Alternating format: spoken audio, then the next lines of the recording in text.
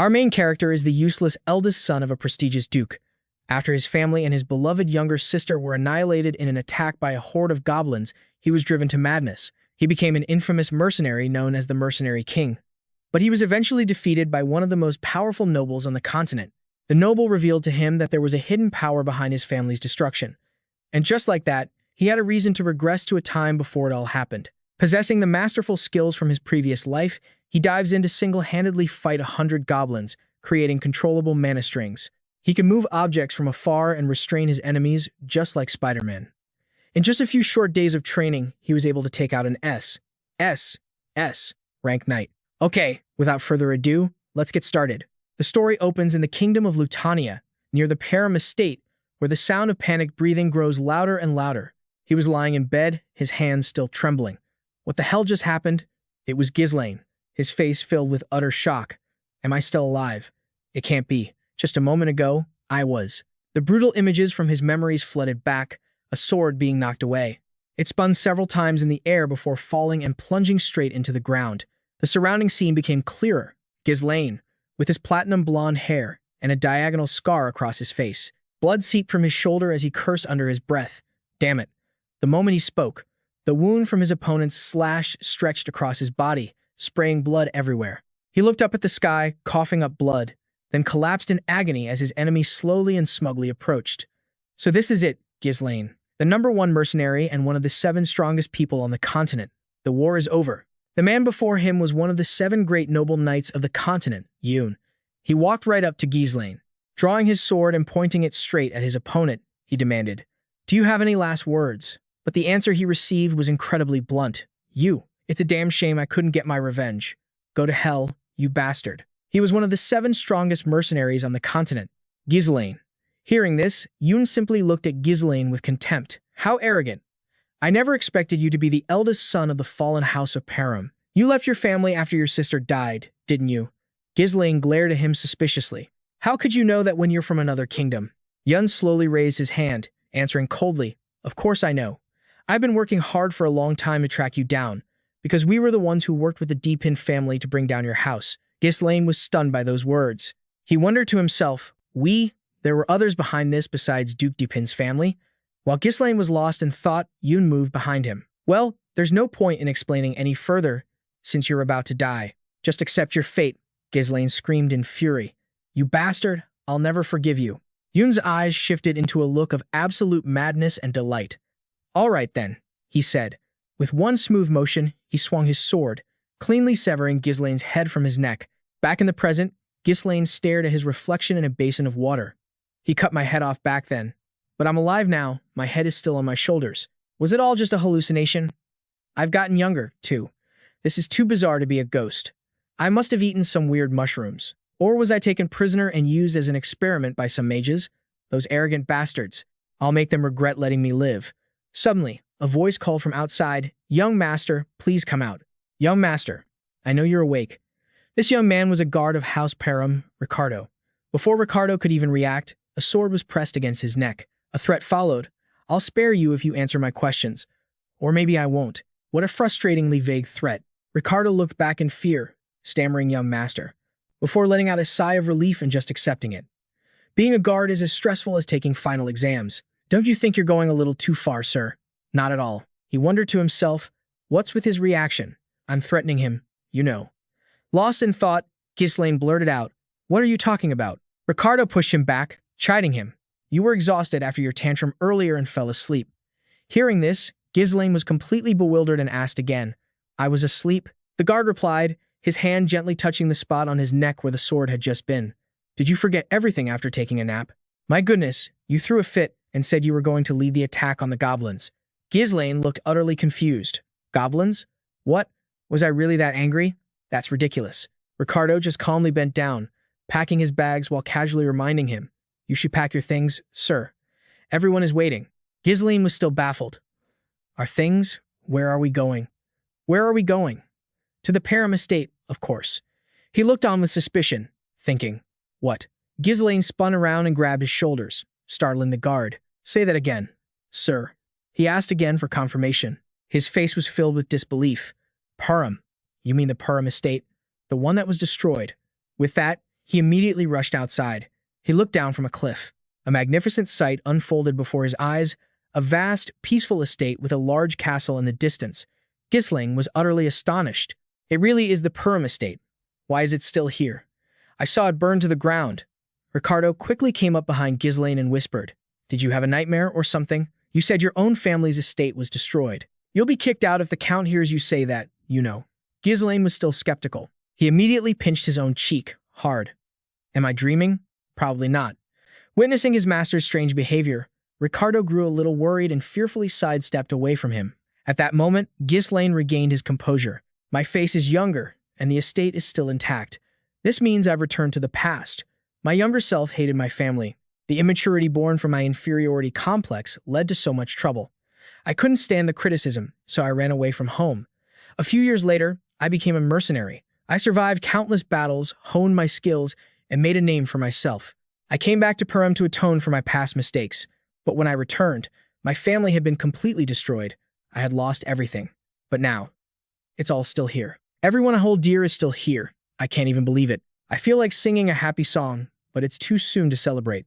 He said, "We're here to attack the goblins, right?" Yes. I can't ever forget this day. That was the day most of the men in the squad died. In my past life, my squad and I hunted goblins to make a name for ourselves. The report at the time said there were only 3 goblins there. I thought taking them down would be a piece of cake for someone like me, who had countless combat experiences. But when we got there were over 30 goblins. Almost the entire squad was wiped out because I recklessly ordered them to advance. It should have been possible since those goblins had no strategy. But the problem was, they didn't trust me, because they all thought I was a good-for-nothing. Suddenly, a loud noise cut through Ghislain's thoughts.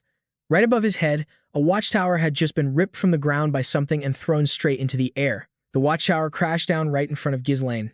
A guard spotted them and quickly reported, "Goblins. The goblins are here." Before he could finish, a horde of giant, heavily armed goblins came charging aggressively toward them. This made even Ghislain exclaim in surprise, "This soon? Did they arrive this quickly in my past life too?" The goblins used their strength and immense size to break through the camp's defensive lines. They sent anything that dared to stand in their way flying. The scene was completely overwhelming when suddenly a voice shouted, "Get into position. Don't panic. Assume defensive positions now." This man was the commander of the strike team. Just as Sylvan finished speaking, the soldiers right in front of him were instantly sent flying by a giant goblin, the force of which made Sylvan stumble back a few steps. Piercing screams echoed continuously, and the scene he just witnessed made even a commander like him feel a bit hesitant. Damn it, we were caught off guard. The squad hasn't even had time to prepare. There are way more of them than the last report indicated. At this rate, we're all going to die. Suddenly, someone's loud shout brought his mind back to reality. "Commander, behind you." At that very moment, something came hurtling from the distance at a terrifying speed, leaving no afterimage. In a flash, someone grabbed Sylvan's shoulder and threw him aside. It was Ghislain. The situation had unfolded in a split second, causing Sylvan to look back in astonishment. Huh. Young master. The giant goblin swung its axe down hard on the small human before it. At the same time, Ghislain prepared to strike with his sword. The blade touched the flesh on the arm of the goblin that was gripping its weapon. Blood spurted from the wound as Ghislain swung with all his might, directing the slash upwards. The blade was so sharp that it sliced clean through half of the giant goblin's arm. The sight made Sylvan and all the soldiers who witnessed it gasp in astonishment. Not believing their eyes, they saw the goblin's arm severed by Ghislain's sword stroke. Blood sprayed everywhere from the gash. It let out a pained shriek and then collapsed. Its weight caused the ground to crack and shake. Ghislain just stood there calmly, watching his enemy fall. He flicked his sword a few times and clicked his tongue. Teesk, I guess I can't use my energy. I wish I could have come back a little sooner. With that, Ghislain turned around. You're the commander, right? The man, now lying on his back, replied, Why, young master? Ghislain held out his hand and commanded, Give it to me. Sylvan, not understanding, immediately questioned him. With a serious gaze and posture, Ghislain answered clearly, Command authority. Give me command authority. This clearly displeased the commander. What? Command authority? I know he's an idiot, but to demand command when the soldiers' lives are in danger. With that thought, Sylvan jumped to his feet, turned his face away, and reluctantly replied, I can't. This answer surprised Ghislain. What? He then turned and walked away, muttering, Do you think this is some kind of joke? Even if you were the young lord, I can't just hand over the authority given to me by my master so easily. Hearing this, Ghislain didn't know what else to say. He could only watch him go, feeling incredibly annoyed. How troublesome. Although, if I were in his shoes, I would have reacted the same way if some idiot came demanding command authority. The very next second, another giant goblin came charging and roaring toward them, surprising them both. Sovin immediately rushed to stand in front of Ghislain and yelled, "Retreat, I'll handle things here. You're still too green to lead our soldiers." Being looked down on made him a bit annoyed. Ghislain had lost his patience. He swung his sword back and said, "It seems I have no other choice." And with that, Ghislain decisively threw the sword in his hand forward. Sovin, caught by surprise, quickly dodged to the side, narrowly avoiding it. He was instantly furious, wanting to throttle him. "What the hell do you think you're doing?" Suddenly, a sound from in front of him made him freeze. Sovin turned toward where the goblin had been. His eyes widened, his face a mask of utter shock. Huh? Before him, the once aggressive goblin now had a sword embedded straight through the top of its head. It had been hit with an instant kill combo. The goblin only had time to let out a shriek, its eyes rolling back as it lost consciousness. It collapsed to the ground, the sword still stuck in its forehead. Witnessing what just happened left him in shock, questions racing through his mind. What the? How did he hit its weak point? Ghislain's voice cut through his thoughts. "Sovin, right. Do you know what the most important thing in battle is? You can't win a battle when your troops are filled with fear. We need to build momentum." As soon as he finished speaking, he immediately dashed off, pulling his sword from the unlucky goblin's head and charging forward, much to Sovin's bewilderment. In the blink of an eye, Ghislain used his speed to dash forward and then leap high into the air, right above the goblins that were about to crash into the soldiers. To everyone's amazement, Ghislain plummeted straight down, aimed precisely, and plunged his sword through the head of another goblin in the distance. Witnessing this scene made even Commander Sovin's eyes widen in fear. Ghislain pulled out his blood-soaked sword and issued a challenge. "Come on, you goblins. I'll kill every last one of you." With that, Ghislain immediately got into a low stance, preparing to charge into the goblin horde. In an instant, with his incredibly deadly swordsmanship, he took down one goblin after another. Sovin stood there wide-eyed, watching. Am I dreaming? It was like watching an action movie and forgetting to breathe. Even with the use of energy, it would be difficult to do any of this. How could that pampered young master do all these things? I could see that he was getting tired. However, he's using the smallest movements possible to dodge attacks and using his swordsmanship to strike their weak points like a sword master without any energy, or perhaps something even greater. Meanwhile, Ghislain was still full of fighting spirit. "Is that all you've got? I'm not even warmed up yet. You don't deserve your reputation as warriors." Seeing this, Ricardo became extremely worried. They're all charging at the young master. Another soldier wondered, is he running away? He immediately turned towards Sovin and shouted, "Commander!" He's just standing there like a statue. His heart couldn't help but fill with fear. What the hell is he thinking? Charging into the horde of goblins to draw their attention was a good move, but now he's running away, and in the direction of a cliff. Wait, a cliff. His jaw dropped in amazement. Don't tell me." As if he understood Ghislain's intention, Sovin immediately gave an order. "Soldiers, form a shield wall. We're following the young master." Over there, the horde of goblins was still hot on Ghislain's heels. He suddenly turned around, holding the azure blade, and faced the goblins.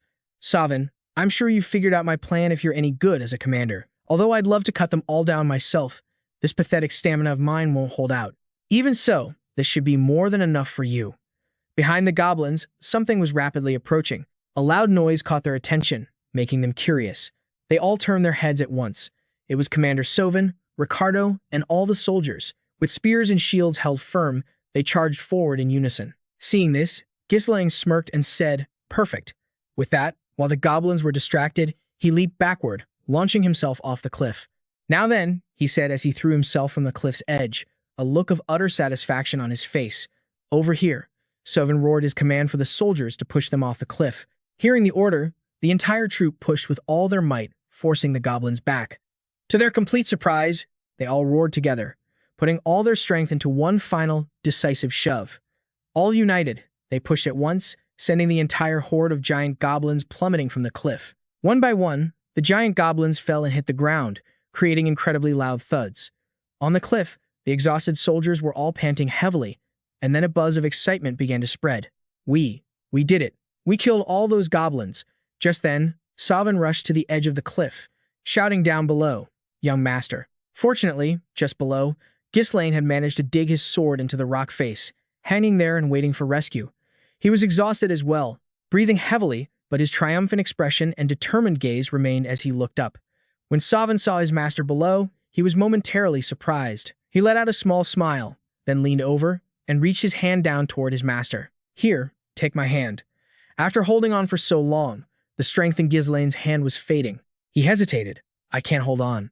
Before he could finish his sentence, Ghislain's strength gave out completely. His hand slipped from the hilt of his sword, and he fell into the abyss before the astonished eyes of all the soldiers. They were too slow to react, only able to stare wide-eyed as they all let out horrified screams. Young master. In the endless darkness, a soft, familiar voice began to echo. Brother. Brother Ghislain. Ghislain was bewildered. Elena. In the infinite space, shimmering fragments appeared, reflecting images from the past. Is Mom gone? Thank you, brother. What's wrong with you lately? You're the worst. He stood there, stunned for a long moment as a fragment fell into his hand. These are my memories of Elena. Suddenly, from behind, someone grabbed Ghislain forcefully. Brother, it was Elena. She clung tightly to Ghislain's arm, her expression extremely urgent. Please, come with me. At that moment, he suddenly opened his eyes. Utterly shocked, with a warm cloth on his forehead, Ghislain slowly woke up, realizing he was in his bedroom. He then gently raised his hand and stared at it. I'm alive. It seems they managed to save me. Was that a dream? Suddenly, a jolt of pain shot through his body, making him flinch and cry out. Ghislain winced in agony, complaining about the pain all over his body. My body has definitely reached its limit. Well, I guess this makes it easier to believe that I'm really alive. Suddenly, someone opened the door, walked in, and spoke. Young master, you're awake. Seeing her, Ghislain froze for a few seconds. Belinda. She placed a wooden basin on the table and chided him. Do you have any idea how worried I was? Didn't I tell you? You should have let the soldiers handle those goblins. Before she could finish, Ghislain suddenly rushed forward and hugged Belinda, catching her completely off guard. Belinda was utterly stunned. Sir, what are you doing? Did I do something wrong? Ghislain replied. No, I'm just happy to see you. My personal nanny, Belinda. When I was young, she was always by my side, no matter what foolish things I did. But after my family fell, she disappeared, and I never saw her again. I never thought I would get to see her again like this. Ghislain was still holding Belinda tightly. She spoke softly. We see each other every day, so why are you so happy? His eyes suddenly became firm, his brows furrowed as he told himself, I need to tell Belinda the truth. Ghislain placed his hands on her shoulders and said seriously, Listen to me very carefully.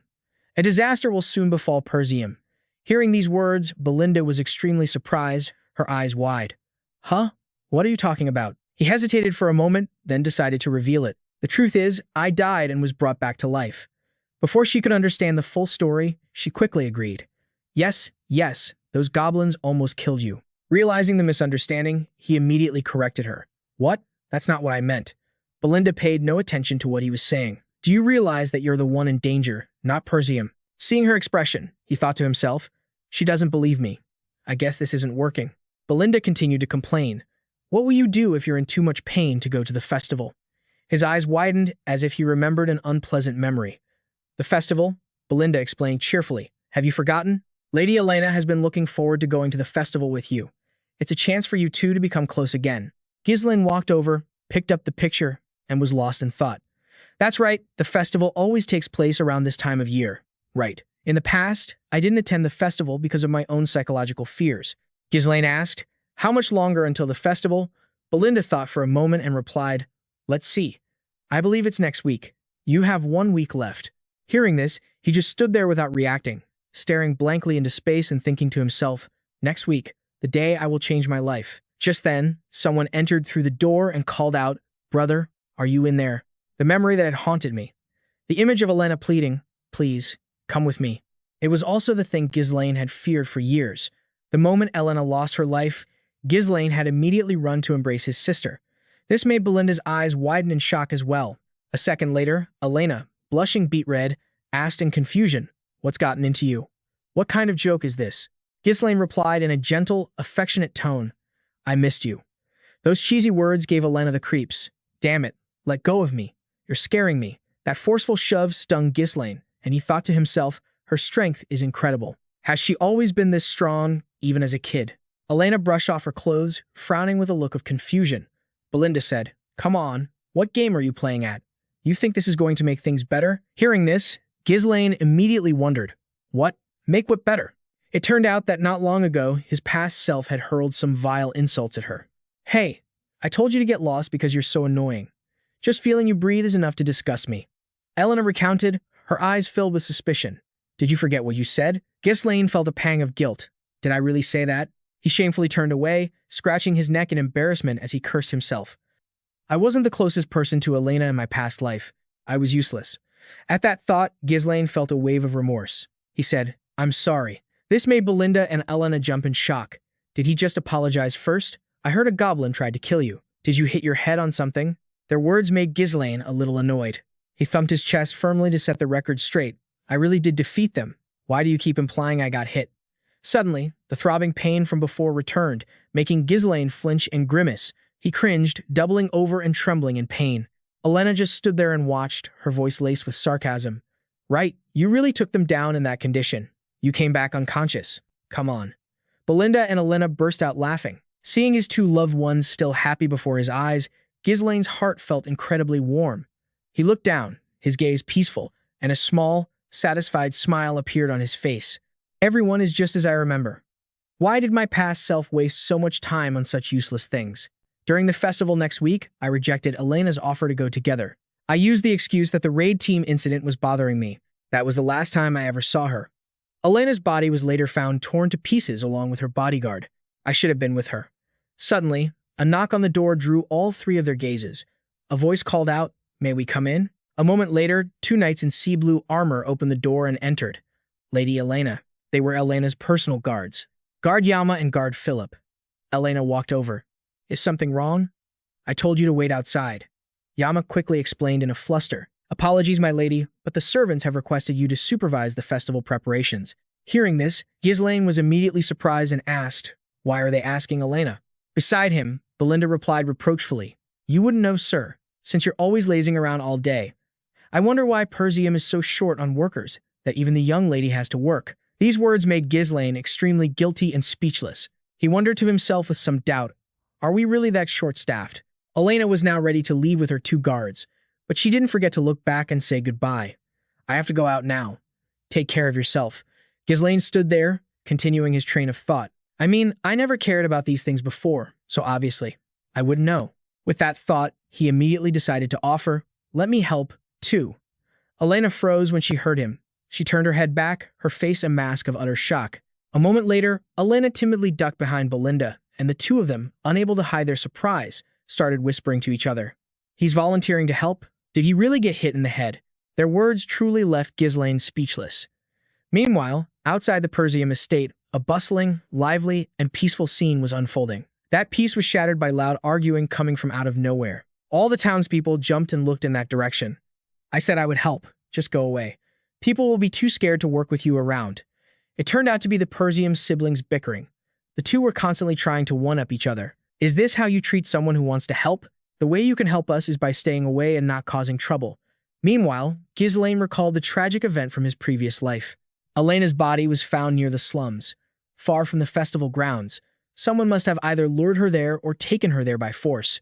To prevent that from happening, I need to know every nook and cranny of this castle first. Suddenly, the sound of frantic footsteps and a loud voice echoed from somewhere. "Ghislain, sir." Seeing this person made Ghislain's eyes widen in astonishment. That face. It was Mr. Ferguson. The old man wiped the sweat from his face as he spoke. "You're all right, thank heavens. Your humble servant, Ferguson, rushed here as soon as I heard about the goblins." Seeing this, Ghislain cut him off, looking a bit displeased. "Can we stop talking about that already?" Over on her side, Elena quickly chimed in. "Perfect timing, mister. He's been acting very strange ever since he woke up. Please take him back to his room," Ferguson replied cheerfully. "As you wish, my lady." Ghislain was extremely annoyed now, blaming his cursed, thuggish reputation for causing him so much trouble. There's no other way. I'll have to get a better grasp of what's happening around the castle over the next week. With that in mind, he turned to Ferguson. "Old man, there's an abandoned training ground in the castle, right? Take me there." Hearing this, the old man asked, puzzled, "I'm sorry, sir, but what for?" Ghislain, full of confidence, replied with a calm expression, "To train." At this, Ferguson's eyes widened in surprise. He simply obeyed and led Ghislain to the training room. "This way, sir." When they arrived, Ghislain was immediately astonished by what he saw. He and Ferguson stood in the middle of the large, well-kept training room, amazed. "What is this? This place is in better condition than I expected." He took a walk around the room, thinking to himself, This is the perfect place to train. I never saw anything like this back when I was a mercenary. The old man suddenly explained, we've been maintaining it, just in case you ever wanted to use these facilities.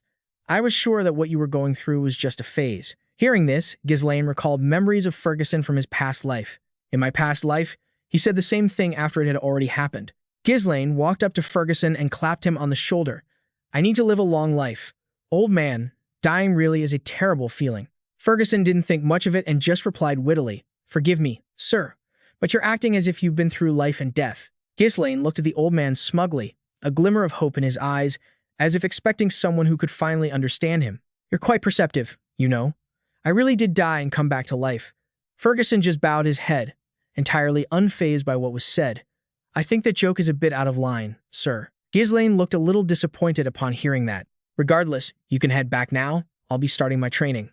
Ferguson acknowledged the order, saying, I will be right outside. He didn't turn away immediately, keeping his eyes on Ferguson's retreating figure as he stepped outside. I have always treated everyone around me like enemies, but that was just my own short-sightedness. Ghislain quickly locked in on what actually mattered. 1 week? It had been revealed previously that the mastermind behind Elena's death was a lord from a neighboring territory.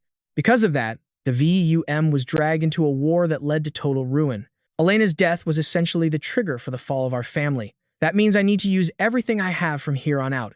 First things first, I need to get in better shape. It's a real shame I don't have much time. Suddenly, Ghislain dropped down onto the floor, eyes shut tight as he slipped into a meditative posture. But I've got to get a handle on my mana, at the very least. Mana is a supernatural resource that lets people push past their limits. Most people say that sensing and absorbing mana is the hardest part, but I am already capable of that. Even on a chaotic battlefield, I had to connect the mana particles floating in the air and gather them, almost as if I were winding a spool of thread. For someone like me who has been through tens of thousands of battles, forming a mana core is child's play. But if that was all there was to it, I never would have become one of the 7 strongest in the kingdom.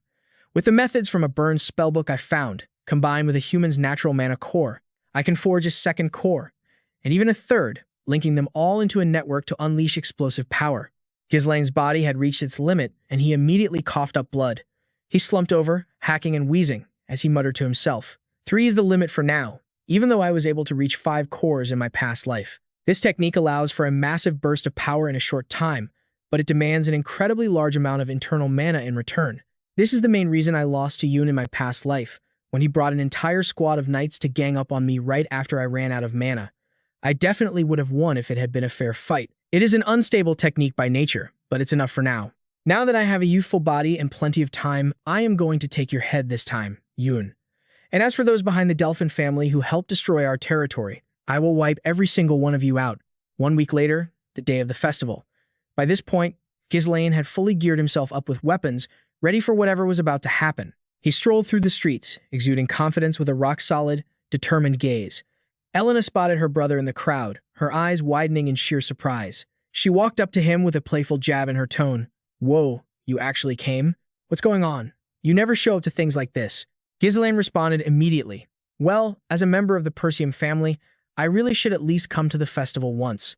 Elena spoke up again, deeply suspicious. You are acting so weird. I heard you have been doing nothing but training all week long. Hearing this from his sister, Ghislain turned his head away to make up an excuse. Is it really that strange for the next heir of a knightly family to be training? Elena stared at him completely bewildered. He never gave a damn about that stuff before. He was the guy who used to call father such a pain and even wish he was left to his own devices. Still, I like you this way a whole lot more. It is just like the brother I used to know. Hearing that, Ghislain's heart stirred deeply, leaving him at a loss for words. I have realized so much this past week, because my actions have shifted. The way people treat me and the future itself are starting to change little by little. Elsewhere, Belinda was cautiously giving instructions to Yama and Philip. You two will have to handle things yourselves if the young master causes any trouble. We truly cannot allow any issues to happen, especially with so many guests in town. Both of them answered, do not worry, you can count on us. Ghislain's stream of thought continued. The overall flow of fate might stay the same, but it is so hard to measure how my little moves will impact the smaller events. Making good use of my future knowledge is my job now. I need to react effectively to every situation. My preparation is fully complete. Afterwards, Ghislain and Elena enjoyed the festivities and the lively, bustling atmosphere of the celebration together. They wandered from stall to stall, While he did not let his guard down for even a second, carefully watching his surroundings, the knights slowly fell. After having their fill of fun, Elena spoke up.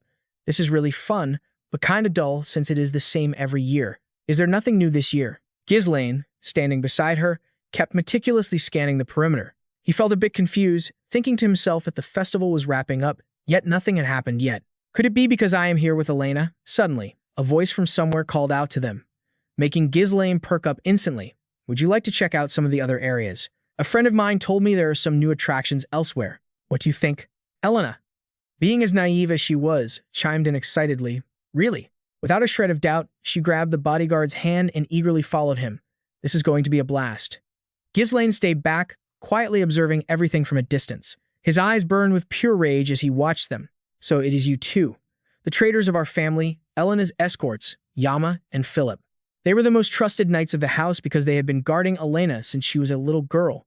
Word has it, in his past life, they were murdered while protecting Elena. Yama eagerly gestured forward. We are here. Little Elena was immediately overjoyed. She was incredibly hyped, but ahead of them, there was nothing but a desolate, empty space. Not a single soul around, just the four of them standing there stranded. Elena, confused, immediately darted her eyes around. What is this? There is nothing here. Are you sure there is going to be a show in a dump like this? Yama responded in a panic. I guess they aren't done setting up yet. I think someone will be here soon. Elena started to snap at him in anger. Do not make me laugh. Do you honestly think anyone would put on a show in a place like this? On his end, Ghislain stayed silent, carefully casing the entire area with his eyes. After surveying the terrain, Ghislain seemed to have caught on, thinking to himself, even though it just looks like a simple, quiet street on the surface. But if you look at how the obstacles are set up to block the escape routes, they definitely planned this out. Right as he thought that, Elena yanked Ghislain by the arm. She urged him, let's go, big brother. Seeing this, Yama desperately tried to convince her, Milady, do not you think we should stick around to watch the show? At least since we are already here? Elena, seething with anger, shot back at him firmly. No thank you, I have no intention of watching a show in a place like this. Elena's strength even surprised Ghislain, forcing him to ask, do you work out? How are you so strong? She just answered bluntly, huh. Suddenly, Elena bumped into someone standing right in her way. My lady, please wait a little longer. This made the young girl extremely confused. Philip, you guys are acting so strange. What's gotten into you all today? Yama looked dejected, lowering his head and scratching the back of his neck a few times. Oh, geez. I didn't mean to scare you. It's just. A reasonable request was made. Little Elena was still completely bewildered, not understanding the situation, when suddenly someone approached from a distance, catching their attention. 3 unidentified, strange men slowly walked closer, giving off a somewhat frightening feeling. The man in the middle looked up, revealing his face as he spoke, just as expected. Your work process is very clean. His identity was unknown, except for his name, Francis. Seeing this, Yama immediately stepped forward to address him. Of course, we've brought the young lady as promised, so let's conclude our deal here. Francis was a bit surprised to see someone other than Elena. Is that the eldest son of the Perum family? I don't recall asking for him to be brought here. Little Elena was terrified now, tears welling up in her eyes as she clung tightly to her brother's arm. Yama immediately replied to the man, I'll hand him over for free. He foolishly followed us, not knowing this would be his grave. Ghislain spoke up, accusing him. Yama, so you sold us out. Do you really think you can get away with this? He just shot a brazen, contemptuous look over at him. Why don't you start worrying about yourself first? All we have to do is escape to some faraway place. We're sick of this impoverished land, terrorized by barbarians. I'm sure there are plenty of others who've left poo besides us, right? Before he could say another word, in a flash, Ghislain decisively swung his sword, cutting a clean line through him. He was hit before he could even react, his eyes wide with shock as he started coughing up blood. Huh? Witnessing this scene left everyone present utterly astonished. Even Francis was somewhat shaken. The slash had instantly split Yama's body in two. Ghislain spoke, his voice incredibly cold and calm. But at least they never sold us out. He shot a razor-sharp glare at the remaining guard, threatening him. Don't you agree? Philip immediately lost his composure. He grabbed Elena as a hostage, panicking. Yama, that idiot. How could a knight lose to an amateur like that? Before he could do anything else, Ghislain's sword flew through the air, pinning him straight through the middle of his head as his eyes widened in shock. Philip's consciousness faded, his eyes rolled back, and he managed to utter his last words, impossible. After speaking, he collapsed to the ground, the sword still stuck firmly in his head. As Elena watched, the masked man behind Francis seemed a little shaken and asked, "Are you sure that's the eldest son of the Codium family, sir?" The other man, also confused, added, "I thought he never had any real combat experience or basic training." Francis was silent for a moment, then confirmed, looking at him, "I'm not mistaken," he thought to himself. Even though they were ambushed, he killed 2 knights very quickly with attacks that used aura. Elena clung tightly to Ghislain, trembling as she asked, "Brother, what's happening?" He didn't answer, just staying silent for a moment. Suddenly, to her shock, Ghislain struck the back of her neck. "Brother." He gently lowered his sister to the ground. "Get some rest now." Francis spoke up. "Thank you for doing our work for us." "Young Master Perum, you're quite different from what I've heard. We were planning on dealing with those 2 ourselves. Were you hiding your true skills?" Ghislain walked over to where Philip had fallen, pulling his sword from the body. "And what does that have to do with you?" At that moment, he carefully observed his opponent, thinking to himself, "The 2 beside him are nothing, but the one in the middle is radiating an entirely different level of inner energy. I have to end this quickly." He began to walk towards the 3 of them, immediately posing his questions. "I'll ask you one thing. Whose request was this?" Francis replied. "Well, does a man about to die really need to know that?" Ghislain hadn't expected much, feeling a little disappointed. "I knew you wouldn't talk easily." "That's fine. You'll be wanting to spill it soon enough. Anyway." Seeing this, the subordinate asked for instructions. "Should we take his head?" Francis gave a barbaric reply. "No. Capture him alive and break every one of his limbs so that he can't help but go insane. He must writhe in agony so that his form emerges beautifully." Immediately, the 2 subordinates followed the order, charging straight at Ghislain. "Yes, sir." Ghislain coolly pulled an object from the pouch at his side and immediately threw it toward the 2 subordinates. One of them was stunned by the object in front of him, wondering to himself, "A flare?" The next second, Ghislain struck decisively, stabbing him straight through the forehead, through the flare, breaking it in half. One man was down. He quickly pulled the sword from the man's forehead as the other one rushed into attack. He sneered. "A shallow trick." He launched a decisive blow toward Ghislain's back. With his superhuman agility, Ghislain blocked the enemy's attack in a flash. He immediately shot a threatening glare at him, then directly looped his hand around, clamping down on his opponent's weapon, much to the man's surprise. The next second, Ghislain spun backwards in a single motion, disarming his enemy in the process. He immediately delivered a decisive slash, sending the man's head flying from his shoulders. Suddenly, Ghislain sensed the killing intent from an attack launched from behind him. It was Francis. The man had seized the opportunity to strike a heavy blow toward him. But surprisingly, Ghislain used the other sword he had just taken from Francis's unfortunate subordinate to block the attack. Seeing this, the man was a bit shaken and thought with admiration. "He blocked my attack in that situation. That was a perfect surprise attack." Without a word, Ghislain immediately turned to prepare an attack, throwing Francis off balance. As fast as lightning, he swung his sword, unleashing a strike that cut through the air, aiming for his enemy's carotid artery, giving him no time to react. But Francis's skills were not to be underestimated. He managed to jerk his head to the side just in time, causing the slash to graze his neck, successfully escaping death. The pipe he held in his mouth was cut in 2 by the move and fell to the ground. Francis immediately retaliated, aiming straight for Ghislain's head. Ghislain quickly raised both swords in front of him, blocking the powerful attack from his opponent. Francis gasped for air, having managed to wrap the wound on his neck with energy. "I'm actually surprised. If I had been low on energy, I would have been beheaded just now." Ghislain trembled under his pressure. How did he survive a blow to the neck like that? Did he focus his energy around his neck to reduce the damage? The man's voice cut through his thoughts.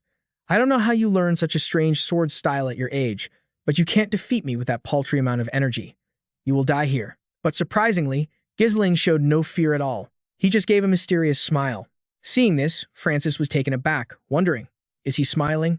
The next second, Ghislain flipped around, successfully making his enemy's blades slide off. Ghislain used the momentum to spin again, landing a powerful kick straight into Francis's face, shattering one of his eyeglass lenses.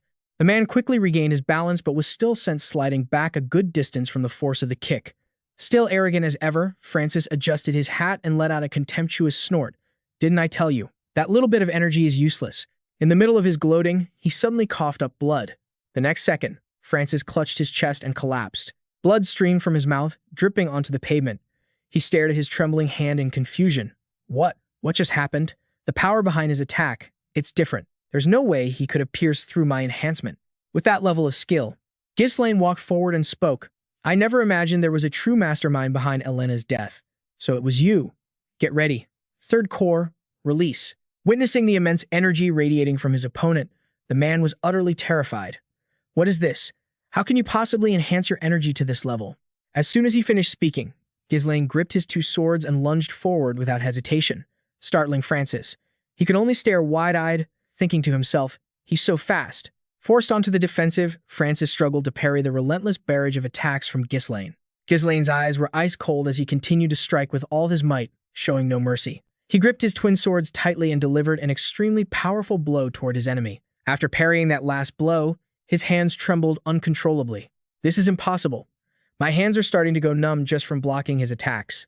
No matter how much energy a person draws out, there should be a limit to its effect. I've never heard of a method that can enhance energy this powerfully. It was as if he had become a different person. Ghislain coldly swung his sword, unleashing a blow that shattered the blade in Francis's hand. Reflected on the shards was his utterly astonished expression. The last attack not only shattered Francis's weapon, sending fragments flying everywhere, but also landed a direct slash on his body. Blood sprayed from the gash, but it wasn't over. Ghislain swung his remaining sword toward him. His eyes were terrifying. The blade plunged straight into Francis, making him cough up blood. The attack was so powerful it created an aftershock that warped the very space around them. The man screamed in agony. Ghislain immediately moved in, slamming him from behind. He pinned him tightly against the wall of a nearby house, threatening him. Shall we finish our earlier conversation? Who ordered this? Francis thought to himself, I won't go down this easily. At least I'll take the young lady of Pum with me. Die, you bastard. Suddenly, he was stopped by glowing threads of energy that appeared from nowhere, binding his arm tightly. It turned out the energy threads were shot from Ghislain's hand. He kept his hand close to Francis's neck and asked, What if we make a deal? Don't try anything useless. Just answer my question, and I'll pull my sword back. Restrained, Francis could only grit his teeth and endure, his mind racing with questions. Are these threads made of internal energy? I can't move. When did he even create them? Getting no answer, Ghislain tightened his grip on his sword hilt and continued. I'm sure someone like you knows how to heal yourself. However, that won't matter if I destroy your energy core. Hearing this, the man reacted instantly, jolting in shock. What? The sword in Ghislain's hand began to glow with a reddish-pink energy, which astonished Francis. The man's own energy field began to crack and crumble. Seeing this, Francis panicked and yelled, Oh no, my energy is dispersing. Francis screamed, his fear palpable. Are you insane? One mistake, and the energy backlash could cause a massive explosion and blow up this entire area. Are you trying to kill yourself? He received a nonchalant reply. That's only for the unskilled. I can handle it. Francis was terrified by the situation. This guy isn't bluffing. I'm going to die. He immediately began to confess in a panic. It was Count Day. He's the one who ordered this. He said he needed a reason to start a war against the P, J, Deyoung, and Jagat families. Ghislain was still a bit suspicious. He asked the man again, Is that so? He thought to himself, So it's Deadmon. In my past life, covert jobs like this were usually carried out by families allied with the ducal house. Duke D, how dare you arrange this without their consent? Ghislain kept one hand firmly on Francis. He asked again, So that's why you wanted to kill Elena? The man hastily replied, Yes. As soon as the word left his mouth, Ghislain decisively ran him through with his sword. The man screamed in pain. What the hell are you doing? This is different from what you said before. Ghislain looked at him with contempt and replied, So what? You've killed so many people, but now you're scared when it's your turn. Suddenly, Francis began to laugh, which surprised him a little. He arrogantly pressed his forehead against Ghislain's and said, Nothing changes. Even if you kill me, I've already finished my job for him. You think anyone will listen to a brat like you? The P, J, Deyoung family will be destroyed in the war. Ghislain then spoke with a clear, firm voice. Let me tell you something. I was reborn after death, so this time will be different. With that, Ghislain immediately channeled energy into his sword, causing cracks to spread all over Francis's body. The man screamed in agony as a beam of blue light shot high into the sky from his body. It exploded mid-air, creating a spectacular sight. The light illuminated the entire estate, highlighting Ghislain's heroic silhouette against the dark night. The scene all around was chaotic. The sound of heavy panting filled the air. Ghislain turned his head, his gaze falling upon his precious little sister, sleeping soundly on the stone ground. He let the sword fall from his hand, closed his eyes, and looked up at the sky, letting out a sigh of relief. Just as he began to relax, Ghislain suddenly coughed up blood. He had reached his limit. Leaning against the stone floor, he coughed up more blood, wiped his mouth with the back of his hand, and thought, Damn it, detonating 3 cores wouldn't have been a big deal when I was the strongest mercenary. I'm not going to fall like this. Ghislain suddenly entered a nearby house, kicking the door down. Inside were two unidentified bodies. Ghislain panted, taking slow steps toward the corpses. He remembered that in his past life, they had found another body here besides Elena's. According to what that man had said, Jagat's son was apparently killed, along with his knight escort. So this is how they silenced them and framed them as Elena's killers. The moment this is revealed, the war will begin. This evidence must be destroyed. I won't let things go your way. From a distance, hidden in the treetops, a mysterious person had been silently observing everything. In the blink of an eye, the figure vanished into thin air. The scene changes to a certain room. A voice spoke. The mission has failed. We sent the guard knights as well as Francis, the best we had. As soon as he finished speaking, the figures sitting around the round table erupted in anger, shouting at the one in the middle. You all couldn't handle one little girl? Did you let your guard down because you thought this job would be easy? At that moment, the cloaked figure knelt, speaking with some difficulty. It was all because of Ghislain. Hearing the name, the others looked at each other in surprise, saying, Ghislain, that useless kid from the north? Another man, seeming to have lost all patience, raised his voice to question the cloaked figure. I'm sure you knew Ghislain was a nobody. Are you really using him as an excuse? Seeing that no one in the room believed him, the cloaked figure began to sweat profusely and tried to explain. He's completely different from the information and rumors we have on him. The man recalled the boy's determined eyes as he swung his sword, each decisive strike sending his enemies' blood and heads flying. Even when he finished off his enemies without hesitation, the man confessed honestly he was like a completely different person. But we've already dealt with Jagat, so there shouldn't be any problem starting the territorial war. Please, just give me one more chance. However, the others had lost faith in him and roared in fury. Shut up. You couldn't even find enough information on a single child. Do you have any idea how much damage this delay has caused?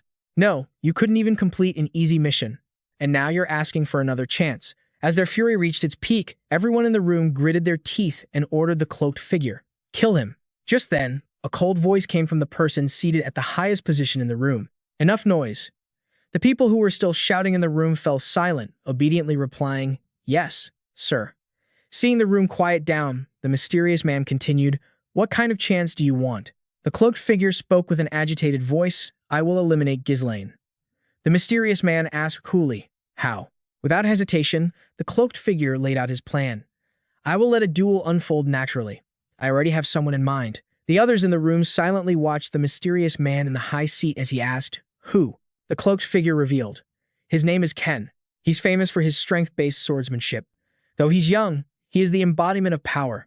I can confidently say that no one in the north can match his strength. Furthermore, Ken is Ghislain's cousin, so it certainly won't be difficult to arrange a meeting between them. The remaining people in the room showed no emotion on their faces.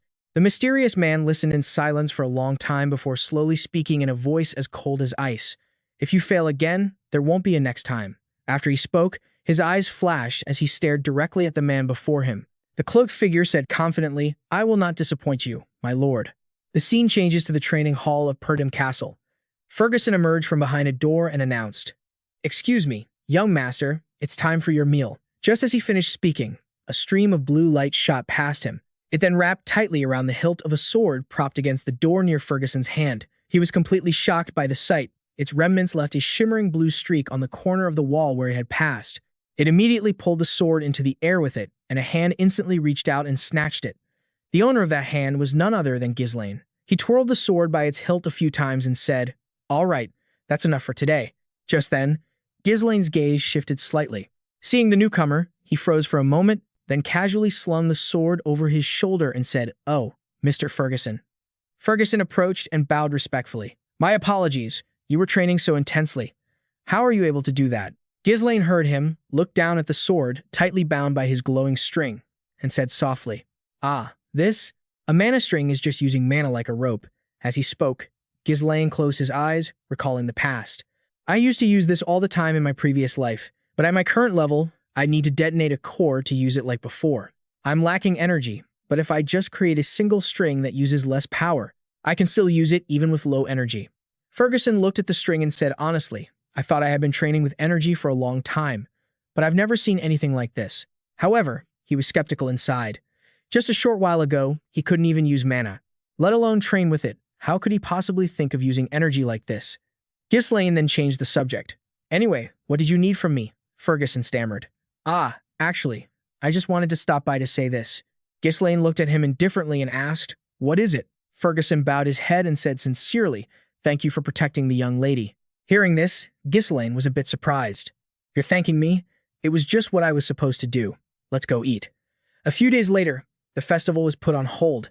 It made sense, since a knight from House Gladio had tried to kidnap the young lady. In the dining room, Elena sat with her chin resting in her palm. With an annoyed tone, she said, "Everyone thinks I'm lying when I say you were the one who saved me. You should go say something to them." Ghislain, sitting across from her, replied, "It's fine. They wouldn't believe us anyway." Just then, Belinda, standing behind Elena, raised a clenched fist and said irritably, "So it was Yama and Philip who tried to kidnap you for their own gain? Those bastards! I knew they were perverts." Hearing this, Elena sighed in exasperation and chided her. Belinda. Ghislain looked at his younger sister, his mind filled with thoughts. Elena is still alive. I stopped the war from happening, but they definitely won't give up. I can't keep holding them off by myself forever. I need to build up a military force. Just as he was lost in thought, a servant pushed a food cart into the room and said politely, "Excuse me." The servant then approached and placed a dish on the table. Ghislain reached for a spoon, thinking to himself, "I need to get more involved in politics to make that happen." When the dish was uncovered, a small slice of bread was placed neatly in the center. Ghislain stared at the slice of bread, stunned for a few seconds. He asked Belinda in confusion, "Belinda, why are we having dessert first?" Belinda gave him a slightly awkward smile and said, "Dessert? You know our situation, my lord." Just as she finished speaking, shouts and curses from outside echoed into the room, catching Ghislain completely off guard. Outside, a heavy-set man yelled, "Compensate us for the damages you caused by canceling the festival." The rest of the crowd chanted in unison, full of energy. "Compensation!" Another man shouted furiously when he saw the guard inside. "Get out here. You people are rolling in money, aren't you?" The terrified guard could only try to calm them down in a low voice. "Please, stay calm." Hearing the noise grow louder, Ghislain peeked out the window and asked, "What's going on?" Belinda ran over, looking frightened as she told him, "I knew they would do this. You know our domain is full of merchants who live off the profits from the festival. Last year was enough for them, but since the festival was cancelled after just one day, it's understandable why they're so angry." Ghislain frowned upon hearing this and said, "Is the domain situation that bad?" At that, he turned around, squinting as he glanced toward the crowd outside. "This is not good. They'll get more violent if I don't do something about them." A moment later, Ghislain looked toward Ferguson, who was approaching, and said, "Mr. Ferguson, where are the soldiers? Send them down to calm the crowd." Ferguson flashed a confident smile and said, "We don't have any." Ghislain was horrified. In disbelief, he asked again, "What?" Ferguson calmly explained, "Most of them were deployed to the monster forest for reconstruction after the goblin raid." Upon hearing this, Ghislain cursed under his breath. "Damn it. All of them are over there." Tordam was basically in a state of perpetual war because of the barbarians to the north and the monster forest on the other side. A place where monsters could appear at any moment. No money, no soldiers. What a mess. After a moment of thought, he walked over, put his arm around Belinda, and whispered, "Belinda, we need to talk." Ghislain leaned in close to her ear and whispered, "You're the one who manages my funds, right? Use them to appease those merchants." Hearing his suggestion, Belinda looked troubled. "There's not a single coin left." Ghislain, still not getting it, pressed on, "Why?" Belinda smiled and reminded him, "Have you forgotten that the Count cut off your allowance because you were spending money like water?" Only then did the reality of the situation dawn on Ghislain. A thought struck him. Wait a minute, so I don't have any money left. Am I broke? Feeling cornered, he held out his hand to Belinda and said, "Lend me some money." Belinda could only offer an embarrassed smile and say, "I don't have any either." After facing reality, Ghislain perched on the windowsill, gazing into the distance. Damn it. No money, no soldiers. What do we have? His heart was filled with despair as he thought, without any money, I can't do anything, even with my knowledge of the future. First, I need money. Is there really no way? Is there nothing in the mansion? Ricardo opened the door and yelled into the room, calling for Ghislain. Young Master Ghislain glanced over and saw the boy enter the room, panting heavily. Ghislain hopped down from the window and asked, "Ricardo, what is it? Why are you in such a hurry?" Ricardo seemed to have lost his composure and yelled, "It's a huge problem. Young Master Ken wants to see you." Ghislain froze at the mention of that name. Sovan, his face bruised and swollen, sat gasping for breath, but a few seconds later, another fist slammed into his face, distorting his features. As the fist pulled away, it was covered in blood, making it impossible to tell whose was whose. Then, the person landed another punch to Sovan's chest. The punch was retracted, leaving a deep indentation in his chest. Sovan coughed, spitting up blood. Ghislain arrived to see the man lying on his back on the ground in a pitiful state. When he saw Ghislain, Sovereign shut his eyes in pain, and a few words escaped his lips. Young master. Witnessing this scene, Ghislain stood frozen, his eyes wide with a look of such shock that he was rendered speechless. Just then, a voice rang out. Finally found you. Standing before him was a tall, burly figure. His face radiated a terrifying killing intent as Ken looked down at Ghislain. The corner of his mouth curled into an arrogant smirk as he said, "Hey, Ghislain." Ghislain looked up at him, his expression serious. He vaguely recognized that face. The heir of Logesser, with whom we have an alliance, Ken. He was my only friend back then, and also my enemy. Seeing Ken slowly walk toward him, Ghislain asked Ricardo, who was standing behind him. Without turning his head, "Ricardo, what's the situation?" Ricardo answered cautiously, "Well, you see, we were responding to a report about a disturbance at the tavern, and we saw Sir Ken there with his escort knights. When he recognized us, he asked if the rumors about young Master Ghislain were true. So, Commander Sovan explained the rumors to him in detail. Without a word, Ken reached out and grabbed Sovan by the throat, glaring at him with murderous eyes. You dare lie to the heir of Logesser." And that's how it all happened. Ken, with one hand on his hip, listened to Ricardo's story and then interjected in a patronizing tone. "Hey, don't be like that. If you're going to tell him, you should tell the truth." He claimed that some kid who's never even trained took down a goblin barehanded and dealt with treacherous escort knights all by himself. That's why I gave him a little wake-up call to help him see reason.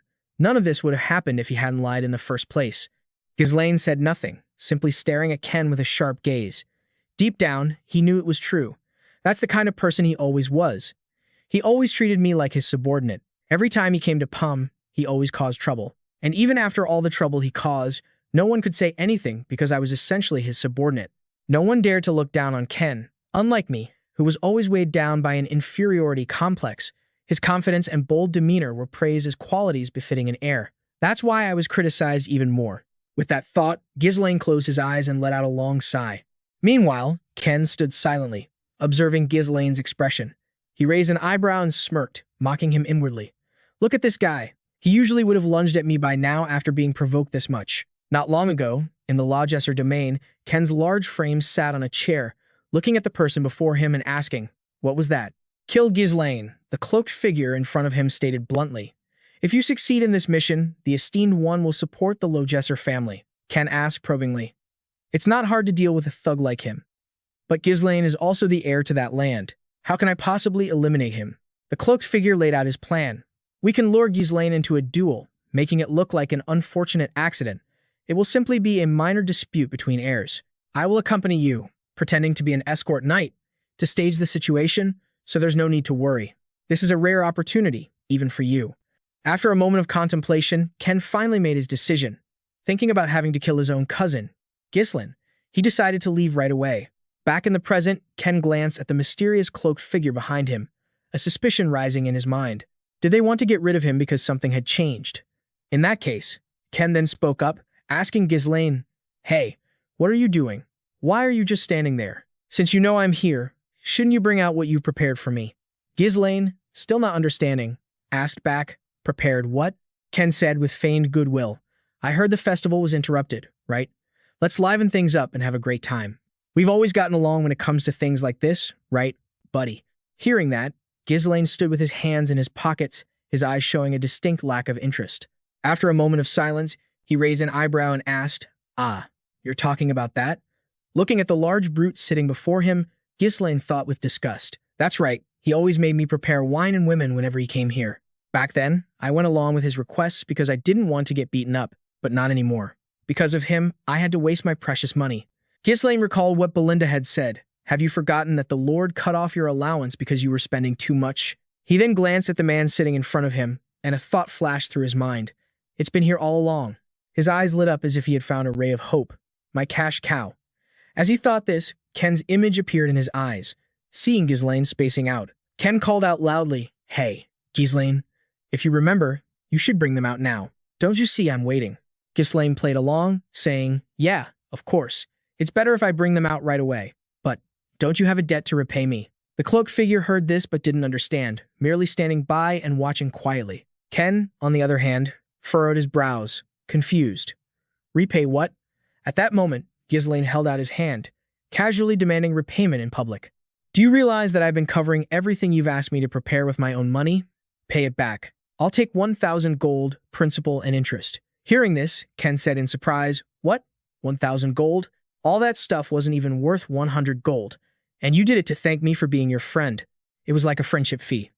But Ghislain just shot back with pure sarcasm. Friendship? What friendship? I've been your personal doormat for the longest time, so pay me back before I beat the hell out of you. I need a lot of money right now, got it? As Ghislain finished speaking, the atmosphere turned eerily quiet and Ken's face darkened. Ricardo, witnessing this, couldn't help but worry. Young master, what are you saying? After a moment's thought, Ken stomped his foot and stood up. He looked down and said provocatively, Are you starting to act bold just because I've been easy on you? It seems you believe you've actually gotten stronger just because you spread some false rumor about beating a knight, huh? You're nothing but a parasite sucking this land dry.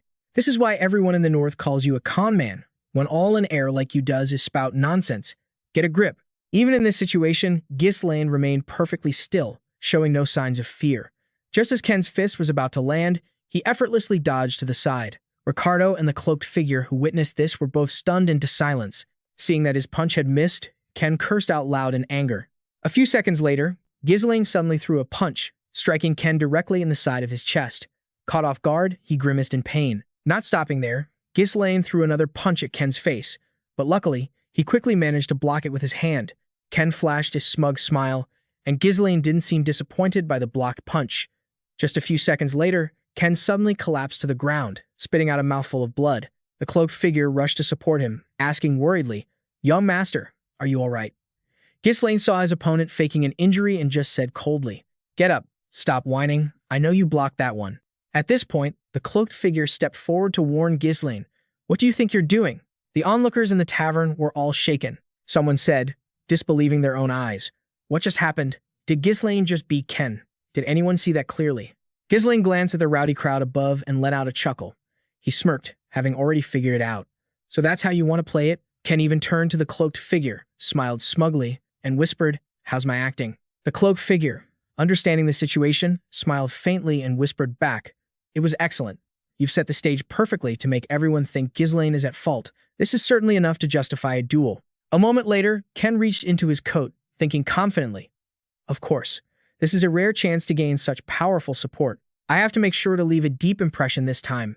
He recalled what the cloaked figure had told him. If you succeed in this mission, the esteemed one will support the Lojesser family. Then, Ken pulled a blue glove from his coat. He seemed certain in his heart that this was the perfect moment to cut ties with Tudium, a declining power. He held up the glove, pretending to be the victim and shouting dramatically, How dare you? After defiling the dignity of a nobleman with your lies, you then assault me for simply trying to verify the truth. Ghislain, I challenge you to a duel.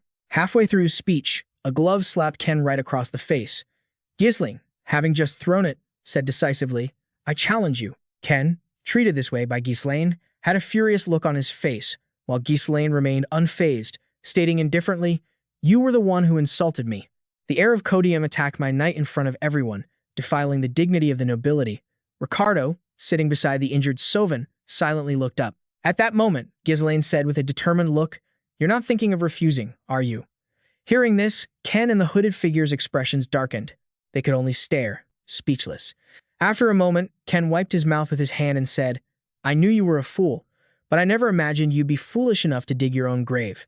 Fine, I accept your challenge. Don't come to regret it when you're dying. Despite having a sword pointed straight at his face, Ghislain showed no signs of fear.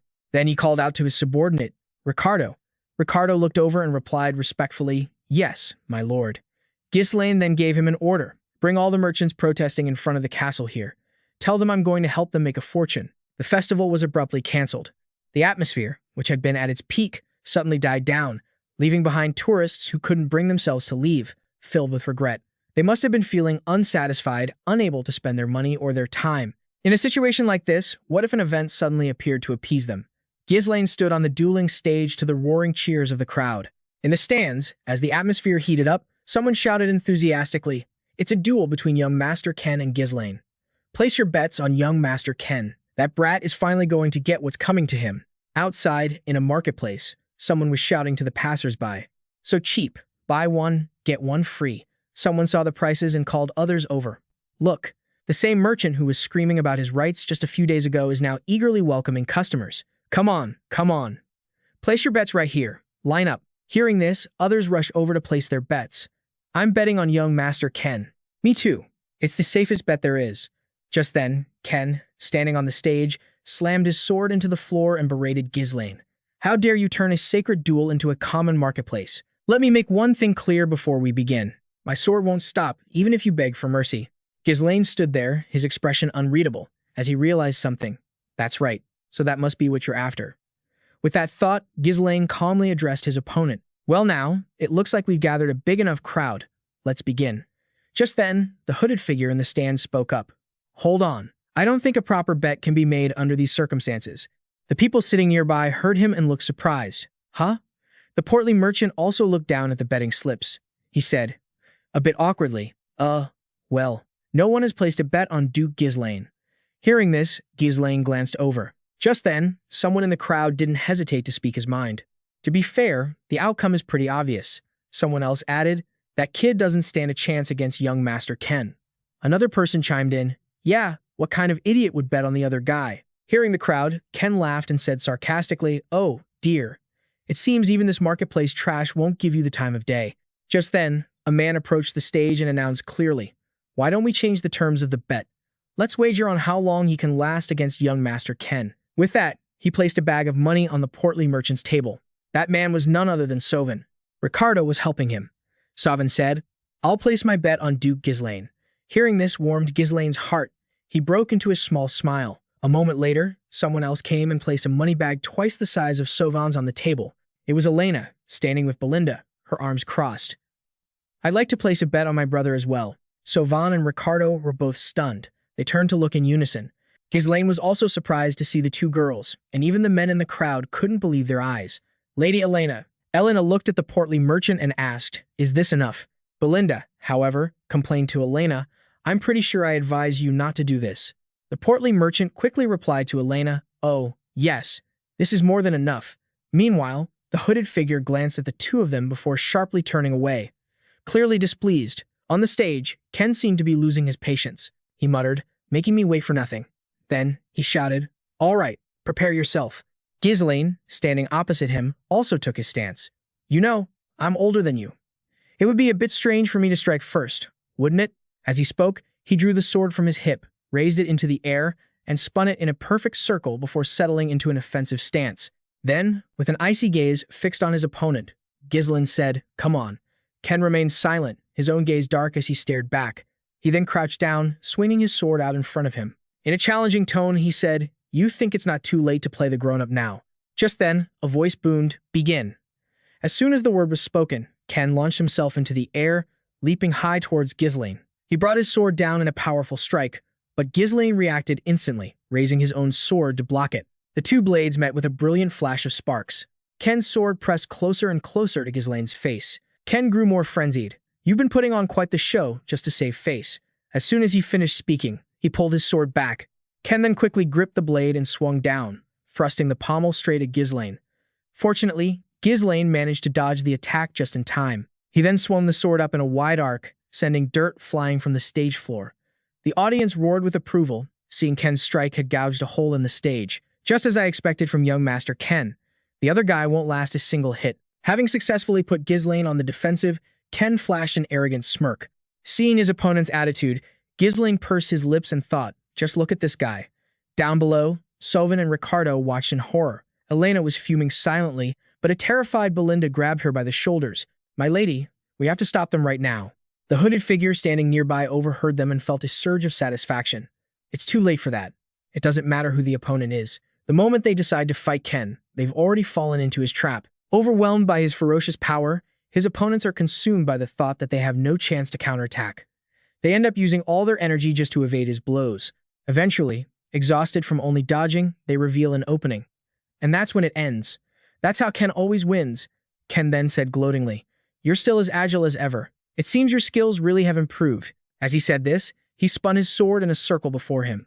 Then, he casually gripped the flat of the blade with both hands and added, but I suppose that makes sense. You've always been good at running away. Ken then drew his sword back, then suddenly used the pommel to strike Ghislain's side. Hooking him, Ken used all his strength to fling Ghislain's entire body into the air. Ricardo shouted while supporting Sovan, young master. Everyone else in the stands was stunned. unable to believe what they had just seen.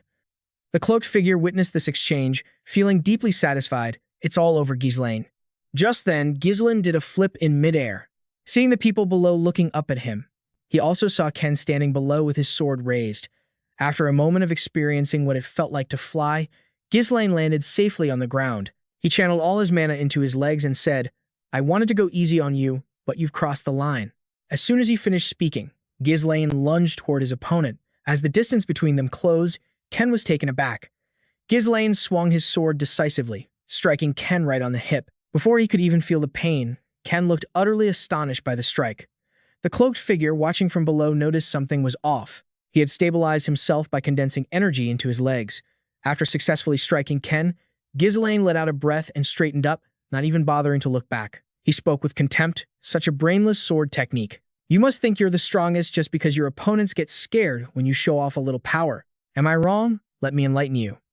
Ken, refusing to accept it, raised his sword to strike as he spoke. "Oh, is that so? And how do you plan to do that?" Ghislain quickly used his right foot as a pivot to gain momentum with his left, then spun around and kicked his left foot up, striking the pommel of Ken's sword. Then, he launched himself into the air. He delivered another kick to his bicep, then used the momentum to execute a perfect spin. As gravity pulled him down, he seemed to flicker in and out of sight. He seized the opportunity to land 2 more slashes on Ken's arm before finally landing on the ground. Being beaten like this, Ken started to get furious, roaring as he gripped his sword and swung at Ghislain. But Ghislain was a step ahead, leaping up to dodge the slash. He then used the opportunity to jump down and stomp directly on Ken's sword. From there, he delivered a critical blow to his sword arm. After felling his opponent, Ghislain's face remained as cold as ice, leaving Ken sitting there stunned, his wounds bleeding relentlessly. The spectators in the stands couldn't believe the scene before their eyes. They began to murmur amongst themselves. "What just happened? Duke Ghislain has improved so much. Wait, is he actually going to win this match? Oh crap, I bet on young Master Ken." Belinda stood frozen in silence. Elena crossed her arms, her voice full of smug satisfaction. "See." Although Sovin's face was swollen, his pleased expression was easy to see. The cloaked figure, however, did not look happy at all. Ken looked at the wounds on his body and assessed them internally. The cuts are a bit shallow. He could have made them deeper. Did he do this on purpose? How can that guy display this level of swordsmanship? Ghislain stood nearby, glancing at Ken. He stared at him for a long moment before tossing his sword aside, much to Ken's confusion. The sword clattered onto the arena floor, spinning a few times. Ghislain said, "A skill gap this large won't be entertaining enough. I'll fight you barehanded from now on." Hearing this, Ken was so shocked his face contorted. "What?" Ghislain told him frankly. "I think I should take this opportunity to teach you a lesson with my fists." Ken raised an eyebrow and asked, "Teach me a lesson?" Ghislain calmly rolled up his sleeves and said, "That's right. It seems you're no match for me in swordsmanship, so I'll give you a handicap. Let's fight barehanded, where you're supposedly better. Instead, I'll add another 2,000 gold to the bet, doubling the original amount that I will win." The people below erupted in chatter again. One person said, "Barehanded?" Another asked.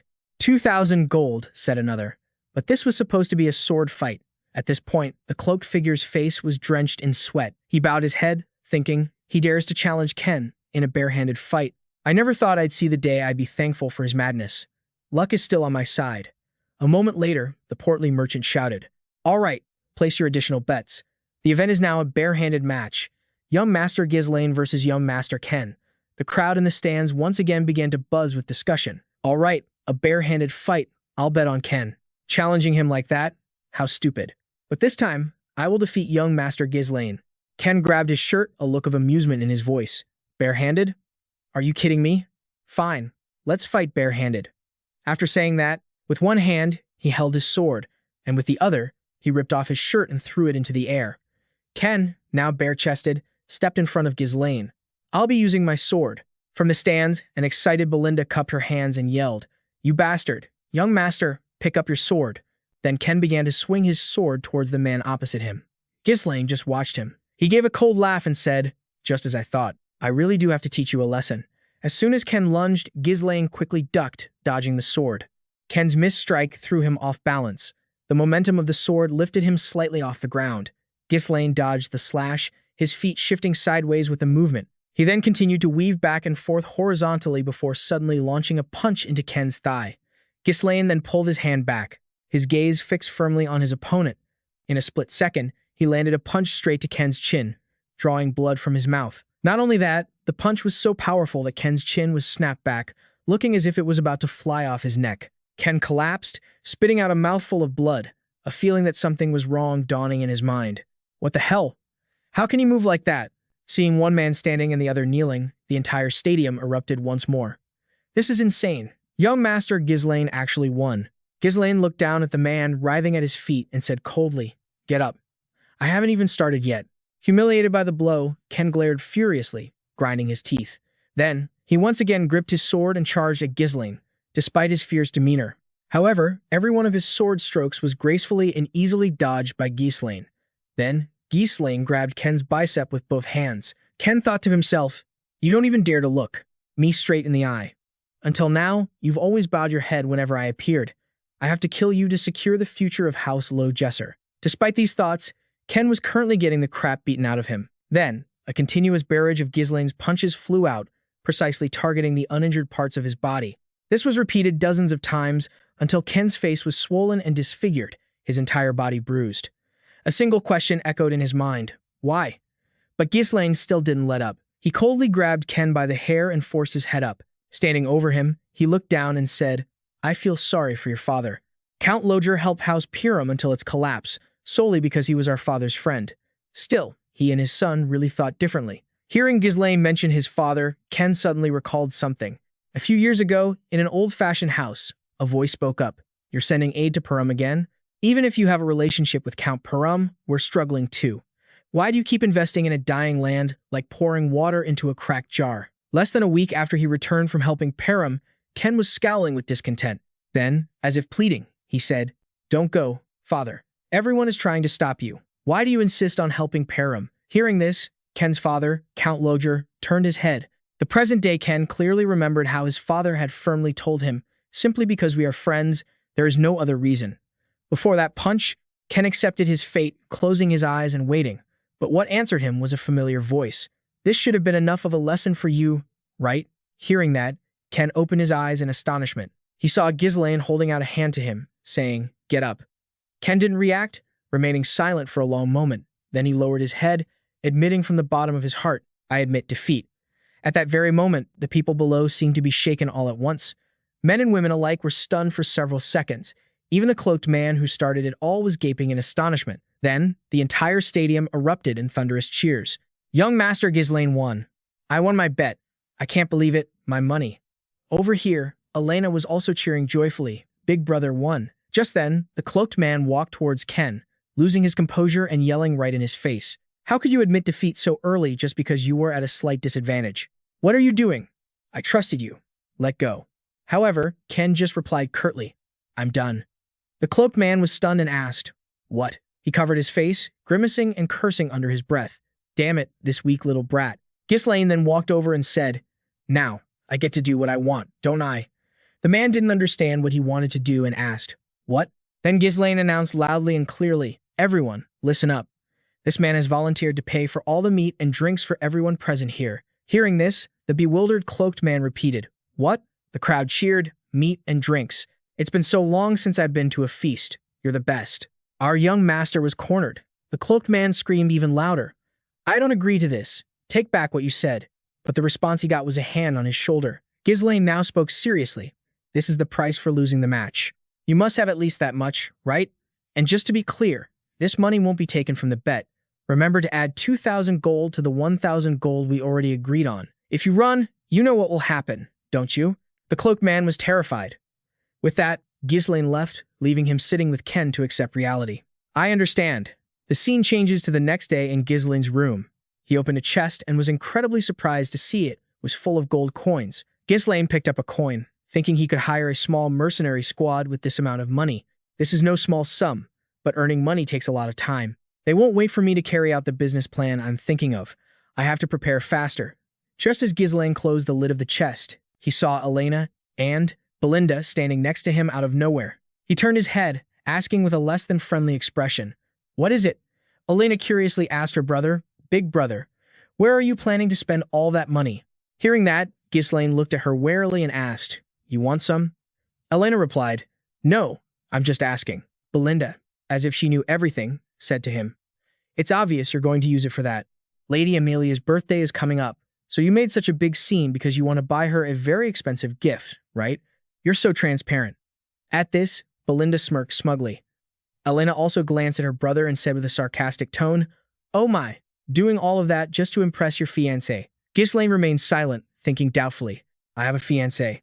With that thought, he turned and asked clearly, I have a fiancé? Hearing his question, Belinda teased jokingly.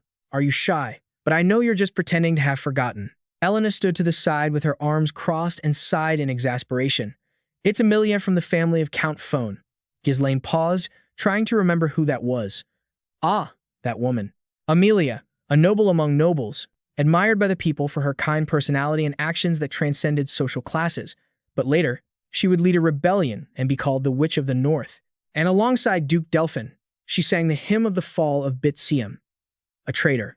Thinking of this, he smirked and turned to ask, Belinda, when is our father coming back? Belinda quickly replied, The Lord, it should take about a week. Ghislain silently calculated. A week. That's enough time. Having made up his mind, he stood up, walked to the door, and said without turning back, I'm heading to the Phone estate soon. Belinda tried to stop him. Wait, it's not the lady's birthday yet. Why so suddenly? Before she could finish her sentence, Ghislain quickly cut her off, turning back to say curtly, to collect a debt. The scene changes. A girl is sitting down, holding a pair of shoes. This girl is Amelia. Then, she respectfully raised her head and said to the person in front of her, Sir. An unusual silence filled the space between them. A little beggar girl spoke up in surprise. Ah, Lady Amelia. And so, Amelia explained, if someone has to go barefoot in my city, it will only be me. As soon as she finished speaking, she turned her head and told the soldiers behind her, provide them with food and shelter immediately. They immediately responded, Yes, ma'am. Then, the soldiers brought over crates filled with food. The people around them saw this and hurriedly thanked her. Thank you, thank you. Amelia's estate, the county of Phone. Amelia was sitting on a chair, letting a man massage her feet. The man held her small feet, looked up, and said, You've worked hard, my lady. This man was Bernard, Amelia's bodyguard. Amelia petted a cat sitting beside her and said, Father. He always demands absolute obedience from the people. But the foolish masses will follow anyone who keeps them warm and fed. Bernard bowed his head slightly and said in a determined voice, With this flock, the hearts of the people will all belong to you. That will certainly be advantageous for you in the upcoming succession dispute. Amelia listened to his words in silence, and then, without a word, used her foot to kick Bernard straight in the face. She didn't pull her foot back and continued to ask, What happened with your duel against the Northern Swordmaster? Despite the painful kick, Bernard bowed his head, his voice still respectful. Forgive me, my lady. I tried to avoid attracting unnecessary attention. If I had won, it might have drawn notice to your actions. It is not yet time for us to show our claws. My sword is yours. As he kissed her feet, she asked in surprise, How could I have raised you to be like this? She then gently lifted Bernard's face, after which Amelia lowered her head until their faces nearly touched, and commanded coldly, You are not allowed to be weak. Amelia asked further, And what about the Merchant Guild? He immediately replied, If it's the Adam Guild, you have nothing to worry about. They bought up all the materials being used to rebuild the monster forest garrison near Bidham, which was half destroyed by the orc attack. In other words, we are intercepting all the aid that Count Phone sends to Bidham annually.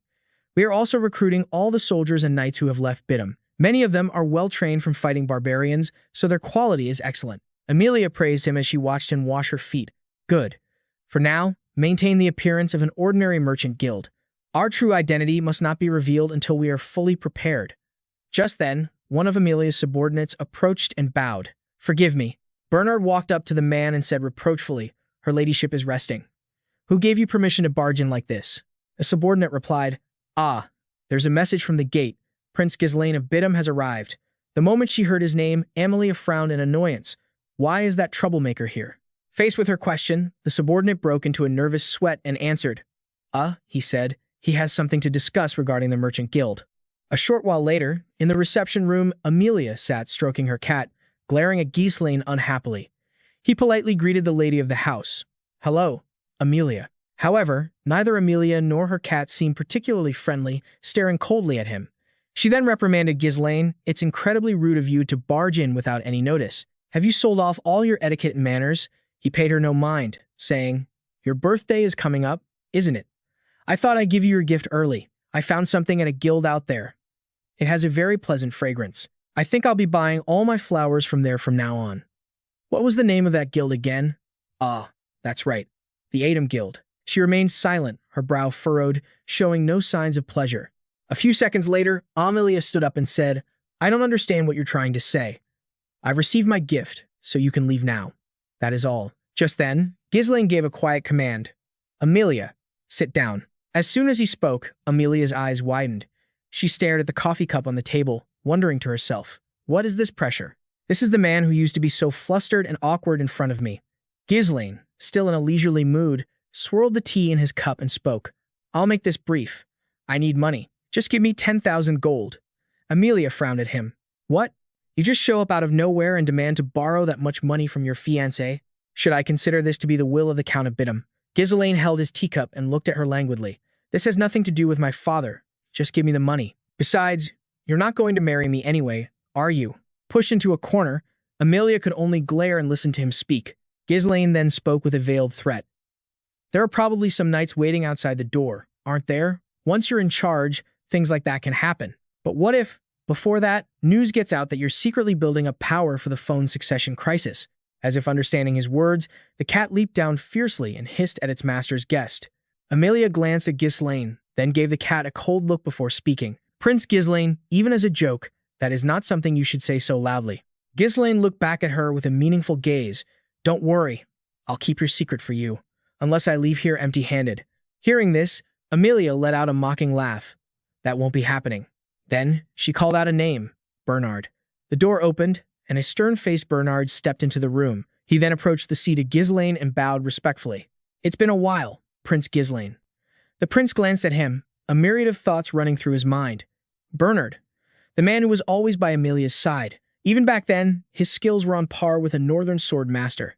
Ghislain remained seated and spoke slowly. If I die here, it could start a war between our territories. Can you handle that? Amelia quickly replied, of course.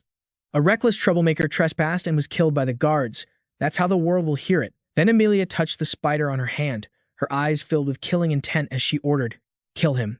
Bernard drew his sword and replied grimly, as you command, my lady. Realizing she intended to kill him, Ghislain thought to himself, if you're going to go that far, I suppose I'll have to get a little serious, too. Ghislain sat in his chair, sword in hand, ready to fight. Meanwhile, the guard Bernard also prepared for battle, standing in front of Amelia with a murderous aura directed at the prince. He gave a smug, provocative smile. Ghislain's eyes flashed as he sensed something. He sensed something behind him, 3 suspicious suits of iron armor. Startled, he saw a stranger emerge from one of the suits, lunging at him with his sword already pointed straight at him. Ghislain was instantly on high alert. The man stabbed downwards, his blade piercing right through the chair. The leather backing exploded into pieces. Thanks to his quick reflexes, Ghislain did a somersault onto the floor, narrowly avoiding the fatal blow. The moment the blade missed, he launched a powerful kick into the man's chest. The assassin, unable to retract his sword in time, was struck hard, his eyes bulging in pain. The force of the kick sent him flying backwards, smashing through a glass panel, while Ghislain landed perfectly. Amelia and her guard Bernard, who had witnessed the whole thing, stared in wide-eyed astonishment, unable to believe he had fought back so easily. He turned his head, a hint of mockery in his eyes. An assassin? Attacking under the guise of civility. What terrible hospitality. He swung his sword, a straight-line attack. Bernard raised his sword to block, the clash of blades sending sparks flying, his eyes sharp and cold. The prince asked him, does your family have no rules of conduct? Though struggling to defend, Bernard's voice was calm. I apologize, but the first one to act rudely was you, Sir Ghislain. You barged in unannounced and offended her ladyship. Someone like that doesn't deserve to be treated with kindness, do they?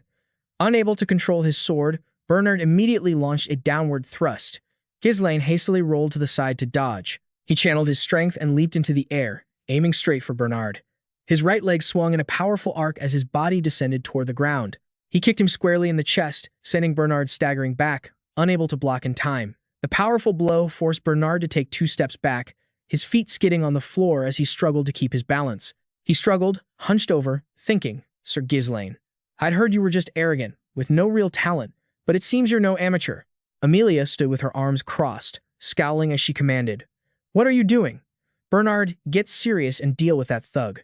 He turned his head and replied helplessly, Ah, my lady." She frowned and ordered, "Bring me that bastard's head, if you truly are my sword." Bernard fell silent, his eyes darkening with resolve as his hand tightened on the hilt of his sword. He spoke, "I will not disappoint you." Bernard raised the tip of his sword, his eyes filled with killing intent as he declared war. "Shall we begin, then?" Unthreatened, he stared right back with an equally arrogant gaze.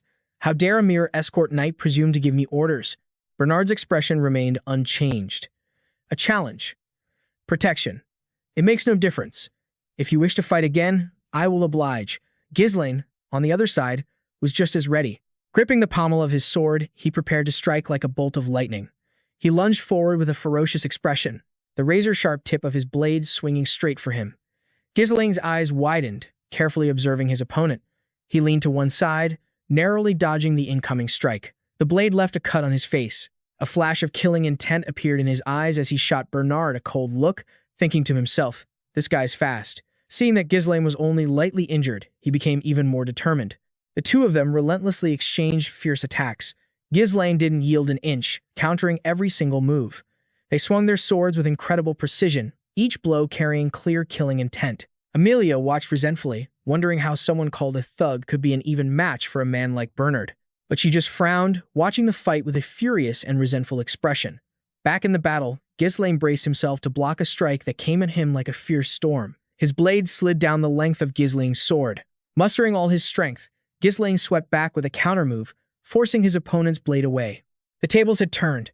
Ghislain's blade was now under Bernard's shoulder, ready for a decisive blow. The same old trick. Bernard reached around with his left hand and clamped down on Ghislain's blade, attacking once more.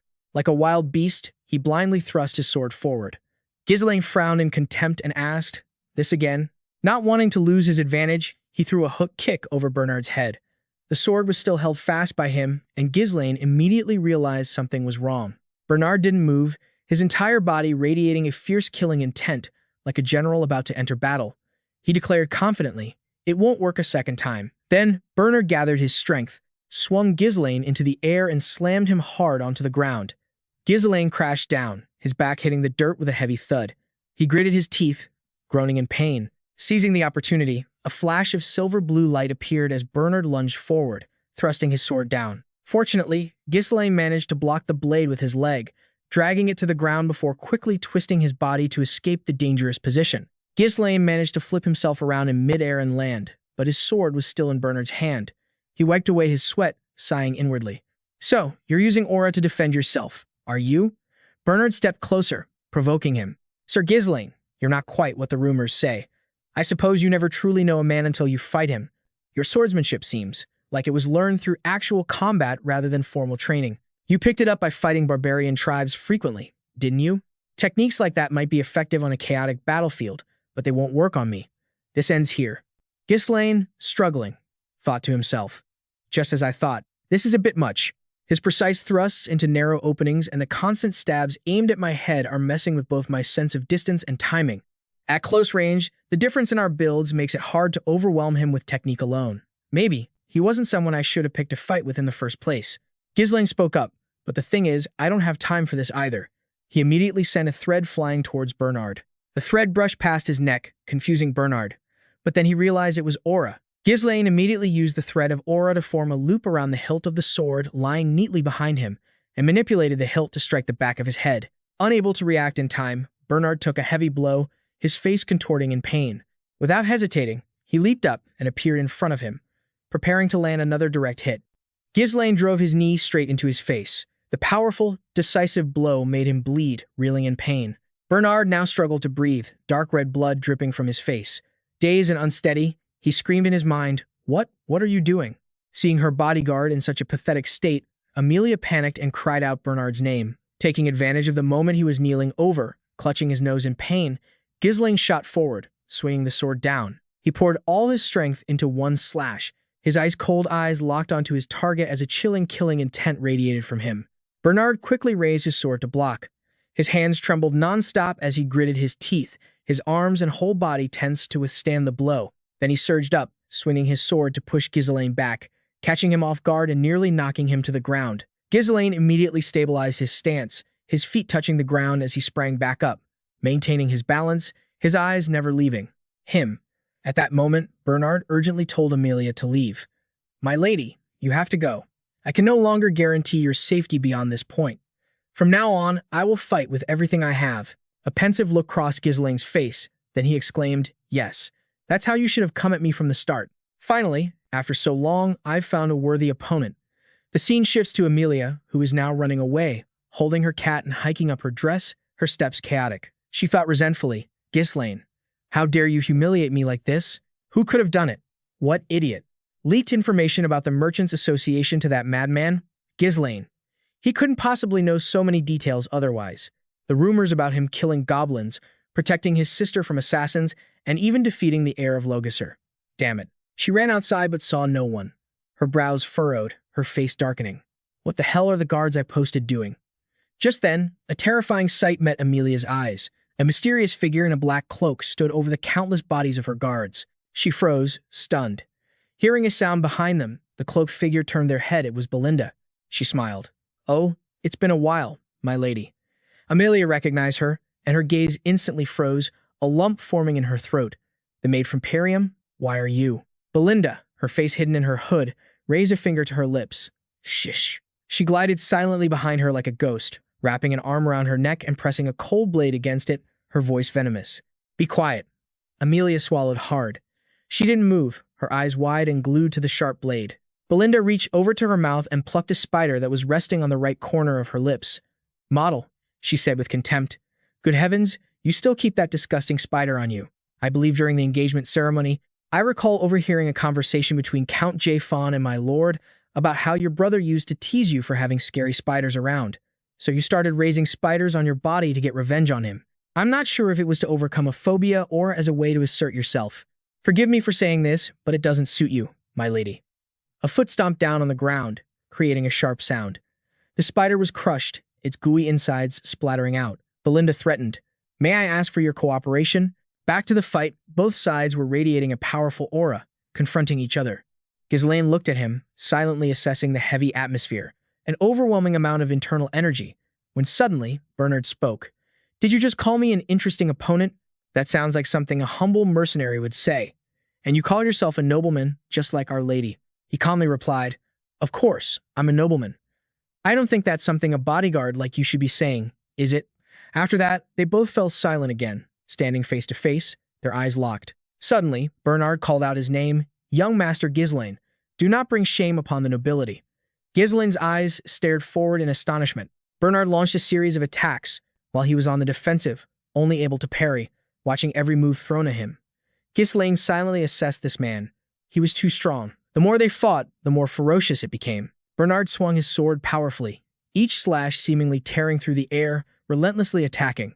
After a series of consecutive attacks, his hand tightened on the hilt of his sword, a glint of determination in his eyes. That's enough. With a powerful motion, Ghislain swung his sword, deflecting the blade aimed straight at him to the side. He swung his sword in a beautiful arc upwards, his eyes sharp and cold, taking a deep breath before bringing it down, with enough force to seemingly shatter his opponent's skull in an instant. But unfortunately, Bernard reacted in time and quickly pulled his sword back. He swung his blade to the left to block his powerful strike. A resounding clang of steel exploded. With his front hand parrying, Bernard's back hand twisted at the wrist, skillfully retaliating, pressing his blade down, swinging his sword with precision, hitting his opponent's blade and forcing it upwards, knocking Ghislain's sword off balance. Every move was carefully calculated, giving his opponent no chance to counterattack. He looked at him and said, Young Master Ghislain, that was your final attack. Now, his sword had struck him. Both sides immediately stopped as a spray of blood shot into the air. Bernard frowned, surprised to realize he had anticipated the wound and used his shoulder to deflect the blade. Taking advantage of the moment he was stunned, he immediately swung his sword upwards to attack. Bernard quickly withdrew his sword to parry, taunting as he defended. That's right. It seems I can't let my guard down until the very end. But immediately, Bernard knocked his sword aside, trying to make him lose his balance. As a follow-up, Bernard kicked him square in the chest, causing him considerable pain. He showed a disdainful expression. This is the difference between me and someone who just swings his sword for entertainment. The force of the kick sent Ghislain flying backwards, his body thrown back like a sandbag. Dazed and panting, Ghislain replayed the fight in his head. Just as expected. This is interesting. With his speed and overwhelming barrage of attacks, he controls the pace of the battle. Any attempt at close quarters counterattack through grappling is instantly neutralized. In a clash, he made it look as if both our swords were bound, making me believe they couldn't be separated. With my current amount of aura, I can't match his strength. He's charging at me with full force, but that's only concerning the amount of aura I have right now. It's a pity we have to end it here. There's one thing you've overlooked, and that is my unique technique for cultivating aura. Third level release. Ghislain moved forward, and Bernard also took a ready stance to meet the attack. He gripped the hilt of his sword with both hands, channeling his internal energy to continue the fight, focusing the force into his sword. Streams of energy swirled around the steel blade, letting out a faint hiss. A violent collision rang out, the force so strong it made Bernard's hands go numb. The sword was knocked from his hand, sent spinning through the air several yards away. He was astonished and horrified, thinking to himself, "Young Master Ghislain, how can he use such an explosive burst of aura in the middle of a fight?" At that very moment, a shout rang out, "Stop!" Belinda screamed as she appeared with Amelia, who had a knife to her throat at the most crucial moment of the battle. She gritted her teeth in anger and said, "Take it, 10,000 gold. Take it and get out of my sight." Ghislain glanced at her and then spoke, "How troublesome. It would have been better if you had just given it to me when I asked politely." With that, he lowered his sword, much to Bernard's astonishment. Belinda, meanwhile, continued her taunts. "My goodness, would it be too much to call this a lover's quarrel?" Ghislain didn't respond to her but turned to Amelia and said, "We just had a small disagreement. I have some bad news for you. Amelia, the fee has increased to 20,000 gold." After the battle, the defeated soldiers lay scattered on the floor. The scene was chaotic. In Amelia's room, a crash echoed. A vase was suddenly smashed to pieces. The air in the room was thick and suffocatingly silent. Bernard bowed his head to accept the blame. "My apologies, my lady. He was a much stronger opponent than the rumors suggested. It was my mistake not to investigate him beforehand." In a flash, he unleashed his magic, surpassing even a high-ranking knight. Her eyes were bloodshot, her face icy as she said, "He has changed so much." Bernard then asked, "My lady, would you like to report this to Duchess Delphine's family?" Amelia raised her hand and slapped him hard. The sound of the slap echoed. His face was knocked to the side, and she immediately grabbed his collar, pulling him close and threatening in a low voice, "Watch your words. Do you have any idea how terrifying Duchess Delphine is? If what happened today gets out, our heads will roll. The reason I allied with Duchess Delphine without my father's knowledge is because we made a secret deal. In exchange for us eliminating Pym, he promised to support my rebellion. When this is exposed, my own siblings will surely kill me. If they uncover the secrets of the association, they might find out about this agreement. We must find a way to kill Ghislain at any cost." Bernard obeyed, replying clearly. The lady interrogated him. "What is Ghislain's condition?" Bernard replied, "He has multiple cuts all over his body and a large wound on his shoulder. Also, because he just used a large amount of magic, he won't be in top condition for a while." As he finished speaking, his eyes darkened slightly. Bernard concluded, "We can't use the domain's knights if we want this done without a trace." Amelia replied, "I know. That's why we keep these people around. For moments just like this." He asked doubtfully, "Stray cats, perhaps?" At that moment, she moved a flag on the map and said with a satisfied smile, "Orphans, turn mercenaries. People with no lineage, no status. Send them here and gather about a dozen who are skilled with internal energy." Hearing this, Bernard understood the plan. Of course, that valley is the only direct route from Joan to PDM. It's rarely traveled, and its narrow terrain is perfect for taking care of things quietly. After considering all the details, he declared, "I will ensure they are fully prepared." Amelia looked up, her crimson pupils burning like blood. She hissed out each word, "Ghislain, you will pay for the humiliation you've caused me." Elsewhere, on a bustling street, a carriage sped through the streets, causing a commotion. Inside, Ghislain was bandaging his own wounds, his thoughts fixed on a single name, Amelia. Ferguson, sitting across from him, asked with concern, "Young master, are you truly all right?" Ghislain, putting on his shirt, replied, "Don't worry about me. It's not that serious." He touched the wound through his clothes, thinking to himself, the wound isn't very deep. Considering how reckless that was, this isn't too bad. The 20,000 gold I got from Amelia is enough for the initial capital to rebuild the domain. This will save years of time. It would be great if I could just kill Amelia, too. But I can't risk a conflict between our domains. I can't let my own impulses put my people in danger. They worked so hard to protect me from those barbarians, so retreating now is the best decision. The mere fact that I know the guild's secret will make it difficult for them to act against me. Amelia, this time, I'll use you as my little piggy bank." Belinda, who had been staring at him intently, couldn't help but ask, "Is what you said true?" "Young master, did you tell me to subdue the guards if I heard fighting inside?" and then take Amelia hostage after she left? He feigned ignorance, looking away. Oh, was that the plan? I thought I left that in Elder Ferguson's hands. As soon as he finished speaking, the color drained from Ghislain's face. He suddenly choked violently, covering his mouth as he coughed uncontrollably. Ferguson cried out in a trembling voice. Young master. Staring at the crimson stain on his hand, Ghislain fell silent, his face darkening. Is this the price for opening the third core? It's not as bad as last time, but if this happens every time I use my power, it's going to be a problem. I need to find a way to increase my internal energy quickly. Seeing her check his pulse, he unconsciously called her name. Belinda. She took out a long needle and said, Your energy flow is extremely chaotic. Belinda channeled her magic, swiftly inserting the needle into his hand multiple times. His eyes widened in shock, his face growing pale. Sweat beaded on his forehead as he clenched his jaw, trying to suppress whatever was rising in his throat. It seemed like he would cough up blood again, but he didn't. Instead, he exhaled a large cloud of white vapor. Ghislain looked at the hand Belinda had just treated, unable to hide his surprise. My blocked energy pathways. They feel a little clearer. This kind of treatment should only be possible by compressing internal energy. Belinda, she said, her mother brought her here. I don't think she's just an ordinary maid, but what is her real identity?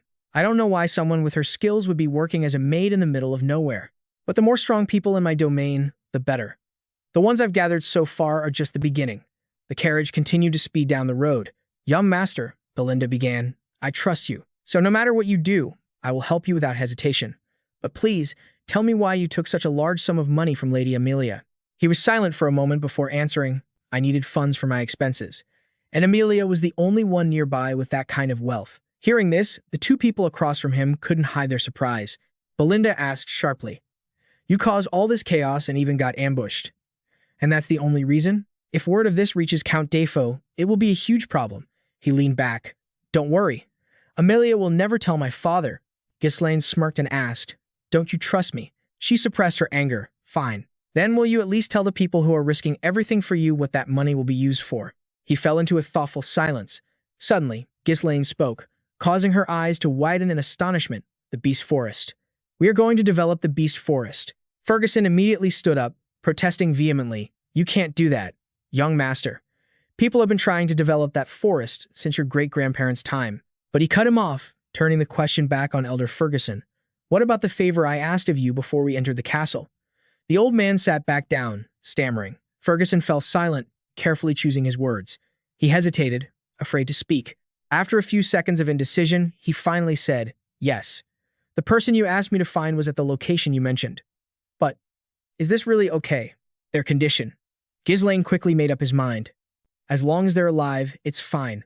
We're going there right now. Belinda tried to stop him. Young master, in your current condition, we need to return to the domain. What are you thinking, wandering around like this? He looked back at her defiantly. Belinda, do you really think Amelia will just let us leave after what happened? Belinda reluctantly conceded. Ha, Ghislain thought. With her personality, she'll obviously try to kill me to silence me. Belinda, wanting to prove her point, flexed her muscles and said confidently, Young master, I'm a skilled fighter. And Elder Ferguson is a knight, too. If things go wrong, I can just step in. Before she could finish, he cut her off. That's reassuring, but that's not your role, you know?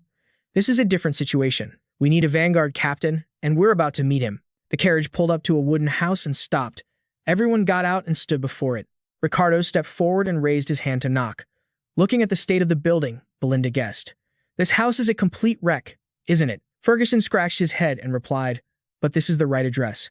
Just then, a hand suddenly pushed the door open from the inside, revealing a shabbily dressed man. He had patchy, snow-white hair and a matching beard, and he peered out at the group.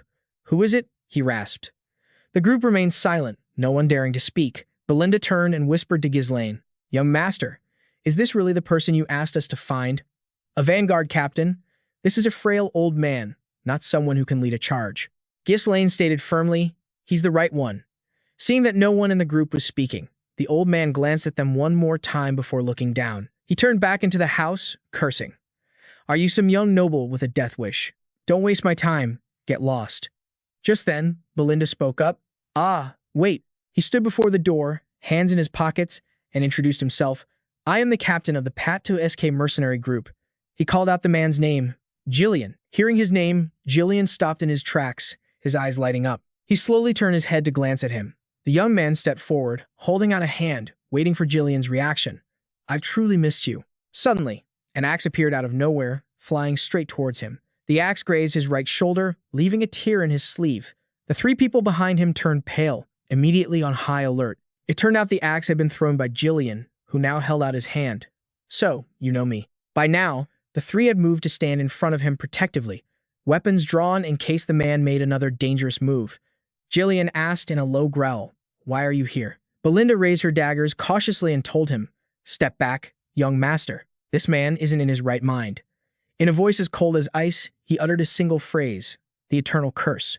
Ghislain flinched as soon as the words were spoken, his expression changing. Ghislain continued, speaking calmly, "I know how to cure your daughter's incurable disease. Now, do you want to talk?" Jessel, Ghislain's daughter. The poor girl had been suffering immensely, constantly tormented by high fevers, coughing up blood, and red spots that bloomed on her skin like flower petals. An incurable disease where the afflicted writhed in agony, like a prisoner being punished. The eternal curse. Ghislain led them into the house, approaching the bed where Jessel lay moaning. He helplessly and painfully held his daughter, calling her name in despair. "Jessel." The young man calmly assessed the situation, concluding that it wasn't too late. "In my previous life, I tried to recruit Ghislain, but by then, he was no longer in this world. They said he took his own life after losing his daughter, giving up on everything. Looking at the state of the house, it seemed he had spent all his savings trying to treat her. All he had left were his weapons." Just then, Jessel cried out hopelessly as another wave of pain washed over her. "Father, it hurts so much, so much. I want to die. Please." Ghislain cried out his daughter's name in agony. Ghislain decisively took off his outer coat. "There's no time to hesitate. We need to treat her right now." As he moved a step forward, a hand pulled him back. It was Belinda, placing a hand on his shoulder to reason with him. "Let's turn back, young master. I don't know what you're planning, but this isn't something that can be solved with force. Even the priests couldn't heal the child. They said it was a disease sent down by the gods. What do you intend to do?" He stated with conviction, "I can cure her." She exclaimed, "Young master." Ghislain smiled and asked, "You said you trusted me, didn't you?" Belinda froze, unable to react. Next, he handed her a piece of paper. "Take this. Buy all the herbs listed here. Don't miss a single one." He then read out the ingredients one by one. Belinda was surprised. "This is?" Ghislain smiled, thinking to himself, "For mercenaries who don't have a fixed base, knowledge is a key factor for survival. The eternal curse. Right now, it's an incurable disease, but in the future, an effective treatment will be discovered." It was such a hot topic that I still remember the recipe clearly because it was a simple method. The problem is that it requires an incredibly expensive ingredient, a fairy's blessing. Grind the fairy's blessing together with the herbs. Press them into a flask, then pour in strong alcohol. Shake well to mix. Let it sit for a moment, then add the remaining herbs and stir to complete it. Ghislain held the vial of medicine out to Ghislain. "Give this to her." Ghislain took it and brought it to his daughter. He cradled her in his arms, his trembling hand bringing the vial to her lips. Jessel obediently drank every drop. Ghislain laid his daughter back on the bed. Her breathing began to stabilize, and the red spots on her face started to fade. Jessel was no longer sobbing. All the red marks had vanished, and the healthy pink color was returning to her face.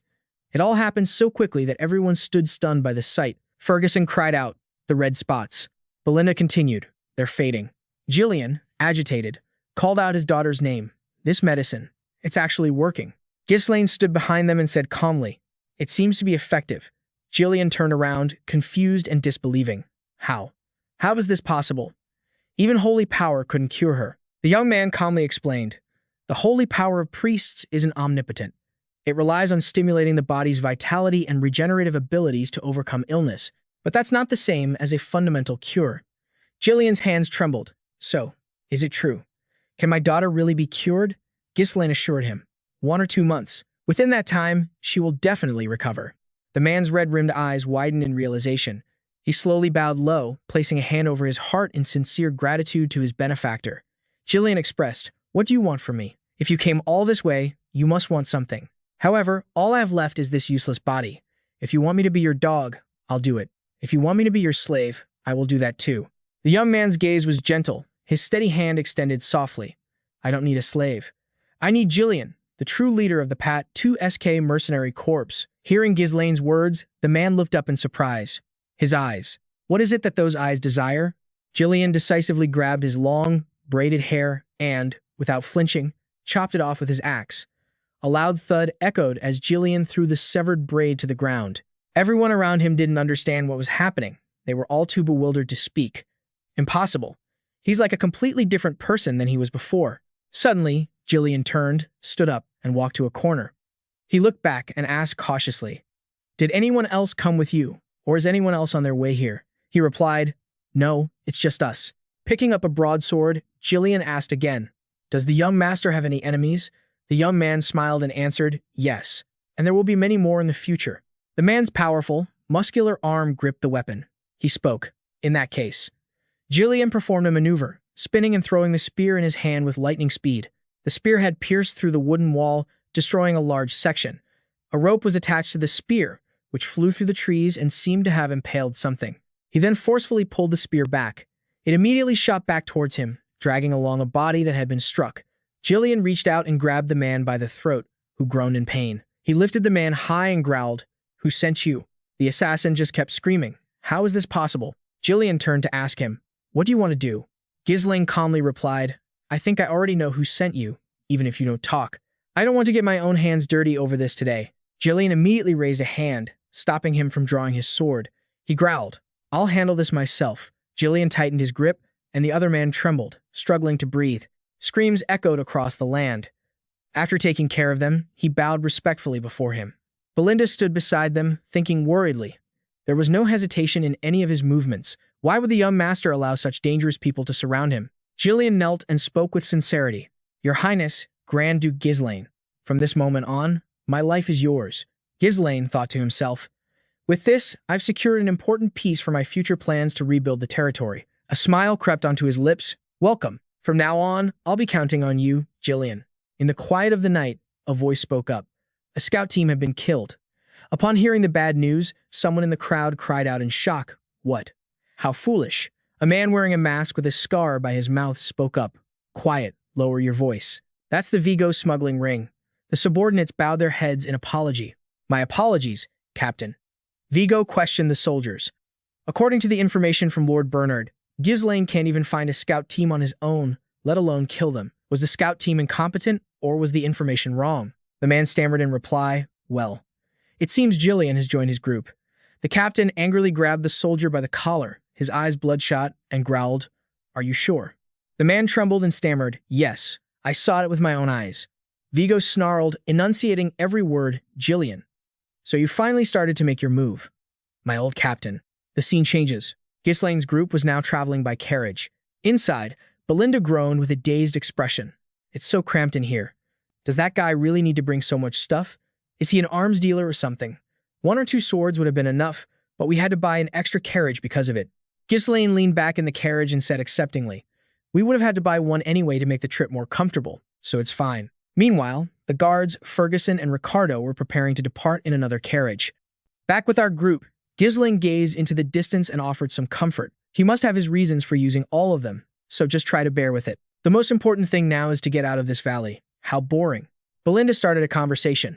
"Young master, about that gatekeeper we captured. He was definitely sent by Lady Amelia, right?" He replied nonchalantly, "Without a doubt." She grew serious, thinking, "This is trouble." The mask he was wearing is the symbol of the Ducat smuggling ring, a pretty powerful guild in Joan. He immediately asked, "The Ducat smuggling ring? Their crimes have all been exposed. Their main business is smuggling, along with assassination, drugs, human trafficking, and more. They're the filthy scum who take on all the dirty work. Among them are many talented former mercenaries, making them an underground guild with incredible fighting power." The scenery outside changed continuously while the lively conversation continued inside. Ghislain asked Belinda curiously, "How do you know all that from just being in the castle?" She answered evasively, I heard a lot of things before I started working here. Anyway, they're very persistent, so be careful." Ghislain smiled. He reassured her, "It'll be fine. We have Ghislain, after all." The carriage continued to roll through the night. Suddenly, as the carriage passed, 2 mounds of earth rose up from nowhere. A strange phenomenon appeared on both sides of the carriage, and a mysterious power began to surround it. Ghislain noticed something was wrong. Assassins appeared out of nowhere and attacked, leaping up from the front and charging straight at him. He drew his sword and remarked, "An ambush from underground?" He replied with a smile, "I see." Ghislain sprang into action, a knife in one hand and an axe in the other, with lightning-fast reflexes. He quickly blocked their attacks. He skillfully used both weapons to break the enemy's offensive. When the distance was right, Ghislain swung his axe, taking off the arm of a nearby assassin. Another stubbornly pressed the attack. Spinning his battle axe, he swung it again, landing a decisive blow on the assassin. After dealing with him, Ghislain returned to the driver's seat and continued the journey. Immediately after, countless dark figures appeared in the trees, cutting the ropes that held heavy objects. From high above, massive logs were released. Directly below were Ghislain and his group. Ghislain immediately sensed the danger. He looked up and asked, "A trap?" Belinda cried out in alarm. "At this speed, we'll be crushed." Ghislain decisively pulled the reins, bringing the horses to a sudden halt. Fortunately, the huge logs landed right in front of them. It was a close call for Ghislain's group. He looked over. It's definitely an ambush, just as he predicted. Figures holding swords emerged from all directions, surrounding the carriage, ready to strike. The captain of the Claw Guild blocked their path and shouted, "Former captain of the Gato SK mercenaries, Ghislain." Hearing his name, Ghislain turned to look.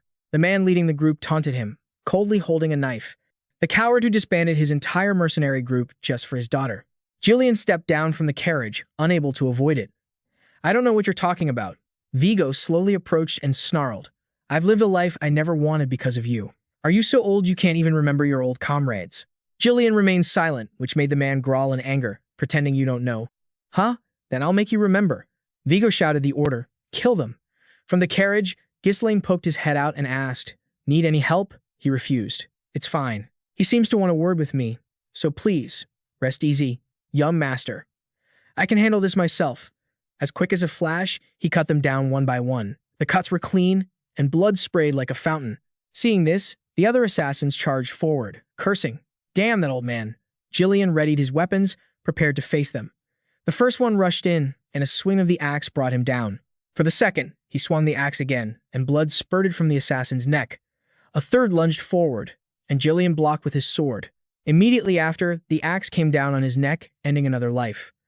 Vigo thought pensively. As expected, he's as strong as he ever was. However, Ghislain alone was tearing this squad of assassins to shreds. Seeing the situation was not in their favor, the leader ordered his gang to split into two groups and attack from both sides. Ghislain anticipated this and immediately leaped onto a horse behind him. The warhorse neighed loudly as he pulled the reins, preparing to charge. The surrounding assassins recognized the situation and the horse. Ghislain pulled a familiar weapon from the horse's saddle. He spurred the horse, which shot forward like an arrow. Ghislain spun the spear in his hands, each powerful rotation seeming to tear through the air. It created a terrifying whooshing sound as he charged toward the advancing assassins. Dust kicked up in a cloud under the horse's hooves as the imposing mounted figure swung his weapon to fight them off. He charged forward, the long spear whistling through the air. Wherever its tip slashed, death followed. An assassin's arm was severed and fell to the ground. The rest were thrown back by the aftershock as blood splattered across the battlefield. One terrified assassin couldn't get close. "I can't get near him." Another irritably cursed at him. "You fools, aim for the horse." Not a moment too late, Ghislain spun his spear, the blade whipping behind his back. He braced himself. The spear spun in a full circle, cleaving through the assassins who had just rushed forward. One slash for each one that came, the enemies fell one by one, without even time to scream. In a flash, the steel blade swept through the enemy's body. He froze, then collapsed like a felled log. Watching from the carriage, Ghislain and the others couldn't help but be impressed. There was still one left. Vigo leaped down from above, hoping to ambush him. But unfortunately for the man, Ghislain had already noticed and instantly grabbed his shield from his side. He tightened his grip and raised the shield just as the enemy lunged. The dagger pierced through the shield, stopping just inches from Ghislain's face. The shield shuddered violently but did not fall. The captain seethed, "You've already ruined my life. The least you can do is not interfere with my work. I will kill you, I swear it." He leaped up, throwing a dart that whistled through the air, straight for the neck of Ghislain's horse. The horse let out a pained whinny, its eyes rolling back as it reared violently, throwing its rider off balance. The horse's hooves stumbled in the thick dust. Then it collapsed, and Ghislain immediately jumped back, avoiding being thrown from the saddle. He had barely landed when Vigo rushed in, dagger aimed straight at him. Ghislain immediately sprang back, blocking the blow with his axe. The shriek of clashing metal filled the air. As he fought, he shouted, "I am not the captain of the Gata 2 mercenaries." Vigo ground his teeth, glaring at him.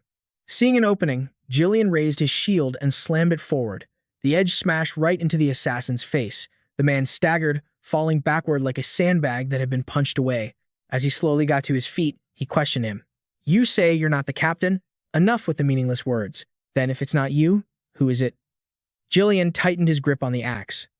I have cast aside my past.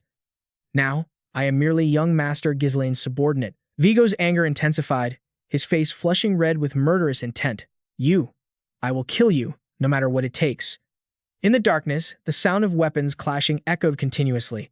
Vigo attacked with wild fury, while Ghislain calmly used his shield to block. The man ground his teeth and delivered a powerful blow that pierced a hole straight through Ghislain's shield. The two men were now face to face. Vigo spoke. The mercenary group disbanded after you left. Thanks to you, I lost my purpose in life, and I've had to live this humiliating life just to get by. Ghislain's eyes darkened, but he remained silent. He forcefully pushed Vigo away while simultaneously swinging his axe into the man's side. The next second, Ghislain swung at Vigo's head, but the man was just as quick and dodged the attack. Vigo launched a counterattack. Ghislain blocked the blow with his shield arm. He realized the shield now had a huge hole in it. Vigo looked through the hole in the shield and spoke. Ghislain, I was ready to sacrifice my entire life to make the Gata 2 SK mercenaries the greatest army in history, and you just threw it all away to become the pawn of some spoiled noble. This is something I can never forgive. Vigo forcefully threw a hidden weapon forward. Ghislain swiftly spun the axe in his hand, creating a defensive barrier that deflected the 3 projectiles. The 3 deflected darts immediately embedded themselves deep in the ground. With a sharp dagger in hand, Vigo leaped up to attack him. Ghislain dodged swiftly, and the two of them once again charged at each other. In rage, one of Vigo's eyes took on a monstrous appearance. Ghislain, no matter how strong you are, that was when you were the captain several years ago. While you were wasting your time treating your daughter, I was fighting in countless battles to become stronger. You're no longer a match for me. Vigo swept his leg, kicking up the 3 darts that Ghislain had deflected earlier, which were stuck in the ground nearby. He then kicked the 3 darts toward him. The 3 projectiles flew rapidly and embedded themselves in the armor on Ghislain's shoulder. Seizing the opportunity, Vigo rushed toward him. Ghislain swung his axe at the man, but unexpectedly, Vigo changed direction in mid-air and managed to escape. From above, he suddenly appeared with a dagger in hand, diving straight down and shouting, "It's over, Ghislain." Time seemed to stand still. The dagger in Ghislain's hand was held tight. He looked at the man and said, "Is that why you're seeking revenge?" Vigo panicked, his mind in turmoil. Is he creating an energy barrier around his wrist to block my attack? Hasn't he been using his full strength this entire time? Suddenly, a powerful axe blow struck him across the face. This attack from Ghislain sent Vigo flying, his body slamming hard into a tree behind him. He collapsed to the ground, one hand clutching his demonic face. Ghislain approached Vigo and said, "I don't understand. If you truly wanted revenge, you've had plenty of opportunities. Why didn't you come to kill me sooner?" The man laughed loudly in reply, "You know one thing, but you don't know the other. I did come looking for you before, but the captain of the Gata to SK mercenaries was no longer there. All that was left was a weak old man, not even worth killing. The Ghislain I once admired. Where had he gone?" Hearing this, Ghislain closed his eyes helplessly and tossed a dagger down near the man. His voice rang out, "Pick up your weapon. I, too, am a body bound by the will of another. But for this moment, at least, I will show my final respect to an old comrade. As the captain of the Gata to SK mercenaries." Vigo cut him off. "All right, that's what I wanted to hear." He quickly grabbed the dagger and charged forward. As Vigo rushed to attack Ghislain, he continued to scream, "This is what I've always wanted." The two fought fiercely, their weapons clashing and sending sparks flying non-stop. Ghislain swung his axe, but the man nimbly dodged. Vigo launched a kick in retaliation, but he calmly avoided it. The man thrusted a dagger close to Ghislain's face, but the axe in his hand quickly parried it away. At the same time, the sword in Ghislain's other hand plunged into Vigo's side, causing him to immediately cough up blood. Vigo gritted his teeth in pain and swung his weapon to create distance between them. Ghislain powerfully swung the axe in his hand, bringing it down on Vigo. Knowing his fate was sealed, a voice echoed in his mind. "I will remember you, Vigo, commander of the 5th unit of the Gata 2 SK mercenaries." In that fateful moment, the corner of Vigo's mouth seemed to curve into a slight smile as a spray of red blood erupted into the air. The battle was over. Ghislain's hand picked up the dagger from the ground. He stood silently before Vigo's body. Suddenly, a voice came from behind. "Well done." Belinda looked around and commented, "Oh my, selling the loot from these guys could fetch a pretty penny, don't you think?" Ghislain sheathed his sword and turned to see Belinda and Ghislain approaching. He bowed his head to Ghislain sincerely. "I caused an unnecessary delay.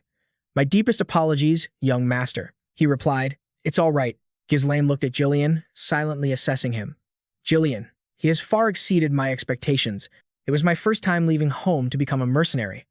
The stories about Ghislain from my seniors helped lay the foundation for me to become the king of mercenaries. Getting there so quickly was the right choice.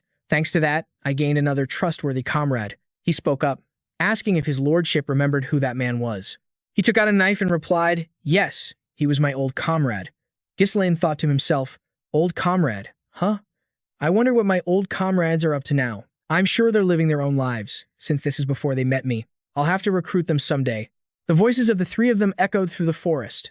Ghislain suggested, now then, should we follow Belinda's suggestion and collect the valuables from them? Belinda replied, all right, come on.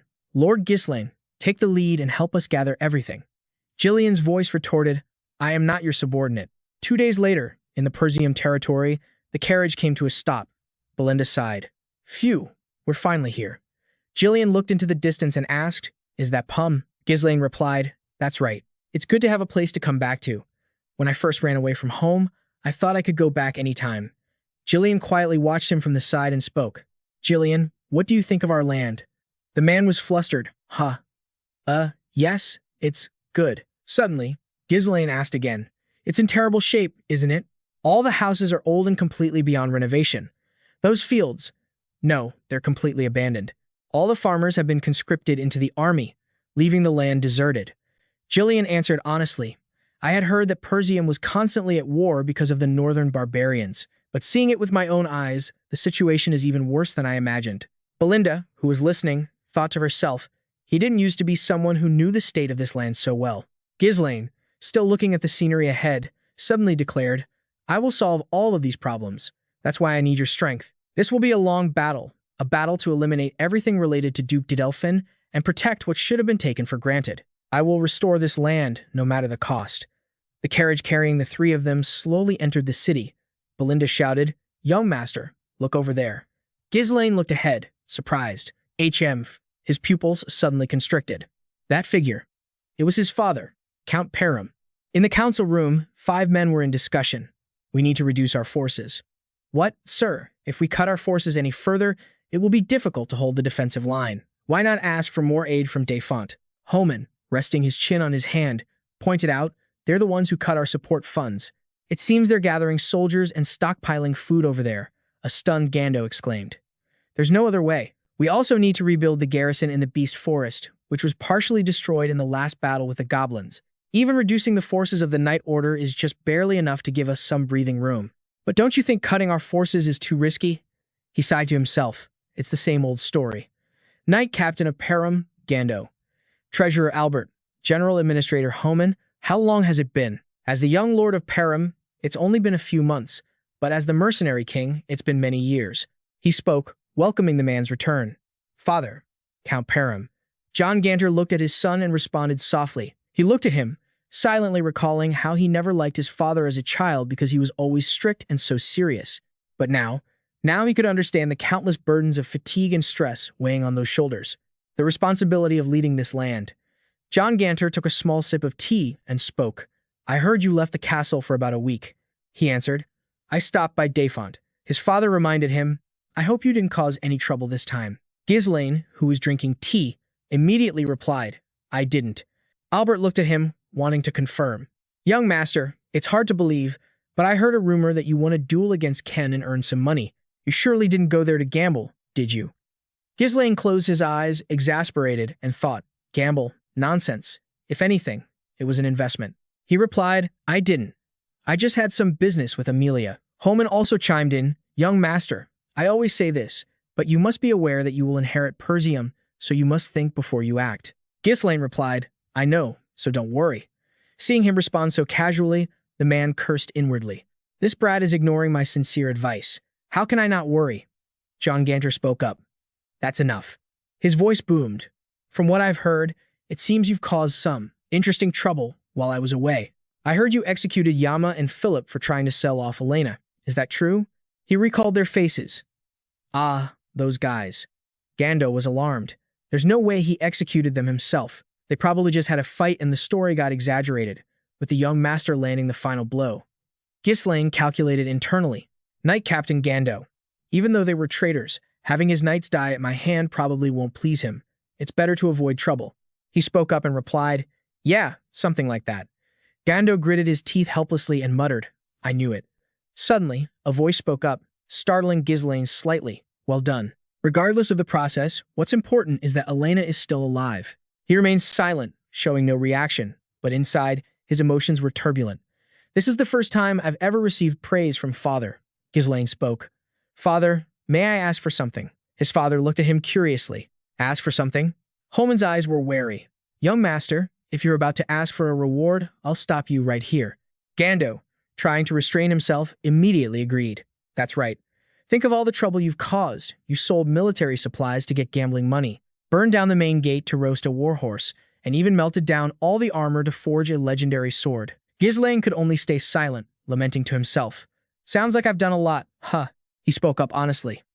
"I just want to ask for permission." John Genter was surprised. "Permission?" Ghislain's voice rang out. "I want to develop the beast forest." Upon hearing this, all four of them froze simultaneously. They stared at him as if he were a madman, but Ghislain's expression remained cold and impassive. Suddenly, he asked, "Did Father say no?" "He flew into a rage and started yelling at my face," he recounted. Belinda replied, not at all surprised. "Of course he would. That place is full of monsters. There's nothing to be gained by messing with it." He looked at Ghislain and said, "Ghislain, you've heard about my plan from Belinda, right?" He replied, "Yes. I assume you want to develop the beast forest with the money you received from the young lady of House Dpin, the Forest of Death, where no one has ever returned from alive. For that reason, no one knew anything about that place, and everyone stayed away from it. From the imaginable tales, the glowing red eyes of the monsters in the forest seemed to stare right at you. Its fearsome reputation was well known in other regions as well." Ghislain touched his chin in surprise. "You seem to know a lot about it. Just as you said, there's nothing to be gained by going in there. But let's get started." Belinda panicked. "Wait, stop. You said you didn't have permission, but you're still going ahead with this?" Ghislain turned his head slightly and replied, "I don't actually need his permission. That was just a courtesy. This has to be done one way or another." Belinda sighed helplessly. "What's in there that you're so obsessed with?" He answered curtly, "I'll tell you later." His eyes were cold, his mind filled with calculations. "If I reveal it now and the news spreads, it will only cause more trouble. If I successfully develop this forest, I'll make a massive amount of money." Not far from the forest's entrance, a massive vein of ore lay buried. An ore infused with energy, a rune stone. It was an extremely rare mineral that mages went crazy for. It's used in all kinds of magical tools, shields, magic circles, scrolls, alchemy, magical research. Anything that uses energy requires it. In his past life, Duke Dpin was the one who discovered it. But now, only he knew this information. Belinda was worried but didn't voice her concerns. She closed her eyes helplessly and replied, "All right, I'm sure you have a plan." Ghislain said earnestly, "I will follow your orders." Seeing their expressions, he let out a simple, "Good."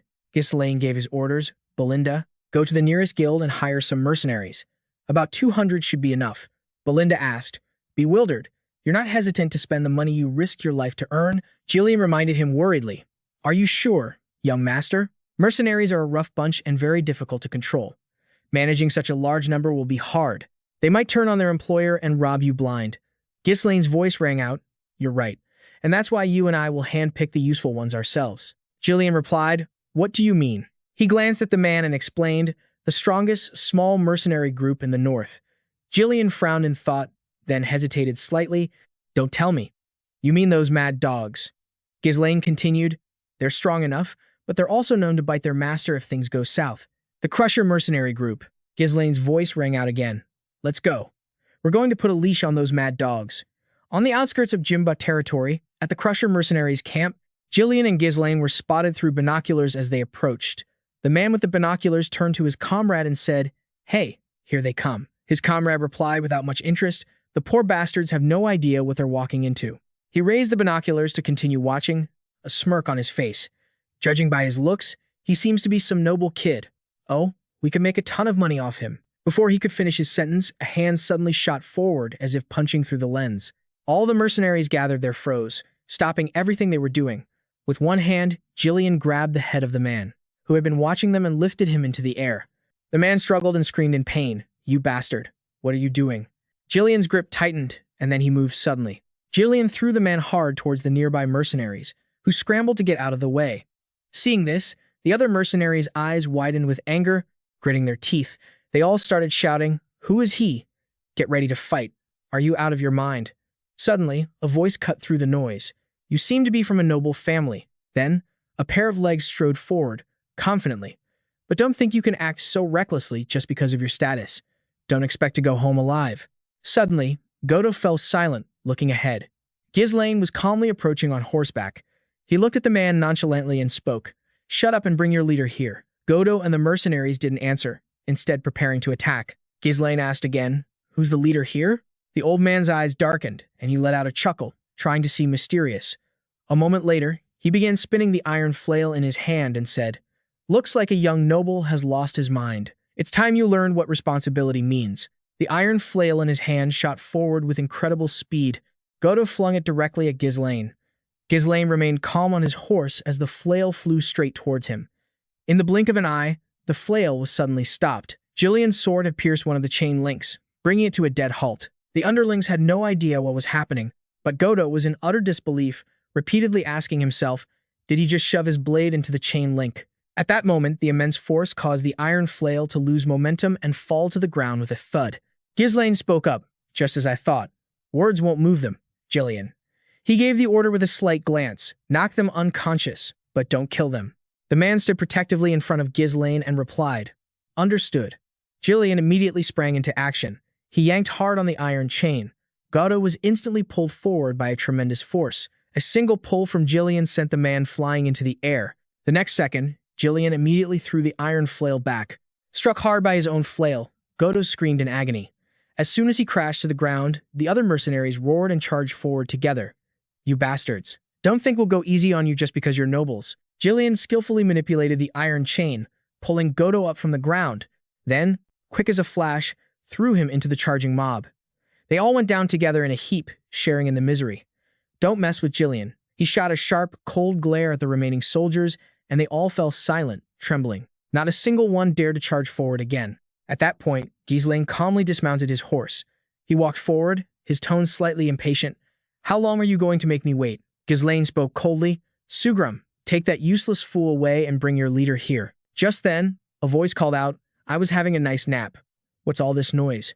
Suddenly, all the mercenaries scrambled to line up neatly as the voice continued. I am the leader of the Crusher mercenary group. A man with red hair and cold eyes appeared, walking forward at a leisurely pace. What business do you have with me? This was the captain of the Crusher mercenaries. Ghislain spoke up. What other business would one have with mercenaries? I've come to give you a job. The man pointed at the pile of his men on the ground and asked, A job? What kind of client treats my subordinates like this? Don't you nobles know any manners? Ghislain answered bluntly. This is my way of saying hello. I figured it was the best way to greet you people. Kev sighed in resignation and greeted him back. What did you say? I can't even imagine what would happen if you greeted us again. Fine. I'm listening. Back at the camp, Ko and Ghislain sat down to talk. He was the first to speak. What is it you want to request? Ghislain said just 2 words. The Beast Forest. Ko immediately fell silent, not understanding. He looked straight at her and said, I want to hire you to explore that forest. The soldiers standing by were completely bewildered. The Beast Forest? The one filled with monsters. You don't mean the one right near the Pum territory, do you? She was starting to get interested. What kind of person are you to dare stir up a place that dangerous? Ghislain answered firmly. I am the young lord of Perum.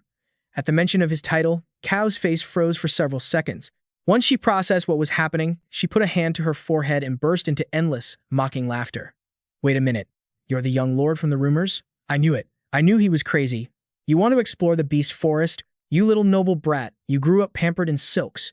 You have no idea how terrifying that forest really is. It's no place for a greenhorn like you. I don't need to hear another word from you. The negotiation was over. Ghislain remained silent, but Gillian, at his side, had already taken a defensive stance, ready for a fight. Then Ghislain's voice cut through the air. Are you scared? Hearing that, Ko's pupils constricted, and she trembled slightly. He looked right at her, goading her. I heard you were an exceptional team of mercenaries, but it seems that was just a rumor.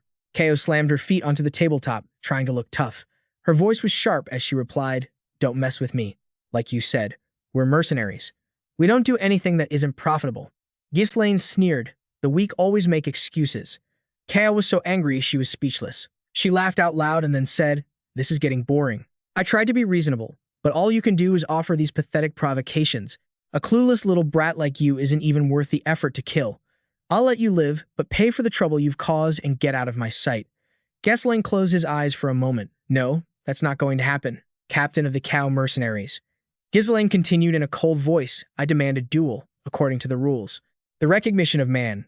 Hearing this, the soldiers and even Ghislain were shocked and horrified. Cow frowned, her voice tense. Do you even know what that is? With determination in his eyes, he answered firmly. Of course I do. It's a traditional wager passed down among mercenaries. The recognition of Morianer. When two people agree to the duel, they fight with only a single dagger, with no internal energy allowed, and with one of their arms bound together. Stepping outside the small circle counts as a loss, forcing them into a fight for their lives within a confined space and with restricted movement. In many cases, not just the loser, but even the winner ends up dead. Ghislain continued coldly. The loser must accept their defeat completely and obey the winner's command without question. The loser becomes the winner's dog. He asked calmly, how does that sound? Ghislain broke out in a cold sweat, terrified by the thought. How could a noble like the young lord know about a dirty mercenary tradition like this? Among mercenaries, refusing this challenge is the same as admitting you're weak, and that is something that can never happen. Kao smirked, and the whole room fell silent. Suddenly, her voice echoed. Everyone, we have a bold young noble who wants to earn his recognition the mercenary way. Kao's expression turned aggressive. Why don't we help him out a little? Their wrists were bound tightly together. The soldiers outside roared with excitement as Ghislain and Kao stood inside a circle, both intently watching their opponent. Ghislain watched in silence, while the soldiers outside chanted in unison, that arrogant noble. Kill him, Captain. Kao said coldly.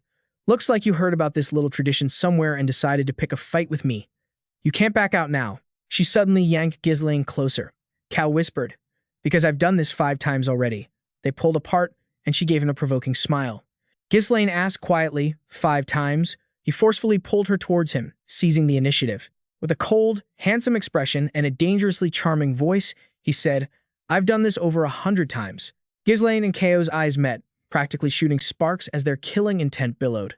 At the same moment, they lunged at each other. Fortunately, neither of them met their maker, as both Ghislain and Kao managed to dodge each other's attacks at the same time. A cold, sharp glint flashed in Ghislain's eyes. Of course, Kao was no less intense, staring right back at him. Their methods of attack were identical. The cycle of attacker and defender repeated, shifting back and forth without end. He attacked, she dodged. She attacked, he defended, on and on without a moment's rest. Kao lunged at Ghislain's side, but he quickly blocked the attack. He then swung his slash down at her head, but was surprised when Ghislain managed to dodge it. After a brief struggle, they pulled apart again. Kao suddenly threw a kick at him, and Ghislain immediately and deftly blocked it with his own leg. After blocking the kick, he suddenly realized something felt strange where the blow had landed. Kao suddenly spoke up. Oh, you're holding up pretty well. You said you've achieved the recognition of man, something that's considered hard to achieve even once, 100 times. Her voice rang out. If you're going to brag, at least make it sound believable. Quick as a flash, Kao attacked Ghislain. The soldiers outside started shouting, the captain's overwhelming that noble, isn't she? Make him pay for messing with us. Kill him. Ghislain shot an angry glare behind him, and the soldiers immediately fell silent. He observed the fight and silently concluded that this was a disadvantageous matchup. The circle was too small for even one person to lie down in, and under the rules, they were forced to rely on pure physical strength, with no internal energy allowed. There was a clear difference in their weight, and with his arm tied, his movements were restricted. The young lord could only dodge or block. Ghislain could clearly see Kao's physical superiority. She could easily control and dominate the fight if the young lord was in trouble. His thought trailed off as he quietly reached a hand behind his back, his fingers lightly touching the handle of the axe slung there. Kao used her height advantage to get in close, grabbing Ghislain's left arm in a position as if to throw him over her shoulder. The dagger in her other hand stabbed powerfully behind her. Ghislain nimbly leaped up to dodge the attack. He landed firmly on his feet, but was suddenly distracted by a problem with one of his legs. He was keenly aware of the sensation coming from inside his leg. Ghislain touched it, calculating. The pain was from where he'd blocked the blow earlier, but as he predicted, it lacked the protection of his internal energy. The impact continues to build up even when I block it. He laughed smugly and shouted, Hey, you're looking pretty rough. Are you starting to struggle already? He silently assessed Ghislain in his head. How pathetic, trying to resist my strength. Well, out of all the nobles I've met so far, you're one of the more resilient ones, but that's it. Your strategy is obvious to me. Kao's eyes were filled with arrogance. You block or dodge attacks with your blade, and as a strategy, you endure the smaller hits by taking them with your body. But a mana recognition match is a fight without internal energy, and the impact will inevitably accumulate. Even if you blocked it, you're probably aware of the shock building up in your leg. It's written all over your face. Go on. Struggle. The smile on KO's lips was full of smug satisfaction. That just makes it more interesting. The knife in his hand spun artfully. Once again, both KO and Ghislain lunged at the same time. The two knives clashed, sending sparks flying. KO attacked fiercely, while Ghislain dodged with agility. He unleashed a barrage of strikes, and Ghislain parried every single one. KO managed to get a lock on Ghislain's knife hand, bringing them close together, and then he launched another kick. Ghislain's eyes turned sharp as ice. He swiftly used the same leg that had been bothering him to block the blow. Ghislain's face went cold as intense pain radiated from the point of impact. KO glanced at him and said, "It's over now." He gripped the knife in his hand, raised it high in a ready stance, and yelled, "Die," before decisively stabbing down at Ghislain. The soldiers outside cheered in unison. Ghislain hastily gripped his axe, his heart pounding as he mentally cried out for his young master. Meanwhile, Ghislain didn't move an inch, but a faint smile appeared on his face. KO's knife plunged downwards, certain of victory, but to his surprise, Ghislain dodged it with ease. He even broke free from KO's hold. He was so shocked he had to ask himself, did he really dodge from that position? Ghislain quickly moved behind him and, quick as a flash, slashed KO's side. He glanced at his own bleeding wound with a look of disbelief. The soldiers and Ghislain were too stunned to move. KO retaliated with a powerful strike. He attacked relentlessly, and of course, Ghislain nimbly dodged every blow. Ghislain then decisively cut another line across KO's chest. The surrounding soldiers panicked. The captain got cut again. They shouted in outrage, "That damn noble. I thought the captain had him completely overwhelmed. Captain, show him who's boss." Ghislain remained silent, watching with sweat beading on his brow from anxiety. KO launched another attack that missed. Immediately after, he took the full force of Ghislain's shoulder bash to his face. Ghislain coldly clenched the fist, holding his knife. He didn't make KO wait long. A powerful flurry of punches rained down on his face like a storm. Ghislain fluidly flipped the knife in his hand and decisively plunged it deep into KO's arm, forcing a pained cry from him. KO roared, frantically swinging dangerous blows at his head. Ghislain, however, remained calm and dodged them all. He ground his teeth in anger, glaring at Ghislain and wondering, You're barely affected by the force of my earlier attacks. What kind of trick did you use?" Ghislain's worry subsided as he realized, "I see. Swinging hard tenses the muscles and stiffens the body. When he pushes hard and tries to control him, he actually loses his flexibility." The young master didn't fight his momentum. Instead, he relaxed and redirected it into his own flow. "I never expected him to overcome the weight disadvantage like this." He gently placed his axe back in its holster. The soldiers outside were screaming, "What are you doing, Captain? Anyway, this is getting boring."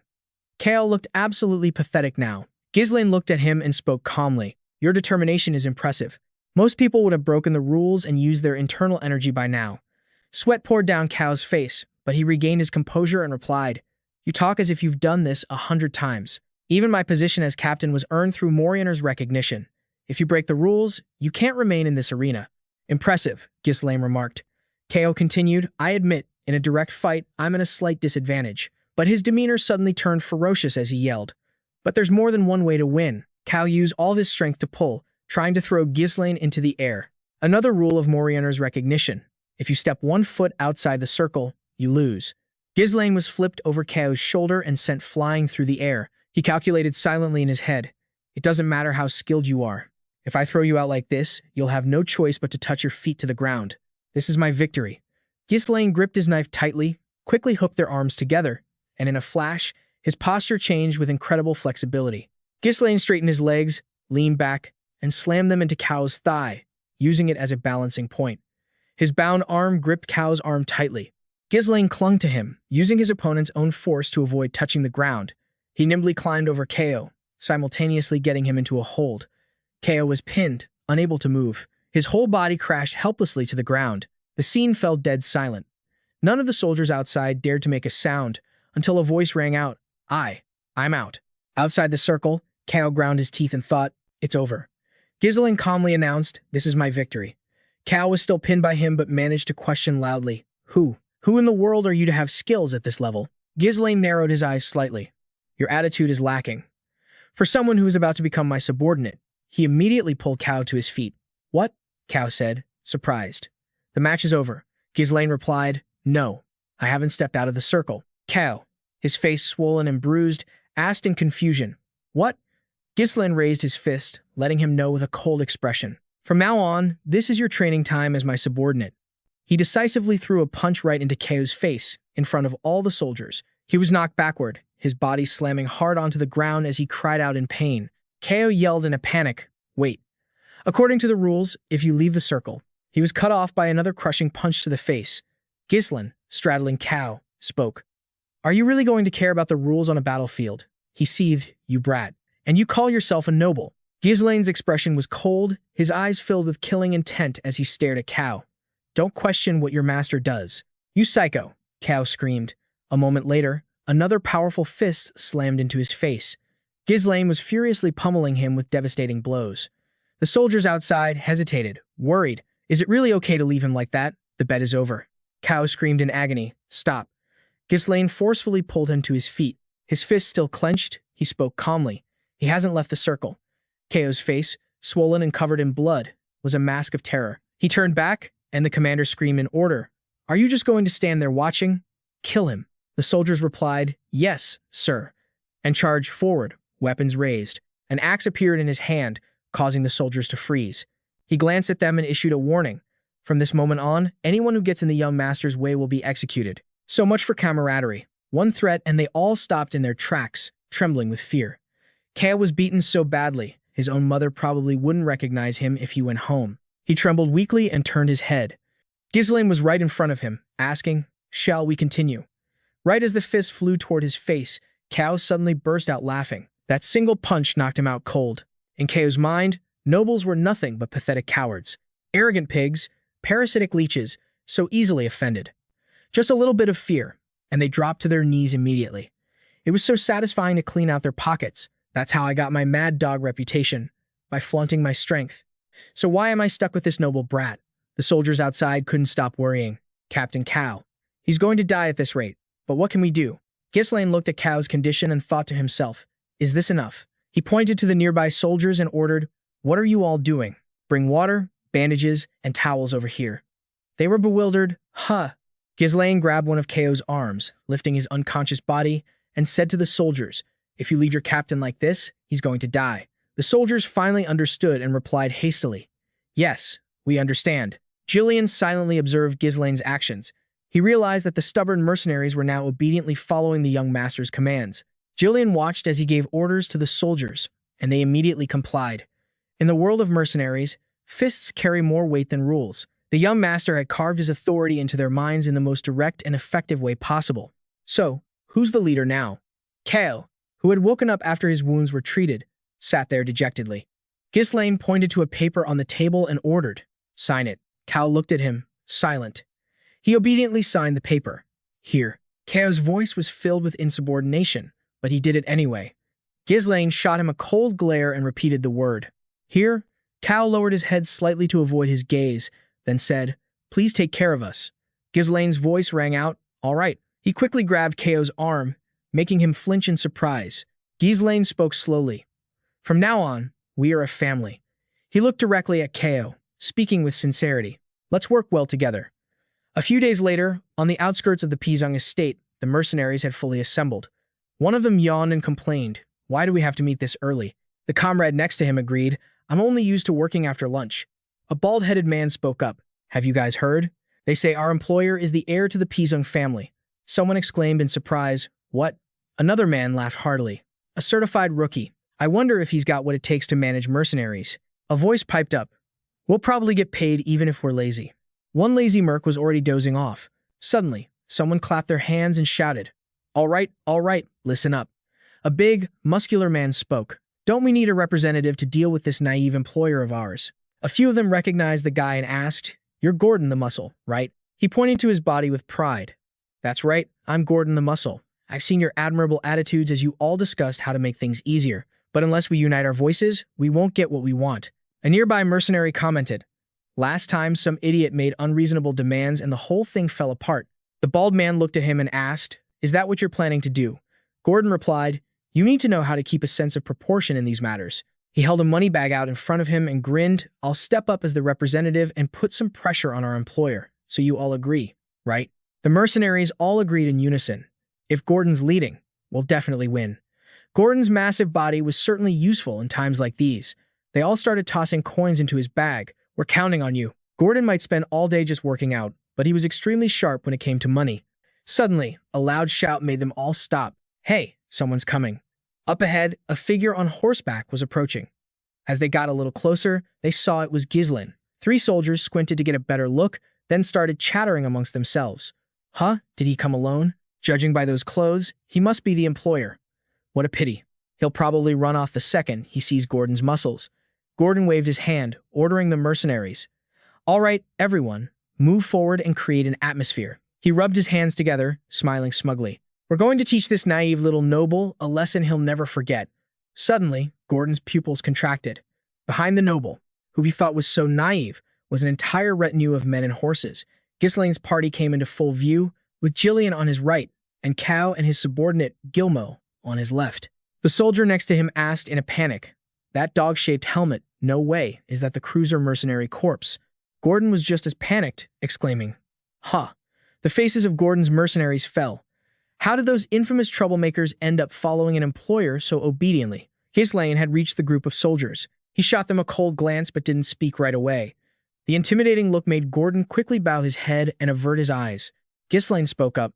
"Are you the leader here?" The man stammered in reply, "Yes, that's right." He continued to ask, "What is your name?" Under the pressure of his gaze, the man had to confess, "Gordon the Muscle." Ghislain repeated the nickname. "Gordon the Muscle, huh?" He threw a light punch into the man's chest, making his entire body tremble, then praised him. "Impressive." Ghislain's voice rang out, "I am the young master of the House of Perum." Ghislain. Upon hearing his name, Gordon's mercenaries froze, breaking out in a cold sweat. Ghislain ordered, "Gather all the mercenaries." "Gordon, from this moment on, we will conquer the forest of beasts." The sky was a deep blue, and the treetops were still against the gentle breeze, as if heralding an approaching storm. In front of the tent, Belinda silently helped Ghislain put on his armor. He was lost in thought as Belinda adjusted the pauldron on his chest plate. All preparations to explore the forest were complete. The expedition's temporary base had been established, supplies were secured, and the soldiers were ready. With this in mind, Ghislain glanced over at the mercenaries he had gathered. In front of him were their orderly ranks, and behind him stood Belinda, Ghislain, and Cao. Ghislain glanced back. "Belinda, do a final head count." She replied respectfully, "Yes, sir." Belinda turned towards Gordon, her voice calm and clear. "We've hired 148 mercenaries through the agency." She then turned to the rogue mercenaries. "And 41 from that group you brought back. Including us, that's a total of 192 people." Ghislain's gaze sharpened as he looked over. "All right, you're sure you spoke clearly with Soven, right?" Belinda answered calmly, "Yes." I thought he would object, but instead, he volunteered to ensure no one discovers us entering the Beast Forest. He's already the commander of the garrison stationed at the Beast Forest, so we don't need to worry. Neither of them dared to protest. They could only agree with her. Ghislain smirked, pleased. "Excellent." He then looked straight ahead and shouted, "Everyone, assemble." His face hardened as he announced, "Ahead of us is the Beast Forest, the place we are going to clear. You've all heard the rumors. It's a place filled with unforeseen dangers." He continued casually, as if it were nothing, "Monsters, unknown threats, or perhaps something beyond imagination lurks there. However, we must clear this place."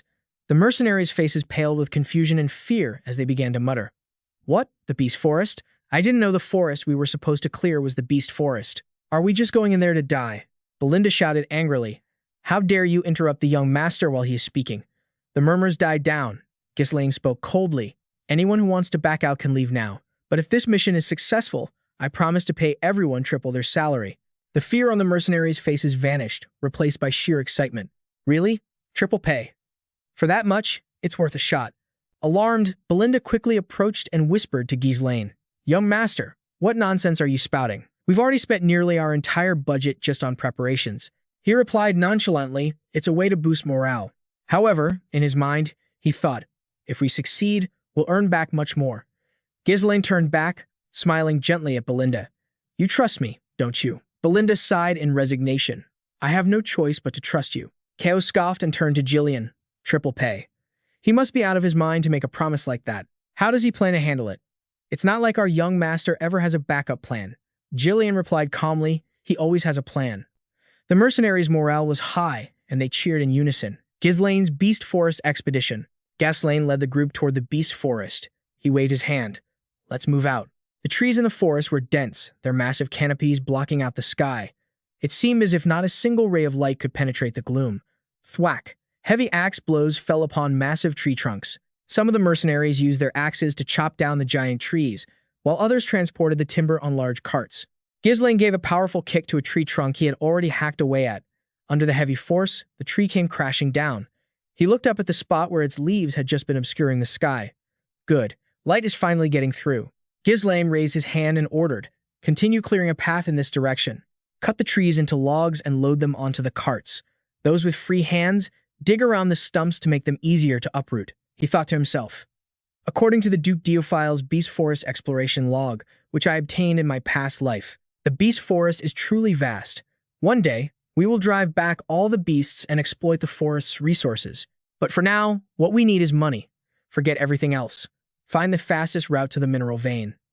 The wealth from this expedition will be the key to stopping the conspiracies surrounding Fogium. Ko glanced at him, not bothering to hide the judgment in his eyes. Oh? Even the employer is doing the work himself? The mercenary next to him also sneered, asking sarcastically, "Is that leading by example, or some kind of noble posturing?" Another soldier shot him a sideways glance. "Noble? Nah, it's all for show. He'll collapse in a minute." Seeing this, Belinda glared and shouted, "Hey, stop your gossiping and get back to work." The two soldiers turned and resumed their tasks. Honestly, these guys. Belinda put her hands on her hips, watching Ghislain chop a tree. "Young master, why are you doing the work yourself when you've paid these men to do it? They're looking down on you because you're doing the same work they are." Ghislain replied indifferently. "It doesn't matter. The more people working, the faster we'll finish. This isn't a place anyone wants to linger in," Belinda pouted. "If you say so." "Young master, you speak as if you've read about this place before." This made Ghislain roll his eyes and remain silent. Ko scoffed as he walked by, carrying an axe and some firewood.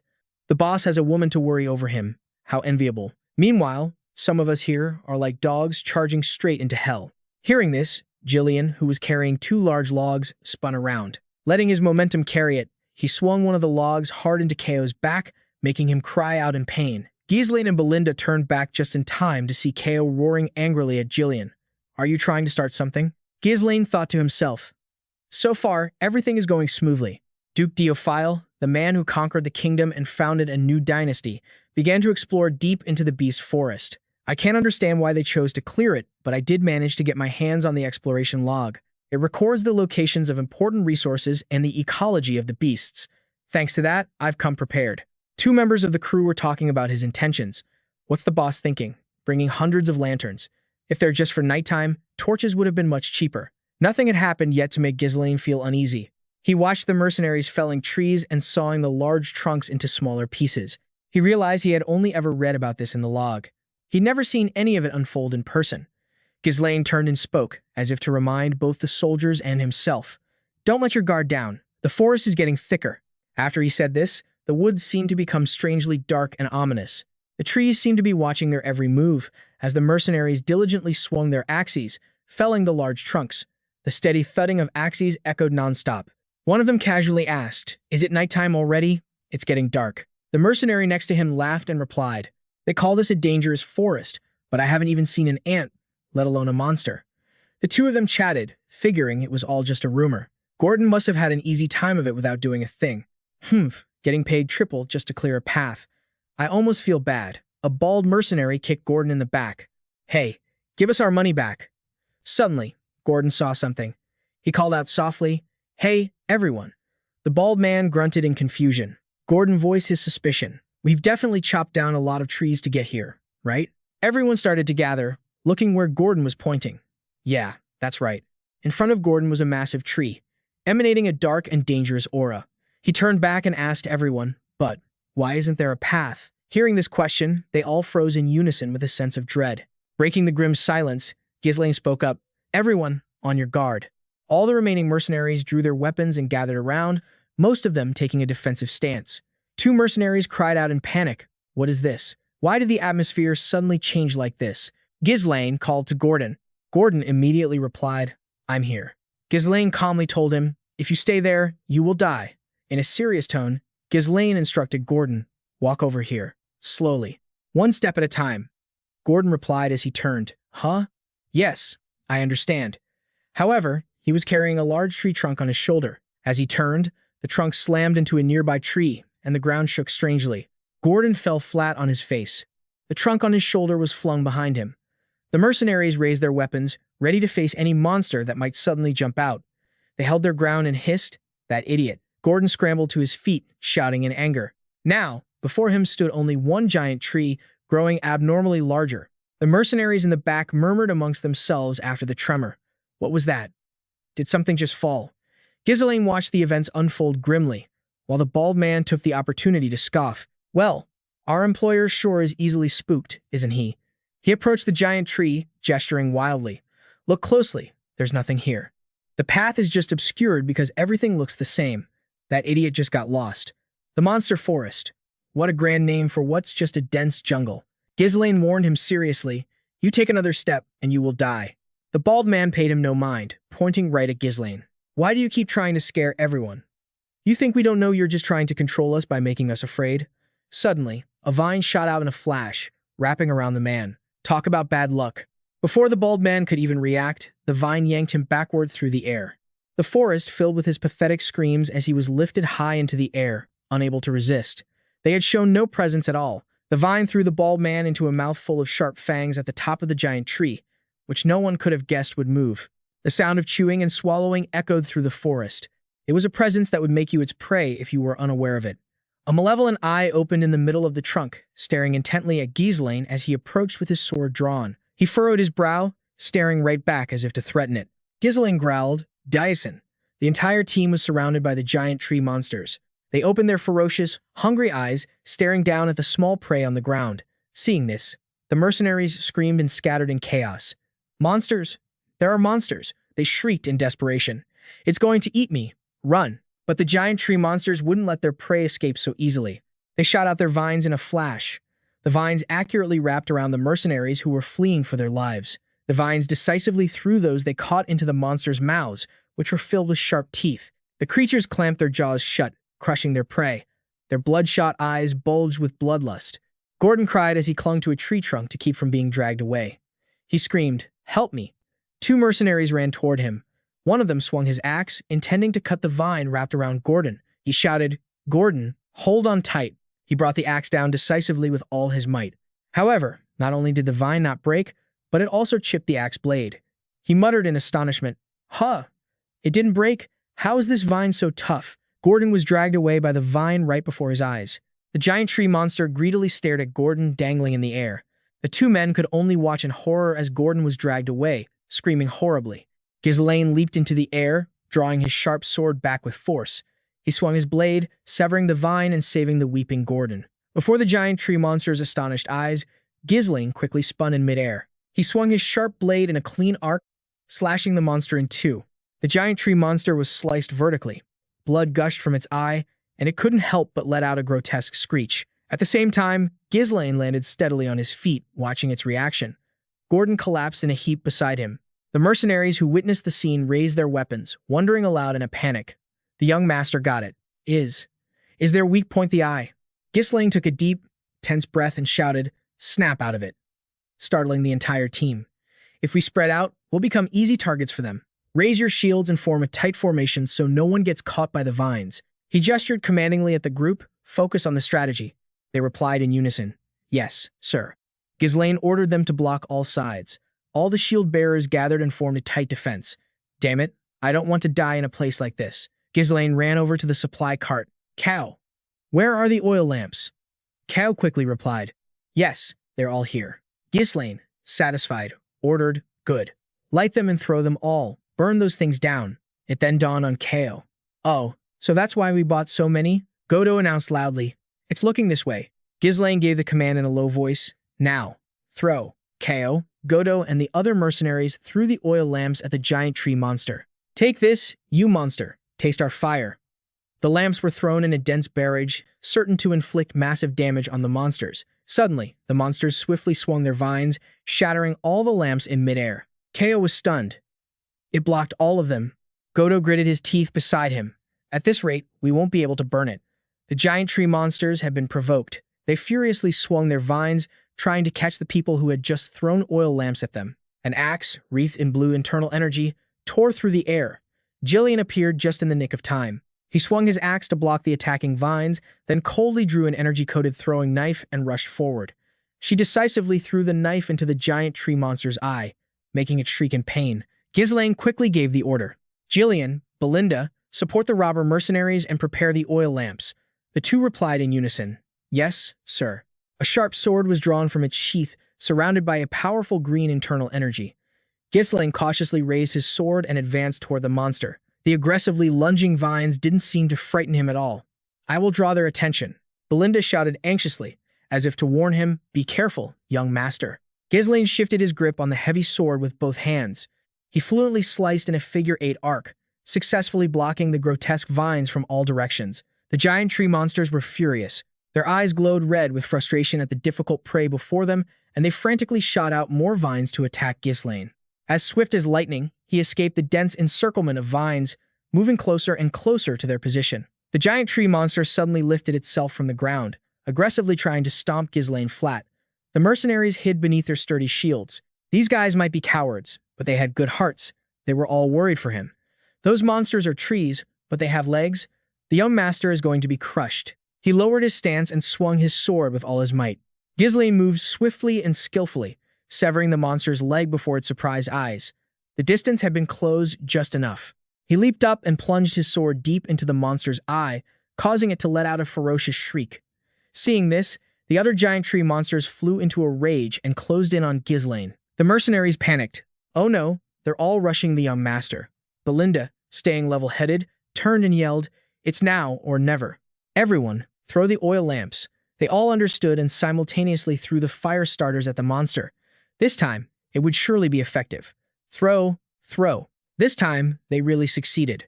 The raging flames burned the monsters, making them shriek wildly. The fire spread from one monster to another, their eyes now filled with nothing but fear. Cow and Godo watched with delight as victory came into view. That's it. Ghislain commanded loudly, don't stop, keep throwing. The monsters shrieked in agony until they were completely scorched, writhing in the sea of flames. The mercenaries exclaimed in awe, amazing, so it is possible to fight against those monsters. At this rate, the fire will spread to the whole forest. These trees aren't as tough as I thought. He sneered, these damn trees are helpless against fire. Ghislain stood before everyone and warned cautiously, don't get careless. It's not over yet. Everyone asked back in alarm. What? He calmly revealed the shocking news. Now, they will reveal their true forms. A billow of steam rolled towards them, threatening to sweep the entire team away. They unconsciously asked questions no one could answer. What is this smoke? Steam? Is the fire out already? Belinda and Ghislain moved toward Ghislain. Young master. Sir. Belinda panicked. What's happening to those things? Ghislain watched the monsters warily. Their bark is afraid of fire, but the inside isn't. He explained slowly. The fire burned away their outer shells, but it hit the water inside, creating all this steam. Through the thick steam, hazy figures emerged. They tore their way out, looking like grotesque, carnivorous flowers with eerily glowing eyes. They stared directly at the group of mercenaries. The monsters roared, opening their wide, crimson maws filled with sharp teeth as they charged toward them. The mercenaries screamed in terror. What are those things? They're not dead. A sword was raised defiantly to the sky, as if its owner was commanding the full attention of the mercenaries behind him. Everyone, listen up, Ghislain commanded, raising his sword high. Take up your weapons. He swung his sword down and stepped forward to lead the charge against the monsters. From now on, it's close combat. Without another word, Ghislain launched himself straight at them, his eyes filled with determination. The entire army was stunned by this sight. The mercenaries were terrified. What? You want us to face those giant things up close? That's easier said than done. They could crush us with a single move. Amidst the whimpers of the still hesitant soldiers, I thought I wasn't going to make it out alive. Cow and the robber mercenaries followed Ghislain's lead, charging into the center of the battle. The robber mercenaries surged forward. Belinda moved forward anxiously, yelling, Young master, please be more careful. This made Gordon fall silent. Ghislain turned to look at the soldiers led by Gordon. What are you still hesitating for? He stated firmly. These are Duke Ghislain's orders. Trust him and follow. Behind Ghislain swung his sword, slashing through the first monster. The soldiers were stunned, but they chose to trust him and charged forward, risking their lives. Screw it. If things go south, the young master will handle it. Let's just follow orders for now. The entire army rushed forward to take down the monsters one by one. Ghislain commanded the troops clearly. Their shells have been burned away, We can cut them down without using internal energy. Don't be afraid. They're nothing more than giant scarecrows now. Belinda and Ghislain gripped their weapons and faced them as Ghislain rallied. Let's crush them in a single blow. Everyone cast aside their fear of these massive monsters. They charged forward, frantically cutting them down. It was clear that victory was leaning heavily in humanity's favor. Ghislain's sharp eyes glinted. Hesitation on the battlefield means death. His duty was to eliminate the hesitation of those who followed him, to instill in them the will to make the impossible possible. Ghislain's sword thrust straight into the monster's throat.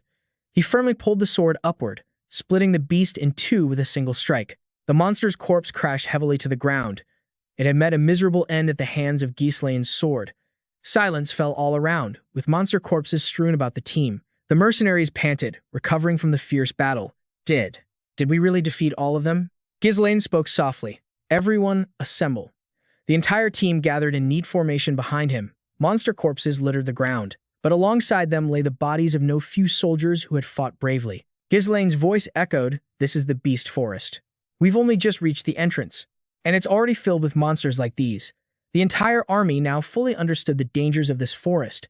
Ghislain gently reassured his troops, "But do not worry." He turned his head slightly to look back. "I will always lead the way." Ghislain looked sincerely at his team. "Trust me and follow." The mercenaries, who had doubted and scorned the young master for the entire journey, were now completely devoted to him. The entire troop roared in unison, shaking the forest as they followed his command. Along the way, the group encountered countless monsters they'd never seen before. They continuously chopped down trees to clear a path, fought off the beasts, rested to tend their wounds, and then set out to fight again. A giant monster with the head of a bull and the body of a kangaroo charged forward, opening its maw to devour the advancing soldiers. Gordon and a few mercenaries raised their shields and fell back, putting distance between themselves and the monster. Damn it, what now? Why do these monsters just keep coming? Kao and Ghislain rushed forward to shield them. Quick as a flash, Kao leaped up and severed the monster's leg. Soldiers from behind yelled, "Its leg! It's falling this way!" Ghislain blocked the monster's mouth with his shield as his sword plunged down from above. Ghislain stabbed it right in the jaw joint, finishing it off. He stepped down. "Is anyone hurt?" The mercenaries quickly replied, "Thanks to you, sir, we're all still alive." They chanted relentlessly, "If you want to live, don't leave the young master's side. Over here." Ghislain praised them. "You've all improved a lot." Kao smirked. "Nothing beats real combat." Ghislain agreed. "That's right." Ghislain shouted his orders. "We still have a long way to go. Continue clearing the path." The mercenaries spread out to chop down trees. "Yes, sir." A mercenary, completely out of breath, panted heavily behind Ghislain. He thought in terror, "Everyone here is insane." An insane forest filled with nothing but madmen. It was a gloomy forest devoid of light, where the dangerous presence of monsters hung faintly in the air. In the dark of night, the group came across a crystal-clear lake. The mercenaries rushed to the water's edge, bending down to scoop up handfuls and drink greedily. "Look how clear this water is. Drink up, drink up." Belinda didn't let her guard down, thinking, "Who knows what could be in there?" Ghislain was pensive. "So far, we're still on the right path," he thought. "This lake is the most critical turning point to reach the lode." Ghislain gave the order, "Set up camp by the lakeside. We'll rest here." The group quickly set up tents and built a campfire to cook, preparing to rest for the night on the sandy shore near the lake. The mercenaries sat around the fire, waiting for their food to cook. They lamented, "My God, what are we even doing here? We've only just reached the entrance of the forest. What else is going to appear if we go deeper? At least nothing happened at night for the past 2 nights. What a relief." Amidst the crackling of the fire, a voice spoke up. "What?" Gordon was skeptical of Manus' suggestion. "Are you suggesting we secretly retreat from here?" Another man asked in disbelief. "What nonsense are you talking about, Manus?" Manus tried to persuade the men. "I mean, there's no need to risk our lives any further. Our lives are more important than money, right?" Gordon calmly popped a piece of fish into his mouth and chewed. "We've already cleared quite a bit of the path, haven't we? The young master said the destination isn't far from the forest entrance, so we must be close." Manus pointed right at him. "You really believe that? That's why you always get fooled." The man's eyes widened. "Where do you think the young master got his nickname, the slyest fox of Persium? He's obviously just recklessly seeking glory by trying to cross this forest," another man refused. "We've already received our advance payment. As mercenaries, we just have to do what we were paid for, right?" Gordon casually licked his fingers. "Besides, this isn't the first time the young master has saved us." Manus didn't give up. "I admit the young master is a good fighter, but so far, it's all just been luck." He waved his hand. "Just one mistake, and we'll all be dead." Whether he was human or not, he gave a sinister smile and tried a psychological attack. Mercenaries are always treated the same. When things get dangerous, we're nothing but meat shields. All nobles are the same. His words made Gordon and the others hesitate. He had a point. But inwardly, Manus sneered with contempt. Yeah, just keep hesitating, he thought. Going back alone through that horde of monsters would be insane. If things go south, I'll use them as bait. One of the mercenaries wasn't swayed by Manus's tricks. You mean to say that if it weren't for the young master, we'd all be dead by now? He pointed in one direction. Look over there. The soldiers are lining up to have their wounds treated. Ghislain is personally applying the medicine himself. Belinda is standing by to assist him whenever needed. Ghislain carefully applied medicine to a mercenary's arm. He advised him, "Be careful not to get water on the wound or it'll get infected."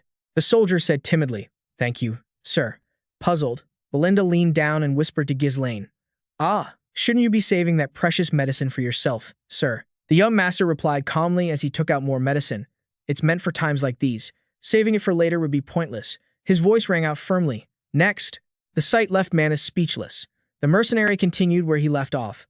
"The young master's medicine and potions are worth more than our lives. Would he treat mercenaries he sees as mere meat shields like this?" The others around him agreed. "Yeah, he's really different from the other young masters we've met. At the very least, he doesn't seem like the type to abandon us." Manus couldn't persuade them. He turned away, gritting his teeth in frustration. "Damn it, that old man is so annoying," he thought. "If I want to escape from here, I need to convince a few people, but that's not going to be easy now." Ghislain walked over to Gordon's group. "Stop talking and get some rest while you can." They replied respectfully. "Yes, sir." He turned to look at Gillian and Cow. "Gillian, Cow, let's talk for a moment." The two answered crisply. "Yes, sir." Cow glanced coldly behind him. "Is everything all right?" Cow asked. "If it were me, I'd have cut his tongue out already." Ghislain wasn't bothered. Just leave him be. He can't do anything right now with all these monsters around. He led them over to where the lanterns were kept. "More importantly, there's something we need to check right away." Belinda was confused. "Why did you suddenly ask us to count the lanterns I hung up?" Ko answered, "There are about 24. Ghislain thought to himself, "Just as I thought. The number has decreased," he began to explain slowly. "Ever since we entered the forest, monsters have been attacking day and night, but for the past 2 nights, there haven't been any attacks after dark." Belinda suddenly realized something. Ko frowned. "That means..." Gillian's face grew serious. "We've entered the territory of nocturnal monsters. A territory with a wide reach." Ghislain agreed aloud. "That's right." He turned to face the deep, dark forest behind them, his voice stern. "From here on out will be the most dangerous part." The faint oil lamps were no match for the pitch-black night in this god-forsaken forest. Gordon and the other mercenaries lay down in the open to rest. Gordon's breathing was steady and even. Suddenly, a bright light flashed in his eyes, forcing him to groggily open them. "Huh?" Gordon was startled to realize it was an oil lamp that had suddenly fallen from the pile of wood he was leaning his head against. He quickly jumped up, moving out of the way of the falling lamp. "What's happening? Why is the lantern flying up on its own?" He felt a rough, slimy skin brush against the side of his face, and it felt like dozens of eyes were staring at him with ravenous hunger. Gordon yelled loudly, waking the others around him. He shrieked, swinging his axe wildly. "It's a monster. Get away." The monster, hidden in the night, nimbly dodged his wild swings. "I said, get lost." The other mercenaries rushed over. "What's wrong, Gordon?" Gordon turned back in fear. "A monster. It was right next to me." The others fell silent. "What are you talking about?" They looked at Gordon like he was insane. "There's nothing here." He turned back and realized everything around him was quiet again. "Ha, it's gone." Losing their patience, they returned to their resting spots. "Are you serious? Were you having a nightmare?" "So noisy. Let him rest." "We've been fighting too many monsters lately." Gordon frantically denied it. "No, it wasn't like that." Godo stepped forward. "It wasn't a dream." He recounted the strange event with a serious face. "I felt something very strange. I woke up and saw the lantern disappear right before my eyes." The others gradually gathered, agreeing. "Yeah, that's right. I heard that sound too. I even heard a creepy laugh." The other soldiers started to get scared. "Why is everyone acting so strange? What in the world is going on?" Ko's sharp eyes stared into the void. "Whatever it is, one thing is certain. Something is here." The oil lamps seemed to be covered by a black veil from the darkness, their light reduced to a faint glimmer. Ghislain stepped forward. You saw it clearly. The soldiers parted, making way for Ghislain, Belinda, and Gillian. Ghislain spoke with a stern voice. "Everyone, assemble." All the soldiers gathered in front of the tent. Inside, Ghislain, Belinda, Gillian, Gordon, and Godo formed a circle to discuss the situation. Gordon was stunned. "You mean a monster is surrounding us?" Cow's gaze darkened. "We can't even see them with our naked eyes." Ghislain calmly replied, "Of course. That's their nature." He furrowed his brow slightly. "They've probably been following us since the lake. One of the monster species that dominates the darkness of this forest. These creatures have long faces with 8 eyes and withered bodies. The shadow hunters, Palo. They have the ability to blend into the darkness. You can't see them, and physical attacks have no effect. Hundreds of them follow their prey and suck all the light from their surroundings. Their hunting method is to lure you into the darkness, their ideal environment." Gordon and Godo repeated in horror. "Hundreds of them." It dawned on Belinda. "So that's why the light from the lanterns is fading." Cal frowned in annoyance. "Are those disgusting things trying to play with us before they kill us?" He shot to his feet, hot-headedly suggesting they charge and destroy them right now. "Isn't it better to strike first than to play this game of cat and mouse with them?" Ghislain remained calm. "No, we will wait until they attack. That will be the best time to counter." Belinda worried. "More than half the lanterns are gone. Can we really just sit here and wait?" Ghislain explained coolly. "If we attack recklessly, it will only stimulate their brutal nature. They will retreat temporarily, change their hunting tactics, and harass us even more persistently. We would lose the chance to wipe them all out in one blow." Everyone asked in shock, "Wipe them all out in one blow?" Ghislain got straight to the point. "Do you mean there's a way to catch hundreds of invisible and invulnerable monsters at the same time?" Ghislain simply replied, "That's right." He carefully asked Belinda, "Belinda, what about the magic scrolls I asked you to prepare?" Belinda answered reliably, "I've already distributed one to each mercenary." Outside, the mercenaries were holding the scrolls, curiously opening them to read. "Everything is ready," Ghislain said calmly. "Good. I will now explain our battle plan." He used his sword to draw on the ground. The others watched the simple drawings intently. Ghislain carefully analyzed the situation. "The Palo group is currently surrounding our camp from 3 directions. They are stealing the lanterns and gradually tightening the circle." He pointed the tip of his sword at a symbol for the monsters. "With our smaller numbers, we can't cover the entire area, especially since they're not human. If we face them head-on, our ranks will be broken from both sides." Ghislain stroked his beard thoughtfully. "Because we set up camp with our backs to the lake. We've avoided being completely surrounded." Ghislain completely agreed. "Exactly." Ghislain smiled faintly. "This is a disadvantageous situation, but not entirely, because we hold the initiative in this fight." Everyone asked in surprise, "The initiative?" Ghislain drew 3 simple figures on the ground. "First, we will divide into 3 teams. A shield team to withstand their attacks. The team quickly got into a defensive stance, ready for battle, a crossbow team to hold them back. The soldiers held their crossbows with intense focus, and an elite attack team, which will include me." Ghislain held his sword, full of fighting spirit, leading the attack team. The shield and crossbow teams will form a tight formation in the center to block the enemy's attacks. Ghislain's hand moved swiftly as he drew the formation. Meanwhile, the attack team will focus all our firepower and quickly break through the left flank. Once we regroup with the central force and surround them, it'll be our victory. The drawing showed the monsters tightly encircled by the 3 teams. Ghislain crossed his arms. "I see." "Understood," Gordon exclaimed. "Whoa, will this plan actually work?" Kale felt the plan was viable. "If the center holds, it's definitely possible." Belinda raised her hand, interrupting, "Wait, everyone." She astutely asked the crucial question. "You said these Palo things, or whatever they're called, can't be attacked because they blend into the darkness. So how are we supposed to deal with them?" The question made all eyes in the room turn to Ghislain. Belinda asked curiously, "Can't we use mana?" Ghislain reassured her. "Don't worry about that, Belinda." He chuckled softly. The magic scrolls. The team's shouts echoed in the dark night. They yelled, "Hold the formation tight." Just like the boss said, never break formation. The defensive team stood strong, ready to face the monster's assault. "They've taken the last lantern. Something's coming." This was recorded in the pioneering diary of Duke Dpin. Ghislain walked forward. They discovered that the Palo are extremely afraid of light. He gripped the magic scroll with both hands. When a strong light is shown on them, their true forms will be revealed. He decisively tore the paper in 2. The time has come. Starting with Ghislain, Belinda, Ghislain, Kao, and Godo simultaneously tore their magic scrolls. Beams of light from the scrolls shot straight into the sky. Seeing the dazzling light in the sky startled the horde of Palo. The first magic circle scroll. The monsters seemed to be completely swallowed by the light. They let out strange screeches. The shield team was astonished. The darkness had been driven away. Would their true forms be revealed? Things that looked like eels were surrounding us. Seeing the monsters approaching, the shield team raised their guard. They're attacking. "Prepare to engage," Ghislain ordered. "Crossbow team, hold them back. The crossbow team drew their bows in unison, aiming straight at the palo.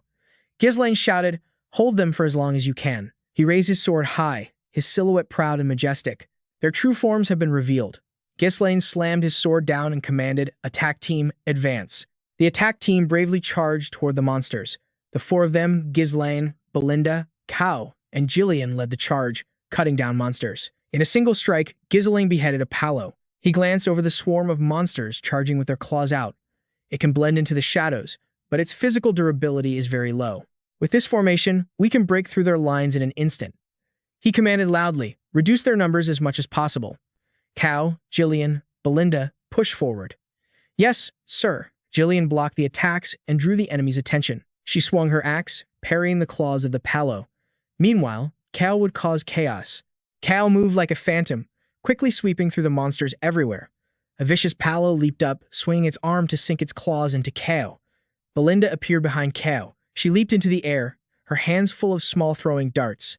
If Belinda provides support, we can create an opening. Belinda threw her darts with precision, hitting the eyes of the monsters that were trying to ambush Cow.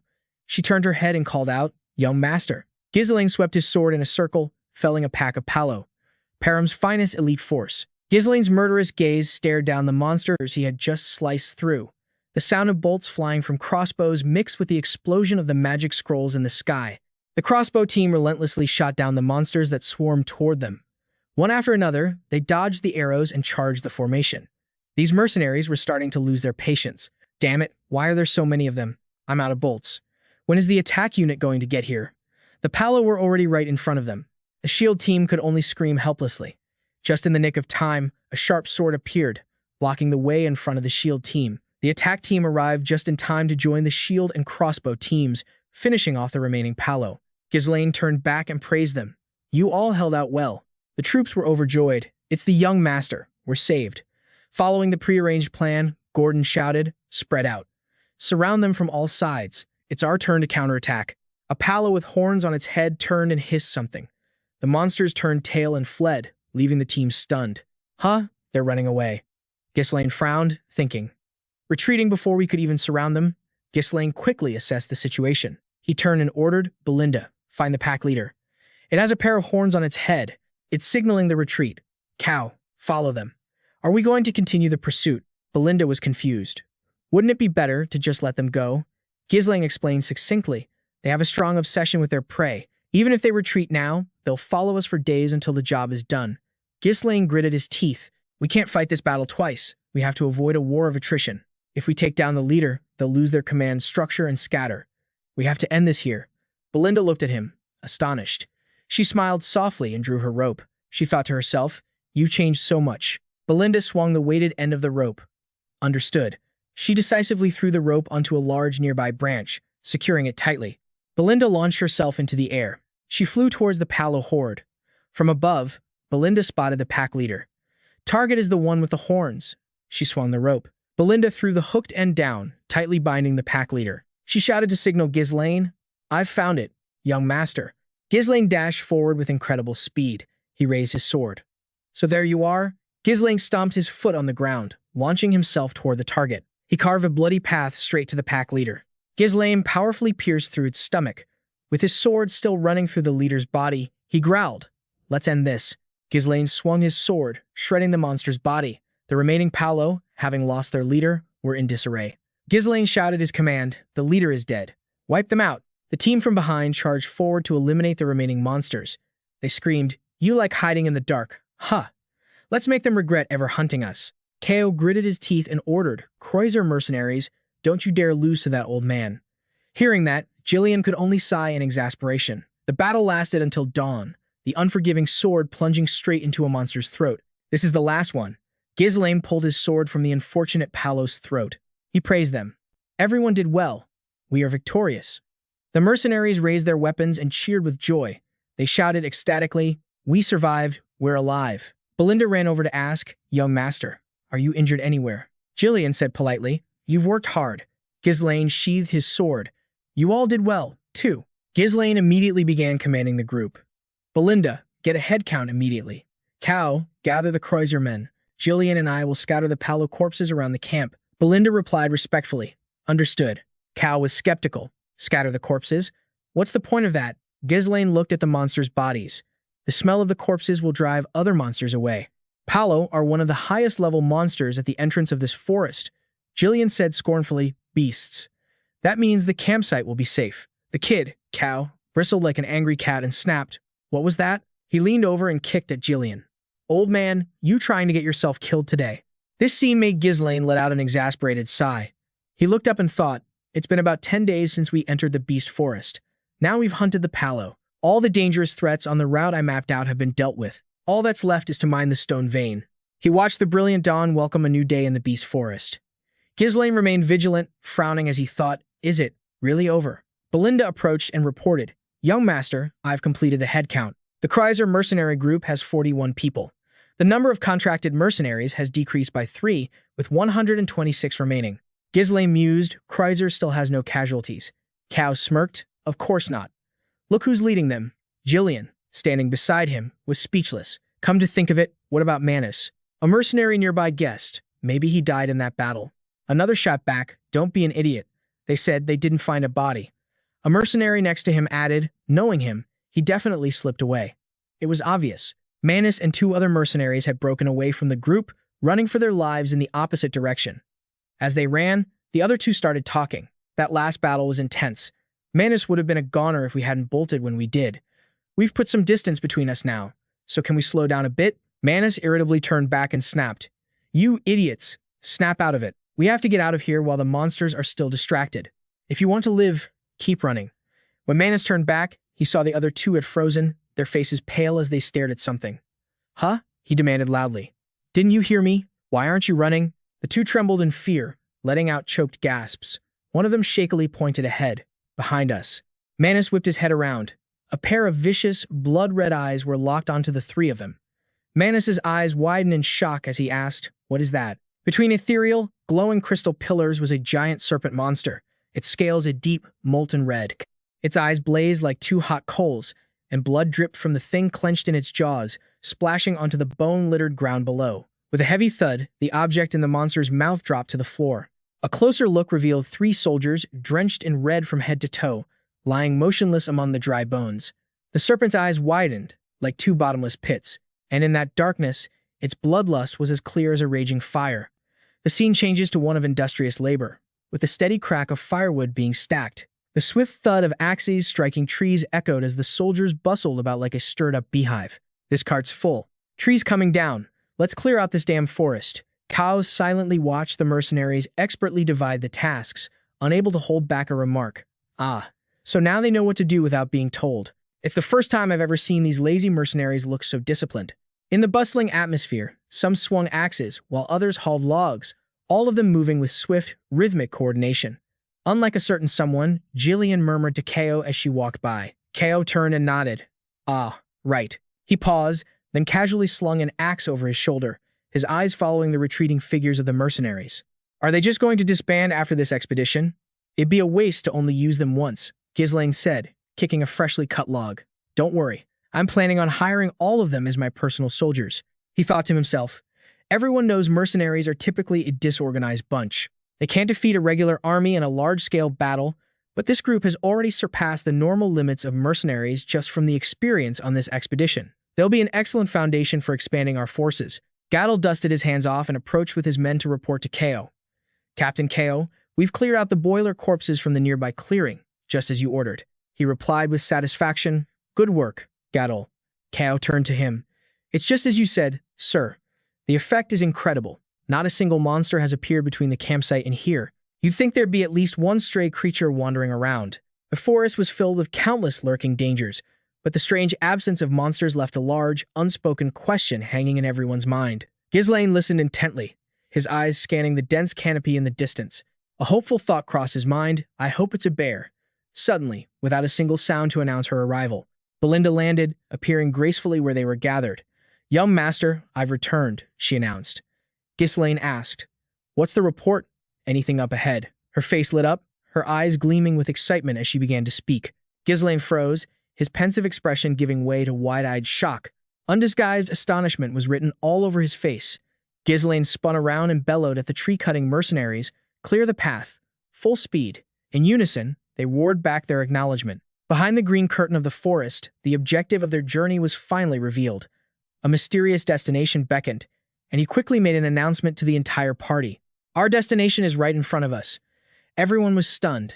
They kept murmuring, "No way.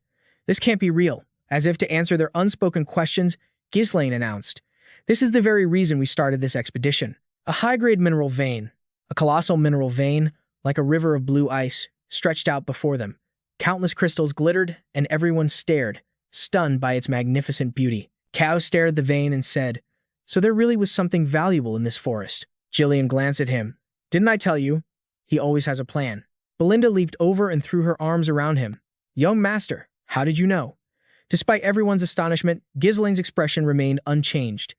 "Is all of that, or something I might never have touched in my entire life, is just laid out here. If we mine all this and haul it back, we'll be rich." But amidst the quiet awe of the mineral vein, a sudden voice cut through, shattering their joy.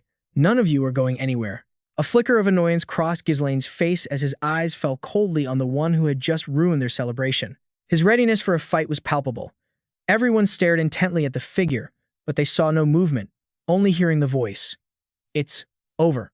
After speaking, the man collapsed. Suddenly, someone cried out, recognizing him. Two of his former comrades stepped forward in disbelief. "That idiot. You son of a bitch, what are you doing here?" As the two were about to rush forward, a sword blocked their path. Ghislain stood before them, ready for battle, and quickly gave an order to his two subordinates.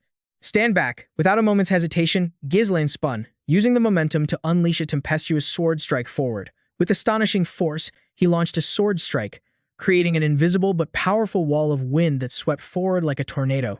After the shockwave, the scene that appeared before them was even more gruesome. Skeletons were strewn everywhere, their white bones still stained with dark, dried blood. The mercenaries behind them broke into a panic. "There are bodies everywhere. What the hell happened here? Are those not just monster corpses, but human remains too?" Belinda called out anxiously, "Young master." A sense of unease also washed over Ghislain, who was standing beside him. He assessed the situation, saying, "It looks like getting this ore won't be so easy. Judging by the scale of this, it's most likely the nest of a high-level monster. Some of the corpses haven't fully decomposed, proving they weren't just left here. The toxic fumes from the corpses mixed with the fog and spread out, which is why we didn't realize it at first." After analyzing the situation, Ghislain cursed to himself. Damn it, there were no records of any special dangers in this mineral vein area. He spun around and ordered everyone to get ready. Everyone, prepare for battle. Before the order could even fully leave his lips, Ghislain realized with horror that a giant monster was hiding behind the glistening ore. Its scales glowed like blood as it glared right at them. Quick as a flash, the colossal monster opened its gaping maw filled with sharp teeth, a bottomless abyss stained with fresh blood. He quickly drew his sword, yelling, "Spread out." The others looked back in confusion, their faces turning to horror. Ghislain's cold blade faced the serpent's enormous, death-filled mouth. Without a moment's hesitation, he swung his sword, the steel blade whistling through the air as it came crashing down on the giant snake's head with terrifying force. Faster than the monster could react, Ghislain leaped onto its head. Seizing the rare opening, his eyes turned cold. He channeled all his strength into his arm and thrust his sword down, trying to pierce through its steel-hard scales and pin it to the monster's head. But contrary to what he'd hoped, the supposedly fatal blow only left a tiny scratch on the colossal monster's steel-thick scales. Ghislain and Cow watched from below, frowning. Even with his inner energy, it only made a scratch. How are its scales so tough? In a flash, Ghislain launched himself into the air. The giant serpent opened its mouth toward him once more. Before he could even get his bearings, a stream of viscous green liquid spewed from the serpent's mouth. Ghislain hurriedly raised his sword, hoping he could block the poisonous substance. He evaded the strange fluid, and a thought flashed in his mind. Poison! Without any warning, the grotesque stream of green liquid shot straight at Ghislain. The horribly corrosive poison instantly dissolved the part of his cloak it splattered on. And before he could recover, the serpent's massive tail lashed out like a steel whip. Despite the imminent danger, Ghislain didn't waver. He gripped his sword tightly, raising his blade, just in time to block the terrifying strike of the serpent's tail. The force from the massive tail was immense, pressing down on his blade and making Ghislain feel as if his wrist would shatter. In a brutal follow-up attack, the serpent slammed its tail down, smashing into Ghislain and burying him in the earth. Seeing Ghislain struck down by the serpent, Belinda screamed, "Young master!" The colossal monster began to writhe, its coiling body sending shockwaves across the area, making it difficult for the soldiers to keep their balance. They cried out in terror. Ah, watch out. Don't get caught in its coils. The snake's too big. It's going to crush us. Without a moment's hesitation, Ghislain, Belinda, and Cal leaped in to help the desperate soldiers trapped within the giant serpent's deadly coils. Amid the chaos, people screamed, "Move back. Somebody help me. We're all going to be crushed." On key. I don't want to die here. Block it. Stop it. Hold the formation. Where is the young master? Buried beneath the earth, Ghislain thought grimly. Seeing it with my own eyes. All my doubts have vanished. That thing. It's the true master of this mineral vein, the blood serpent. One of the monsters designated as unhuntable in the Beast Forest expedition plan. It lives deep within the forest, so I never imagined I'd run into it like this. The chances of victory are slim. Retreating and waiting for another chance would be the correct choice. But I don't have time to waste. Ghislain tightly clenched the crystal in his palm. If I give up now, everything I've done up to this point will become meaningless. Amidst the death-filled air, Ghislain raised his sword as a strange pink light began to radiate from his chest. Ghislain's gaze was as hard as steel. Don't get in my way. I am the one who will bear these great responsibilities. Activate. Third core. The bizarre pink light enveloped Ghislain's sword like a challenge as he stood to face the ferocious serpent charging at him with terrifying speed. The giant serpent lunged forward at incredible speed, but he dodged to the side, escaping its deadly fangs by a hair's breadth. Ghislain used his newfound speed to deliver a sharp slash to the side of the monster's mouth.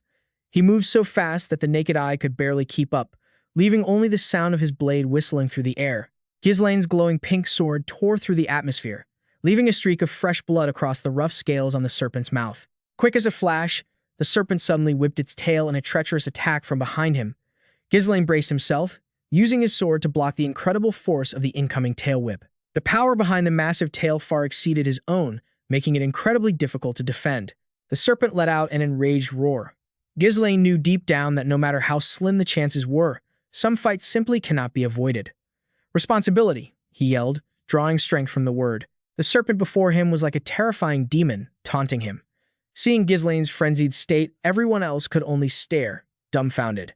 He leaped into the air, swinging his blade toward the serpent's maw, and a spray of fresh blood erupted from its mouth.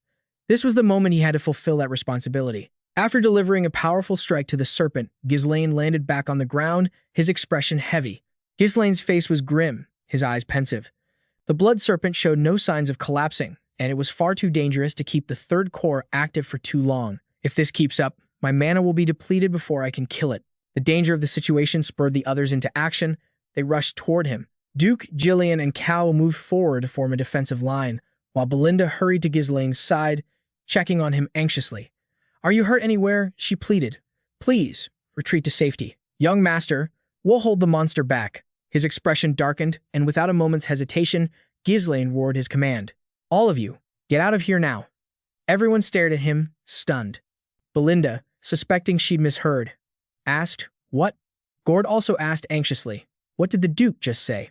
Ghislain's expression grew serious, and she turned to him for clarification. What do you mean by that, Your Grace? Ghislain stared at the giant serpent and said, Even I can't guarantee that I can protect all of you from this colossal monster. He spoke gravely, his voice firm but laced with deep concern, his brow furrowed in worry. I can't let you all die here. Belinda, worried for her young master, asked, But what about you, my lord? Young Master Ghislain gripped his sword tightly and said, I have to take it down right here. She couldn't understand. It was a miracle they had even made it this far. Why are you being so reckless? Facing the lurking great serpent, Ghislain stood firm, his sharp eyes never leaving the enemy. His body was enveloped in a layer of pink light. The great serpent opened its mouth and immediately spat a stream of slimy green poison toward the group. He yelled at them, Just go. Ghislain quickly dashed forward, but to his surprise, they didn't retreat from the danger. Instead, they charged forward with their swords drawn.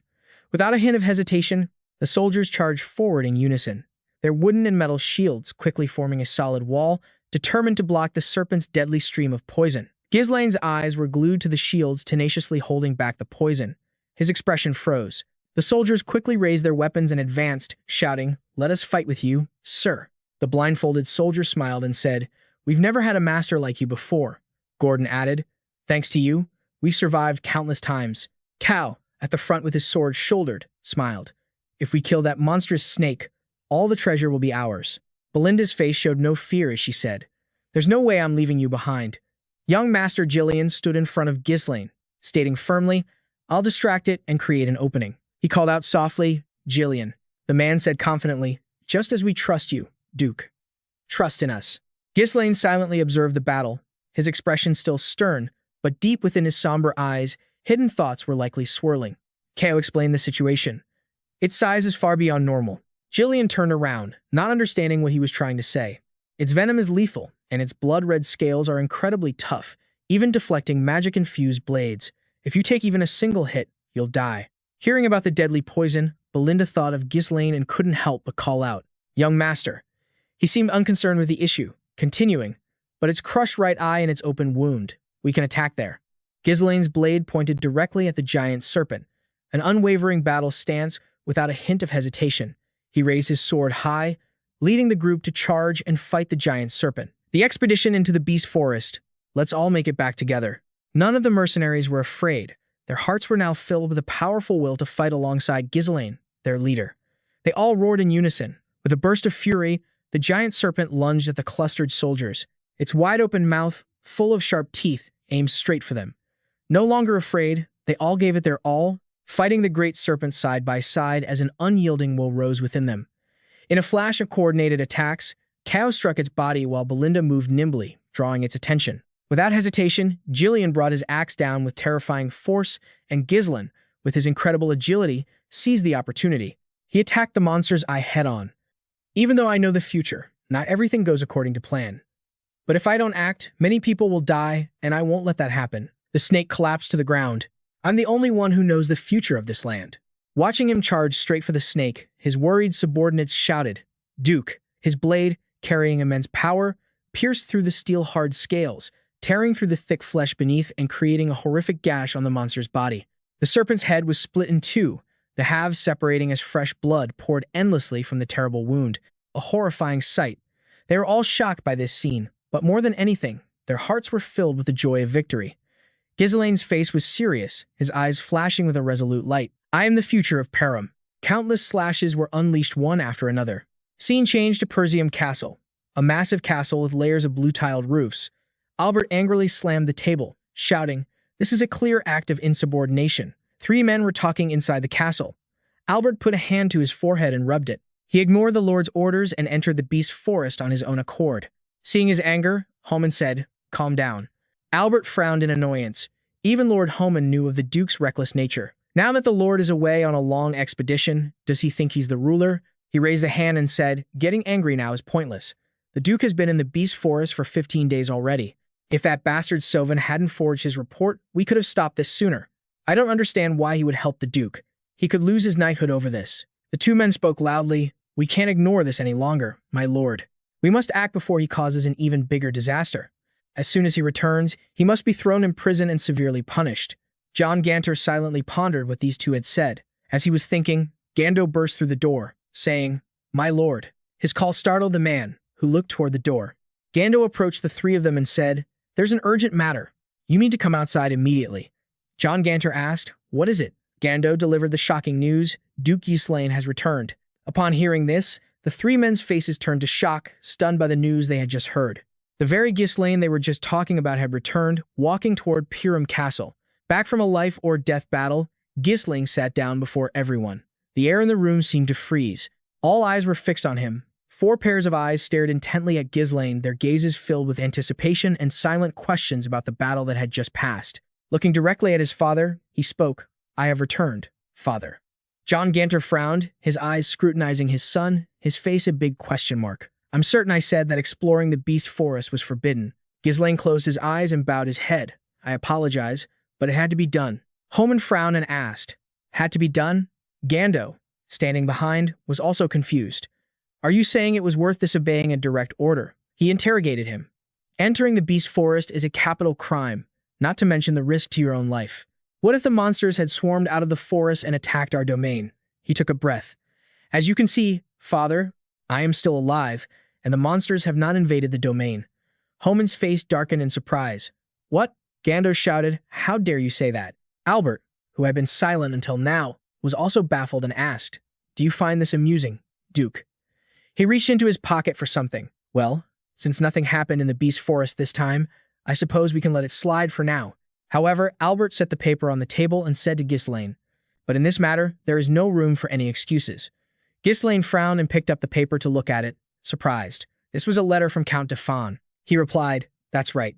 From the moment I heard you went to see Fawn without any notice, I had a bad feeling. But to force Lady Amelia, who has consistently sent aid money to Pum, to hand over 20,000 gold. Thanks to you, Count Fawn is absolutely furious. He has cut off all support to the domain and canceled the engagement. This is an issue that could destabilize the entire domain." He flipped the paper over, examining it while thinking to himself, a report written directly by Count Fawn, a man who already disliked Amelia. It seems this isn't a forgery. Manipulating the emotions of a money grubber like the Count wasn't difficult. But that also means Amelia was willing to join hands with an enemy just to take me down. Ghislain placed the paper back on the table, calculating his next move. I suspected that sending assassins wouldn't be her final move. In this situation, the leverage I held over Amelia has become useless. Any secret deals or relationships with merchants will now be seen as an attempt to cover this up. If I had been just a little slower, I would have been trapped in this domain for good. Time is really not on my side. Albert looked towards Ghislain and said in a cold voice, "Duke, do you have anything to say?" Homejan spoke up irritably. "First, you must immediately return the 20,000 gold." Gando, beside him, put a hand to his forehead and sighed. That amount of money is enough to cover the nightly order's expenses for quite some time. Faced with the questioning from everyone in the room, he replied in a casual tone, "I've already spent it all." Hearing Ghislain's words, all four of them were stunned. He explained, "I used all of it to develop the beast forest." A heavy, contemplative silence fell over the room. Everyone seemed to be lost in their own thoughts. Albert's face was grim as he struggled to speak. "You burned all that money on a forest full of monsters?" Ghislain bowed his head in a show of acceptance. "I apologize. I have no excuse for what happened with Fawn." Suddenly, like a bolt of lightning, Gando's hand shot out and grabbed him by the collar. He roared in his face, "You insolent brat, an heir, selling off the future of the domain with your own two hands." Homejun, now furious and forgetting all decorum, pointed at Ghislain and said, "Ghislain, you are no longer a duke, but a criminal. Seize him immediately and throw him in the dungeon." He paid no attention to their words. He spoke softly, "I will provide for it. From now on, I will personally supply the financial support, including the 20,000 gold." John Ganter now spoke up, his voice deep and carrying a certain authority. "What do you mean by that?" Ghislain glanced towards the door and called for Belinda. At his call, she entered carrying a box. Belinda placed the box on the table. He stood up from his chair and said, "If it were simply a matter of going in and out of the forest, I wouldn't have started developing it in the first place." In the silent moment, the box was opened. A brilliant blue light shone out, illuminating the expectant faces of everyone present. Ghislain's eyes were serious as he reached for the box. "This is high-grade ore." A shout rang out. "Ore!" The men who had been suspicious just moments ago now had their eyes glued to the ore in the box. Homejun cautiously reached out and picked up a piece. "Where did you get this precious thing?" Gando, behind him, was sweating as he said, "Didn't we trade it for 20,000 gold?" He replied, "I mined it from the beast forest." Belinda, standing beside him, heard her young master speak and nodded at the men as if to confirm his words. Albert held the ore, examining it. If this really is ore, it would be incredibly valuable. But even so, this amount isn't enough to sustain the entire domain. Ghislain smiled and replied, "You're right, it's not enough. But this isn't everything." Outside, the hired mercenaries had gathered around the corpse of the giant serpent. They were urgently working to transport the precious, shimmering ores. The people in the castle watched the soldiers move quickly. "This cart is full. Be careful, don't scratch the ore. Stack all the Josine bark over here." Homejun was astonished. "You gathered all of this in just 15 days? Gando was sweating, unable to believe what he was seeing. "Lord Homejun, am I seeing things?" John Ganter asked Belinda about the ore. "Belinda, are you saying all of this was obtained from the expedition?" She replied, "Yes, sir. The young master personally led the expedition and harvested all of this, Josine bark, various parts from the blood serpent, and much more. The ore here is just a small fraction of what was mined from the vein." Ghislain placed a hand on his chest and said reassuringly, "This entire development plan is for the benefit of the domain. Naturally, it will be used for the domain." A flustered Albert opened his small ledger and said, "My lord, based on initial estimates, with this amount, we may no longer have to struggle for support funds." Both Homejun and Gando were stunned. Their eyes were wide open, unable to believe the words that had just come out of his mouth. The two of them simultaneously placed their hands on Ghislain, which startled him a little. They began to flatter him, massaging his shoulders. "It's incredible. Duke, you must be exhausted after the expedition. If you need anything at all, please let us know. Not letting the two of them enjoy their relation for long, he said. There are a few conditions for receiving my support. Their faces filled with alarm as they blurted out. Conditions? Ghislain held up a hand and stated his terms. First, release Sylvan and Jaddo. They were only following my orders. Second, we will continue to restrict access to the Beast Forest. If unnecessary rumors spread, the domain could suffer the consequences. Hearing his two conditions, they pondered. One of them rubbed his chin and said, those requests aren't entirely unreasonable, but... Homajan hesitated. Ghislain continued, finally, I will personally recruit and manage the Mercenary Corps as well as the security forces. It would be a waste of time to have interference every time we deploy troops within the domain. Homajun immediately questioned his intentions. Are you saying you're going to have your own private army? Gando shouted, that's unacceptable. Who knows what you would do with it? Albert covered his mouth and closed his small ledger. Duke, I believe you are mistaken. Let me be clear.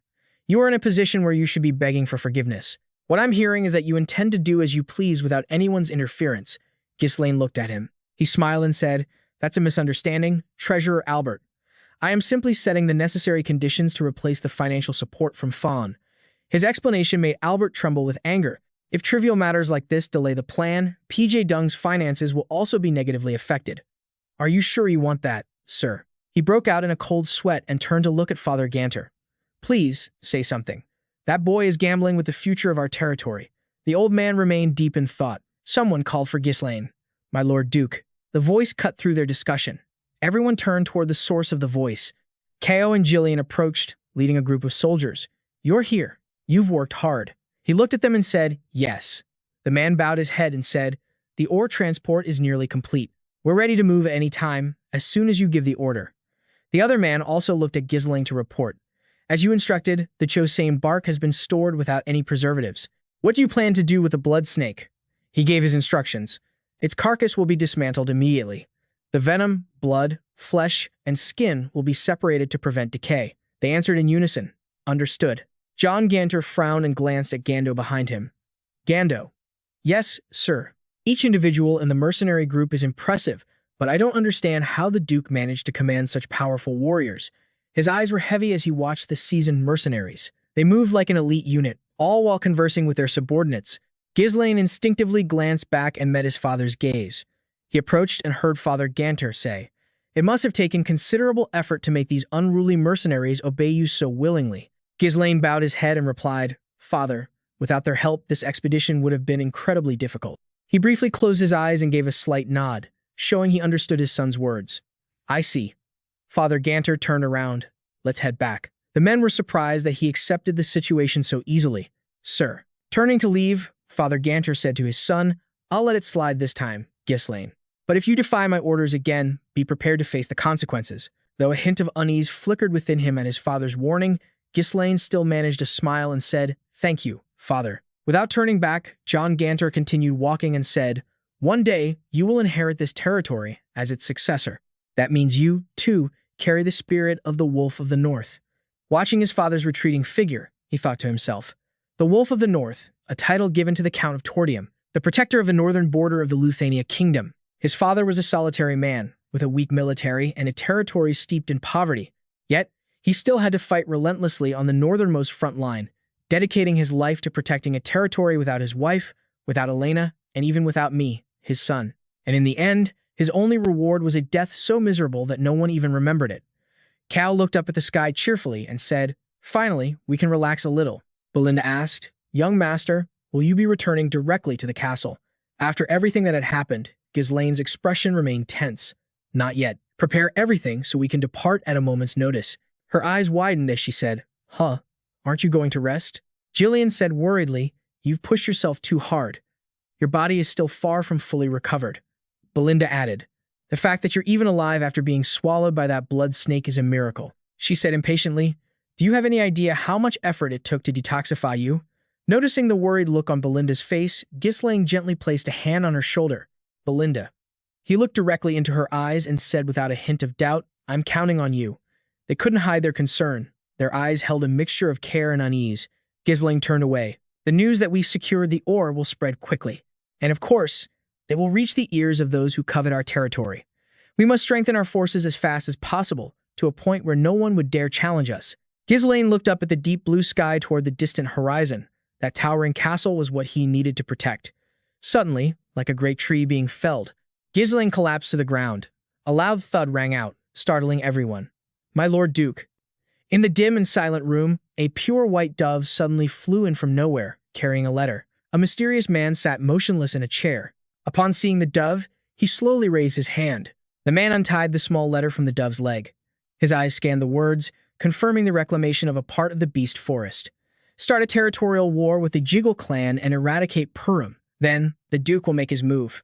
The small candlelight was reflected in his eyes, but in his mind, another flame was burning, the destruction of Perum. The men below at the round table argued, Are you saying we should turn Perum into no man's land?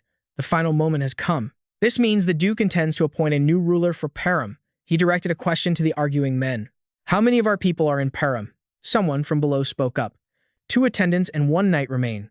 Send the 2 attendants to the Jiggle territory. The discovery of Jiggle's missing heir, dead in Perum, will be enough of a pretext for war. His gaze was as sharp as a blade, revealing the cruelty and malice hidden deep within. Furthermore, Victor will have full command of this operation. Hearing that name, the men below stirred again. Victor, I can't believe we're bringing out Deadman's strongest trump card this early. If Francis had just done his job properly, Perum would have collapsed on its own. One man offered his opinion. Sir, Victor will undoubtedly handle this. But aren't we revealing our trump card too early? We have been cautious all this time, but this move seems too rushed. Why is the Duke, who always acts in secret, getting directly involved with Tordium? His hand gripped the arm of the chair. Because of the beast forest. They asked in surprise, the beast forest. He pushed himself up with his hands. All decisions follow the will of Duke Bale. Ask no more questions. His face came into view.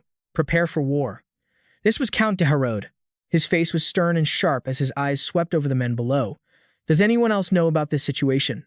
Suddenly, a scream shattered the silence, echoing from within the castle. The horrifying sound startled everyone. Amelia trembled, burying her face in Bernard's chest as she screamed. Seeing her sobbing, he called out, My lady. Amelia's hands shook with rage as she clutched at Bernard's clothes.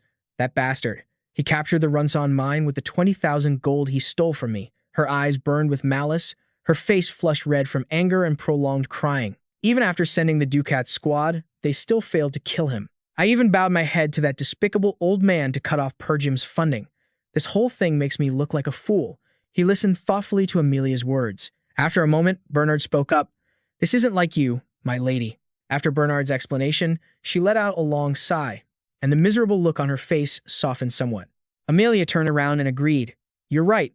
I let my emotions get the better of me. She clenched her fists, her eyes cold and emotionless, as if the person who had just been crying was someone else entirely. What's past is past. His head lowered slightly as he said in a serious tone, Just give the order, my lady. Amelia placed her hand on the map, saying, Now that Pergium has found an ore mine, they'll soon escape their financial crisis. Bernard stepped forward and replied, They'll probably hold a celebration there. She turned to him. It seems so, but the important thing is that they haven't sold the ore yet. Bernard was confused. Haven't sold it? According to the latest intelligence, they only secured it 2 days ago. That's not enough time to establish a supply chain. We'll exploit that weakness. They'll obviously try to sell it somewhere. Hearing this, he wondered, So you intend to strike before they can sell the ore? But where? Amelia closed her eyes and thought.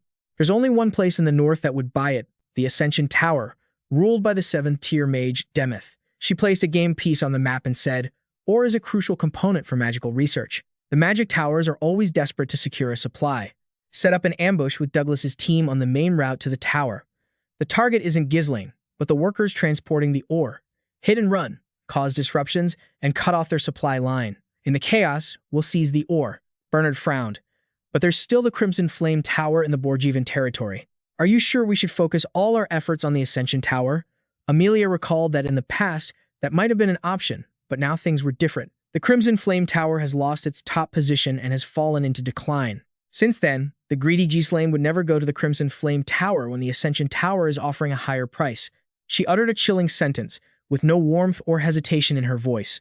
This time, I'll take everything from you, Ghislain. While darkness shrouded this place over at Castle Pergium, the brilliant sun shone upon a clear blue sky. Covered in wounds, Ghislain lay quietly in bed, carefully bandaged. He was still in a coma. In that coma, The roaring sound of the monster and the clash of sword against serpent scales echoed in Ghislain's mind. In his delirium, Ghislain saw himself landing a single, severe blow on the giant serpent, causing it to writhe violently. A predator was beginning to digest its prey. Before it passes through the epiglottis and into the esophagus, venom secreted inside will dissolve the prey for easier digestion. The mana released from the third core will incinerate the venom on contact, preventing it from entering the body. However, the poisonous gas created in the process will create a lethal environment when inhaled.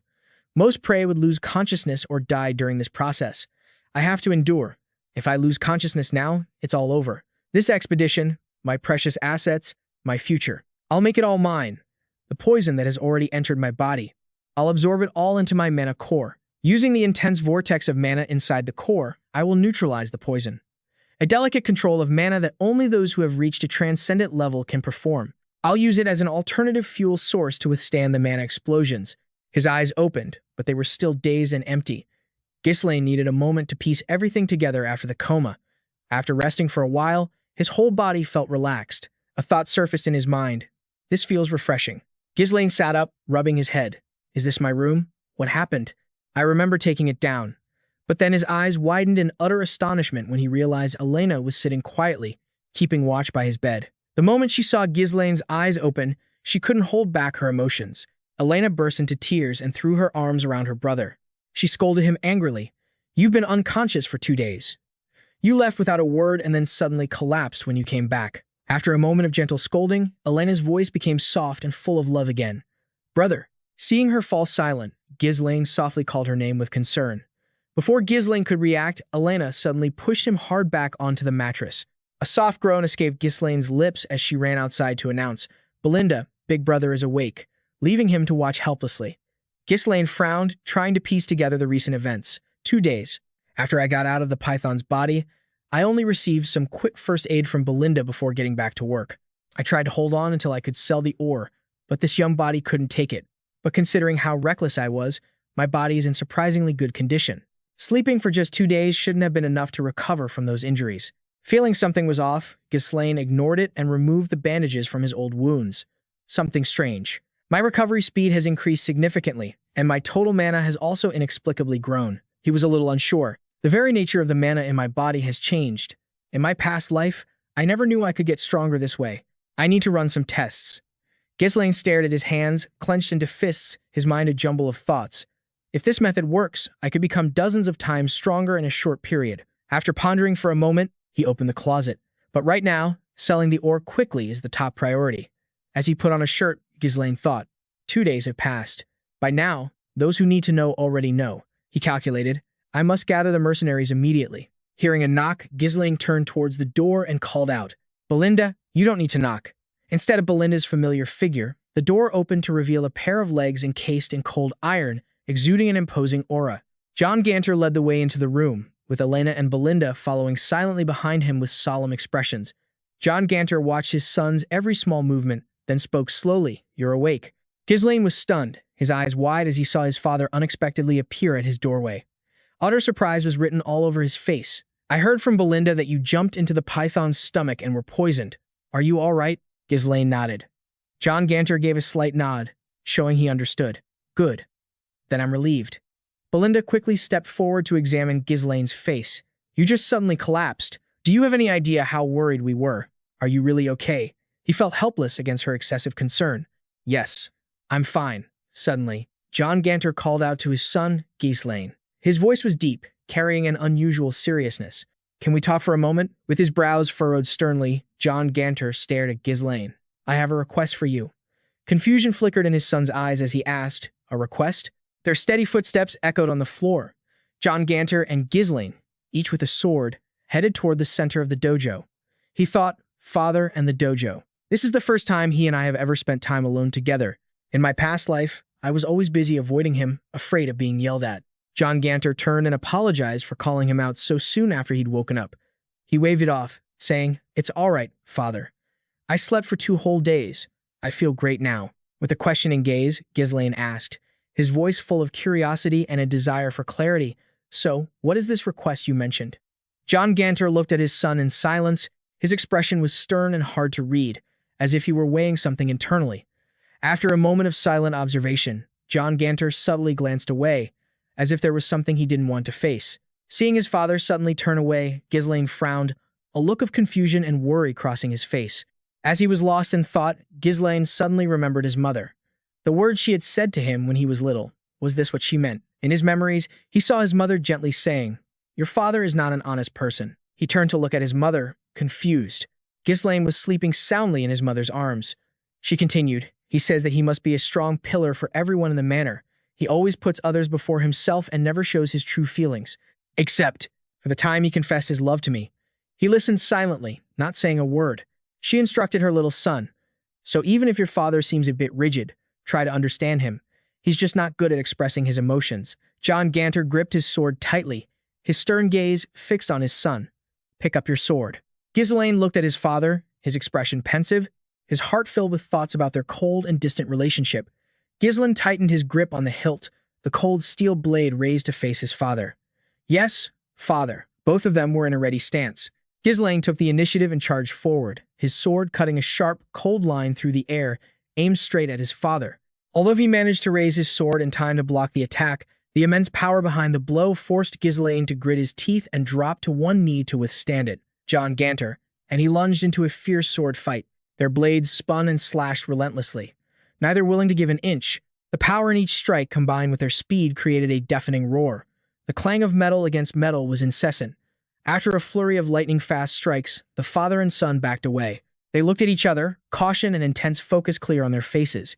Ghislain observed seriously, thinking, "So heavy. This is my father's sword." John Ganter raised his sword high, his eyes locked on his son. A blade strong enough to subdue the brutal barbarians of the north, yet gentle enough to protect everything he holds dear. Not giving his opponent a moment's rest, they clashed once more. The sound of colliding swords echoed continuously. This time, Ghislain was no longer on the passive defensive. He charged forward, his sword swinging with incredible speed and power. A flicker of surprise crossed John Ganter's face, but with incredible reflexes, he immediately brought his sword behind his back, blocking the dangerous attack. John Ganter and Ghislain's faces were as cold as ice, their eyes locked on each other, showing no expression other than sheer seriousness. In a moment of extreme tension, the tips of both their swords were at each other's throats. The slightest slip could be fatal. The fight came to a halt. He flinched slightly, his expression growing grave as he looked at the cold steel pointed directly at him. John Ganter sheathed his sword, turned, and spoke to his son. He rarely praised his son. "You've improved a lot." With a hint of bewilderment, Ghislain replied to his father, his voice soft and full of respect at the unexpected praise. "Thank you, father." John Ganter suddenly spoke, his words unexpected and somewhat confusing, causing Ghislain to frown. However, he stroked his chin and said, "When you're sparring, try to ease up on the pressure a little. You have enough strength and reflexes to take down the giant monsters in the forest. But I think your opponents can read your intentions too easily." Ghislain also raised a hand to his chin, thinking, "Is that so? When I fight, I can usually sense how my opponent will move." Ghislain had a realization. "Now that I think about it, is this the first time someone has properly taught me? My swordsmanship was built entirely on real combat and experience. You could say it's all instinct. Since I've never had any formal training, I probably missed a lot of things without realizing it. Father is pointing out and teaching me those very things. I always thought I could only rely on myself and had to struggle alone. Receiving guidance isn't so bad." After listening and accepting his father's advice, a faint smile appeared on his lips. Ghislain nodded and said respectfully, "Thank you for teaching me, father." John Ganter looked at him, still stern, but his eyes held a contemplative look. He said softly, "Actually, I was planning on scolding you." Ghislain asked in surprise, "What?" He closed his eyes and said, "No matter how many great deeds you've accomplished, a violation is still a violation. If everyone ignored the rules just because they contributed something, everything would fall into chaos." Ghislain listened silently to his father's words. His expression was solemn as he tried to ponder and understand the deeper meaning behind each sentence. John Ganter turned around and said, "However, you've changed. You're not like those troublemakers who are only seeking recognition. I can sense that you are looking at the bigger picture." John Ganter continued walking as he advised, "Keep going like this. Think of Perum and the people around you, and fulfill your responsibilities as an heir." Ghislain was completely lost in thought. Those two words echoed in his mind, responsibilities. Ghislain's eyes glanced somewhere, and he suddenly remembered something. "Ah, that's right." Ghislain said to him, "Now that I think about it, you said you had a request for me, but you still haven't told me what it is." Hearing his son's unexpected question, John Ganter froze, his footsteps stopping abruptly as if he'd hit an invisible wall. John Ganter thought silently for a moment, then a flash of indecision crossed his face. He hesitated and cleared his throat softly. Gunter grimaced slightly, his gaze struggling to pull away before looking behind him. Gunter's voice was heavy, as if he had to force out every word. "Do you have any money?" After recovering from his injuries, Ghislain arrived where everyone was gathered. At the camp in the Beast Forest, in a solemn silence, everyone present stood at attention, their eyes fixed on their leader in a respectful welcome. With a gentle smile, Ghislain stood tall, exuding an aura of calm and self-control. Ghislain slowly looked at each person, his gaze sincere and open. Then he asked, "Is everyone all right?" Like a clap of thunder, everyone shouted in unison, "Yes, master." Ko stepped forward, observing Ghislain, and said, "You look even healthier now." Ghislain also approached him and asked, "Has your body fully recovered?" Ghislain replied, "My apologies for making everyone wait." Ghislain looked toward the man to ask about Jessel. "Jin Lion, how is Jessel?" When he mentioned his daughter's condition, Jin's brow furrowed slightly, his expression thoughtful, as if he were burdened by a deep worry. Jin Lion bowed before Ghislain and said, "I never thought I would see her walk again. It is all thanks to you, my lord." He smiled faintly upon hearing the news from him. Ghislain replied, "I understand. Belinda, Gillian, Cow, there is something I need to tell you all." Ghislain delivered some important news. The domain was in danger. His announcement struck them like a bolt of lightning. The three people standing before Ghislain were stunned, all three of them unable to hide the surprise on their faces. The four of them sat around a table to discuss, a map of the domain spread out on it. He mentally prepared himself before telling them everything about the attack on Elena, how they planned to kill her as a pretext for war, and the discovery of Prince Giga Eld's body, and the existence of forces targeting Persium. Ghislain's voice lowered. "Someone is watching us. They've likely been operating inside the domain for a very long time. We don't have enough time or resources to prepare for an attack." Belinda said warily, "Now I understand why you were in such a hurry. Young master, I thought we could finally breathe a little after securing the ore." Ko crossed his arms and nodded. "So, after the Beast Forest, war is next? This domain is never peaceful." Gillian looked at him and said, "If what you say is true, then Pum is the perfect target."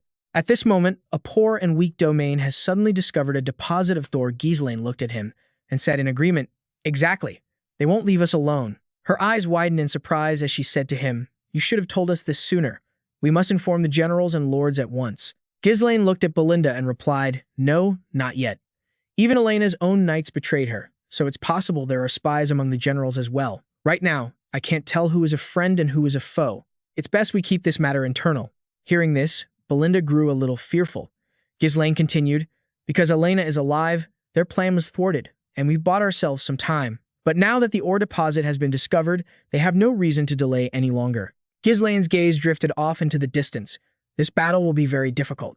After Ghislain's words, a silence fell over the atmosphere, so tense that you could hear a heartbeat.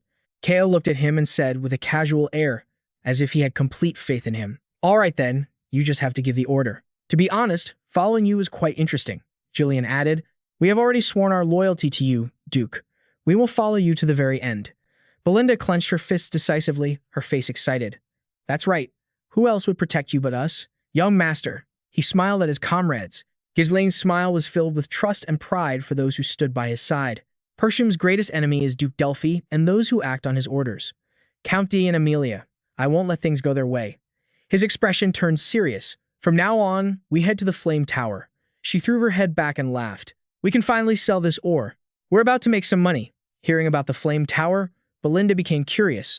But why the Flame Tower?" "The Blood Flame Tower is closer and pays better." Ghislain answered softly. "Because dealing with the Flame Tower will help us avoid unnecessary trouble." Gillian asked, confused. "Trouble?" Then, he seemed to understand. "I see. When transporting high-value goods, uninvited guests are bound to show up, especially when it's ore. It's only logical to be prepared for the enemy." Belinda nodded as well. "That's right. They might ambush us again like last time." Ever since the first mage of the Blood Flame Tower became the renowned 7th Circle Archmage, the Flame Tower has been in a slow decline. Since then, it's become more profitable to sell ore to the Blood Flame Tower, the leading tower in the north. The Flame Tower is still trying its best, but restoring its former glory is no easy task. And yet, the reason I've chosen the Flame Tower is because of her. The Flame Tower, a magnificent structure stretched toward the sky, far grander than any building they had ever seen. Alone in a vast library, a girl trembled as she clutched her staff, surrounded by towering stacks of books of all sizes. Her voice called out, "Professor Lonath." She hugged her magic staff, her fingers tightening around the wooden handle, and suddenly whispered to herself, "The light you spoke of, when will it appear?" Ghislain's group rode on horseback to the base of the Flame Tower, in awe. "Is this the Flame Tower?" The muscular Gordon looked up at the tower and exclaimed, "It's so tall." Another mercenary looked up in admiration. "I've heard about it for a long time, but I never thought I'd come here myself." The mercenaries were overwhelmed and impressed by the sight of the interconnected buildings. Just by looking at how they lived, it was clear this was a completely different world from Persham, so this is where they make magic scrolls. On a section of road, a group of mages repairing the pavement began to whisper, "Look over there, a mage." The troop of mercenaries on horseback looked over at the group of mages, puzzled. "What's he doing?" "I've never seen magic used without a scroll." The group of mages looked at them with contempt, and one of them used his staff to cast an invisibility spell that enveloped all of them, hiding them from the mercenaries' sight. Their eyes went wide with shock. He disappeared. "Damn, that's insane." Ghislain turned back to explain. "That was an invisibility spell. It seems they're not too welcoming." Cow turned back and chided them, "You idiots. Stop acting like a bunch of country bumpkins." Belinda looked around in admiration. "Even if it's not the strongest anymore, a magic tower is still a magic tower." Ghislain, beside her, added, "After all, the Jivan Coast is one of the wealthiest regions in the kingdom." Ghislain contemplated as he looked at the tower ahead. That's just how it looks on the outside. Who would have thought a tower once at its peak could fall into such decline? As he thought this, his party arrived before the tower's gate. He stopped his horse and said, "All right, we're here." Kaho, beside him, looked up and said, "Looking at it from this close, my neck is about to break." Belinda, from behind, also had to exclaim, "It's so vast that just getting to the main gate takes a ton of time." She observed the entrance and wondered, "But where are the gatekeepers? Why are all these suits of armor lying around like that?" Suddenly, a gatekeeper's voice came from above, "Stand back." A blue stream of power, which had appeared from nowhere, was connecting the pieces of iron armor. They cast a spell, successfully forming the parts of the armor into two gatekeeper puppets. The man standing on the gate controlled the puppets and shouted down, "Not just anyone can enter the magic tower. State your identities and your purpose." The gatekeeper cast a spell to interrogate them. Belinda looked up in disbelief. "What? These suits of armor are puppets." Kaho, next to her, said irritably, "They won't even bother to come down and meet us in person. Typical magic tower gatekeepers." Ghislain gestured towards Ghislain and introduced him. "This is Gifum, the Duke of Pitium. Bring out the person in charge of transactions." Then, he spoke sternly to the guard. "We brought valuable goods." The gatekeeper scoffed contemptuously. "We're not buying." Belinda shouted in confusion, "Wait a minute, you're refusing without even looking at the goods?" The gatekeeper replied with disdain, "Pitium? Isn't that the impoverished region in the north? The stuff brought from there is probably just cheap monster materials or some mediocre potions. Trading with people like you is just a waste of time. Get lost." Then he controlled the puppet to point its axe at Ghislain. Belinda angrily raised her fist in defiance. "Hey, who gave you permission to call us beggars? Get down here now." Ghislain turned to ask Ghislain, "What should we do, Your Grace?" With a sharp glare at the man, his voice slowly rang out. "Are you really okay with this? If you're a mage, you should know exactly what this is, right?" He then held up the mineral ore. The gatekeeper looked down in confusion. "What?" Not believing his eyes, he was astonished. "Oh, ore? Could it be that everything they brought is?" Ghislain asked him pointedly, "Aren't you going to buy it?" After that, Ghislain's party was invited inside to meet Sven. He bowed deeply, sincerely apologizing for not recognizing such a distinguished guest. "I am Sven, the transaction manager of the Magic Tower. Please tell me what you need." Ghislain pointed to the carts and said, "As you can see, we have a very large quantity of goods. I need someone who can take full responsibility for this transaction, so I want to meet the Tower Master directly." Sven was startled, his face paling. "The Tower Master. I understand. I'll inform him right away. Please wait a moment. Take them to the reception room." He composed himself and instructed the gatekeeper. The man replied, "Yes, sir." Belinda looked at the gatekeeper and said sarcastically, "It should have been like this from the start. How dare they insult our territory?" As they walked down a corridor, strange sounds echoed. Ghislain inquired of the gatekeeper, "Is something wrong?" The man turned back and replied calmly, "Ah, there's no need to worry. That's just the usual sound that occurs during magical research." The scene shifts to the front of the magic research lab. The door opens, and Vanus collapses in front of two low-level mages. He approached the trembling Vanus and sneered, "Hey, I told you before, didn't I? Don't even think about setting foot in the laboratory. You can't even use magic, yet you secured a spot in the research lab. He looked down with an even more contemptuous tone. Are you going to ignore the words of Anfi, the heir to the magic tower and a third circle mage? The two low-level mages behind him didn't hesitate to mock her either. It's unbelievable that a professor accepted you as a disciple. You should be grateful that the Grand Master of the Flame Tower spared even the smallest spot for you. Vanessa's voice trembled. But I also have the right to use the research lab because I am a mage. With a scornful look, Anfi looked down and said, Is that so? Fine, I'll call you a mage, Vanessa, he said unexpectedly. Then you should be able to block this basic attack with a defensive spell, right? With that, he cast a spell, summoning a flame. He looked smugly at Vanessa and said, Go on, block it with magic. Before Vanessa could compose herself, Anfi threw it at her. First circle magic, Ember. She weakly raised her hand, mumbling each word. As the fireball approached, she desperately pulled her hands back to cover her head. In a flash, Ghislain dashed forward, shielding her. He easily deflected the ember with his sword. Seeing the scene before them, Anfi and the two low-level mages were stunned. He coldly gritted his teeth and questioned. Magical research. So this is what they research at the Flame Tower. In the Tower Master's meeting room, his scream echoed. What? We're running out of ore? Hubert sat on the long chair, puzzled. The Red Tower's master, Hubert. Damn it, how did this happen? He scratched his head, muttering, If this continues, the gap between us and the Blood Flame Tower will only grow wider. I told them to stockpile ore beforehand. What the hell have those old geezers on the board been doing all this time? He angrily pointed at the elders. The gold-hatted elder sighed, thinking to himself, Every time I tried to secure a supply, they'd say there was a better purpose and delay it. The red-hatted elder mused. Instead, they just waste time with the nobility, buying jewelry and luxury goods. I can't stand it anymore. The green-hatted elder spoke up. Well, the ore issue is one thing, but the master of the Blood Flame Tower is a 7th circle mage. Meanwhile, our tower master has only reached the 6th circle. Hubert waved his hand to stop him, saying, Don't mention that bastard's name again. If I had more ore, I could reach the 7th circle in no time. The green-hatted elder sighed and asked him, If we run out of ore, we won't be able to train properly. What do you plan to do? Hubert frowned, muttering in frustration. Damn it. How could such a lowly, pathetic person surpass me and reach the 7th circle? Isn't he the one buying up all the ore in the kingdom? What's so special about those stones anyway? Sven burst in, panicked. Tower Master, it's an emergency. He pointed at the boy and yelled, How dare you interrupt? Can't you see we're in a meeting? Who gave you the right to barge in? He bowed his head in apology. I'm sorry, but you need to come down here immediately. As if not believing his own eyes, he shouted, A massive amount of ore has just arrived. Hearing this, everyone in the room gasped in astonishment. The scene flashes back to Anne continuously throwing fireballs. A hint of tension flashed in his eyes, but unfortunately for him, Ghislain blocked every fireball with the swing of his sword. Suddenly, and used all his strength to hurl a giant fireball at him. Ghislain powerfully swung his sword, cleaving the fireball in two. The spectators watching the fight couldn't help but be stunned by the sight, and couldn't believe his eyes. He gritted his teeth and wondered, They split up? Who's behind this?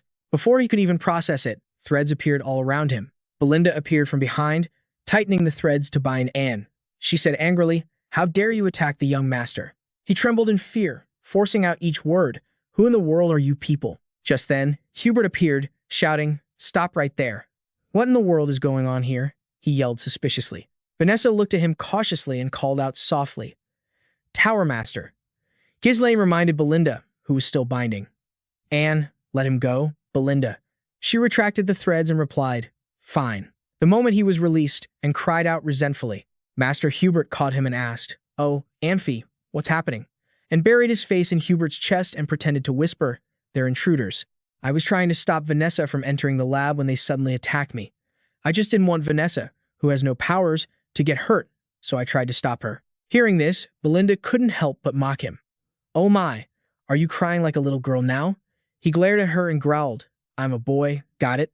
Vanessa spoke up timidly, I just wanted to use the laboratory. Ghislain glanced over, thinking to himself, just as I thought. I wasn't mistaken. A blazing scene flashed through his memory. A nightmare beginning.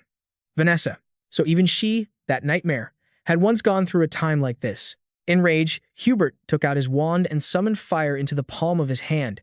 Not only did you break into my tower, but now you try to harm my student, I'll burn you to ashes. Belinda gripped her knife and asked Ghislain, Young master, what are you going to do? They seemed quite threatening. He calmly stepped forward. My apologies for the late introduction. Tower Master of the Flame Tower, I am Ghislain, Grand Duke of the Calm Territory. I've come to trade ores. Hubert froze and asked, What? Anfi was stunned. Ores? Ghislain's expression turned serious as he said, I have people waiting outside the tower. Would you like to see them now? They went outside and saw dozens of carts filled with ores parked in front of the tower. The Tower Master and the elders were all dumbfounded at the sight of the pile of minerals. The blue-hatted elder was shocked. Impossible! The red-hatted elder spoke up. Where did he get so many ores? After a moment of observation, the yellow-hatted elder reported to Hubert. Tower Master, it looks like there are at least 10 carts of stones. What do you want to do? Hubert's face darkened at the call. Tower Master. He was secretly overjoyed and laughed to himself. We have this many ores? This is truly a gift from the heavens. With these stones, I can crush that detestable Bloodfire Tower once and for all. He was so ecstatic he felt like he could fly, but to save face, he calmly replied, Ahem. But this quantity is less than I expected. The quality doesn't seem that great either. Ko angrily wanted to draw his sword. How dare that guy criticize what we worked so hard to gather? Vanessa appeared from behind and said softly, But, isn't this a huge amount? From what I know, just 1 cart of stones is enough to last for several weeks. Hubert angrily turned and yelled, Silence. What do you know? Get out of my sight. He glared at her, gritting his teeth in reproach. That damn good-for-nothing left such a mess behind. If you're going to be useless, at least know your place. Ghislain just silently observed everyone's expressions. Then Hubert signaled to the elders. Everyone else thinks so too, right? They stepped forward, picked up the ores to inspect them, and nodded. On closer inspection, the quality does seem a bit low, just as the Tower Master said. To suddenly receive so many rare minerals from a poor region. It's hard to believe. They might even be fake. Belinda flared up. What did you just say? Our young master went to great lengths to acquire these ores, and you dare call them fake? The yellow-hatted elder seemed unconcerned and replied, Well, no matter how hard you work to get them, that's not our problem. There are a lot of scammers these days, aren't there? There's no reason to just take the seller's word for it. Seeing their act, Ghislain looked at the elders and said, I see. So that means you don't want to buy them. They were startled and asked, Huh? He turned to his companions and said, Everyone, the Flame Tower says they don't need the ores. Let's go. We'll find somewhere else. Hubert's face went pale. He quickly stopped them. Wait a moment. He and the blue-hatted elder exchanged a look. Hey. Yes, Tower Master. The blue-hatted elder understood and quickly called out to Ghislain's group. Well then, to show our respect for the effort you took to bring them here, how about we buy them? You've come a long way. It wouldn't look good to return empty-handed. Help the Tower Master save some face. Hubert put on a noble expression and nodded. That sounds more reasonable. If the elders say so, I can't possibly ignore it. With my great generosity, we will purchase all the ores you've brought. He smugly offered a price, but the price will be a little lower than the market rate. Ghislain interrupted him. It seems there's been a misunderstanding. Ko, leave just 1 cart of stones. Take the rest and let's go. Huh? Then he instructed Ko. We only agreed to sell 1 cart, didn't we? He gave Hubert a faint smile. The Tower Master and the elders were stunned. Huh? Ko turned back to them, smiled, and replied, Ah, that's right. I forgot again. Then he urged his men on. Everyone, get the carts moving. The cart drivers quickly got the horses moving. Yes, sir. Hubert frantically demanded of Ghislain, What in the world is going on? He calmly explained, My apologies. It seems there was a misunderstanding about the quantity due to an error from my subordinate. Our destination is the Bloodfire Tower. We just needed a little cash to cover our travel expenses. He replied with a perfectly calm expression. This seemed to hit a nerve with Hubert, who frowned and shot back. What? The Bloodfire Tower? He gently tried to stop Ghislain's group. Why? I was just joking around a bit to warm up the atmosphere. Come now, don't be like that. Why don't we go upstairs and talk? The elders grumbled, having lost face. The Tower Master got his wish. A flicker of satisfaction crossed Ghislain's face. He nodded in agreement. All right, let's do that. Ghislain's group was invited into the meeting room. Hubert began the introductions. Now, allow me to introduce them. These are the elders of the Flame Tower. All of them are mages who have reached level 5. He gestured towards the 4 stern-looking elders. Ghislain replied calmly. All of them are level 5. Impressive. Just as expected from the 2nd strongest tower in the north, the power here is truly astonishing. He offered his praise, and Hubert shyly covered his face in response. You may have heard some strange rumors. They're all false. The Flame Tower is still the top power in the north. Ghislain smiled and replied, All right, let's just say that's true. It doesn't matter to me anyway. Belinda was flustered. Young master, you're provoking them for no reason at all. Is this really okay? Ghislain comforted her from behind. He knows what he's doing. Just let him handle it. Hubert waved his hand, bringing everyone back to the main topic. That's enough nonsense. How much are you selling those stones for? I guarantee that if you go anywhere else, you won't even get their true value. Ghislain calmly held up 2 fingers and stated his price, double. We want double the market price.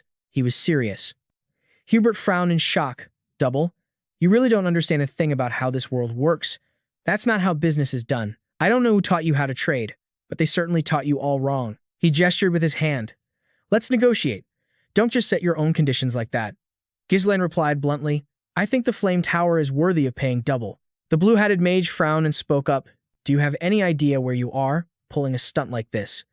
The green-hatted mage said indignantly, Do you think the Flame Tower is some kind of joke? Hubert looked at the young man before him. Watch your mouth, kid. He growled in fury. It pisses me off to see some stupid little brat spouting nonsense without a clue. His face showed not a hint of fear as he stared right back at him. Of course, you're still young, so making mistakes is normal. I'll be generous and let it slide this time, but be serious. He lectured in a stern voice while Ghislain sat in silence. Now, why don't we pay a little more than the market price and you sell everything to us? Hubert made his offer directly, and suddenly, Ghislain stood up. Hubert panicked. Why are you getting up? He glanced over, his tone leaving no room for argument. To be honest, it seems like you're not that interested. I gave you a price of double, but if you don't want it, I'll go to the Bloodfire Tower. So, I'll be leaving now. With that, he turned to leave. Hubert frantically shouted, Wait, what's the hurry? I never said I wouldn't buy, young man, did I? I just got a little worked up, so please, sit down. He pleaded in a soft voice. He looked back and replied, Oh, is that so? The people with Ghislain could only watch this constant change of attitude, feeling helpless and silent. Hubert said reluctantly, All right, you've got guts. Since you came to us first, we'll buy everything for the double price you just offered. How about it? Is that enough? He turned back, satisfied. All right, we'll sell for double the market price, but only 1 cartload. The green-hatted mage was shocked. What? Hubert's face turned pale as he asked softly, What are you talking about? You have to sell everything you brought today, don't you? Ghislain sat down and explained calmly, If word gets out that you bought from us at double the price, the Bloodfire Tower might offer triple. So why would we sell everything here for just double? Hubert's expression grew even uglier. Triple. This kid just keeps messing with us. I'm about to run out of patience. Hearing that, he stood up, turned to leave, and said his goodbyes. Hubert yelled in a panic, Wait, hold on. I'll buy everything for triple the price. He made the decision helplessly. He smirked triumphantly, having achieved his goal, and Ghislain returned to his seat. Now we're speaking the same language. That's what I expect from the top magic tower in the north. Hubert quickly stood up, trying to stop him from changing his mind, and pointed as he warned, You stay right there. I'll go get the money right now. The green-hatted mage called out, Tower Master. Hubert was at a loss for words, just thinking of how to complete the transaction quickly. Damn it, I'm a 6th-level mage, and I'm being played by some country bumpkin. I really don't understand why one damn thing after another keeps happening in my era. I'll tolerate it this time because we need the ore, but if he pulls any more tricks, I'll burn his head to a crisp. But his voice cut through the thought. Hold on, I haven't finished stating my conditions yet. Ghislain called out to the departing Hubert. Hubert angrily turned back and shouted, What is it now? Ghislain stated his demand seriously. Hand Vanessa over to me. His eyes became resolute, and the atmosphere in the room fell silent. Everyone's eyes turned to Hubert. He asked, confused, Vanessa? Ghislain's resolve only hardened. That's right, Tower Master. I want to take her as my personal mage. The scene shifts to a memory from his past life, when Ghislain and Claude were grilling meat on a large sword. He reminded him, Hey, the meat's burning. Claude replied resentfully, Then why don't you do it yourself? You're making a guy with one arm do this? What the hell is that? Ghislain clenched his fist threateningly. What was that? He changed his tune. No, nothing. Claude changed the subject, his face full of interest. But hey, Captain Ghislain, have you heard about the Red Nightmare, Vanessa? He turned to ask, the Red Nightmare? Claude recounted the information he'd gathered. I've gathered some news recently. This is pretty interesting. You know, the female mage who burned down the entire northern part of Lutania. An image appeared of a woman in a white dress standing in a sea of fire. He added, That woman reached level 7. Level 7? Ghislain sipped his drink and replied nonchalantly, Level 7 and the Red Nightmare. Sounds pretty epic. But so what? Claude spun the hook on his right hand and said excitedly, I heard she completely lost control. She's a mage, but she learned mana cultivation. Ghislain put his cup down and pressed. Why would a mage ignore magic to learn mana cultivation? He continued, she's completely insane. Anyway, she went around burning and killing everything, causing the lords to go bankrupt. The recent kill order was issued to eliminate her, he added, his face becoming serious for a moment. After a moment of thought, Ghislain spoke up. A mage who reached level 7 by cultivating mana instead of using traditional magic. He raised a hand, his expression filled with interest. How fascinating. Claude, bring her to me. He turned and said to him. Claude was stunned. Huh. But that plan never came to fruition. Back in the present, Ghislain reflected. Vanessa couldn't control her magic, and when we found her, she was already on the verge of death. Even though she lost control, she still had the talent to reach level 7. With the right guidance, she'll be able to shine. He made a silent resolve, his gaze growing even more determined. This time, I will definitely take her with me. Ghislain stroked his beard and asked, Are you talking about that girl from earlier? Kao stood by, skeptical. She didn't look that strong. Belinda came up beside him and whispered, If you're going to take someone, you should at least give me a heads up, young master. The elders discussed it with Hubert. This is perfect. Yes, absolutely perfect. She's just a burden. Why not take this chance to get rid of her for good? We've taken care of her long enough to maintain our relationship with that tower, right? He approached Ghislain and said, Well, Vanessa is one of the most brilliant mages of the Flame Tower. She would certainly be willing to serve the Magic Tower. Ghislain immediately cut him off. In addition, I need third circle or higher combat mages to be dispatched to Peasdung. We need mages for the territorial wars. The atmosphere in the meeting room grew tense. The elders exclaimed in shock, territorial wars. Ghislain raised his hand to signal Hubert. 3 times the market price, dispatching third circle or higher mages to Peasdung for 1 year, and assigning Vanessa as my personal mage. These are my 3 conditions for selling the ore. The tension in the room grew even thicker. Everyone fell silent as Hubert turned his back on him. Suddenly, a murderous aura exploded from his body, the pressure so immense it shattered the glass windows in the room. Hubert roared, Ghislain Peasdung, do you really take me for a fool? His eyes darkened as he glared at Ghislain. A mage belonging to a magic tower is forbidden from interfering in territorial wars. You're not only ignorant of the kingdom's basic laws, but you also want to send key mages from the third circle and above to the battlefield. This is an insult to the Flame Tower. I will burn you all to ash. Ghislain braced himself for the sudden attack. The sheer pressure of his mana was terrifying enough. The person beside him struggled and said, Is this the power of a 6th circle mage? Belinda called out worriedly, Young Master Ghislain. But Ghislain remained unfazed by the immense magical pressure. He gave a cold glance and then spoke slowly. You'll regret this. We discovered a massive ore vein in our territory, worth tens of times more than what we brought today. He sat there explaining his demands. Hearing his words, the elders couldn't help but exclaim in surprise, What did he say? Ghislain continued to feed information to Hubert, and this information has already begun to spread throughout the north. What's that supposed to mean? Hubert retorted, annoyed. It means there will be many who are after that ore vein. Ghislain stood up, resting a hand on the table. You catch on quick. We have no intention of starting a war. Peasdung simply needs the tower's help while we build up our strength. If you help us through this crisis, I promise to give the Flame Tower exclusive rights to the ore. With that, he extended his hand toward Hubert, offering a partnership. Hubert hesitated, intrigued by the exclusive mining rights. If that happens, Ghislain kept his hand extended, his voice alluring. It's only a matter of time before the Flame Tower surpasses the Blood Flame Tower and takes the top spot once again. Hubert looked at the outstretched hand, his expression resentful. He gritted his teeth and finally made his decision, quickly shaking Ghislain's hand. The deal sealed, he walked over and patted Anfi on the shoulder. It's settled, Anfi. The young man was stunned, terrified. Tower Master, there are so many other mages. Why me? Hubert comforted him in a low voice. Don't misunderstand. I'm sending you, the greatest genius in the history of the Flame Tower, as the commander for the sake of our future. Amphi's interest was piqued. The greatest genius in history? Hubert calmly explained, this experience will be very useful when you become the Tower Master. Keep a close watch to make sure those country bumpkins don't smuggle any ore. If a territorial war really does break out, don't fight. Leave immediately. Understand? Just endure it for 1 year. In just 1 year, our tower will surpass the Blood Flame Tower and reclaim the top position. The young man was silent for a moment, then his eyes lit up with excitement. Yes, master. But when he realized he'd have to work with Ghislain, his face twisted in displeasure. The scene shifts to outside the palace, where Ghislain and his mercenaries were waiting to greet him. Welcome to Peasdung. The mages with Anfi looked around, murmuring amongst themselves. This castle is built in a rather classical style. It's not ornate, but it's practical, relying on proportional harmony to structure the space. Amphi glanced around, thinking irritably, what a rundown, backwater place. I only came because the tower master ordered me to. Why is an heir to the tower like me being sent to this filthy territory? Still, he stepped forward to introduce himself. I am Amphi, a third circle mage and the heir to the tower. I have been tasked with leading the mages this time.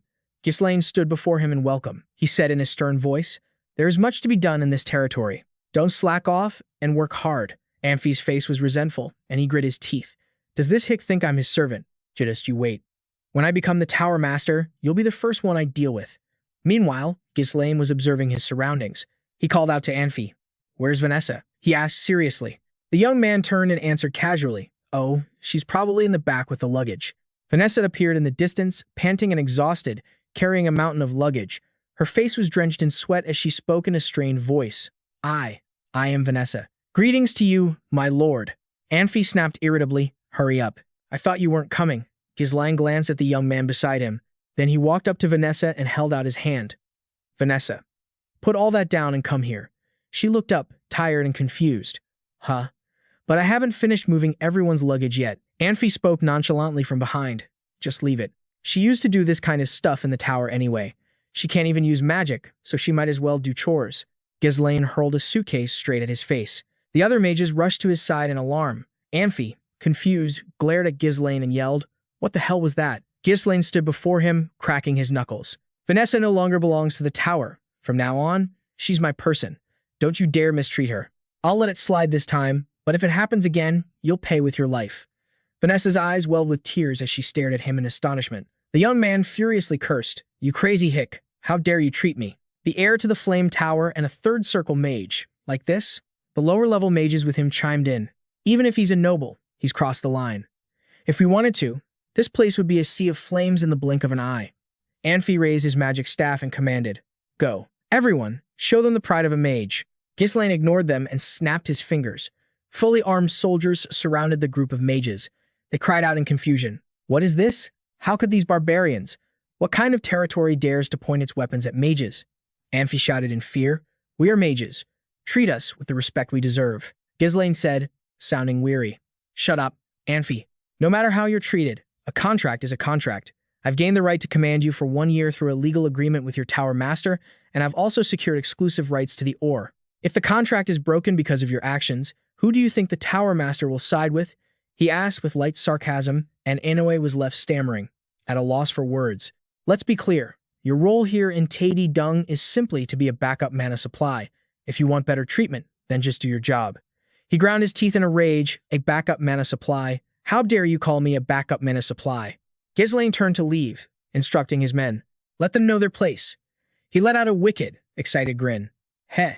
You noble scholars have been living too comfortably in your tower for too long, haven't you? His subordinate added excitedly. Make sure to teach them how to adapt to our territory. Amphi's face paled, filled with absolute terror. You crude bastards. In contrast to the chaotic scene, only Vanessa had been standing quietly in one spot the whole time. Ghislain approached her and called her name, Vanessa. She answered in a panic, Why, yes, my lord. From now on, don't take orders from anyone but me. You are my personal mage, he instructed, his voice gentle as he looked at Vanessa. Her face froze, then her gaze softened slightly, as if afraid he would change his mind. Vanessa looked down shyly, but still answered in a small voice. But, like Amphi said, I can't even use magic. How can I be your personal mage? Ghislain smiled invitingly. Come with me. He held his hand out to her and said gently, I will help you use magic. Ghislain and Vanessa slowly walked into the city, with Vanessa lost in deep thought as she walked. A moment later, Ghislain suddenly glanced back, his expression dark as he called to her. Vanessa. She immediately tensed up and replied, Yes, sir. This time, he turned his whole body to face Vanessa, asking her coldly, How far have you studied? Vanessa shrank back and stammered her reply. I've studied up to 5th circle magic. Just the formulas, that is. Hearing this, Ghislain smirked with interest. 5th circle? Impressive. Vanessa fell silent, staring at him blankly. Then, she suddenly bowed her head and lamented sadly. But it's all useless, because I can't use magic. Ghislain calmly continued to ask, Is there a reason you can't use it? Vanessa clutched her staff tightly and hesitantly explained, I've never been able to feel mana, not since I was a child. Even so, I believed that one day I'd be able to use magic, so I tried very, very hard. But the more I studied, the more I felt like I would never be able to use it. Now, even the teacher who taught me has passed away. Is that why I was abandoned like this? Across from her, Ghislain watched Vanessa with a cold, tight-lipped expression, saying nothing. He just stood there, observing her dispassionately. In his eyes, Vanessa's entire body was enveloped in a strange blue light. Ghislain thought to himself, in terms of power, the fifth circle is equivalent to most of the elders at the magic tower. Magic isn't something you can use just by studying it. Ghislain faintly recalled his own past struggles with learning. You need to understand the principles of activation and have the ability to interpret and impose your will upon it. Vanessa understood this in her head, but her body just couldn't follow. She must have gone through countless hardships, endless trial and error trying to overcome it. Her efforts were not in vain. Ghislain's gaze was calm as he watched Vanessa intently. She was just following a different path. At that moment, Ghislain suddenly remembered something from his past life, when someone had excitedly asked Claude, "Do you remember the mage who burned the entire Duke North to the ground?" At the time, Claude was sitting by a fire. He answered nonchalantly, "That woman. I think she was a seventh circle mage. Even though she was a mage, she learned mana cultivation techniques." After a short pause, he turned his head and added with a smile, "She was truly insane." Back to the present. Ghislain's lips curved into a slight smile after recalling that memory. He stood up straight and looked at Vanessa. He announced casually, "From now on, I will teach you mana cultivation." Across from him, Vanessa was stunned speechless by his declaration. A moment later, she came to her senses and quickly bowed her head, stammering out her doubt. "But I'm a mage. Why would I learn mana cultivation?" Ghislain calmly raised a hand to explain. Both magic and mana cultivation are based on the same principles. He looked at her indifferently, his tone calm as he probed. "You've never tried it, have you?" His words made Vanessa's face turn pale. She was frozen to the spot, unable to speak. A moment later, Vanessa shook her head frantically in reply. "No, that's insane. Using magic through mana cultivation. If I make even one mistake, my life will be over." But just then, Ghislain slowly called her name, Vanessa.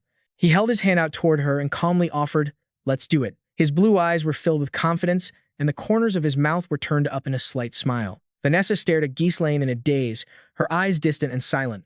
Then, she slowly raised her own slender hand. Vanessa looked down at her hand, her heart filled with doubt as she wondered, "Can I really use magic?" A moment later, she clenched her hand into a determined fist, accepting his offer. Not long after, Ghislain sat cross-legged on the ground, and Vanessa knelt down in front of him. The thought kept flashing through her mind, "If only I could use magic." Vanessa tilted her head and pulled firmly at the collar of her shirt, loosening it. Then, she slowly untied the ribbon on her back, revealing a patch of her smooth skin. Ghislain watched Vanessa with a serious, focused expression. "In my past life, you had the same eyes as me, full of regret, rage, and hatred. You controlled a power beyond your limits and fell into an endless, repeating end. You learned the mana cultivation techniques of Onkim Nanan Gidin, became a disaster ruled by instinct, and burned everything to the ground.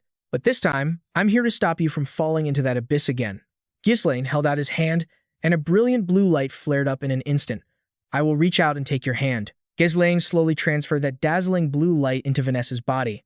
A brilliant blue stream of power flowed from Ghislain's hand, slowly merging into every one of Vanessa's blood vessels. The stream of power spread throughout every part of her body. 2 blue veins popped out on her neck, running up to her face.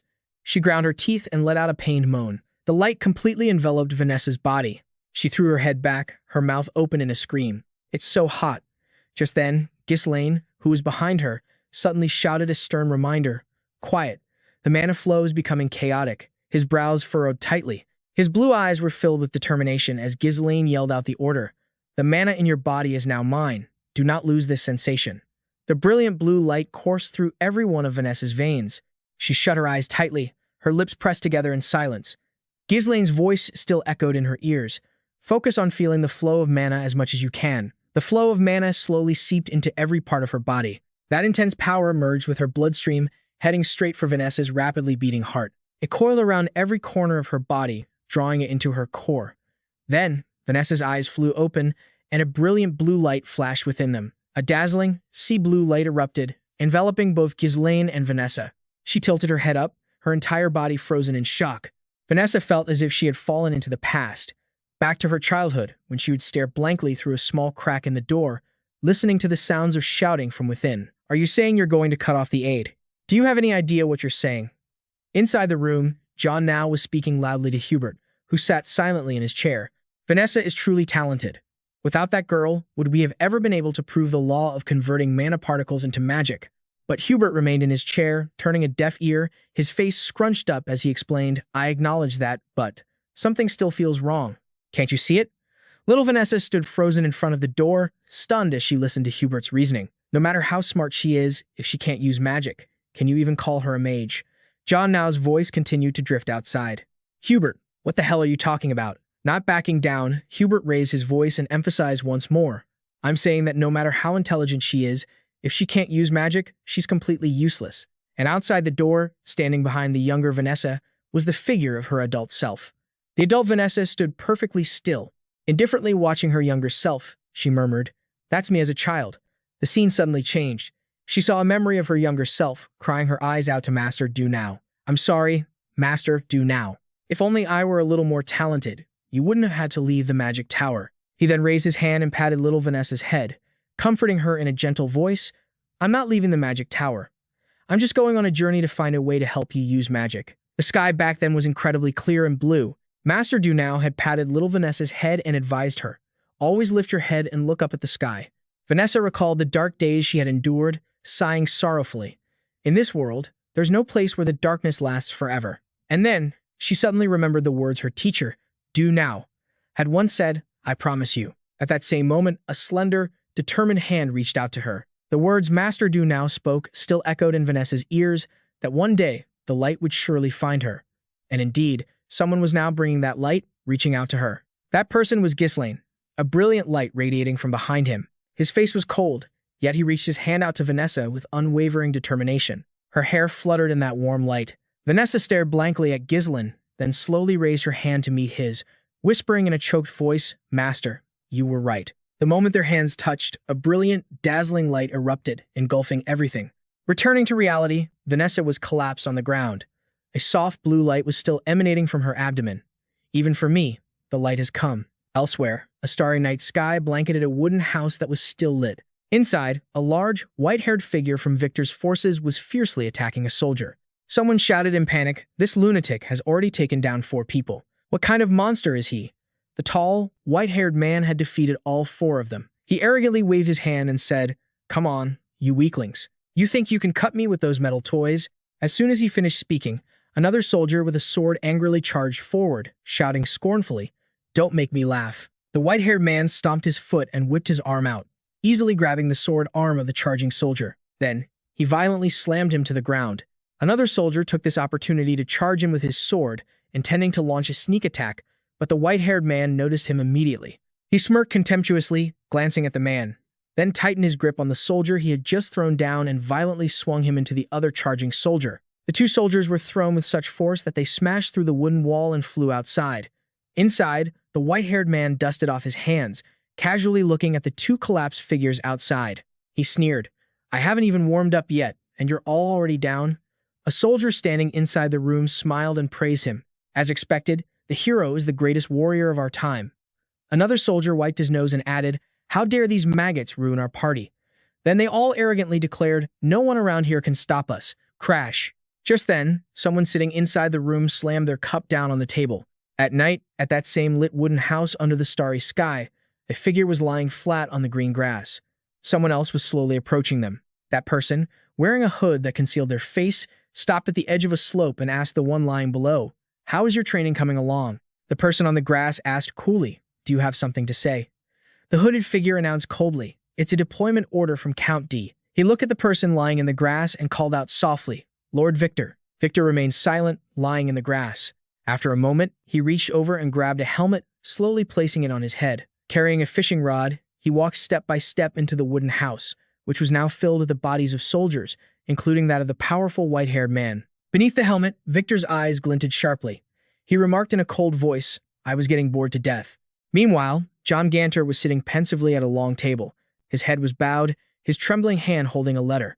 On it was a message that read, My son, Gilmo, was murdered by Depergium. Therefore, I will have my revenge. John Ganter closed his eyes tightly, reluctantly gave the order to summon his soldiers, and said softly in a low voice, This is a declaration of war. Ganter shouted in anger, Those galled bastards must have lost their minds.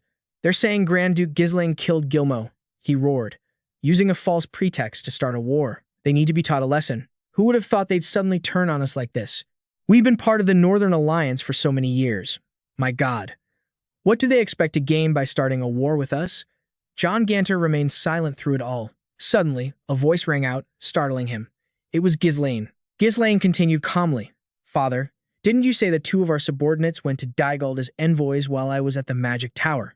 They must have leaked internal information about our territory. Hearing this, the counts shouted in shock. Our own men betrayed us. What basis do you have for saying something so dangerous? John Ganter lowered his head, deep in thought. Sometimes, actions taken for the good of the domain are the very cause of its downfall. He surmised, it's as if. Ghislain knew this was going to happen. Gando spoke with a resolute voice. Do we really need to overthink this? Our forces outnumber Daigold's, and our combat experience is far superior. Let's make them pay for daring to wage war on us. Suddenly, the sound of rushed footsteps came from outside. A soldier burst into the room to report, Sir, there's bad news. He broke out in a cold sweat and yelled, They're here. At that same moment, an army was standing a great distance from the castle. They held a majestic banner with the image of an eagle. Their leader was clad in full iron armor, his face completely hidden by his helmet. He spurred his horse forward, step by step. The army, nearly 10,000 strong, marched thunderously across the ground, quickly approaching the castle gate. The counts were utterly shocked at the sight. We just declared war, and they're already here? When did they prepare all this? Sir, the urgent reports from the scouts came one after another.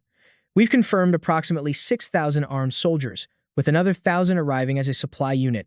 Multiple siege weapons have also been confirmed. They're already starting to deploy. Anos yelled anxiously. Gando, what's going on? How can the difference in forces be this large? Daigold is as poor as Pijum. How could they possibly mobilize such a massive army? Gando shot back. This is exactly why I told you not to reduce our forces. At that moment, John Ganter's stern voice boomed, calm down. He quickly gave an order. Arguing amongst ourselves will only slow our response. Get all soldiers to the walls. Seymour spoke in a mild tone. Come with me, Victor. I have matters to discuss with my dear brother and my beloved Pijom. At the same time, on the castle wall, John Ganter was shouting authoritatively. Daigold, my brother, what is the meaning of this atrocity? Seymour rode his horse slowly forward and sneered. An atrocity, you say? My beloved son, Gilmo, was killed on this very land. He glared and roared. Your son, the heir of PGUM, killed him. What parent wouldn't be enraged by their child's death? John Ganter fell silent at his words, but his expression had already darkened. Seymour made an offer. If you surrender right now, this can end without any more bloodshed. Hearing this, Ghislain remained silent. Gando spoke up in frustration. That bastard dares to lie to the very end. Anos couldn't hold back any longer and yelled, Sir, talking to him any further is useless. Ghislain stood beside him, lost in thought. We managed to save Elena, but with Gilmo's death, this was bound to happen sooner or later. The fact that they brought siege weapons proves they truly intend to crush us. He narrowed his eyes, revealing a powerful killing intent. Just as expected, John Ganter then spoke slowly. My son did not kill Gilmo. He glared, his voice laced with a threat. That is my only answer. If you value your life, then leave this place. Seeing the killing intent in his eyes, Seymour froze and began to break out in a cold sweat. Victor, standing beside him, thought to himself, John Ganter of PGUM, he truly has the spirit of a great general. He has guarded the north for so long. Seymour let out a breath, trying to regain his composure, and said quietly, as expected of the northern wolf, how much blood will be shed because of your foolish decision, my brother? He turned to leave but didn't forget to leave a final warning. Don't regret this later. John Ganter of Pijum. The sound of horse hooves faded into the distance, but the faces of those on the wall remained grim. Gando pleaded urgently, Brother, give me command of all the troops. They're just a poorly trained rabble. I'll wipe them out. Humajan and Anos, horrified, tried to stop him. Are you insane? No matter how strong you are, the difference in numbers is too great. A single defeat, and Pijum is finished, he yelled back in anger. But we can't just stand by and do nothing, can we?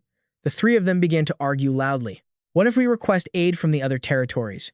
Can we hold out until reinforcements arrive? In the worst-case scenario, we'll be forced to abandon the city and retreat to the northern fortress. John Ganter closed his eyes tightly, thinking to himself, it's too chaotic. I can't think straight. He was deeply confused. A sudden declaration of war, and they were already fully prepared. And that number of soldiers. Daigold couldn't possibly have that capability. Who's backing them? John Ganter was in a bind. What should I do? Beside him, Ghislain suddenly spoke up. We should prepare for a siege. Hearing this, he turned to look at his son, stunned.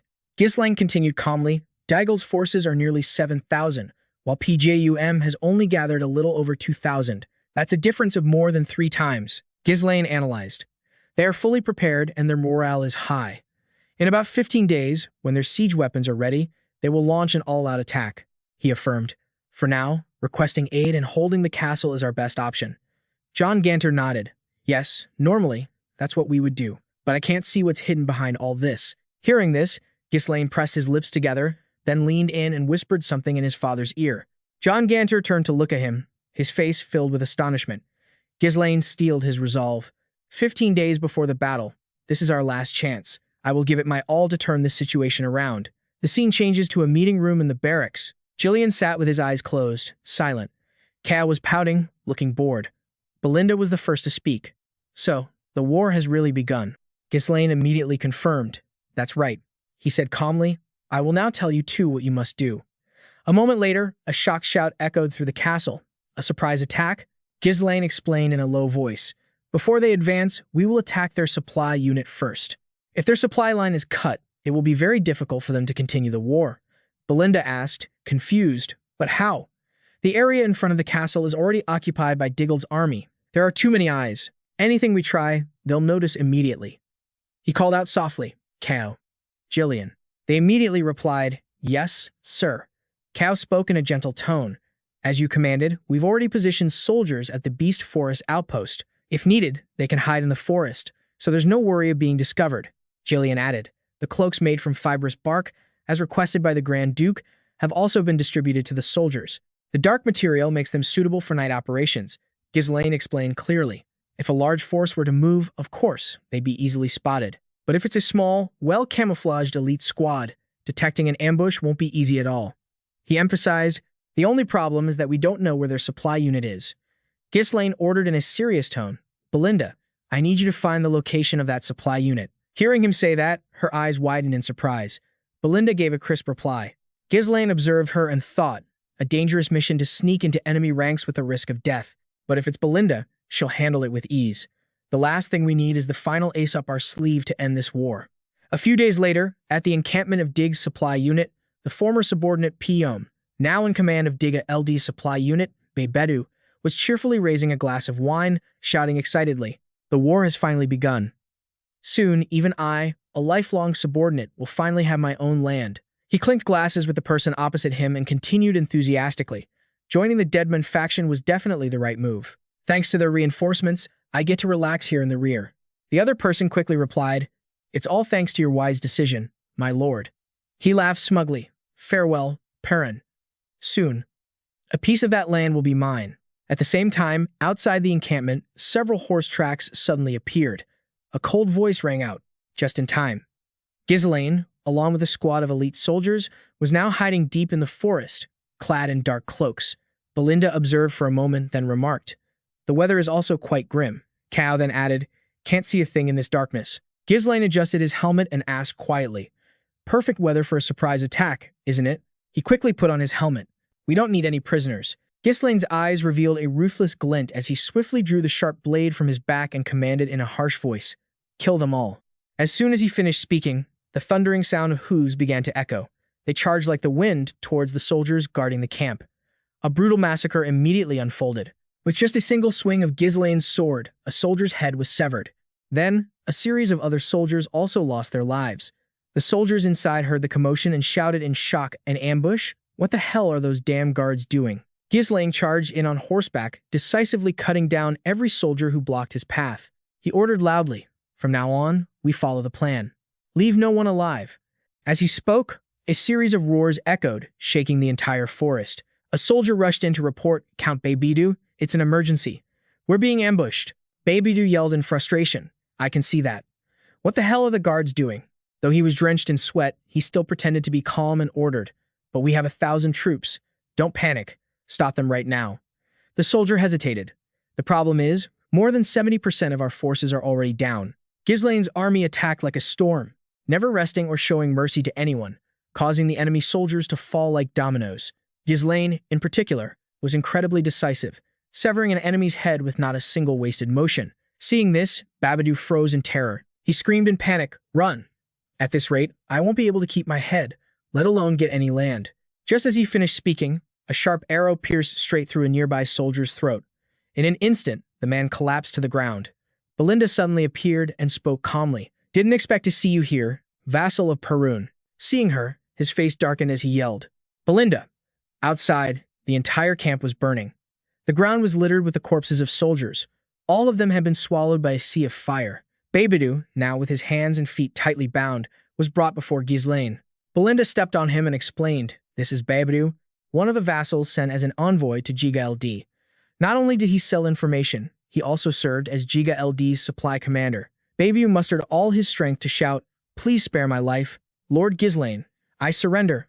I surrender." Ghislain asked coldly, "Who bribed you?" He hastily confessed, "Deadmon.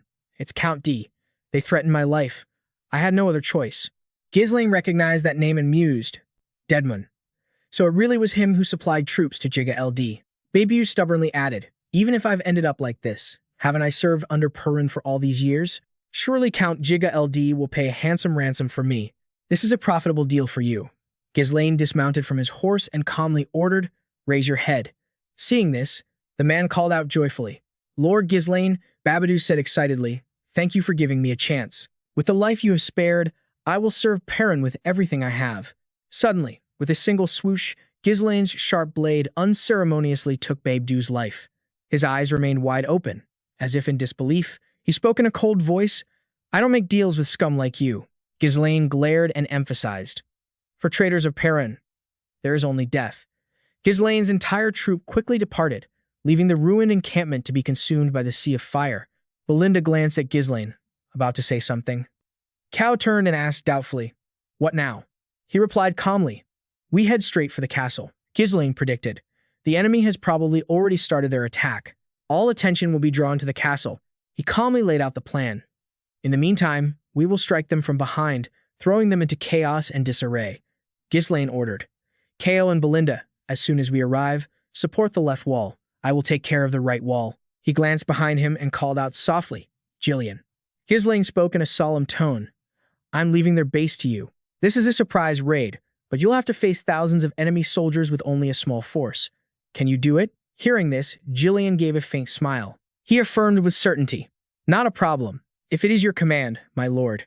Receiving that answer, Ghislain smiled with satisfaction. Cao felt a twinge of jealousy. That old man always gets the fun jobs.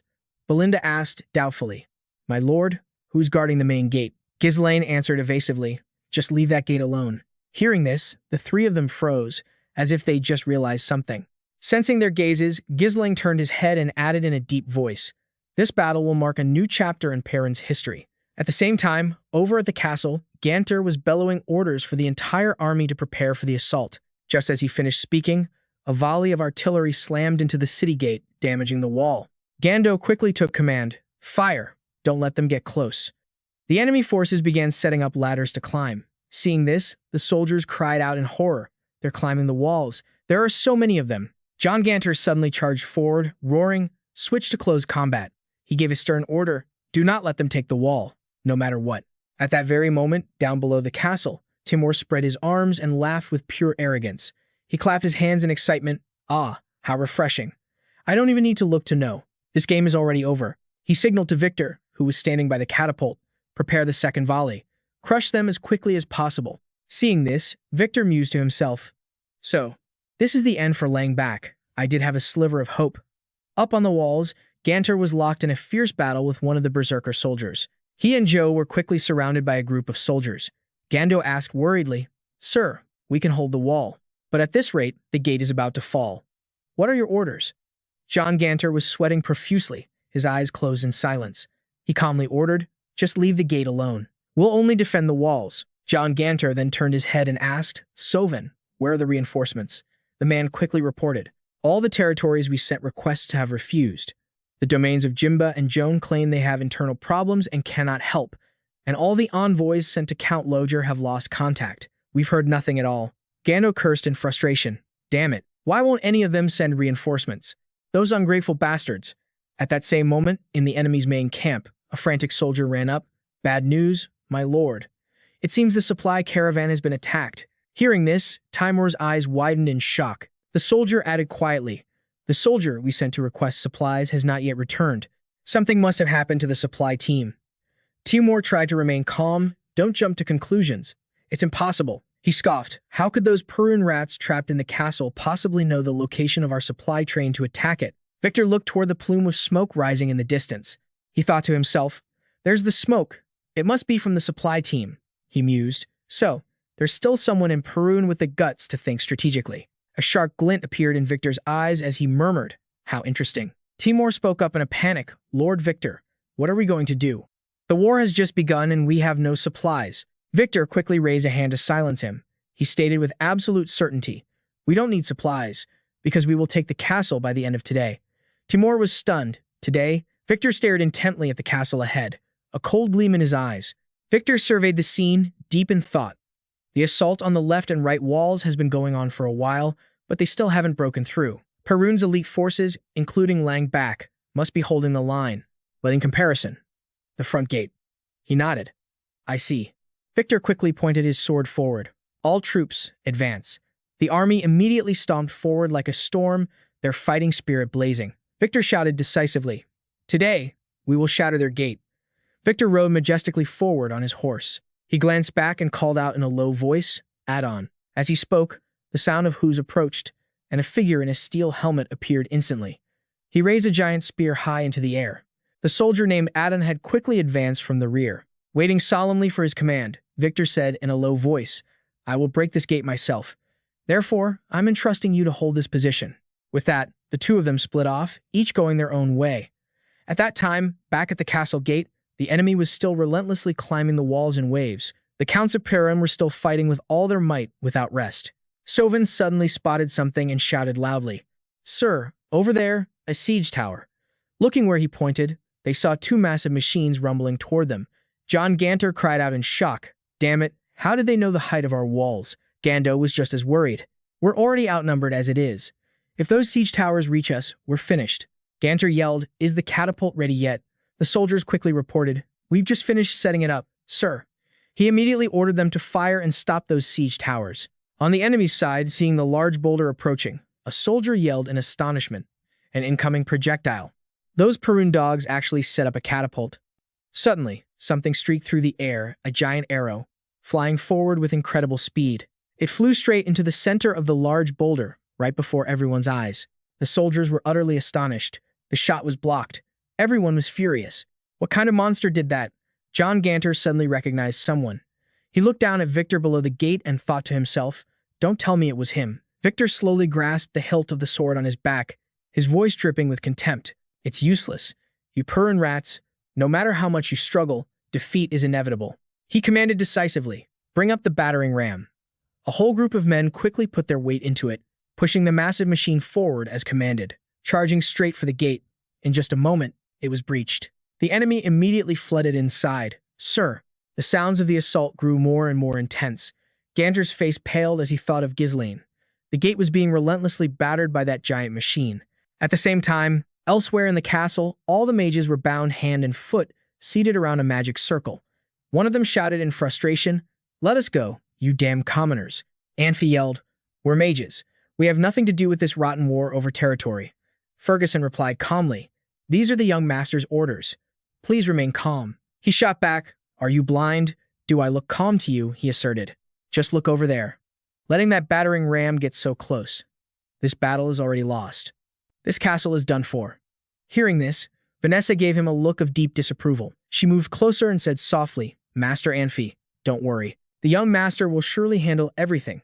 Anfi just scoffed, his expression full of contempt. "Don't make me laugh. Don't you dare mention that Grand Duke's name in front of me. It's because of that bastard that I was dragged to hell, and now I'm about to die. Settle things, like hell." Vanessa tried to persuade him. "Anyway, the young master will definitely." He shouted angrily, "You shut your mouth. Are you really going to listen to a madman?" Vanessa retorted firmly, "No, he's not a madman. The young master is." A few days earlier, Vanessa was trying to control her magic, but the amount she could produce was tiny. Seeing this, Vanessa spoke up, flustered. "I'm sorry, sir. I've finally learned how to use magic, but this is all I can do for now. Ghislain smiled to reassure her. It's fine. For now, it's enough that you can use magic. The lack of mana will build up over time. Follow me. I have something I want to show you. With that, he led her to a place where 10 mages were painstakingly burying something, each of them panting with exhaustion.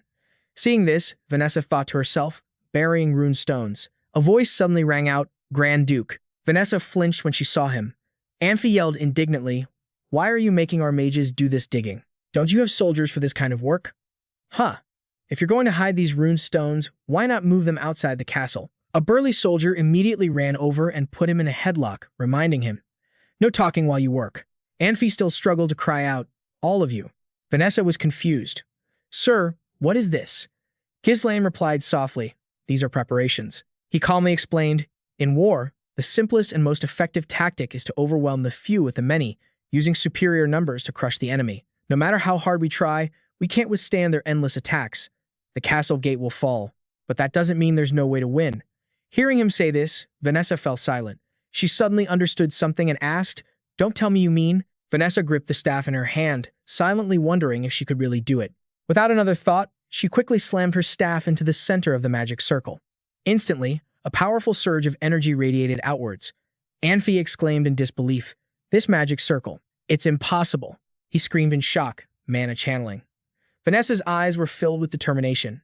She remembered Ghislain's encouraging words, You can do it. At that moment, Victor was standing outside, silently observing the strange phenomenon happening inside the castle.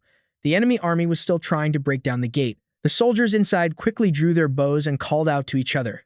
Damn it, the gate. Hold the line until we get the signal. Gando suddenly noticed something and shouted, Sir, look over there. In the distance, a group of people were riding like the wind towards them. John Ganner was stunned and whispered, That unit. Seeing the familiar armor, he couldn't help but exclaim with joy, Ghislain.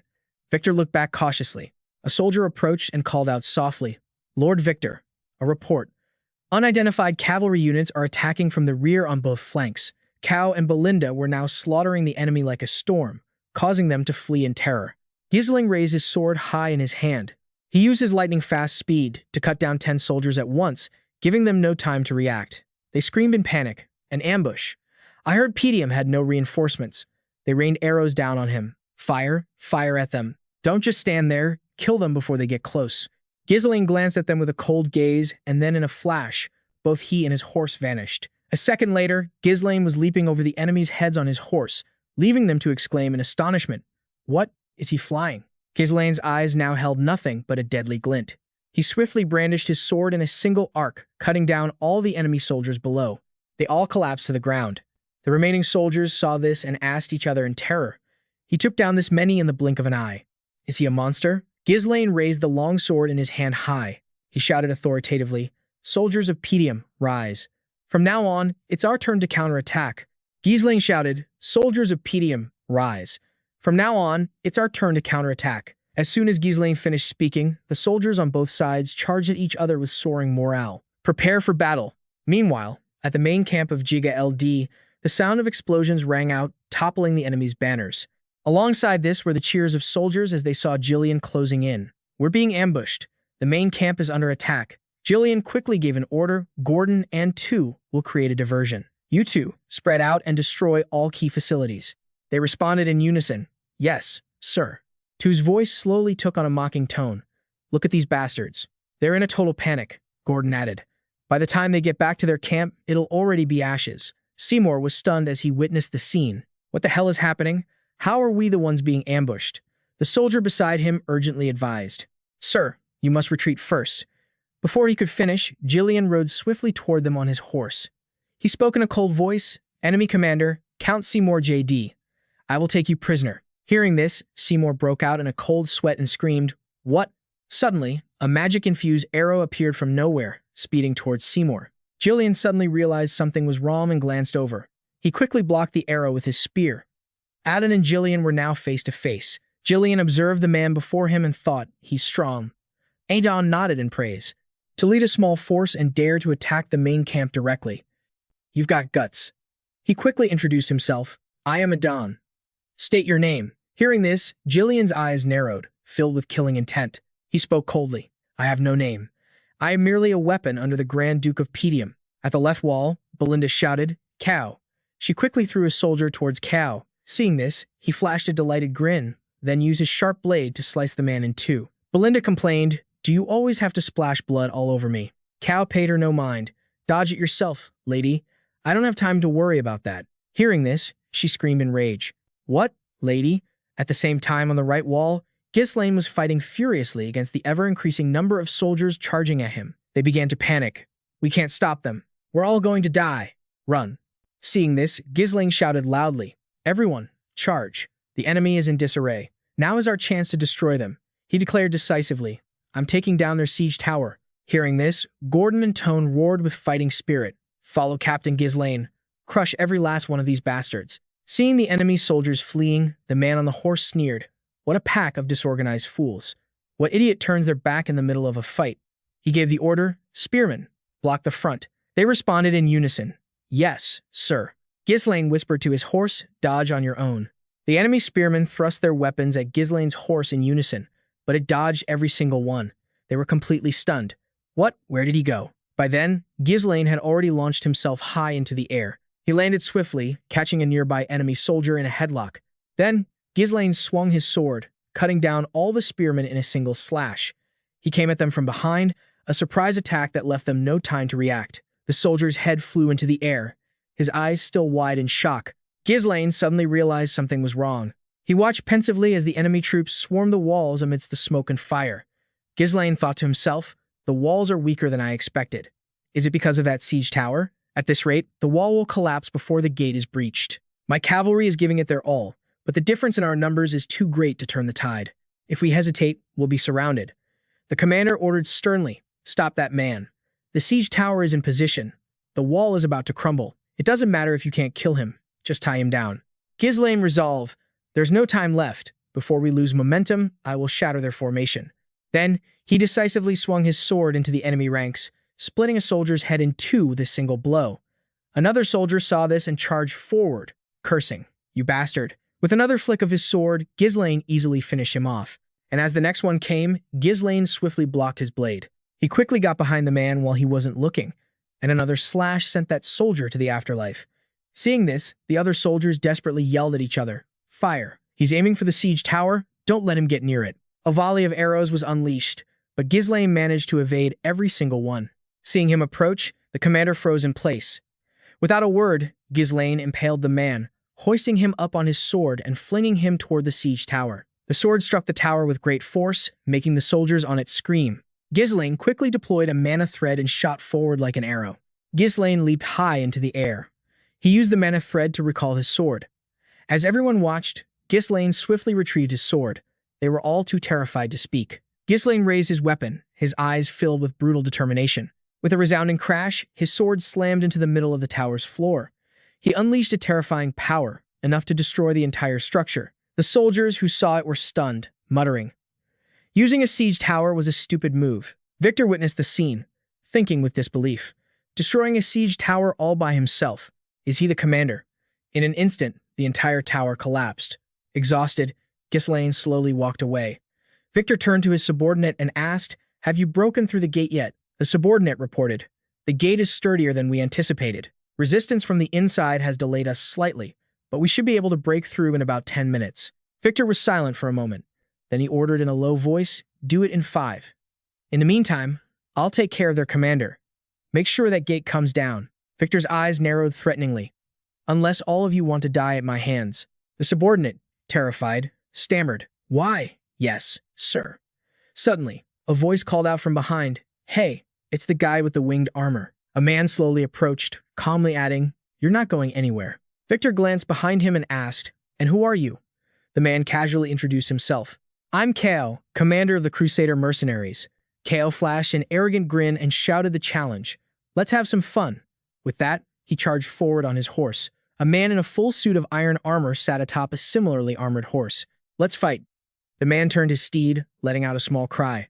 Kao's horse reared up, kicking out with its front legs and making the other steed cry out. A blade grazed him.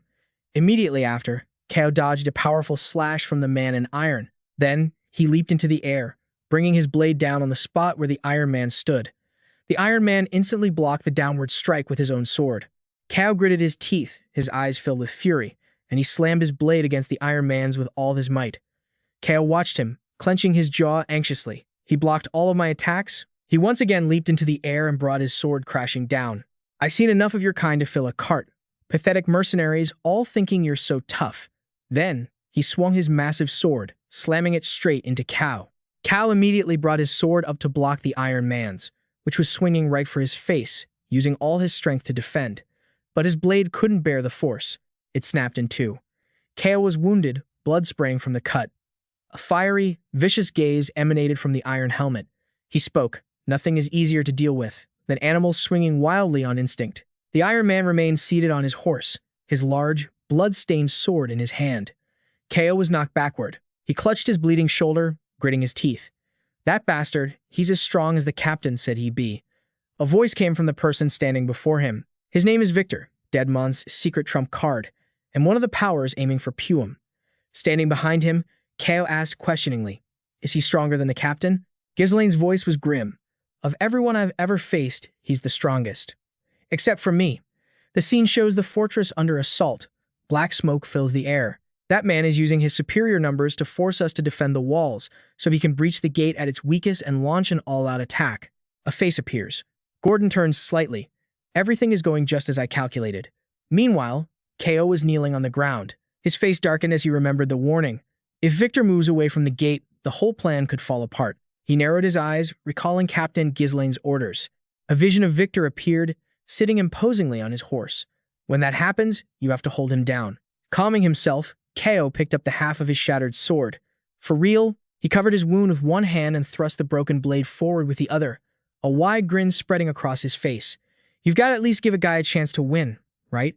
Around the castle, a loud noise erupted. White smoke billowed everywhere, and slashes created streaks of purple light in the air. Two large, powerful men were locked in a fierce battle. Soldiers tried to hold one of the large men back. "Adon, stay back, sir. You'll get caught up in it." It's chaos all around, with people shouting, "Kill as many enemies as possible. Don't get in the way of Sir Ghislain." Ghislain's face twisted in anger. "What a pain. I don't have time to waste here." In front of him stood a fully armored man of iron, holding a large sword and a golden shield. That giant shield blocked every attack from every direction, making it nearly impenetrable. "How long has it been since I've faced someone this stubborn?" Ghislain swung the axe in his hand, bringing it crashing down on the golden shield and shouting, "I can't waste any more time on you." The man of iron wasn't afraid in the slightest and spoke calmly. "It's useless. That was a strong blow, but you'll never break through this shield of mine." With that, he turned to block the attack. Immediately, the man of iron swung his sword at Ghislain, bringing it straight down. Then he swung it back up, slashing across the horse and injuring it. Blood sprayed into the air.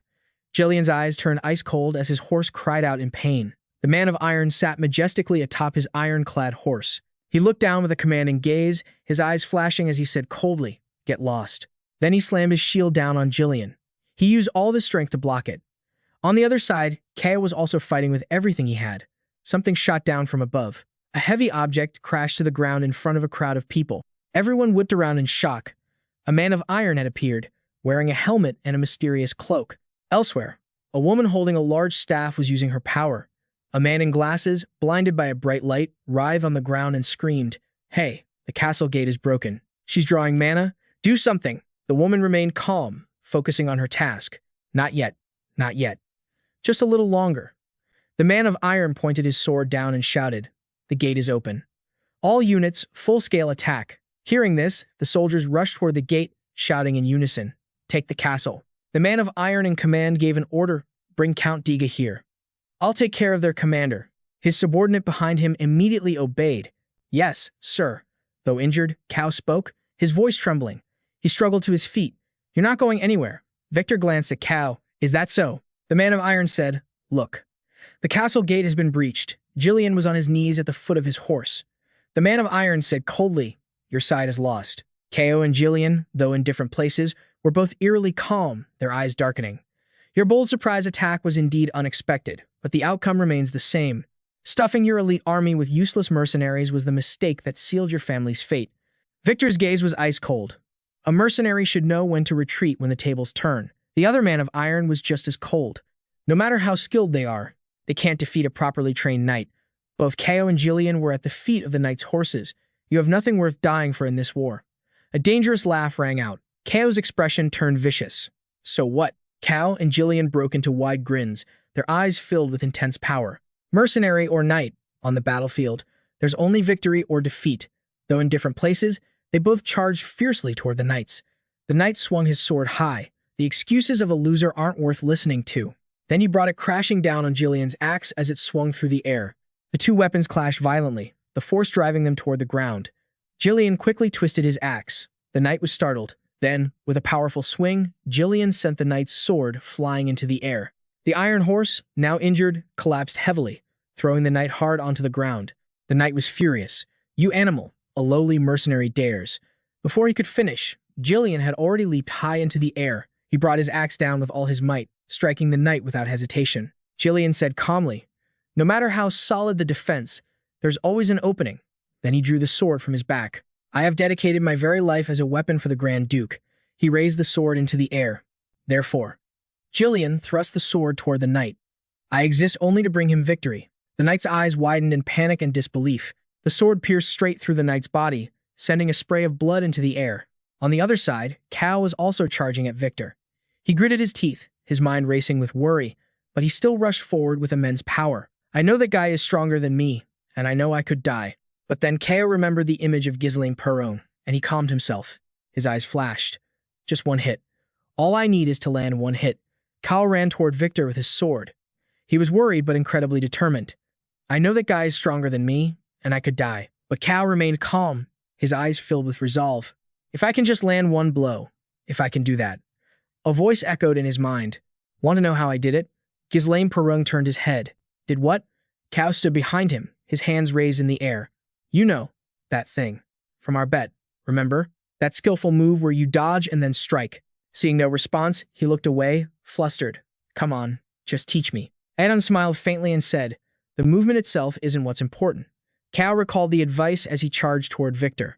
"The first time someone fights you, they'll probably think this." Victor, completely unafraid, raised his sword and said calmly, "He's just an animal, charging straight ahead."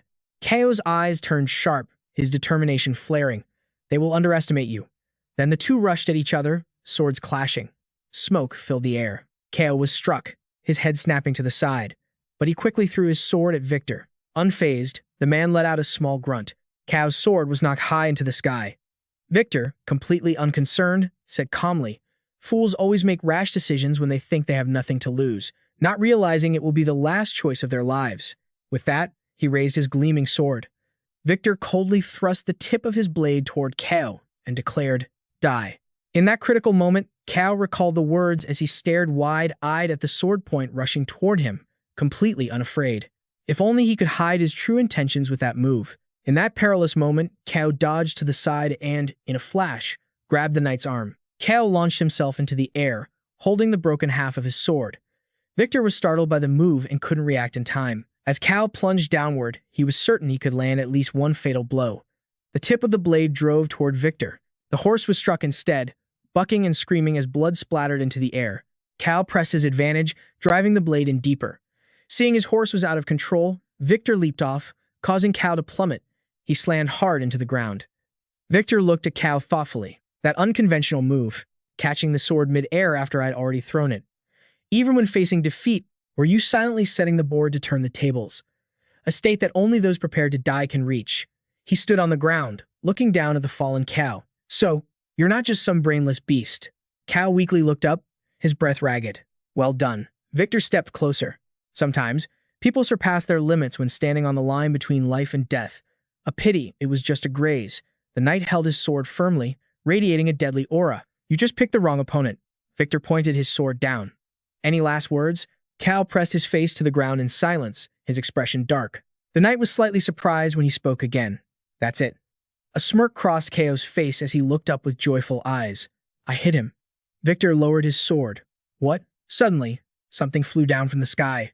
Hearing the sound, Victor stepped back as the ground began to rumble. A woman appeared, flying through the air. Belinda's eyes were cold as she fired an iron arrow. The arrow snagged Kao's clothes, and she swung over Victor's head. Belinda quickly leaped onto a horse, pulling the long rope attached to the arrow and lifting Kao into the air. Victor didn't attack, just stood there, watching them go. "You hit me?" He gazed after their figures. That blow had stunned him, And if it hadn't been for that woman, he would have been dead. He's not stupid enough to trade his life just for one move. KO was pulled onto the back of the horse by Belinda. The two talked as they fled. He had nearly died. "Hey, old lady, want me to take him down again?" Victor recalled KO's recent attacks, his eyes filled with a certain shock. Does that mean everything he did was worth risking his life for? Then he turned to the side and noticed something. Victor was startled. Ahead, his troop of knights was storming the castle gate. They were about to surge through when he saw a figure inside, surrounded by a magical glow. The young woman's face was solemn and calm. Victor was shaken. "Just to keep me occupied here, huh?" Her face was filled with determination as the gate was breached and the enemy stood before her. She remembered Ghislain's words. With her magic, she could turn the tide in an instant. The black-haired woman standing beside him looked at him. "Can I really do this?" Adon smiled gently. "You can." Now, facing a powerful enemy army, the girl stood in a magic circle and shouted, "Vassara!" A magical light shone down upon the knights. Her eyes flashed. "Fire strike!" The magical light instantly transformed into a blazing red aura surrounding the knights. Suddenly, a massive explosion erupted. Thick smoke billowed everywhere, and the flames spread rapidly, reaching beyond the castle gate. The entire area was devastated by the blast. Debris shot into the air. Everyone present watched in stunned silence. Ghislain's face appeared, serious and calm. The knights, engulfed in flames, screamed in agony. "It's too hot. Spare me." Overwhelmed by the fire's power, they quickly began to flee. "Retreat. Everyone, pull back from the castle now." The mounted knights also galloped away. Seeing this, Ghislain immediately shouted, "Surround the gate." The fire spread wider and wider as the knights ran faster to escape. Don't let a single one survive. Amidst the sea of fire, Victor's figure remained perfectly still. A knight ran up to him. "Sir Victor," he shouted, using his shield to block the intense heat as he reported. "The situation is dire. Most of the soldiers have been burned alive. Please, give the order to retreat." Victor didn't turn around, his voice laced with irritation. How annoying. Watching the flames spread, he thought. This was a war meticulously planned over years of silent preparation. "I blocked every path of survival for Pergium," he continued. And yet, remembering KO's triumphant face and that mage inside, their mobile unit, that mad dog, and even a high-level mage, capable of incinerating thousands in the blink of an eye. Victor let out a soft sigh. All these factors aligning too perfectly to be a coincidence have thwarted my victory. With that, he yanked his sword from the ground. Did I walk right into a trap? Then, Victor turned, walked past the soldier, and ordered his men to pull back. "For now, we will retreat." He walked through the flames. There are no forests in this area. Once we escape the fire, we can regroup at the base. It will take longer than expected to conquer this place, but so be it. The eyes behind his helmet remained intensely cold. "Get me Adon immediately." A figure appeared before Victor, holding a helmet in his hand. It was Ghislain, carrying a massive axe on his back, walking forward with purpose. His eyes blazed as he looked at the group. "Are you the commander of the Giga LD?" Victor froze, his gaze falling on the familiar helmet in the man's hand. He was asking about Adon. The helmet was immediately tossed to the ground as the man spoke. "Your army and your main base. It's all over for them." Ghislain pointed his axe at Victor and declared forcefully, "Surrender." All around them, soldiers were either fighting the enemy or fleeing the spreading flames. Laughter echoed through the air. Victor remained composed, his voice calm and mocking. "Don't make me laugh." He turned his sword towards Ghislain. "You think my war ends like this? I will personally slit all of your throats and end this myself." The two men stood facing each other. Their weapons radiated a fierce aura. Victor charged forward, his entire body exuding a deadly killing intent. "My war starts here." Both sides clashed simultaneously, and the battle grew even more intense. Count Perum directed the crossbowmen, and their bolts flew straight into the enemy soldiers. They're like rats trapped in a poison jar. Don't let a single one escape this sea of fire. The cavalry enthusiastically cut down the shield bearers. Ghislain raised her blood-stained sword. He yelled, "This is the perfect chance to turn the tables. Don't let a single one of them survive." The battle had reached its climax, with both sides throwing themselves at each other in a life-or-death struggle. Belinda quickly rode up, calling out, "Young master," she asked Ghislain worriedly, "are you injured anywhere?" He replied gently, "I'm fine." "And you?" Belinda hesitated, glancing at the trembling body slung across the horse's back. It was KO, battered and bloody, who managed to give a thumbs up, signaling that he was okay. Ghislain looked at him and smiled. Belinda grumbled, "One wrong move, and he would have been done for. When we heard your plan, we honestly thought you were insane." Ghislain just smiled and said, "But it worked out in the end, didn't it?" Belinda recalled the event and said in a rush, I swear, I am never, ever doing that again. All the runestones we gathered, gone in a single attack. You'd better praise Vanessa for this later. At this, Ghislain's brow furrowed slightly. But, where's Gillian? Belinda suddenly froze, stunned. Ghislain immediately spurred his horse past her. He ignored Belinda as she called after him, his heart filled with dread. Gillian. Cold, sharp eyes glinted from within his steel helmet. Gillian used his axe to parry a heavy blow from a sword. The helmeted man charged forward once again, slashing down with immense force. Gillian struggled to block, his body forced backward. He's too strong, he thought. The man in the helmet suddenly roared. You filthy mercenary rats. Got a little full of yourselves after one lucky break, have you? Gillian didn't answer, simply swinging his axe at him, but the man easily parried it with his sword. Gillian felt something catch in his axe. The helmeted man hooked his sword into the axe head and, with a single twist, sent it flying from Gillian's grasp. He roared, You bastards, you've crossed the line. With a stoic expression, Gillian accepted his fate. The enemy's blade pierced straight through his body, and fresh blood gushed out, pooling on the ground. A wave of pain made Gillian's body convulse. The helmeted man looked down at him, his cold eyes completely devoid of humanity. He spoke, twisting the blade to avoid a fatal blow. So, taking down Adon wasn't just a lucky break after all. He was the only one who ever blocked my attacks so well. It was foolish to exhaust yourself against Adon only to face me next. Still, even he would have no regrets dying at the hands of a warrior like you. Now, die! Suddenly, he sensed something speeding toward him from behind. He glanced over his shoulder, swiftly dodging a sword that embedded itself in the ground right between them. The helmeted man roared. Footsteps approached rapidly. Ghislain walked toward the frozen man and asked in a low voice, And who might you be? Gillian gasped for breath. Ghislain picked up the man's axe, swung it over his shoulder, and took another step forward. The eyes inside the helmet widened in shock. Instantly, Ghislain activated core release. He stomped his foot on the ground and shot forward with blinding, dizzying speed. He leaped into the air, swinging the axe down with all his momentum. The helmeted man raised his sword to block, struggling under the weight of the blow. He then used all his strength to shove Ghislain away, and the two began trading blows once more. Ghislain parried a slash from the helmeted man with the axe. Now, it was Ghislain's turn to go on the offensive. Ghislain pulled back, gathering power for his swing. The helmeted man leaped high into the air, dodging the slash. Using the momentum, he gripped his sword with both hands and brought it crashing down towards Ghislain's head. At that moment, Ghislain gripped the end of the axe handle, blocking the man's descending blade. Ghislain's eyes began to glow with a mystical purple light. While holding the block, he kicked the helmeted man square in the chest. The man's body flew backward, tumbling end over end before crashing to the ground, the impact knocking the wind out of him. He quickly sprang backward to his feet like a coiled spring. The man's mind raced. His movements, they're completely unpredictable. If I let my guard down for an instant, I'm dead. How could someone this powerful be hiding in Perum? Ghislain suddenly spoke. I know who you are. Your forces, your strategies, and even the power that's backing you. I know everything. The man's mind was in turmoil. A trap? Was this whole thing a trap? He struggled to his feet, using his sword for support. The man lunged at Ghislain, roaring, impossible. He unleashed a flurry of attacks, trying to quell the unease growing within him. There's no way. Perum couldn't possibly know about this top-secret mission. Ghislain simply blocked the onslaught with the axe. Then, he delivered a crushing blow. The man thought to himself, I am the secret trump card of Count Day. He swung his sword, pushing the axe away, and as his blade closed in, he roared, Do you really think I'd fall for such a cheap trick? His blade only struck the axe. The man froze in shock as Ghislain flipped through the air. The axe head slammed down, narrowly missing his feet. The man swung his sword upward, but once again, it only connected with the axe, and he immediately received another kick from Ghislain. He snarled, looking up just in time to see Ghislain swinging the axe ferociously at him. The sound of steel clashing against steel rang out once again as he blocked the blow. The axe blade glowed a bloody red, the blow landing with explosive force. The man's helmet clattered to the ground, revealing his face.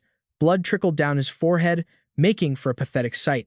Ghislain slowly approached the man, who was now on his knees.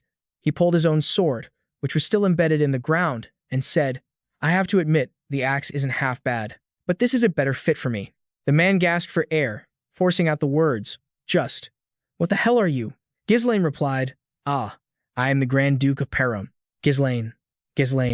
Tossing his helmet aside, he stated calmly, I am the Grand Duke of Perum. The helmet hit the dirt, and as it did, his name seemed to echo, Ghislain. The name rang in the man's ears, and he stared in disbelief. Ghislain. Then he let out a snort, which turned into a loud, maniacal laugh. Even though he'd been knocked to the ground, the man's arrogance remained. Ha! To think the greatest knight of the North would be defeated by some nameless thug. Ghislain replied smoothly, "That's right. And today, you're going to find out who the real greatest in the North is." The man, whose name was Victor, flashed a derisive smirk. "Quite arrogant, aren't you? I won't ask how you planned this little trap. On the battlefield, it's a given that you do whatever it takes to win. It doesn't matter what methods are used. The last one standing is the winner." Victor's body tensed as his aura flared up by 9,999. He grinned, his murderous gaze fixed on Ghislain as if he meant to devour him whole. "Isn't that right?" he finished. On the other side, Ghislain also raised his blade. "Of course," Ghislain said, not backing down, as his own aura flared by 9,999. He issued a challenge. "Come on." Images of his teammates and friends flashed through his mind. The two stared each other down, sparks practically flying from their eyes. Then they rushed forward. Their swords met in a brilliant flash of light. Victor's blade met Ghislain's overhead strike. The two of them swung wildly at each other, like a couple of street thugs.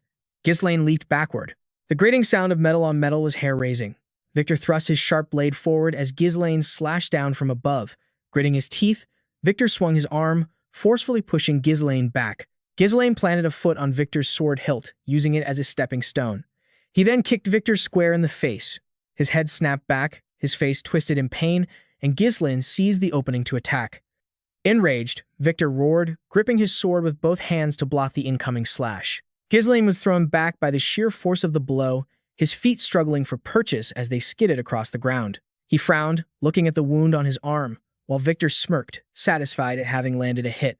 The two opponents stared each other down for a moment before charging in again. This time, it was Ghislain's turn to parry, and he returned the attack with a powerful slash of his own. Suddenly, Victor was right on top of him. Ghislain clenched his jaw and leaped high, slashing down from above. They fell into a fierce rhythm, one attacking, the other parrying, both fighting with furious passion. Heedless of everything around them, their blades clashed once more. Ghislain and Victor locked eyes, sharing a look of tender affection. Their blades slammed into the ground at the same time, shattering the earth. Ghislain immediately anticipated Victor's next move and swung his own sword up to meet it. As Victor's blade sliced past, Ghislain drove an uppercut into his chin, sending them both staggering back. Ghislain immediately charged forward again. Victor rolled backward, dragging his blade along the ground in a low, sweeping attack. Sand sprayed into the air, forcing Ghislain to shield his face. Full of vigor, Victor aimed the point of his sword right at Ghislain's face. Even in that moment, Ghislain had time for an internal compliment. "You really are strong, Victor. Even with my amplified power, the gap between us isn't that large. Back when I started the war and attacked Count Eldest's family, you were the one who stood in my way then, too." Ghislain recalled past battles, moments where he'd faced death, and finally concluded, "It wasn't until the very last moment that I was able to let go of that grudge. I've wasted far too much time. Those like you, who want to destroy Tortium, must be defeated." That was the day I resolved to return. Victor leaped at Ghislain, the two of them meeting head-on without flinching. Ghislain's resolve was firm. "For those who target my family, death is the only thing that awaits." They ran each other through simultaneously, but their expressions were polar opposites. Ghislain's blade had pierced straight through the center of Victor's torso. Victor's sword, however, was pinned under Ghislain's arm. He whispered, "Count Day." His body then collapsed to the ground. Ghislain simply stood there, watching him fall. Victor let out a bitter smile, his eyes gazing at the distant sky. Ghislain watched him in silence, then turned to leave. He stopped short when he heard Victor's voice. "I just want to ask one thing. Who the hell are you?" Ghislain glanced back but said nothing. Victor continued, "Ghislain, I know you as the disgrace of Perum, that piece of northern trash. But that doesn't matter anymore." "How interesting." Ghislain stood surrounded by piles of bodies.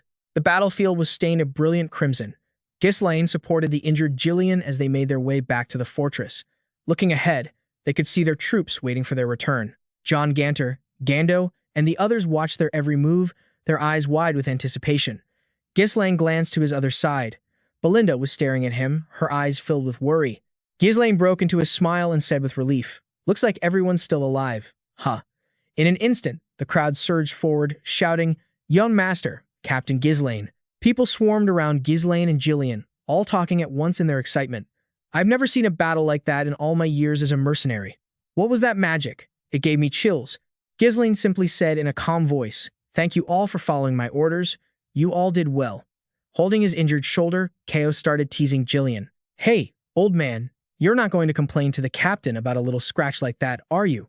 Ghislain replied, his face expressionless. It's nothing serious. Belinda, on the other hand, lost her composure and shouted, Nothing serious? You're bleeding buckets. Stop putting on a brave face and let us take a look. Ghislain then asked, Belinda, where's Vanessa? She answered hesitantly, She's completely exhausted. Sir Fergus has already evacuated her to the castle with the other mages, so she should be safe now. A loud voice called out, and Ghislain turned. His master threw his arms around him, laughing joyfully. Well done. Truly well done. Spoken like a true heir of Tortium, Ghislain looked a little embarrassed. You've worked hard too, Captain of the Knights. And you as well, Father. John Ganter looked at him, his face filled with emotion. He walked up to Ghislain and pulled him into a hug. He praised him gently. You did so well, my son. When I first heard your plan, I thought it was preposterous, but you actually pulled it off. Ghislain shook his head. It only worked because you held the fortress, Father. John Ganter replied calmly, No, this victory was all thanks to you. He grabbed Ghislain's hand and raised it into the air. We have won. This is a victory for Tortium. John Ganter's face was radiant with joy. The soldiers raised their victorious banners high. Everyone celebrated the victory that had cost so much in blood and lives. Ghislain stood like a statue, taking in the scene of victory before him. Slowly, a faint smile graced his lips. He thought to himself, Yes, this is it. This is why I returned. But the war isn't over yet. His eyes still burned with resentment. Gando asked, Ganter, brother, what's our next move? I'll go check on the condition of the troops immediately. John Ganter then said to Ghislain, You should recall your soldiers as well.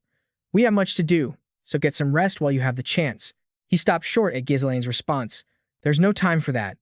We need to force Count Deadmon's official surrender as soon as possible. John Ganter tried to reassure him. Don't worry, we can handle that tomorrow. Ghislain cut his father off. By then it will be too late. I'm taking the mercenaries to the Eldest territory immediately. Therefore, please grant me the authority to act on your behalf. Gando was stunned. On your behalf? John Ganter hesitated. The battle has only just ended. You and your men must be exhausted. There's no need to be in such a hurry. Ghislain replied, Father, the war isn't over. John Ganter looked at his son, startled. Ghislain said plainly, Count Deadmon declared war to shatter our alliance and steal our land. We cannot afford to give him time to regroup, or he will simply attack again at any moment. We must press our advantage and demand reparations on our terms, so he will never dare to oppose us again. John Ganter thought to himself, I thought he would spend time savoring this victory, but he's already planning his next move. He finally relented. Very well, do as you wish. Press the advantage and put an end to this. Ghislain bowed his head. Thank you, Father. As Ghislain turned to leave, John Ganter added, However, Count Deadmon was once our ally, and has sworn his allegiance to the king. So, let's be as civil as possible. Ghislain smiled. Don't worry, Ko.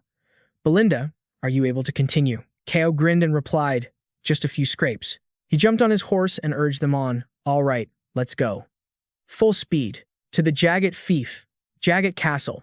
Inside the castle, a curse rang out. Damn it, how could this happen? Count Jagged was furious. I accepted the secret agreement because Dial was famous for being strong, and yet he lost to those worthless Pergium bastards. How ridiculous. Lao Io's face went pale as he tried to calm him down. Master, please, compose yourself. Count Jagged roared even louder. Shut up, Lao Io. Does this look like a situation where I can be calm? What are you still standing there for? Prepare the terms of surrender and tell the officials to prepare the reparations. Lao Io stammered, Our reparations. Count Jagged forced a smile. Count Pergium is a fool who respects tradition and honor, so he'll definitely agree to negotiate. Our fiefdom is running out of money, so offering reparations should be enough to get us out of this mess.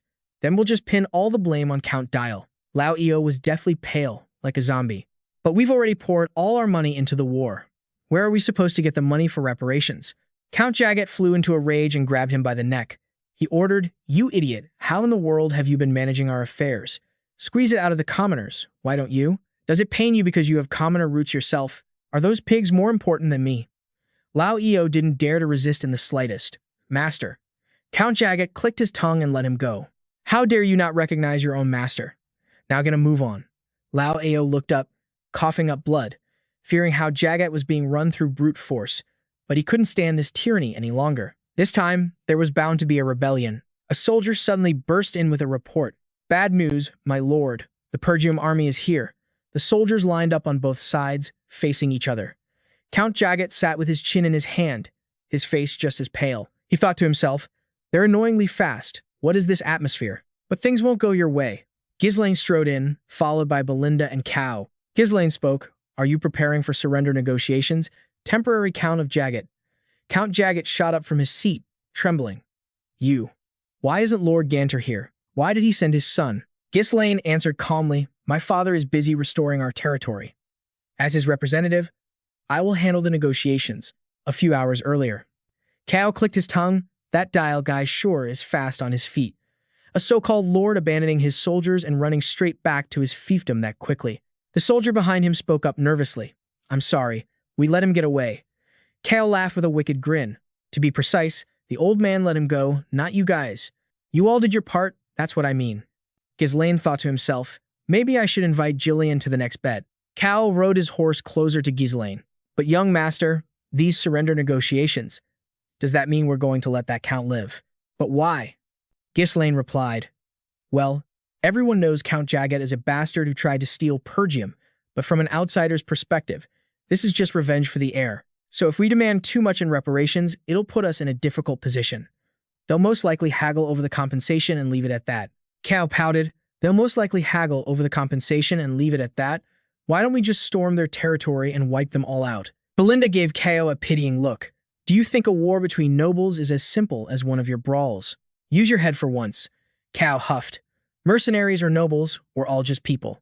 Do nobles think they're gods or something?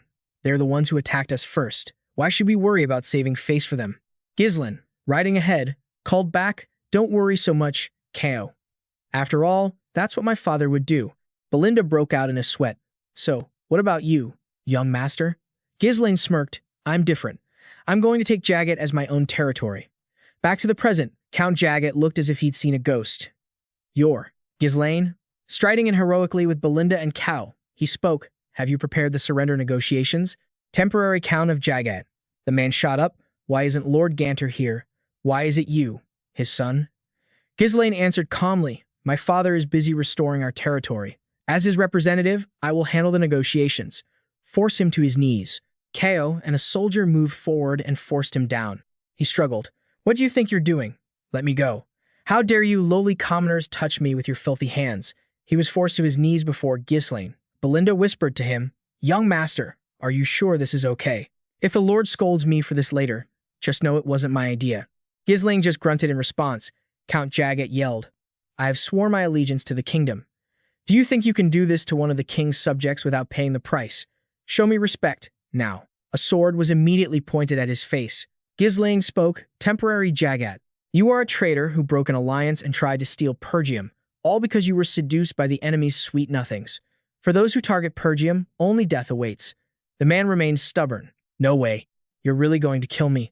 Ghislain replied, If you're willing to throw countless lives into a war, then you must also be willing to risk your own life or pay a fitting price. Jagat became a blubbering mess of snot and tears, thinking frantically, this lunatic. He's serious. He screamed, Wait, I just have to pay the price, right? Fine. I'll give up my territory. Belinda and Lao Ao were completely stunned, as if struck by lightning. In contrast, a faint smile played on Ghislain's lips. He thought, I knew you'd say that. Ghislain continued, However, to inherit a territory, you must be a family member or a legal heir. Otherwise, it violates the laws of succession. As a count, you should know better than anyone that land isn't some commodity to be bought and sold. The man quickly replied, I'll take care of all that. You don't need to worry about it. All right, we'll just say you're a distant relative. I'll have someone forge the inheritance documents. All you have to do is take them. What are you waiting for, Lao Eo? Bring me a pen and paper. Quickly. Ghislain's eyes were sharp and cold. I'm not so sure. Jagat gritted his teeth. I'll add money to the reparations, too. I don't have the cash right now, but I'll collect taxes from the people and bring it to you immediately. Just give me a little time, so please, spare my life. Ghislain furrowed his brow. Is your life that precious? Fine. I'll give you a chance. The count was immediately grabbed by the collar. Ghislain dragged him out of the fortress and threw him to the ground. The commoners murmured amongst themselves. What's this? That's our lord. What's happening? Count Jagat turned to Ghislain. Hey, young lord, what do you think you're doing in front of these commoners? Ghislain threatened, "You better watch your mouth. After all, you're standing before the very people who hold your life in their hands. People of Jegis, I am Ghislain, a descendant of the House of Perum. Count Jegis declared war on Perum for revenge, and he has been defeated. As a result, he has declared that he will collect war reparations from you, his own people. Is anyone here willing to pay up?" The commoners were outraged. "What? They already bled us dry for the last war, and now they want more. You think we're just going to obediently hand over our money? You nobles should deal with your own problems." Ghislain declared, "As the acting lord of Crodium, I will graciously offer you a choice. Either pay a hefty sum to spare your count's life, or kill him and become part of Crodium. Then, you will no longer have to bear the burdens of this war." Count Jegis trembled. "You, Ghislain, you bastard. How dare you humiliate me like this?" A stone hit him square in the temple, followed by several more to his face. The commoners advanced. "You bastard! You took everything from us, my mother's keepsake and the bread for my child. Do you have any idea how many of us have suffered because of you? Die." He was swarmed and beaten mercilessly. Ghislain walked back to Belinda and Co's side. The two of them watched him in silence. Ghislain smiled. "Let's go. The war is over." He looked at Belinda. "For my father." Belinda stammered, "Yes, I'm sure you always have a good reason for your actions. I wasn't worried at all." Back at Perum Castle, John Ganter and the officials all had the same expression. "What?" Ghislain calmly repeated himself. "Just as I said, Count Jegis is dead." John Ganter looked uneasy. "Did you forget what I told you?" To show him the utmost respect, Ghislain replied, "I didn't forget. It's just that after seeing things for myself, I decided this was for the best. If we had allowed him to surrender, sooner or later he would have targeted Perum again." The officials were stunned. "Target us again? That's impossible." Ghislain continued, "He attacked Perum with 7,000 soldiers. You must all realize that number is far beyond Jegis's capabilities. Damon provided the soldiers, while Zion pulled the strings from behind." The officials began to murmur again. "Damon and Zion? You mean those two major territories are targeting us? But House Damon has always remained neutral. Why would they do this? Is it because of what happened before?" Ghislain thought about why reinforcements from their allies never came. It must be because Amelia killed the messengers to cut off all communication. That's always her favorite tactic. Isolate the prey. But if I had taken control of the Jagis territory, things would be different. Since the Jagis and Perum territories would then border each other, they wouldn't be able to attack Perum so easily, and we could respond instantly to any move they make. John Ganter sighed. "So that was your reason for killing Count Jegis. But even if the Lord is dead, his land doesn't just become ours. You know very well it goes to his direct bloodline or a legal heir, don't you?" Ghislain took something out. "Please, have a look." John Ganter read the document in his head. It clearly stated Ghislain was a distant relative and the first legal heir to the territory. Ghislain said, "I received it from the Count himself. With this, most problems concerning the territory and inheritance are solved." Someone called out, "My lord." John Ganter's face hardened. "Ghislain, governing a territory is no simple matter. Do you have enough manpower to rule that land?" Ghislain smiled. "Don't worry, father. I have the perfect reason for this." In the Zeron Kingdom, Ahel territory, a noisy tavern was filled with murmuring patrons. "He's really putting it all on the line today. Huh? I bet he'll be crying like a baby when it's time to say goodbye to his right arm." Dice were scattered on the table. A nimble hand swept them into a cup, gave it a skillful, rattling shake, and slammed it down. A bald man who looked like a gangster spoke up. "You know what happens if I catch you cheating, right?" Claude just grinned. Now, smile a little. "This is all for fun, isn't it? Go on, take your time and make your decision." In the church, John Ganter began his declaration for all to hear. "Therefore, to recognize your great deeds, in the name of our great king, I officially grant you the title of Baron Fens." The people in the church cheered in unison. "Long live Baron Ghislain." He stared straight ahead with sharp eyes. "After the war ended, I become a lord." Ghislain sat in his study, lost in thought, recalling a recent event. Ghislain pointed to a map and explained, "As you can see, the JLD territory is divided into 5 baronies, excluding the royal lands. I plan to establish my base here, in the center of the Fens barony. Are there any questions?" Ganter and Haman looked at him, thinking to themselves, "Questions? This feels more like a declaration." Albert leaned over to whisper something in John Ganter's ear. "Sir." Seeing no one else speak up, he had no choice but to agree. "All right, do as you see fit. After all, someone has to take on that role." Having received his approval, Ghislain smiled in satisfaction. "Thank you, father." John Ganter cleared his throat, as if he had something difficult to say. "By the way, it seems our territory suffered severe financial losses during the war." Ghislain's eyes narrowed slightly, showing his confusion. "Losses? His father forced himself to explain. I mean, from selling the runestones for funds. Ghislain hesitated, then got straight to the point. Ah, well, we don't have any of those left. John Ganter's tone was filled with disbelief. What do you mean there are none left? Ghislain replied calmly, as if it were nothing. We used them all as explosives in front of the main gate. Don't worry. I'll dig up some more for you all soon. Back in the present, Belinda was beaming, clearly overjoyed to see him. Young master, hurry and eat. The young master and co congratulated Ghislain together. Congratulations, sir. Oh, wait, I should call you my lord now. Our captain has really hit the big time. Belinda was overjoyed, lost in a fantasy. I used to worry about his future. Who knows, maybe it's all thanks to my guidance? Co couldn't resist teasing her. Is that why he's so messed up? Belinda instantly delivered a powerful kick his way. Our young master is a real lord now. This is amazing. Suddenly, a voice rang out, catching Ghislain's attention. Appa. The person calling him was none other than Elena. Elena. She walked right up to him and teased. Are you really the same person I once knew? I guess I should call you my lord, shouldn't I? He put his hands in his pockets, casually replying, just call me whatever feels right. Ghislain then turned to Jessel and greeted him out of courtesy. Hello, Jessel. Elena stopped short beside him at his glance. Ghislain spoke up. Hey, if Elena bullies you, let me know. She's the type to throw a punch first if she doesn't like someone. She jumped and complained. What was that? Elena's punches were nothing to Ghislain. It seemed he had fully recovered. Gillian nodded in agreement. It's all thanks to the Lord. He suddenly clapped his hands loudly. Ghislain's action had drawn everyone's attention. All right, listen up, everyone. You've all done well fighting alongside me throughout this war. From now on, I am the Lord of Fenner. I will station my troops in Fenner, not Fennerdim. Therefore, I want to recruit you as my personal soldiers, no longer as mercenaries. The people there began to discuss this animatedly. Personal soldiers?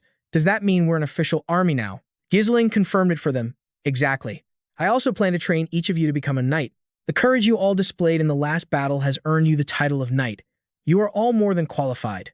Belinda was a bit worried about the plans Ghislain was laying out.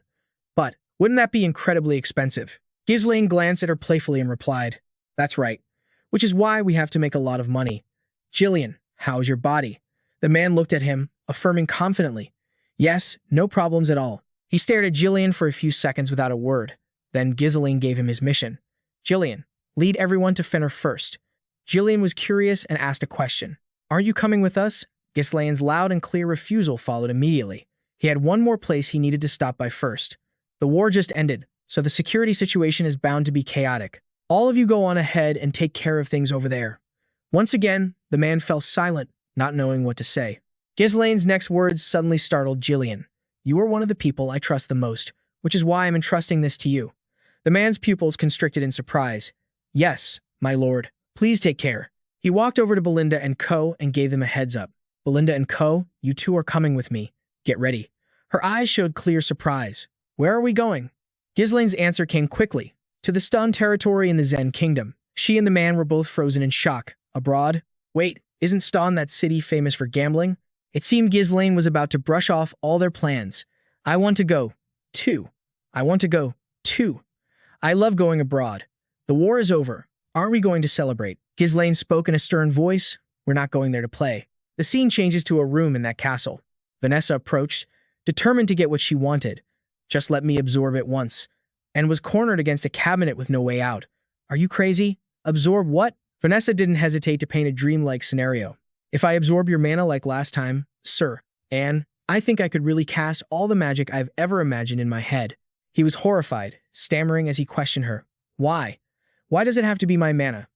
Vanessa sadly recounted what she knew.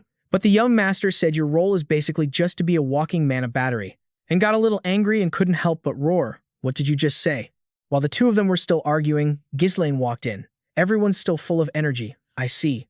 The argument stopped, and the two said in unison, Young master, and immediately became agitated, wanting to demand justice for himself. Young master, do something about her. She keeps trying to absorb my mana. Ghislain paid him no mind and turned to ask Vanessa, Are you all right? She was dazed for a moment. Yes. He then patted Vanessa's head a few times and offered some encouragement. This was your first real battle. You must have been nervous, but you did very well. She blushed bright red, mumbling under her breath. Thank you, sir. Seeing that Ghislain wasn't paying him any attention, and flared up. Damn it, am I invisible to you? He just gave the boy a few half-hearted words of praise. "Oh, right. You did a good job, too. I'm glad to see you fulfilling your role well." Knowing he wasn't favored, the boy gritted his teeth, holding back an internal explosion of emotion. "Just you wait, you bastard. Once I get back to the magic tower." Suddenly, Ghislain remembered something. "Oh, right. Speaking of which, you're coming with us." Anne was not pleased. The scene now shifts to the Zhang Kingdom, Stan territory. The group led by Ghislain has arrived at a gambling hall. Ko was incredibly excited by the lively atmosphere. This atmosphere, this smell. It's been so long since I felt this. Anne was the complete opposite of him. "Hey, aren't we supposed to be going to the magic tower?" Ghislain didn't hesitate to toss a bag of coins to Ko and instructed both him and Anne. "Go ahead and have fun. I'll call you when I need you." He took it gleefully and replied, "Yes, sir." In contrast, the boy looked at the pile of coins in Ko's hand with clear disdain. "Where's the money? How are we supposed to have any fun with this little?" Ko glanced at Anne and gave a strange smile. Since he was bigger than the boy, it looked like Ko was intimidating An. "Our dear mage knows how to cast spells but doesn't know a single thing about how the world works, huh?" The boy frowned in confusion. "The world?" The man's eyes lit up as he emphasized to Anne. "Remember this, and watch closely. This is a game of betting to make money." Meanwhile, elsewhere, Belinda followed Ghislain, trying to persuade him. "Actually, you came here to have some fun too, right? Frankly, with your position, no one would blame you for gambling a little." Ghislain patiently explained, "I already told you, that's not it. I came here to find someone to appoint as the manager of the territory. He lives in the casino for a few reasons. I'm here to get him before he loses any more and goes into debt." Belinda was too shocked to close her mouth at this decision. "Here, you're planning to appoint a gambler as the territory's manager?" He maintained his usual calm demeanor. "I told you there's a reason. Don't worry, he's a truly talented person. His name is—" An argument interrupted them, catching Ghislain and Belinda's attention. "Claude, that bastard finally caused trouble." A crowd was gathering around the spot, growing larger by the second. "So all those easy wins you've been getting were because you were cheating. You acted so high and mighty before. Serves you right. What's there to deny when you've been caught red-handed? You got caught cheating. What else is there to say?" People on the outside were shouting in support. "Boss, hurry up and chop off that bastard's hand." Francis calmly asked a question. "I warned you, didn't I? Don't try to pull any tricks by swapping the dice with loaded ones. You can't just use fakes to cheat. Turns out you've been using tricks all this time, Claude." Claude was pinned down on the table, finding it hard to explain. "I don't know what you people are talking about. I never prepared or swapped out those dice. You're the one who told me not to cheat, and now you're framing me." Francis crossed his arms, staring straight at him as he spoke. "And how do you plan to prove that? Don't get so angry. It's not like we were ever going to understand each other." Claude's eyes filled with rage. "Francis," the knife was raised high, ready to complete its task. "Do it." Claude squeezed his eyes shut in fear, waiting for the outcome, but nothing happened. Something felt wrong. Tensely, Claude opened his eyes as a voice rang out beside him. "This looks like fun. Mind if I join in?" It was Ghislain, who had blocked the attack with his own sword. With a pipe in his mouth, Francis looked somewhat worried. Who are you?" Ghislain opened his mouth slightly and introduced himself. "I am a baron of the Kingdom of Luthania." Ghislain's introduction made Francis's heart skip a beat. A foreign noble? The guard actually dared to raise his sword to attack him. "You bastard." The situation was getting a little chaotic. Francis had no choice but to intervene. "That's enough." Francis put on a friendly smile and welcomed Ghislain.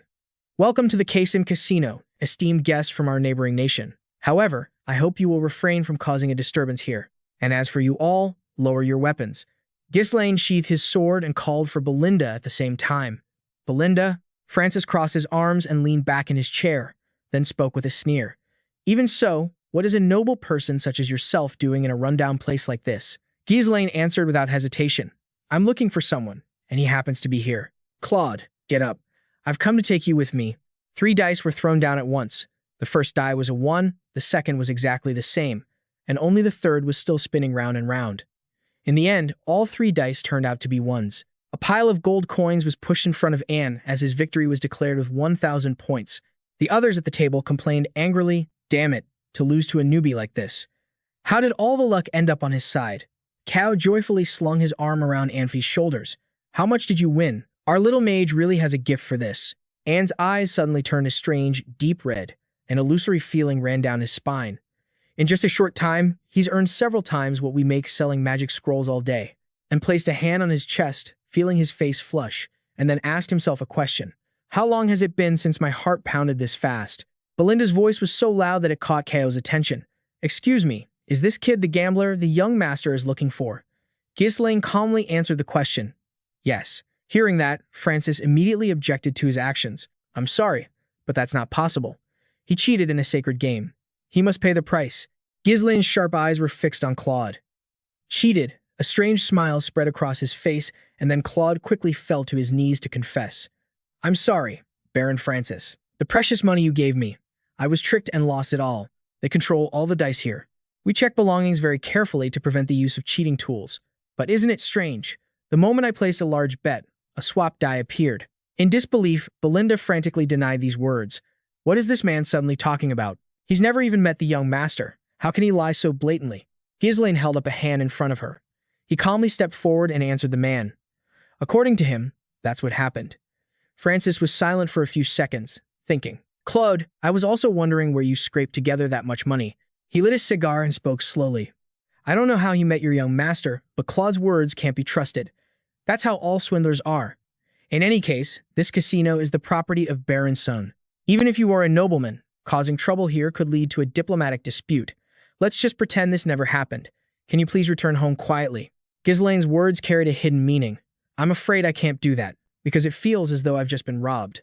Francis's brow furrowed as he forced a strained smile. "For goodness' sake." Ghislain pulled Claude down into a chair and began to negotiate. "Come on, don't look so grim.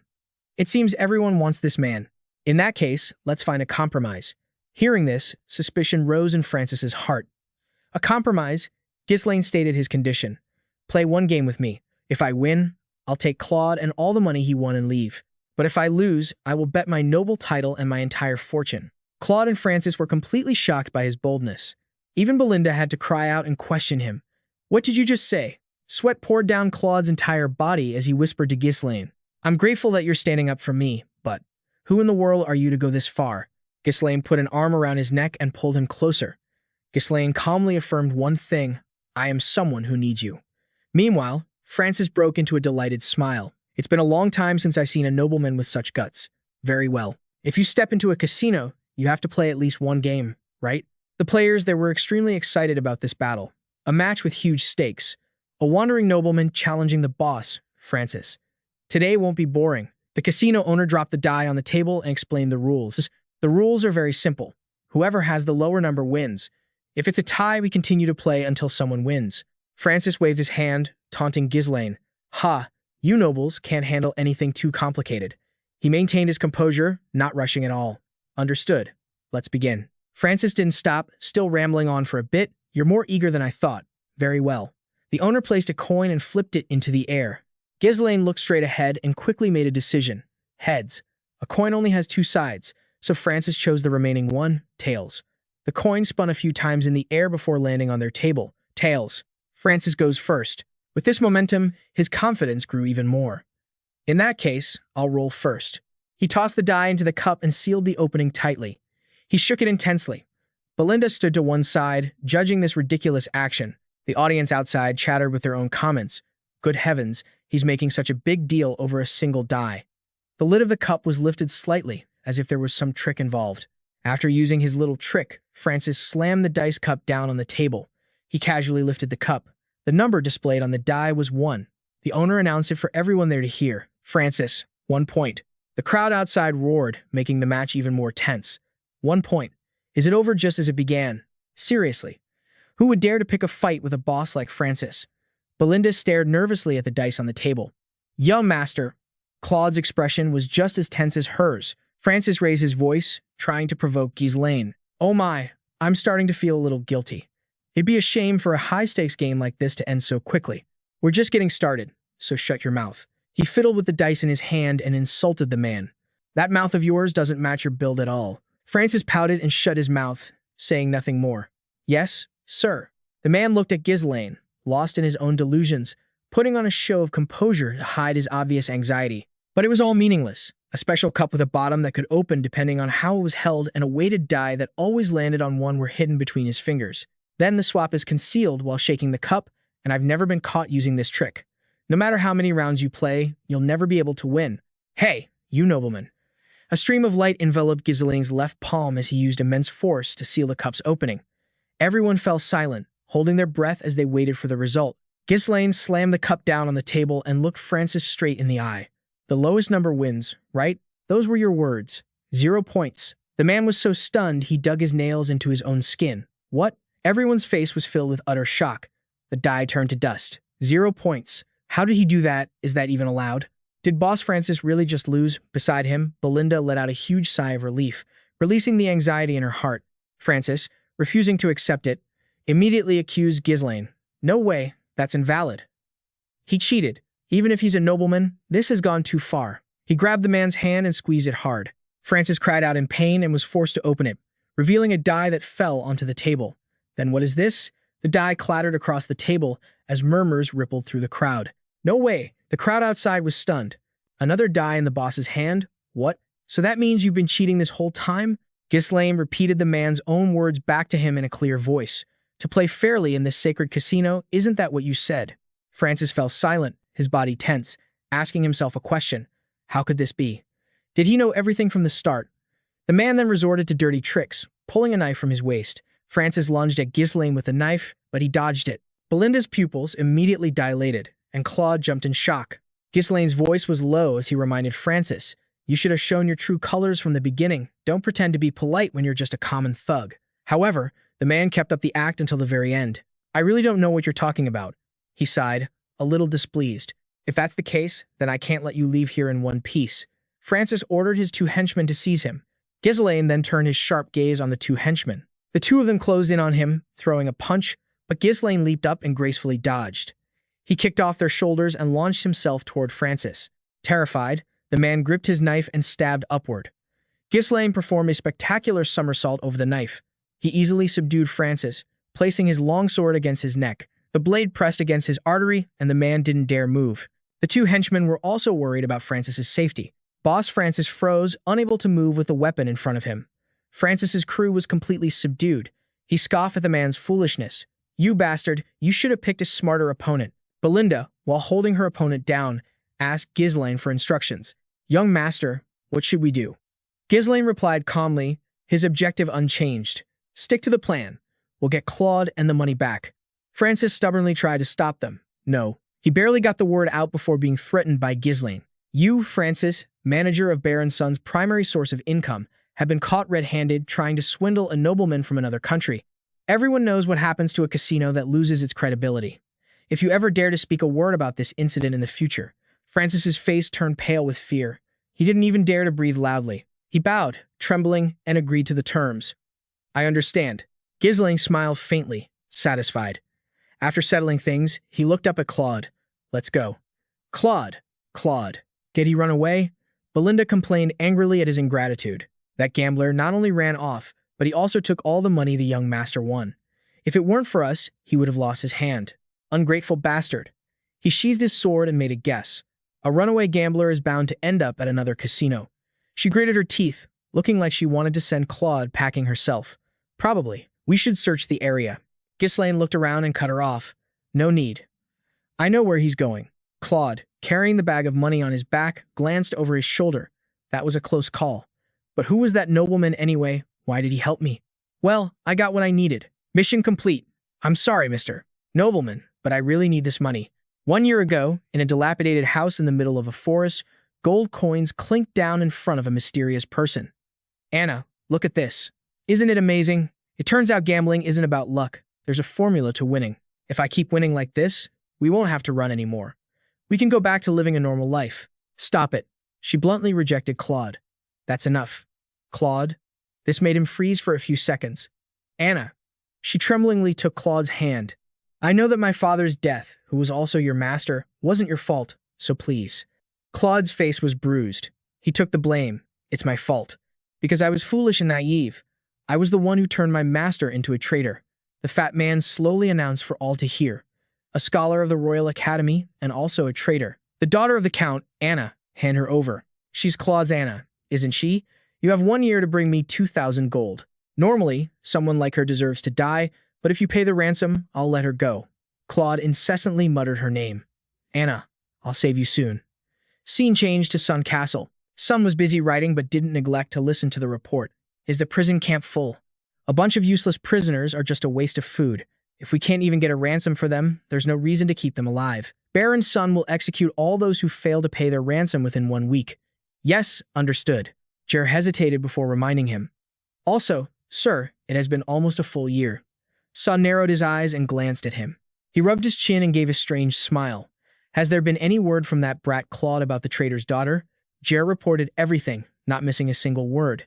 No, sir. I heard he kept failing at the casino instead of making any money. After thinking it over, he decided to try and pull a fast one. It seems Frances handled him just fine. I once thought I could use her as a maid, but the fact that she's the daughter of a traitor is irritating.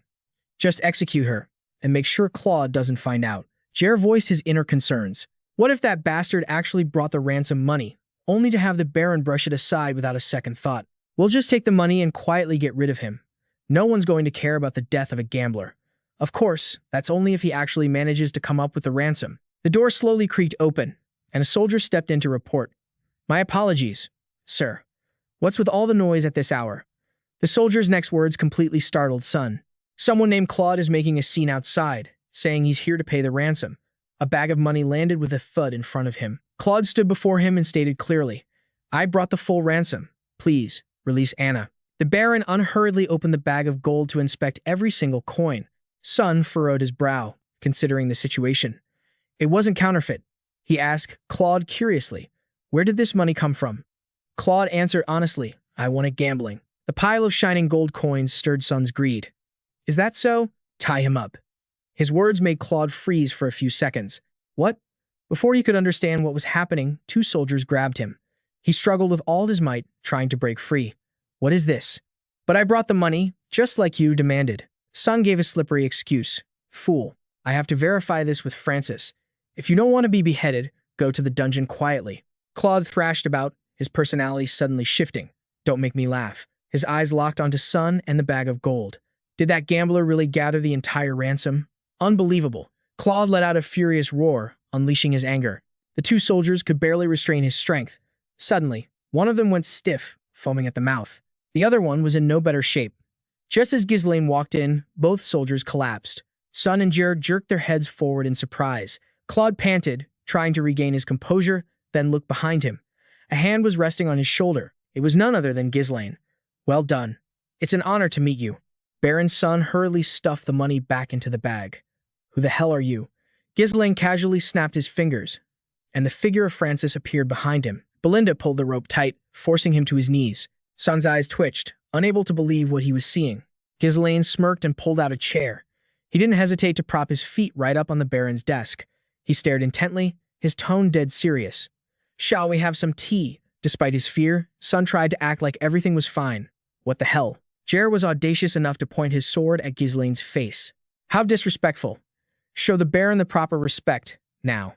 He flinched when another dagger was pointed in his direction. Ko warned Jer in a cold voice.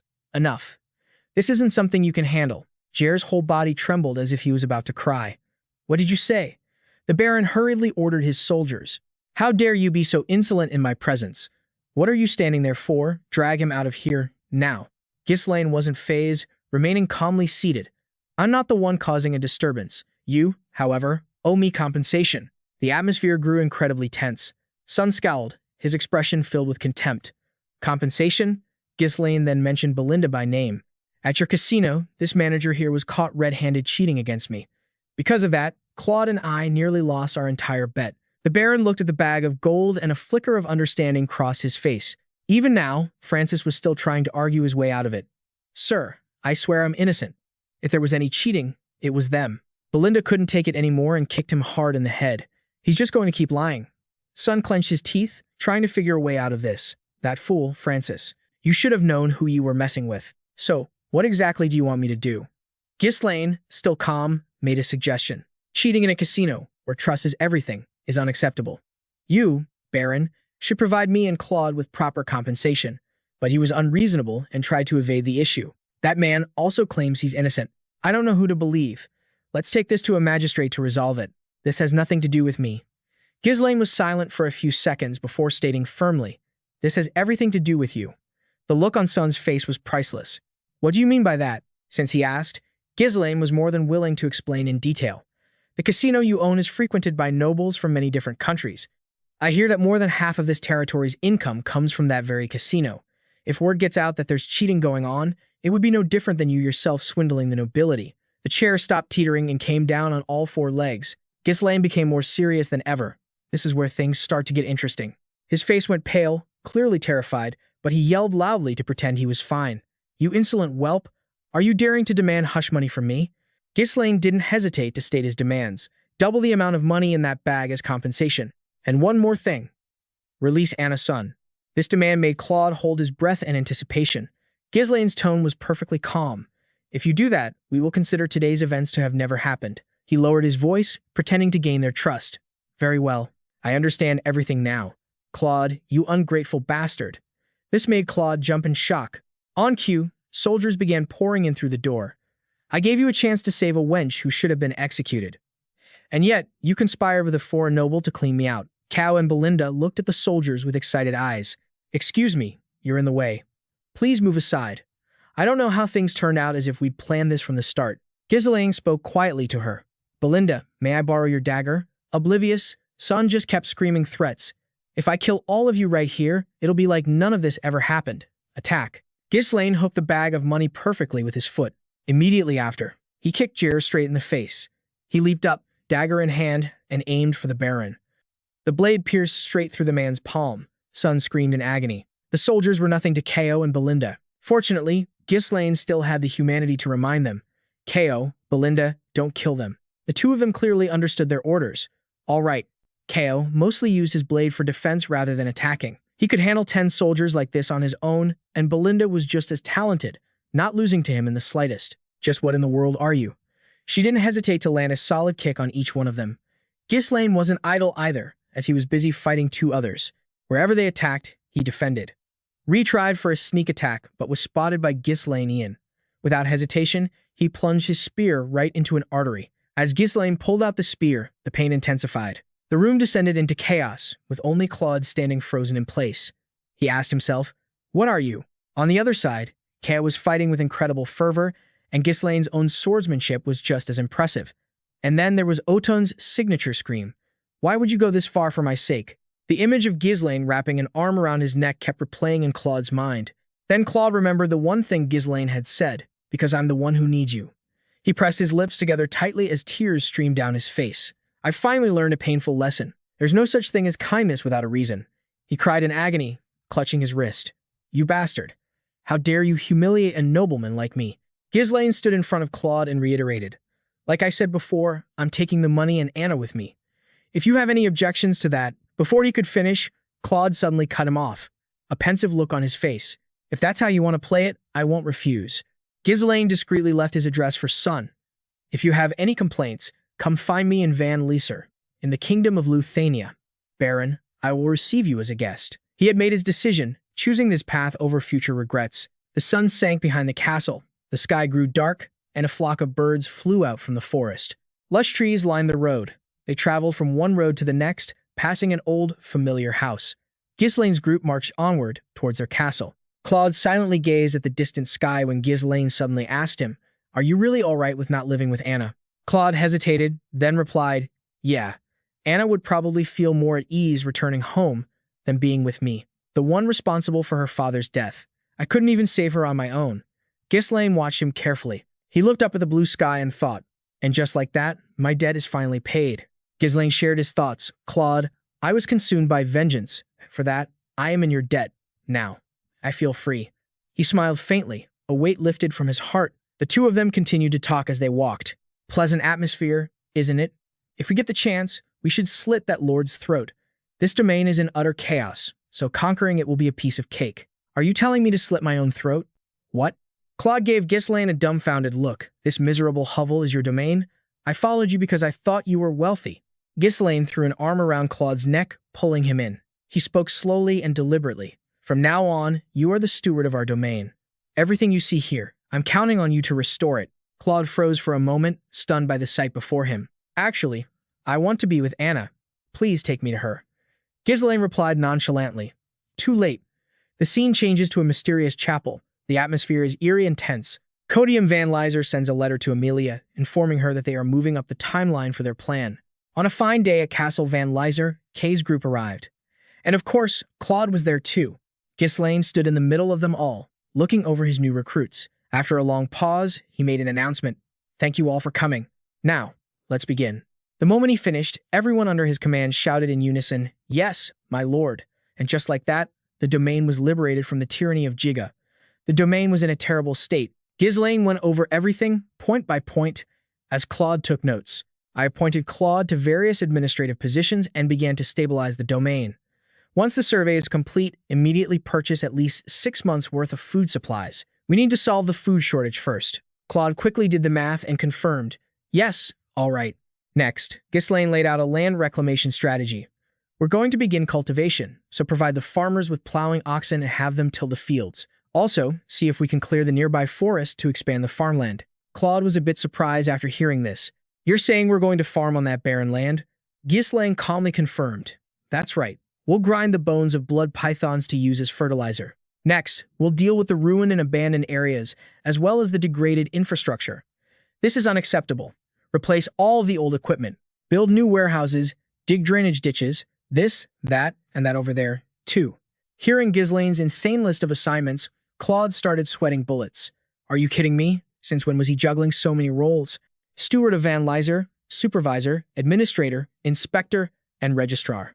Supply officer, customs agent, tax collector, logistics manager, food director, wine cellar supervisor, welfare officer, and many other positions. Seeing Claude's expression, Ghislain leaned back in his chair and asked, "What is it?" Flustered, Claude still managed to protest. "This is far too much work for one person to handle." Ghislain ignored him, jotted down a few more words, and said, "You've never done it before, so now's your chance to learn. If you need help, just hire some." As Claude was about to bolt for the door, Ghislain nonchalantly called out Wendy's name. The second he spoke, she darted forward like a shadow. A bolt of energy shot from her hand, binding the escaping Claude like a fish in a net. Wendy's expression remained neutral as she introduced herself. "It's a pleasure to meet you. Under orders from General Manager Belinda, I've been assigned as your personal guard. My name is Wendy, and I look forward to working with you." Ghislain rested his chin on his hand, watching Claude as he thought to himself, "This is just the beginning. Try your best, Claude. After all, that woman used to handle all of this effortlessly. A true noble has a duty and responsibility to protect their people. The common people's distrust of the aristocracy stems from the exploitation and oppression they've suffered at the hands of greedy nobles. The people of this domain have lost their will to work because of prolonged poverty and famine. Ignoring such issues will only lead to the nobility being further ostracized. We must quickly address these fundamental problems to rebuild the foundation of this domain." However, as ambitious as Ghislain was, there were still risks. A piercing scream echoed from inside the castle. "Are we about to run out of money?" He remained calm and began to clearly explain the situation. "With our current finances, no one will be getting paid in 3 months.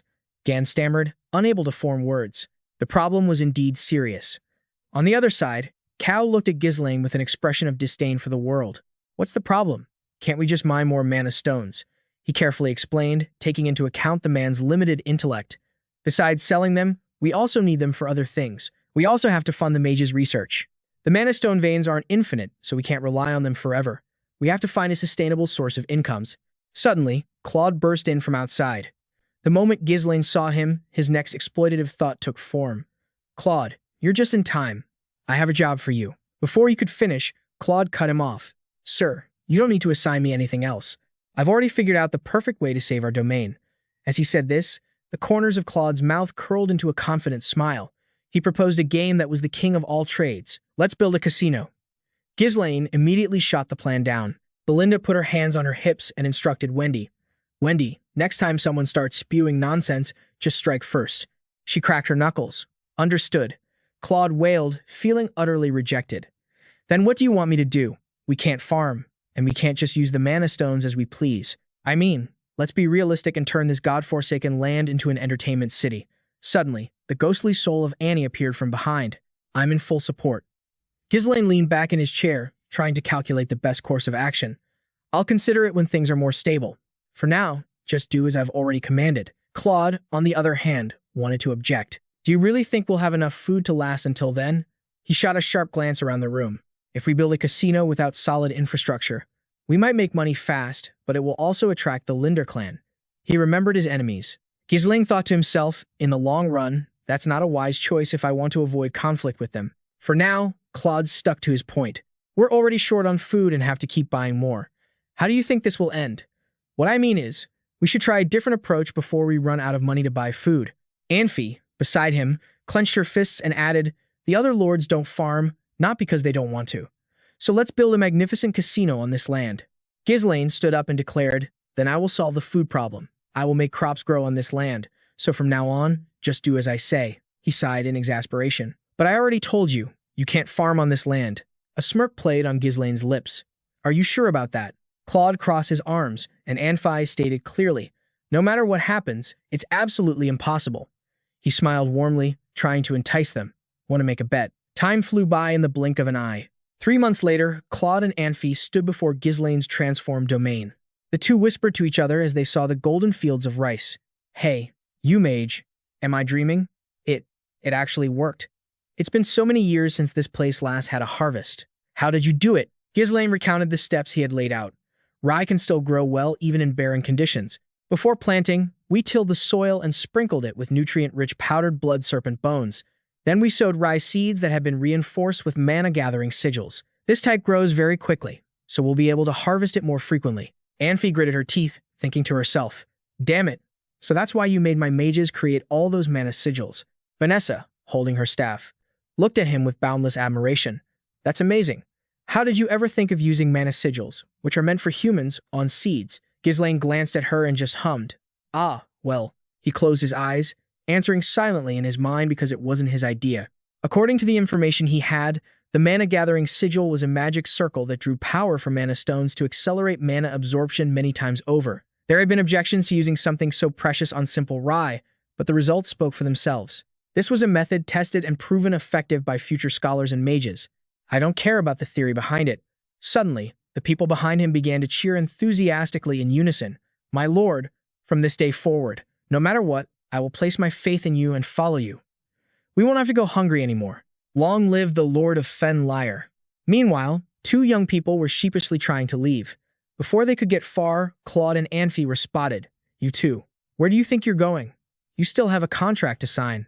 Both of their faces paled, and their voices became stiff. What contract? Ghislain casually pulled a small piece of paper from his pocket. If you had won, I would have given you 5,000 gold and your freedom. But since I won, you will be my unpaid slaves for the next 10 years. We made a bet, remember? Claude and Anfi could only curse under their breath. Damn it. Everything went exactly as Ghislain had planned. With that, the first harvest was complete. Now we can stabilize our food supply. We can use the mana stones for other things instead of just selling them. On a beautiful day, the Tower Master received some shocking news. You want us to establish a branch of the Magic Tower here? Ghislain crossed his legs, his tone firm and certain. Yes, Tower Master. He was a little surprised by the proposal. Wait a minute, I just stopped by to say hello because I heard my little brother had become a lord. What on earth are you talking about? Ghislain calmly explained the current military situation. Giga LD unilaterally declared war. We barely won that time, even with the Magic Tower's help, and that was by detonating mana stones. The moment these words reached his ears, the Tower Master broke out in a cold sweat. You detonated those precious mana stones? You only said you won the battle, you never mentioned that. Seeing his reaction, Ghislain pretended to sigh. If there's another attack aimed at a fledgling domain like Fen Lyre, we will be forced to detonate the mana stones meant for the Magic Tower once again. The flustered man tried to stop him. Why must you always jump to such extreme conclusions? Ghislain smiled, looking at the Tower Master with a pained expression. Yes, so please send more mages. And just like that, the mages truly showed their worth when they were mobilized for various construction projects, houses, aqueducts, a church, and the Fen Lyre branch of the Crimson Flame Tower. Thanks to the mages sent by the tower, we completed the large-scale construction projects in no time. Occasionally, the overworked mages would go on strike. That heartless bastard. How could you make mages do manual labor? It's unfair. We're mages, you know. Ghislain could only listen to their scolding. Sometimes there were minor clashes with those who couldn't adapt to the domain, but in the end, a peaceful agreement was always reached. It was the kind of situation where, when words fail, violence prevails. Anfi, go get me the contract. After hearing that, he thought to himself, I can't be the only one slaving away forever. The territory quickly got back on its feet. However, one day, Claude appeared in a hurry. Sir, we have a serious problem. There's a rebellion in Joan, led by the Countess of Joan. Ghislain froze for a beat, his mind racing. This is happening sooner than in my past life. Is it because I interfered? From what he remembered, Dedham and Amelia were just puppets acting on Duke Dpin's will. Since they couldn't take Perum through Giga LD, now they had to make a move themselves. My war isn't over yet. Seeing Ghislain remain silent, Ghislain probed. What will you do, sir? Belinda rubbed her chin, offering a suggestion. If Lady Amelia has seized the territory, then we. By then, he had already made up his mind. If you people plan to strangle us, I won't just sit back and watch. With that, Ghislain declared, we're heading straight for the capital. No sooner said than done, the capital of the Luthania kingdom, Senia, appeared before their eyes. In a certain tower, a skeletal hand tried to reach for the sun, only to be instantly scorched by its rays. The person trembled, looking at their own pathetic state. In the end, they could only cry out in despair, I want to die. In the sky, a falcon appeared, circling over the territory. On the streets, well-dressed citizens walked about. Rows of ironclad knights stood at attention, stern and straight. A new world with a completely different rhythm of life. This is Senia. Ghislain's party sat on their horses, gazing at the new territory. The one-eyed man sarcastically remarked, all the estates I've seen until now are nothing but toys compared to this place. The chubby guy thought the same. In my territory, there isn't even a real castle. Hearing this, Anfi warned in a stern voice. Hey, why don't you go say that to the captain's face? Vanessa, sitting in the carriage, looked out excitedly. Look, Anfi, they even sell ingredients here that the magic tower doesn't have.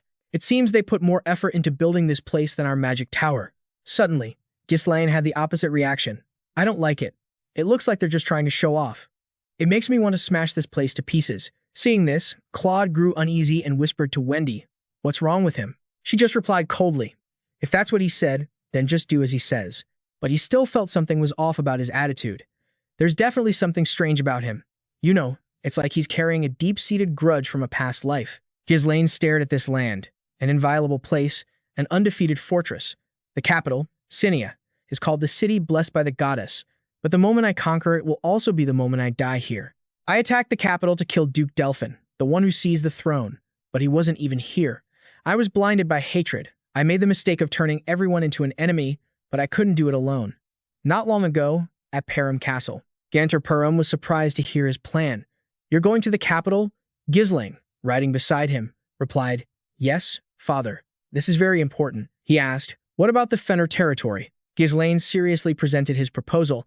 I will provide the Perum territory with enough supplies to last a year. In return, I want you and Captain Gando to station your troops in Fenner during my absence. Hearing this, the two men's eyes widened in astonishment.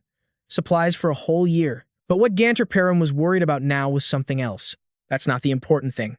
You yourself said that Joan is targeting us, and now a rebellion has just broken out there. Surely you understand how risky it is to leave your post at a time like this. Ghislain drew his bow, aimed at a flying bird, and replied, if it's as you say, father, and Deadmon and Joan join forces to attack us while I'm away, I'm afraid we won't be able to hold out. But right after, he released his hand, shooting an arrow straight into the sky. The bird was pierced by the arrow, only having a moment to struggle in pain. Ghislain's expression didn't change as he continued. Right now, Amelia has just gained control of Joan's governing body, so I still have a little time before they stabilize. We have to use that time to build up our strength. This was truly beyond his father's expectations. His words carried unwavering determination. We must bring the entire kingdom to our side. Back in the present, a respectful servant appeared. Yes, just as you requested. A large, magnificent mansion with a spacious garden. It's affordable and airy. He looked over to Belinda for her opinion. What do you think? Her eyebrow twitched slightly. It's quite spacious. But Anfi and Claude had a much stronger reaction. Sir, why is this place like this? The servant stammered an explanation. It's probably been a long time since anyone's looked after it. Suddenly, the chubby guy yelped in fright. Seeing this, a soldier glanced at him disdainfully. You're big but so clumsy. How did you even make it through the monster forest? The guy hugged his arms, shivering. Don't you feel it's a bit cold in here? Vanessa thought to herself, just put on more clothes. The servant cleared his throat. Ahem, anyway, the rumors about ghosts or wandering spirits in this mansion are just baseless slander. I assure you, there's absolutely nothing wrong with this place. Ghislain didn't waste words and made a decision on the spot. It's fine. We'll take this place. How much? Claude, beside him, frantically tried to stop him. Wait. Look at his face. He's just desperate to sell this place. You can tell at a glance. Feng Shui exists for a reason, you know? Unexpectedly, He replied nonchalantly, "It's fine. Ghosts can't kill anyone. What's there to be afraid of? If one shows up, we'll just beat it up." The servant, having found a big catch, grabbed his hand. "What a wise decision. My lord, Baron, normally, including the land, this place would be worth over 1,000 gold. But because we haven't maintained it, I'll let it go for 500 gold." But Ghislain uttered a different price, 200 gold. The servant was stunned. "What?" Ghislain maintained his cold attitude as he bargained. "You said there are ghosts. I'm very scared. If you don't accept 200, I'll go somewhere else." The servant's face fell. "That's impossible. Nowhere in the capital can you find a mansion like this for only 500 gold. Seeing he couldn't negotiate, Ghislain directly exposed him. To maintain a place this large, the upkeep costs are higher than the selling price. And if you can't sell it, you still have to pay land taxes every year. The servant was speechless. Well, that is, seeing the other party waver, he deliberately added more pressure. Besides me, who else would even want to buy it? In a castle where no one could see, a mysterious figure appeared, but a second later, it vanished abruptly. After the negotiations were settled, Belinda called out, "All right, everyone, let's get moving. Let's wipe away all the gloom from this mansion." Just then, Claude spoke up, calling to Ghislain. "But sir, you said you would build connections within the kingdom, but how do you plan on doing that? Do you think the nobles in the capital would bother meeting a country baron like you?" He understood the man's point. "You're right. From their perspective, they have no reason to meet me." Claude continued, "So then," Ghislain declared with a confident glint in his eyes, "I just need to make them want to meet me."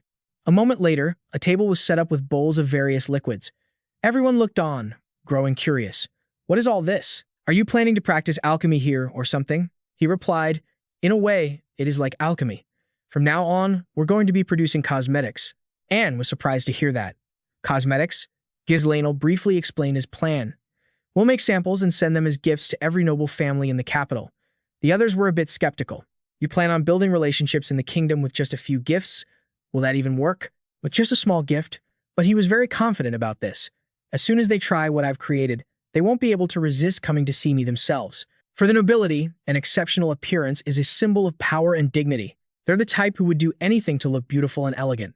It wasn't until later that people discovered the lead, mercury, and white powder used in the cosmetics of this era were extremely toxic to the skin. But the Dpin family developed a safer cosmetic and made a fortune from it. "I once stole their formula after taking over their manor. A dream cosmetic that remedies all the flaws of the old ones." First, Ghislain used magic to oxidize zinc and turn it into powder. Meanwhile, he melted beeswax in a heated double boiler. Mix it with primrose seed oil and X-fruit extract. Remove it from the heat and add the zinc oxide powder we prepared earlier. Then, mix in the oil extracted from the blessing of the fairies. When he added a single drop into the pot, a strange mist rose from it. Vanessa gasped in amazement as she smelled the fragrance. "It smells amazing," and leaned in, curious to see. "This is a cosmetic?" Only Claude had a question on his mind. How would an ordinary baron know how to create something like this? Ghislain gently shook the glass vial in his hand. "It's not done yet. The cream has to set for a day before it can be used. Once they try Genep, they won't even spare a glance for any other cosmetic. It will become an essential item for the nobility. I'm going to make full use of Genep. The Dpin formula." "Huh," Claude said. "As soon as the cream sets, package it and send it out as a gift to the nobles." Seeing that he intended to use it directly, Anne was horrified. "Wait a minute, you haven't even tested it yet." Ghislain, however, wasn't too worried. "It'll be fine, probably." While no one was looking, a mysterious pair of eyes was watching them. Scene change. That night, a heavy rain poured down. Everyone was already asleep on their bedding, and the main hall was utterly silent. Suddenly, a flash of lightning illuminated a figure, red eyes peering through an iron mask. He noticed the table where the cosmetic jars were laid out. He drew closer, picking up one of the finished jars.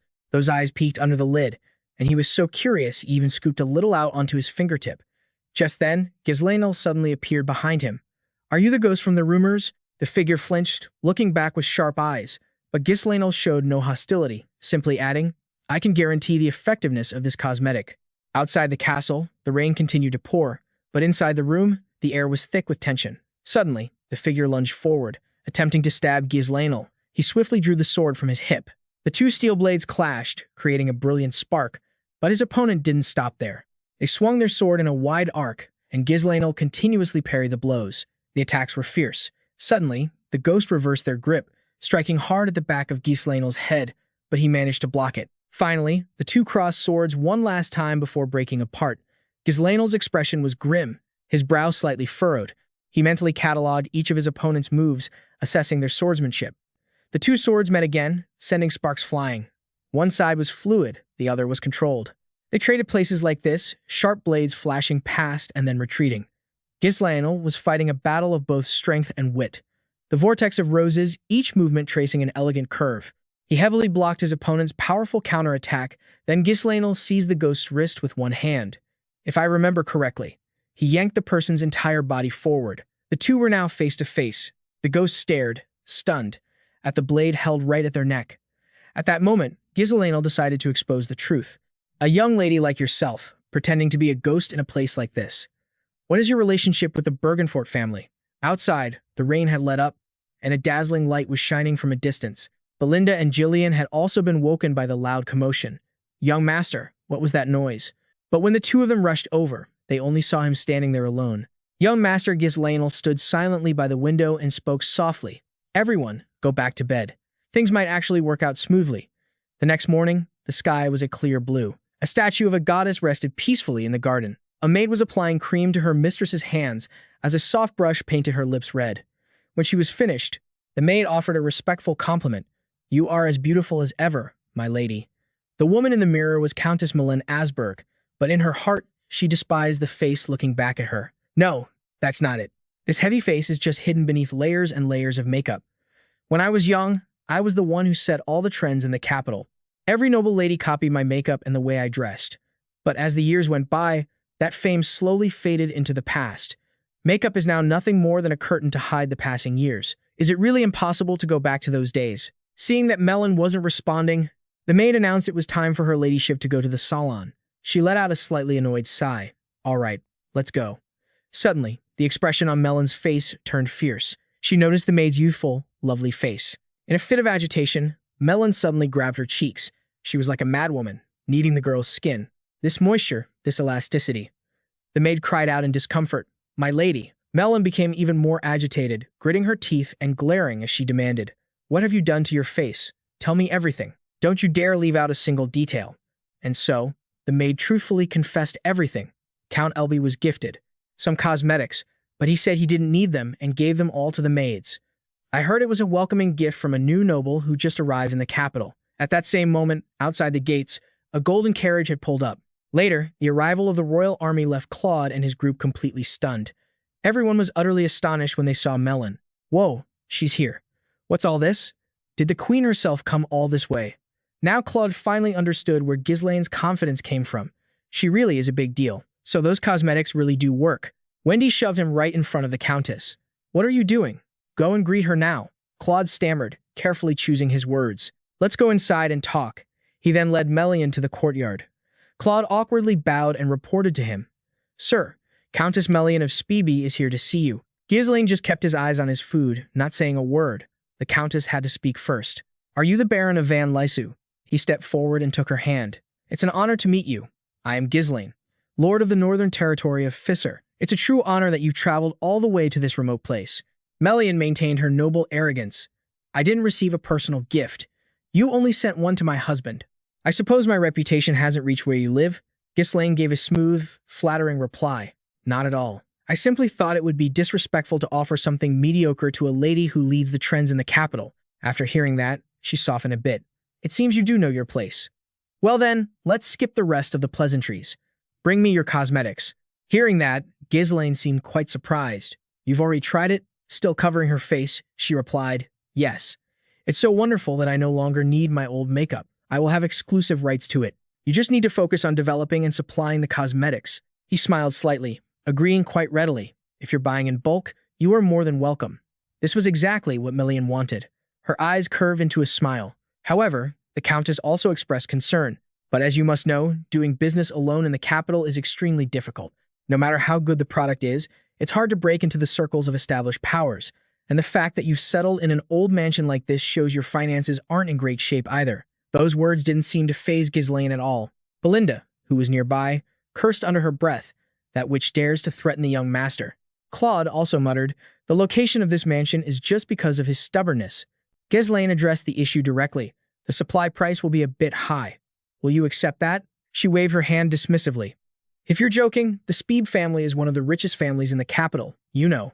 But right after, he stated a horrifying number, 100 gold per unit. The expression on Melian's face immediately froze.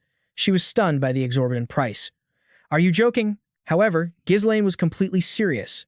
I'm not joking. After all, you are the queen of high society. If the Countess of Speeby has set her eyes on this product, then that price is perfectly reasonable. For a moment, she was swayed by his words. But right after, Melian's face darkened as she thought to herself, what a sly fox. For jewelry or furniture, maybe, but 100 gold for a cosmetic item is ridiculous.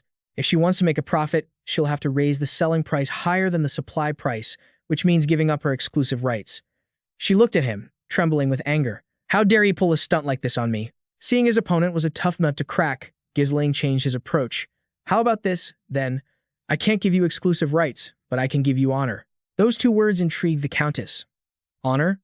Then he had a large container of cosmetic cream brought out. Looking at the sealed jars, Melian looked astonished. Ghislain began to introduce the cosmetic product. This is a cosmetic I created myself, named Jennifer. It's a gift to commemorate our new relationship. There are still many nobles who don't know how effective Jennifer is. This is an item that can change the entire market, and you will be the one to change that market. Her carefully made-up eyes narrowed thoughtfully. After thinking it over, the Countess was satisfied. How do you always manage to choose such fine words? All right, let's do it that way. You will be in charge of distributing the cosmetics, and I will lead the trend. The deal was a success. Ghislain let out a satisfied smile. Excellent. He saw Melian to her carriage. Before leaving, she said, I'll be on my way. If you need anything, just ask. As long as it's within my power, I'll agree. Ghislain immediately took her up on the offer. Could I ask a favor of you? She was a bit surprised. A favor? He didn't show any emotion. Please tell Marquess Bergenford that Baron Ghislain can solve his daughter's problem. The scene changes to Marquess Bergenford's estate. In the study, two figures were talking.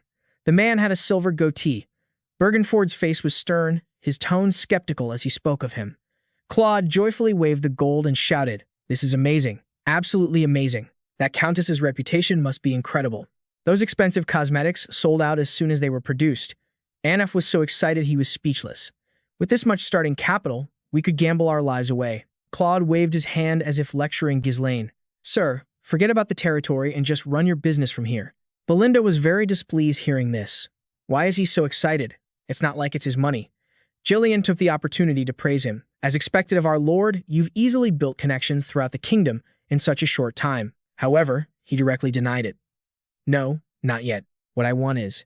Ghislain's steps quickly brought him to the front gate. A strange glint appeared in his eyes. Not far from Ghislain was a knight in full armor. Leslie questioned him, Are you Baron Van Lisieux? You have been summoned by Marquess Bergenford. In front of a royal chamber, two knights stood guard stiffly. An iron hand quickly pushed the two doors open, revealing a sliver of light.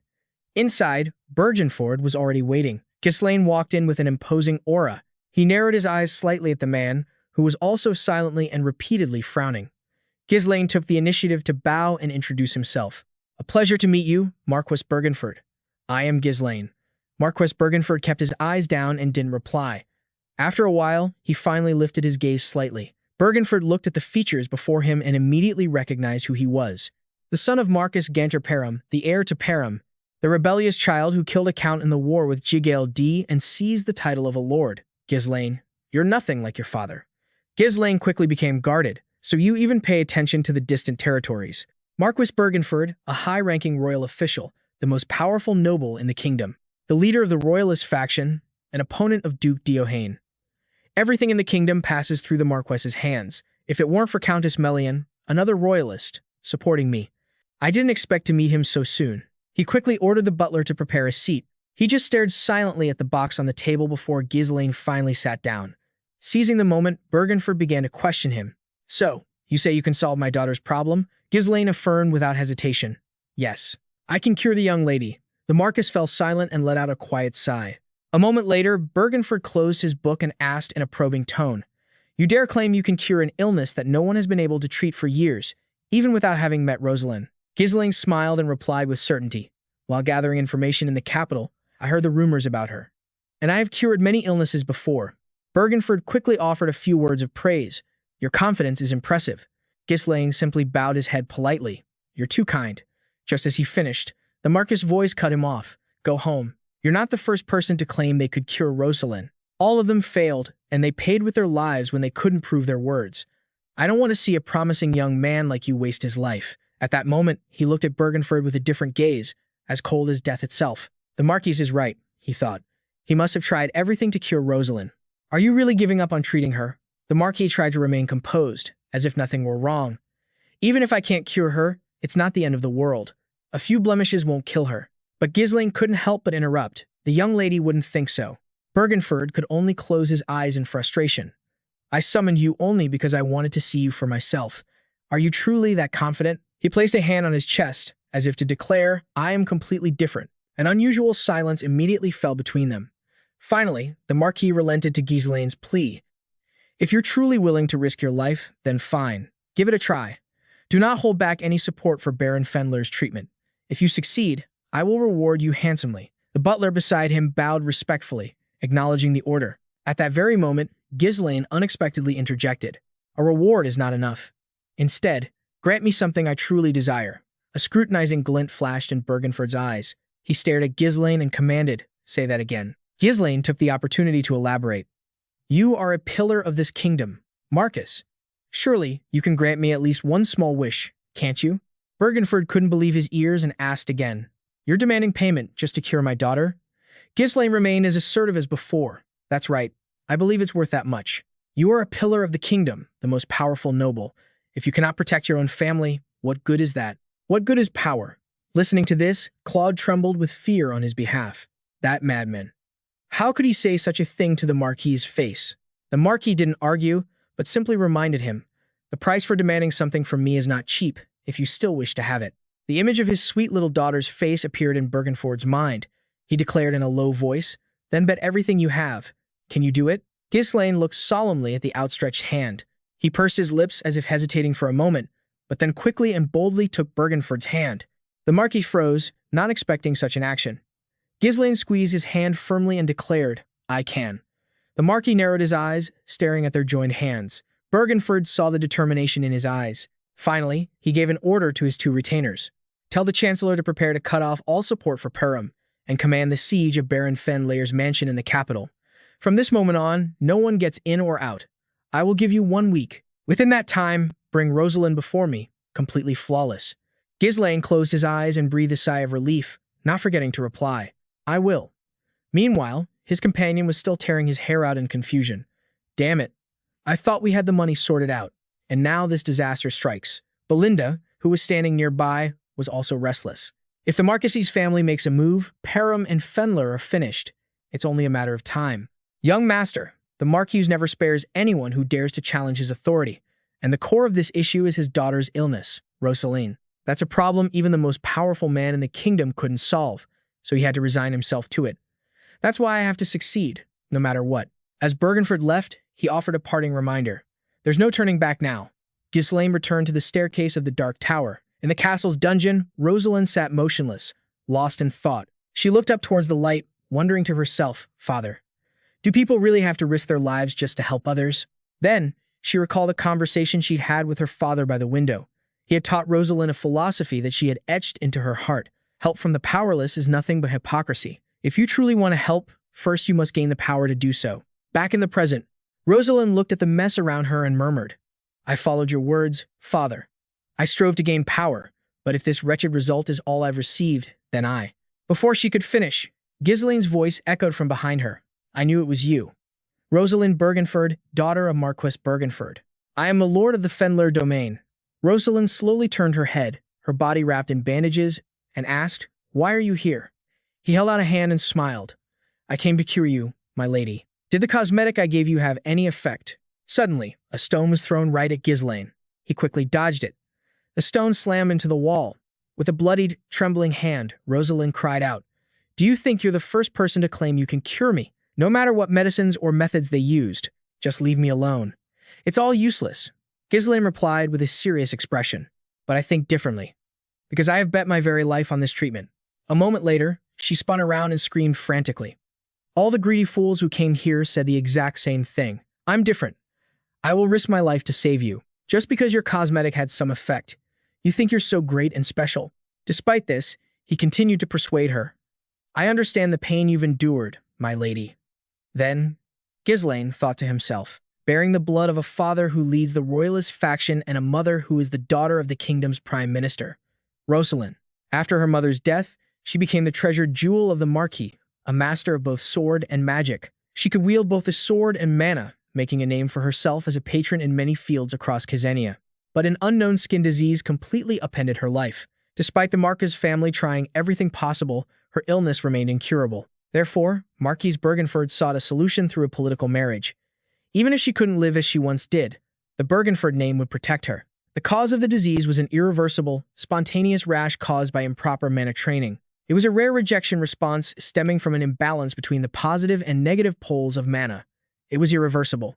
Once it progressed, the change could not be undone. In other words, her mana pathways were damaged. At that moment, Rosalind drew her sword and furiously yelled, trying to drive him away. "Get out, before I kill you." The more she unleashes her mana like this, the harder the treatment will be. Ghislain's face darkened as he muttered to himself, "I'm sorry, but I'll have to treat you by force." Her eyes widened in shock. He rushed forward, blocking Rosalind's strike with a small arrow. Then Ghislain grabbed her arm. A moment later, he wrestled Rosalind to the ground. Ghislain then looked up at the approaching Belinda and Wendy and called out to them. "Belinda, Wendy." The two girls shouted in unison, "Yes." A short while later, Rosalind was tied to the bed, screaming in panic. "What are you people doing? Let me go, now." Ghislain, standing nearby, took off his cloak and said, "Well then, you'll have to take off your mask first." Claude, standing there, cried out in shock. "What?" He stepped forward and grabbed Rosalind's mask, stating firmly, "I have to check your condition before I can begin the treatment." She immediately struggled and begged, I don't need it." A moment later, the mask fell to the floor with a clatter. Ghislain's group stared in silence at the sight before them. Then he turned to grab a vial of medicine and gave a warning. "Regardless, you need to endure this for the next week. If you have the will, you can bear it." Rosalind gritted her teeth, trembling as she asked, "You must really want to die. Do you really think you can cure me?" Ghislain quickly poured the medicine into her mouth and replied nonchalantly, "If I fail, I'll die too. And you, my lady, will also die soon." Rosalind's eyes flew open in terror. He looked at his own hand and thought to himself, "Don't worry, I will succeed. This treatment was created by your future self, Rosalind. You are the one who created this cure." A stream of light emanated from Rosalind's body. Her eyes rolled back in pain as she thought endlessly. It hurt so much. Rosalind screamed at the top of her lungs, "You expect me to endure this for a whole week?" Rosalind kept asking herself, "Out of all the people in the world, why me? Why do I have to suffer like this?" Ghislain's words suddenly flashed through her mind. "If the treatment fails, you will die soon anyway, my lady." She immediately gritted her teeth in anger. A moment later, Rosalind shouted with determination, startling him, "Fine. If I'm going to die anyway, then go all the way. If you do this half-assed, I'll kill you." A piercing scream echoed from the large castle. Outside, Arno clenched his trembling fists and lamented, "Damn it, who the hell are those people around the mansion anyway? We came all the way to the capital just to get stuck here before we could even look around. That stupid lord must be causing trouble again." The chubby guy turned and stammered a suggestion. "Maybe we should go find the captain instead of just sitting around here." Suddenly, Jillian and Cal approached, carrying a wooden crate, and stopped them. "No need." The man next to him also smirked and advised, "Just relax and have a drink." He wouldn't act without thinking. In the following days, the sun rose over the great castle. A week later, Bergenford and his soldiers were walking down the corridor. A moment later, he walked through a door. Bergenford suddenly stopped short, frowning in disbelief. Before him, Ghislain was standing and looking at Rosalind on the sickbed. Her entire body was covered by a blanket, lying perfectly still. Ghislain, covered in blood, also stood in silence. He was suddenly startled and turned to see Bergenford frowning at him with a scrutinizing gaze. Ghislain said nothing and reached for the thin blanket. A moment later, the blanket was flung aside, and the man's eyes widened in astonishment. It was as if the light had returned to Bergenford's eyes. Outside the castle, a buzz of chatter arose. "I heard that Lady Rosalind Bergenford's illness has been cured." "What? Didn't they say it was incurable?" "I heard the Marquis is going to hold a banquet. Could it be?" Suddenly, Ghislain appeared, followed by Claude and Belinda. The three of them stood before the man and bowed respectfully. He frowned and remarked, "So, you're not just all talk." He smiled and replied tactfully, "It was thanks to the opportunity the Marquis gave me." Bergenford asked bluntly, "A promise is a promise. Tell me what you want." Hearing this, she and Claude broke into a cold sweat as they waited. The other person also looked away cautiously. Ghislain pursed his lips, his face darkening as if in deep thought. A moment later, he looked up and made a serious request. Please become my patron. Hearing this, the crowd exclaimed in shock, What? Belinda, however, joyfully clenched her fists and exclaimed, Just as I expected. Young Master Claude broke into a sweat, silently analyzing the situation. If he becomes your patron, the Marquise will have to share responsibility for everything our lord does. There's no better way to establish influence in the kingdom. Bergenford then frowned deeply and asked, You said it was just a small wish, but you didn't come to me for nothing, did you? Ghislain simply smiled in response. A moment later, Bergenford said, However, I already have someone in mind from the north. He asked cautiously, You must be referring to Count Bjorn? Upon hearing the name, the man frowned at him. A moment later, Bergenford asked, In the north, there are also renowned lords like Javan and Deadmon. Why jump to that conclusion so quickly? Ghislain then quickly analyzed. Deadmon appears neutral on the outside, but his true motives are unknown. As for Javan, he's bogged down by internal family conflicts. The rest are either overly greedy or incompetent lords. Count Bjorn, on the other hand, is close to the royal family, wealthy, and even commands the military forces of the Crimson Fire Tower. So, the only territory in the north that could meet your standards is Bjorn. He let out a sigh and asked bluntly, Are you saying you're more valuable as a protege than Bjorn? Be honest with me. He smiled without hesitation and exposed the truth. You don't like Count Bjorn, do you? Hearing this, Bergenford's brow furrowed deeply. The next second, he tilted his head back and laughed gleefully, declaring, You're right. He's a good man, but lazy, indecisive, and easily swayed. Ghislain continued his explanation. Because of that nature, he is undoubtedly influenced by Duke Dpin, an enemy of the royalist faction. If you intend to grant me a wish, wouldn't it be better to grant me your solid backing? Please nominate me as the representative of the North. Seeing this, Bergenford clasped his hands and thought it over. Then he pushed himself to his feet and said, So you had a reason for risking your life. Very well. Let everyone here be a witness. I, Marquise Bergenford, will support Baron Ghislain as his patron. The Baron's enemies are my enemies, and anyone who confronts him must remember that I stand behind him. You must also swear to consider my honor in all your actions. A sword was suddenly driven into the ground. With a determined look, Ghislain began his oath, I swear. Suddenly, a strange voice rang out, Congratulations, my lord. I was so distracted I couldn't greet you properly. Even if my father is the one repaying the favor, the one truly indebted to you is me. Rosaline stepped forward, holding a fan to cover her mouth. Then she smiled confidently and declared, I will become your backer, my lord. At that moment, the grand banquet hall erupted in a chorus of whispers. Did you hear the rumor? I did. They say some up-and-coming noble cured Lady Rosaline's illness with cosmetics, right? Cosmetics? You mean the ones Countess Muse Genep is promoting. Don't be ridiculous.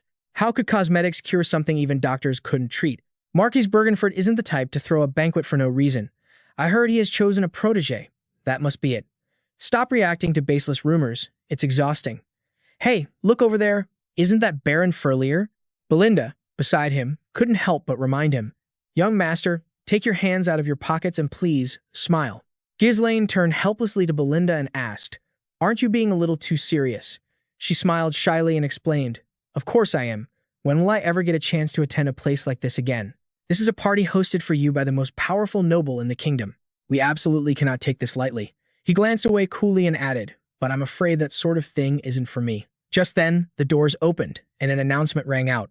Marquise Bergenford is arriving. The crowd wore expressions of astonishment, some widening their eyes in disbelief.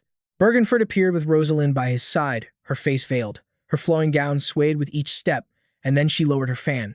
Rosalind smiled confidently and greeted them. Hello, everyone. She was Lady Rosalind Bergenford, daughter of the Marquis Bergenford. As soon as she appeared, Rosalind received a flood of compliments. Lady Rosalind's face. The people below cried out in astonishment. It's true. She's really cured. She's even more beautiful than before. From her spot, Belinda muttered in amazement. I can hardly recognize her. Is that really the same person who was throwing a tantrum not long ago? Ghislain gazed absently into the distance. A moment later, she glanced his way. Meeting her eyes, Ghislain just furrowed his brow in thought. At that moment, Bergenford raised his hand and began to speak. Thank you all for attending. Today's banquet is not only to celebrate my daughter Rosaline's full recovery, but also to announce that I have officially taken on a protege.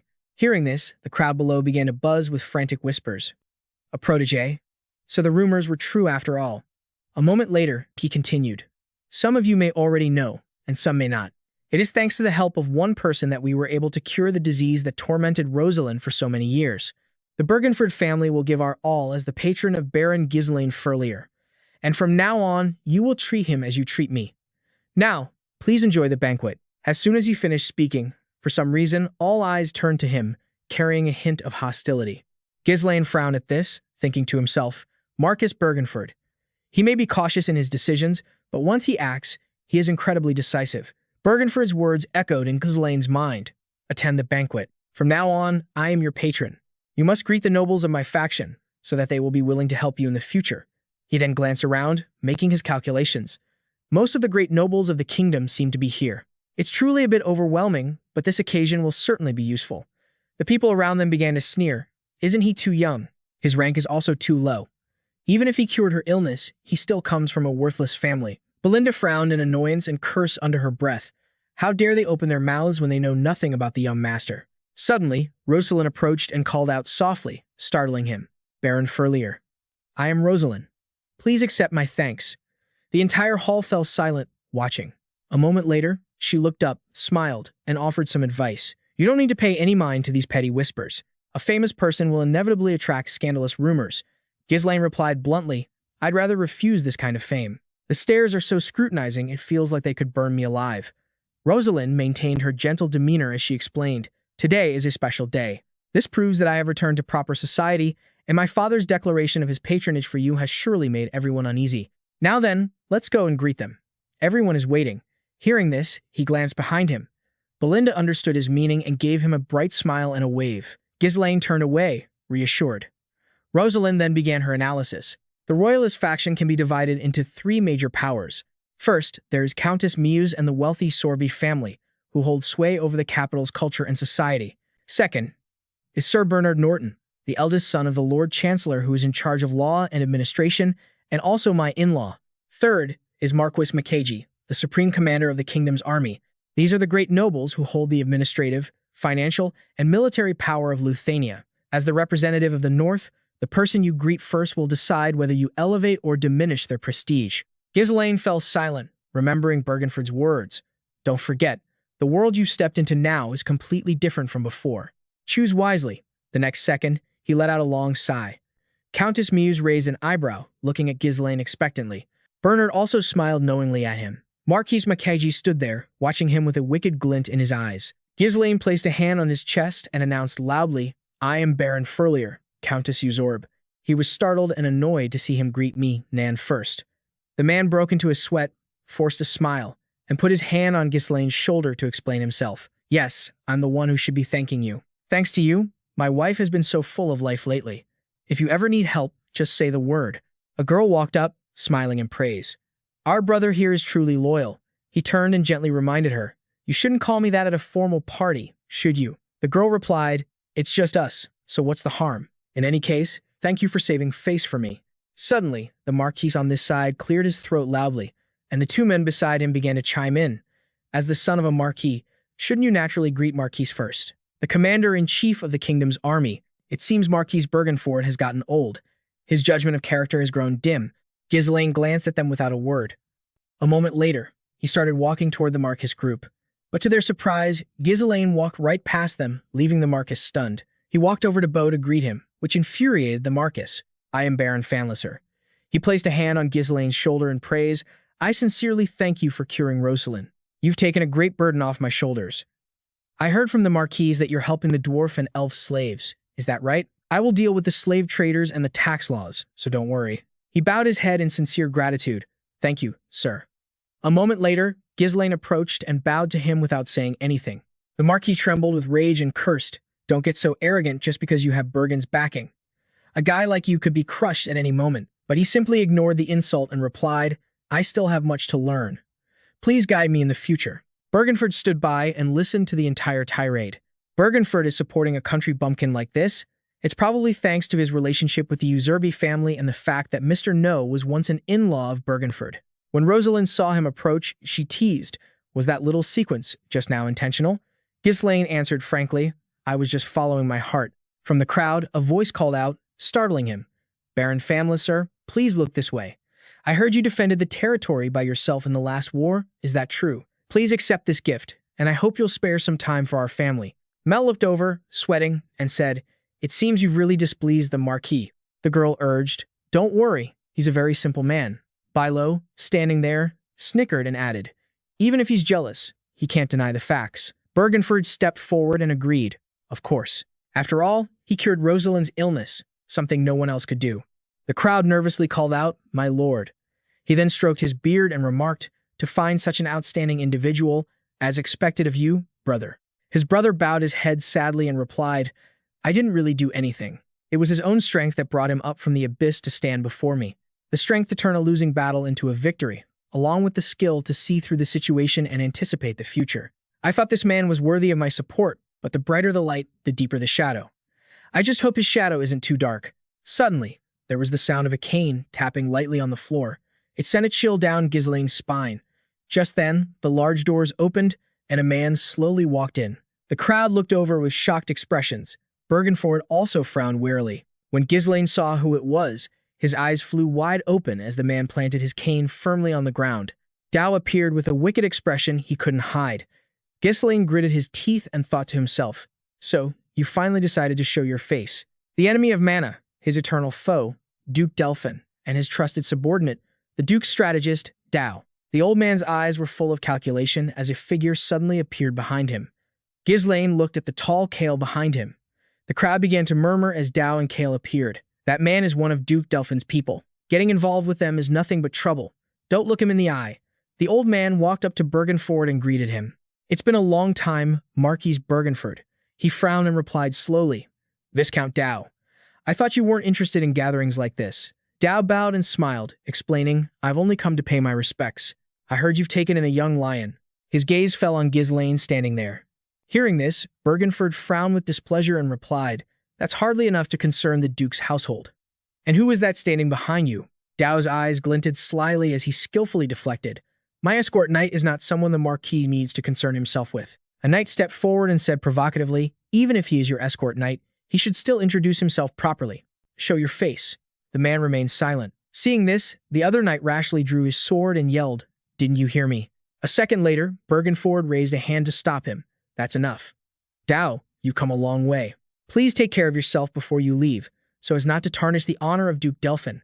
Dao smiled slyly and replied, I thank you for your kind concern. Ghislain watched the scene unfold, thinking to himself, even though Dao, a key figure in the Duke's faction, is here in the capital, there were no reports. He slipped past Bergenford's eyes and ears, so the Duke's influence has already reached the capital.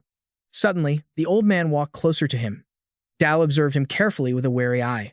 Ghislain met his gaze with a determined look. Seeing this, Dao raised an eyebrow thoughtfully and asked, Do you know me? Ghislain frowned at the question but didn't answer. Then he calmly replied, Yes, I've heard a great deal about you in the capital. Dao also raised his hand and said with a smile, I've also heard quite a bit about you, Baron Ghislain. They say you've built quite a reputation for yourself in the north. Hearing this, Ghislain silently agreed. That's right. You would know all about it, because all the schemes to bring down Kodam were your handiwork. The old man smiled knowingly and continued, Impressive, Ghislain. But that's enough for greetings. Shouldn't we move somewhere else? There are matters that require a private discussion. I'll get straight to the point. We are interested in the cosmeceutical you've created. Rumor has it that Lady Rosalind's skin regained its radiance thanks to your product, which is why we came to the capital. Actually, we have also been researching something similar. Hearing this, Ghislain quickly cut him off with a straightforward warning. If this is about exclusivity or sharing the technology, then I apologize in advance. Dao shook his head, denying it. The Duke did not come to discuss such boring matters. The problem is that a talented young man like you is being wasted away in the desolate north. A supposed wastrel who suddenly rose up to lead a war to victory and earn a place in the capital. Was that luck, or was it skill? He furrowed his brow and answered cautiously, I've only done a bit of research, that's all. The old man, holding his cane, smiled and asked, Is that so? Then come to the house of Duke Dpin. Hearing this, Ghislain fell silent, so Dao quickly tried to persuade him. Talent and ability have an expiration date. If you remain in the harsh north, your life will end at the hands of barbarians or in some war before you ever reach your full potential. I've seen many exceptional young men like you get buried just like that. If you entrust yourself to the ducal house, you won't have to worry about that anymore. We have more than enough power to change that outcome. He frowned and stated plainly, But I have already sided with the royal family. Dao replied stubbornly, You've only just dipped your toes in. You can't call it a full commitment yet.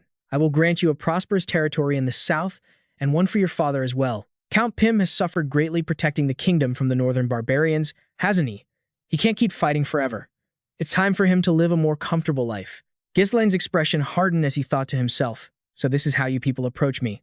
Even though I've already sided with the royal family, you're still trying to pull me to your side, as if joining the ducal house could provide what I lack. You've used these same honeyed words to pull many others to your side.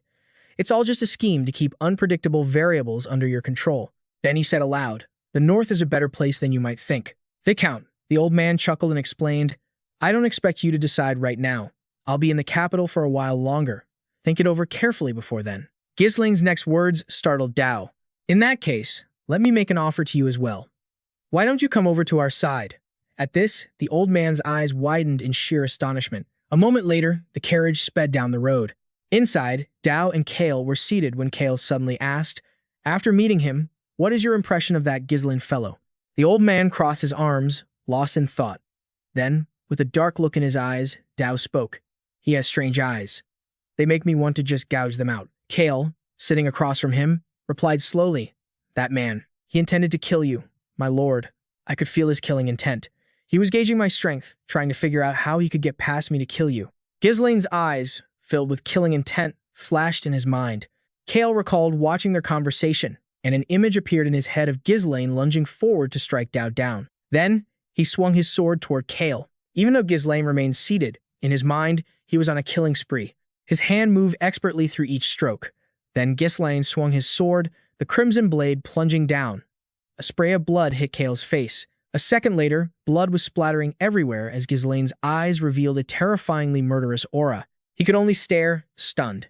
Then Kale quickly drew his own sword to parry Ghislain's blow, but Ghislain continued his relentless assault.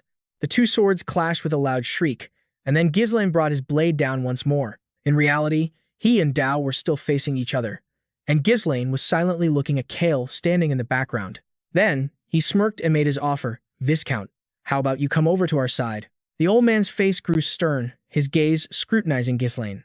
Then, Dao smiled wickedly and exclaimed, "This will surely please Marquise Burfort. It was a pleasure to meet you. If fate allows, we may meet again." Ghislain frowned, clearly annoyed, but still replied politely, "Yes, I hope we meet again." Kale remained behind, turning his head to watch Ghislain, his eyes filled with suspicion. Unexpectedly, Ghislain looked directly at him and said, "The greatest sword in the kingdom, Kale von Sack." Back in the present, Kale recounted, "He knows who I am." Dao, sitting opposite him, mulled this over and then commented, "Hearing you say that, it seems his military achievements are more than just rumors. Even so, this only delays our takeover of the north. It wasn't a waste of time. There are still other ways. We'll need to send a clear warning to Deadmon. When dealing with Ghislain, treat him as you would a knight commander of the domain." Suddenly, Kale spoke up, startling the old man. "The greatest sword of the north.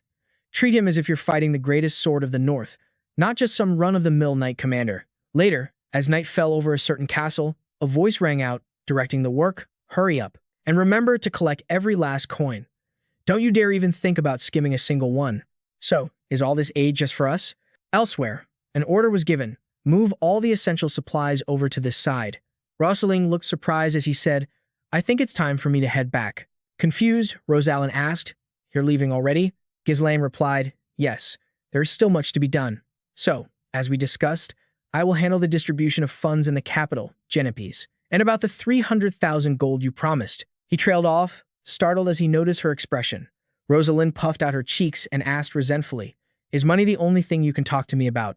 Ghislain paused for a moment before replying bluntly, "After all, we are simply a supporter and a sponsor." Hearing that, she couldn't help but exclaim, "How cold. To be a proper sponsor, shouldn't I get to know you better? For example, what is your goal? Why do you work so tirelessly all the time?" He turned away and gave a short reply, "Nothing special. I just want to live well and eat good food. That's my goal." Rosalie frowned, seeing right through him. "That doesn't sound honest at all. If that were truly your goal, you would have joined the House of Duke Dpin like the Viscount offered, not the royal faction." Seeing that she had read him so easily, Ghislain's face darkened. He clenched his fist and confessed, "As the heir of Codium and the Lord of Fenlizer, I have set a goal. To achieve it, I need your help, but I will not share that burden with you." She frowned, confused, and stammered, "Why not?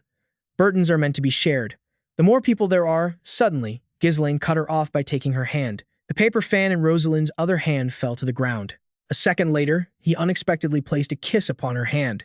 Rosalind's eyes widened in shock. Ghislain slowly lifted his head, saying nothing. A moment later, he walked away, leaving her with only his sincere words, "I only want you to be happy." She watched his retreating figure, a shy blush creeping onto her face. The moment he turned his back, however, his entire expression shifted. Ghislain frowned, thinking to himself that the banquet had ended on a cheerful note. By refusing that offer, I also managed to save face for Marquis Zenford. The provisions originally meant for Jivon have been redirected to Fenner and Persium, and we've secured tax exemptions and privileges under the Zenford name. We've brought 50,000 residents from the royal territory to settle in our domain, and the precious dwarven slaves are on their way to Fenler. With all this, no one will be able to look down on our domain as small and poor any longer. However, the fact that they approached me directly means they're already plotting something else. The slightest hesitation will get me crushed. Duke Dpin, I will kill you and erase every trace you've left on this world. Dawn broke over a grand castle, where a man with cuffed hands was clenching his fists tightly. He walked with heavy steps. A group of dwarves, led by Galazik, was being escorted by soldiers. Suddenly, a soft voice called out, making him look up. "Hey, Galazik, it looks like the Lord has arrived." Outside, Ghislain returned on horseback to a chorus of cheers. "The Lord has returned," Belinda exclaimed, covering her mouth in amazement. Everyone came outside. Cao and Gillian smiled, remarking, "Of course. An occasion like this calls for it." Galazik stood to the side, glancing over at the crowd where Ghislain was. Seeing the excitement, the dwarves began to murmur in surprise. "Everyone's so enthusiastic, but I've never seen a domain like this before. I heard the Lord even builds houses and ensures no one goes hungry. The people absolutely worship their Lord." He whipped his head around, frowning in contempt. "You think I'm that easily fooled? Nobles are still nobles. In the end, they're nothing but greedy scum who only want to fill their own stomachs." The dwarves behind him called out helplessly, "Galazik, are you really going to do it?" With a determined look, Galazik replied, "We're proceeding as planned." Over on his side, Ghislain also sensed that something was off with the old man. He watched Galazik with a complicated look in his eyes, until Belinda came over, nudging his shoulder teasingly. "What are you doing, young master? You should at least wave to them." Claude laughed heartily. "It feels great to finally be home. We're going to have so much money we won't know what to do with it. We can finally relax." But to his surprise, Ghislain gave a ruthless command. "Claude, organize the reports I requested and bring them to my office." He cried out in alarm. "What? You're really going to get right to work the moment you get back? Please, get some rest." Ghislain shot back bluntly. "Since when do slaves get to rest? You had more than enough rest in the capital. Call a meeting immediately." Sitting in the large room, Ghislain inquired, "Leo, did anything happen with Officer Holm?" Leo quickly replied, "No, my lord." Hearing this, Ghislain ordered, "Tell him I will visit the domain later. For now, report on the situation." He reported the situation while flipping through the pages. "We have managed the domain exactly as you instructed before you left for the capital." Ghislain inquired, "What about the major construction projects in the domain?" and recounted while picking his nose. "When I arrived earlier, I noticed that all the roads and canals were completely repaired while Vanessa and I were away." Vanessa smacked him on the head and reminded him, "Use honorifics." Leo then continued, "Yes, and we have also nearly completed the workshops and granaries. If we put the dwarven slaves we brought from the capital to work, it will be completed quickly, especially when it comes to the crops. The last harvest was so large that we won't need to buy grain from the merchants anymore." Belinda asked with a look of astonishment, "How large was it?" Claude stroked his chin, calculating. "In terms of yield, it's on par with Dpin, and in terms of yield per area, it's the highest in the entire kingdom." Hearing this from behind, Wendy thought to herself, "And to think, you once said farming here was impossible." Belinda jumped up and exclaimed with delight, "At this rate, young master, you might just become a great lord. And now you even have the royal faction backing you." Gillian, who was sitting there, also chimed in. "Just as you said before, your goal of revitalizing the domain is truly becoming a reality." Ghislain lowered his head, thinking to himself, "That's right, we've built the basic foundation." But then he looked up and declared firmly, "But this alone isn't enough. Continue to buy more grain until I say it's enough, and we will also need more housing. So secure more land in advance. From now on, we prepare for war." A second later, a shout echoed throughout the castle. "War!" Claude cried out in disbelief. "Wait, what do you mean? Now that you've joined the royal faction, who would dare attack you?" Ghislain replied calmly, "Dedham, or perhaps Dpin. Read that report." Holding the paper, Claude couldn't help but cry out in shock. "This is..." Ghislain began to analyze the report. "Massive conscription and training on Dedham's territory. recruitment of freelance knights, and records of large-scale purchases of weapons and iron ore. This is the report on Count Dem's activities that I requested before leaving for the capital. The crucial point is that they purchased a large quantity of high-quality iron ore from Count Cavandi. He put a hand to his chin, saying thoughtfully, "In war, the most important things are food, manpower, and weapons. Iron ore is an essential resource for forging and repairing weapons, but this amount is far too much for peacetime." "Is that what you mean?" Cao scoffed. "So there's a real possibility of war?" Seeing this, another person grabbed his head and groaned. "Damn it. Are those bastards really trying to start another damn war?" Reading the report, he asked hesitantly, sweating, "If Dedim monopolizes the ore like this, we'll be in big trouble. We need iron ore to improve the overall level of our domain. But Count Cavandi won't sell to us, right?" Ghislain frowned, affirming with certainty, "That's right.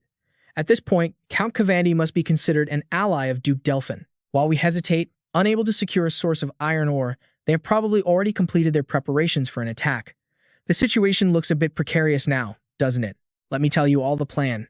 Anfin's group held their breath and listened. Kao, Belinda, and Ghislain also froze in anticipation. A moment later, Ghislain announced with a serious expression, "We will attack Count Cavandi's domain first." His words made everyone in the room jump in disbelief.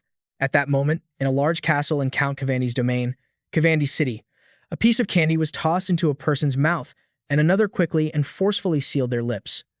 "Oh, great. Just sitting there looking so calm." The other man spoke up. "So, what was that you just said?" "The North's strongest sword. Count Cavandi." He then delivered the news. "The Duchy has sent a report regarding the Fenner territory. Lord Fenner says he is to be treated as if we were facing the strongest swordsman in the North. He is a man of unpredictable moves. You had best prepare for battle." Cavandi smiled, gestured with his hand, and said provokingly, "Why are you telling me this? Aren't you the one going into battle, Sir Hezro?" Hezro replied, his brow furrowed in annoyance. "These are orders from the Duchy." At that, the old man burst out laughing. A moment later, Cavandi sneered. "Lost all your nerve after just one hit? Who says we need to prepare for war just because someone is on their way here? The walls are twice their normal thickness, and they're surrounded by a moat. Our water-based defensive weapons are crafted with the finest metallurgy in the North. You're telling me I need to bolster my preparations just because I've seen some family's iron castle? I'm sorry, but my fortress has never been breached, not even once. Instead of worrying about me, you should be keeping an eye on Dedim. You've already lost a valuable secret weapon, haven't you?" Hearing this, Hezro's hand clenched the hem of his robe. He shot him a warning glare. Meanwhile, in another beautiful corner of the countryside, Cao and Ghislain were bowing respectfully. Ghislain walked past Belinda, who nodded in greeting. The group then looked forward with determined expressions. Before them stood a large crowd of soldiers in formation, all silent and looking ready. He, too, silently observed the men as if sizing them up. Good expressions. It's not easy to set aside financial gain to trust and follow someone, but you believed in me and came all this way. As I've said before, all 200 of you, I will make you knights. I will establish the Fenner Knight Order. Behind them, 2 people watched from a tent. Claude sat there with his arms crossed and asked helplessly, "He's completely insane. I don't know if this is even possible." "Yeah, well, get used to it." The scene flashes back to an earlier time. Not long ago, Ghislain had announced with a calm expression, "We will attack Count Cavandi's territory first." Everyone in the room was stunned by his words. His face twisted in shock as he yelled, "How did it come to this?" Ghislain calmly began to explain. Dayan and Count Cavandi pretend to be neutral nobles, but in reality, they back the Duchy. They move freely on the Duke's behalf, acting as his pawns. Cavandi is also our enemy. If we win this battle, the iron ore will be mine.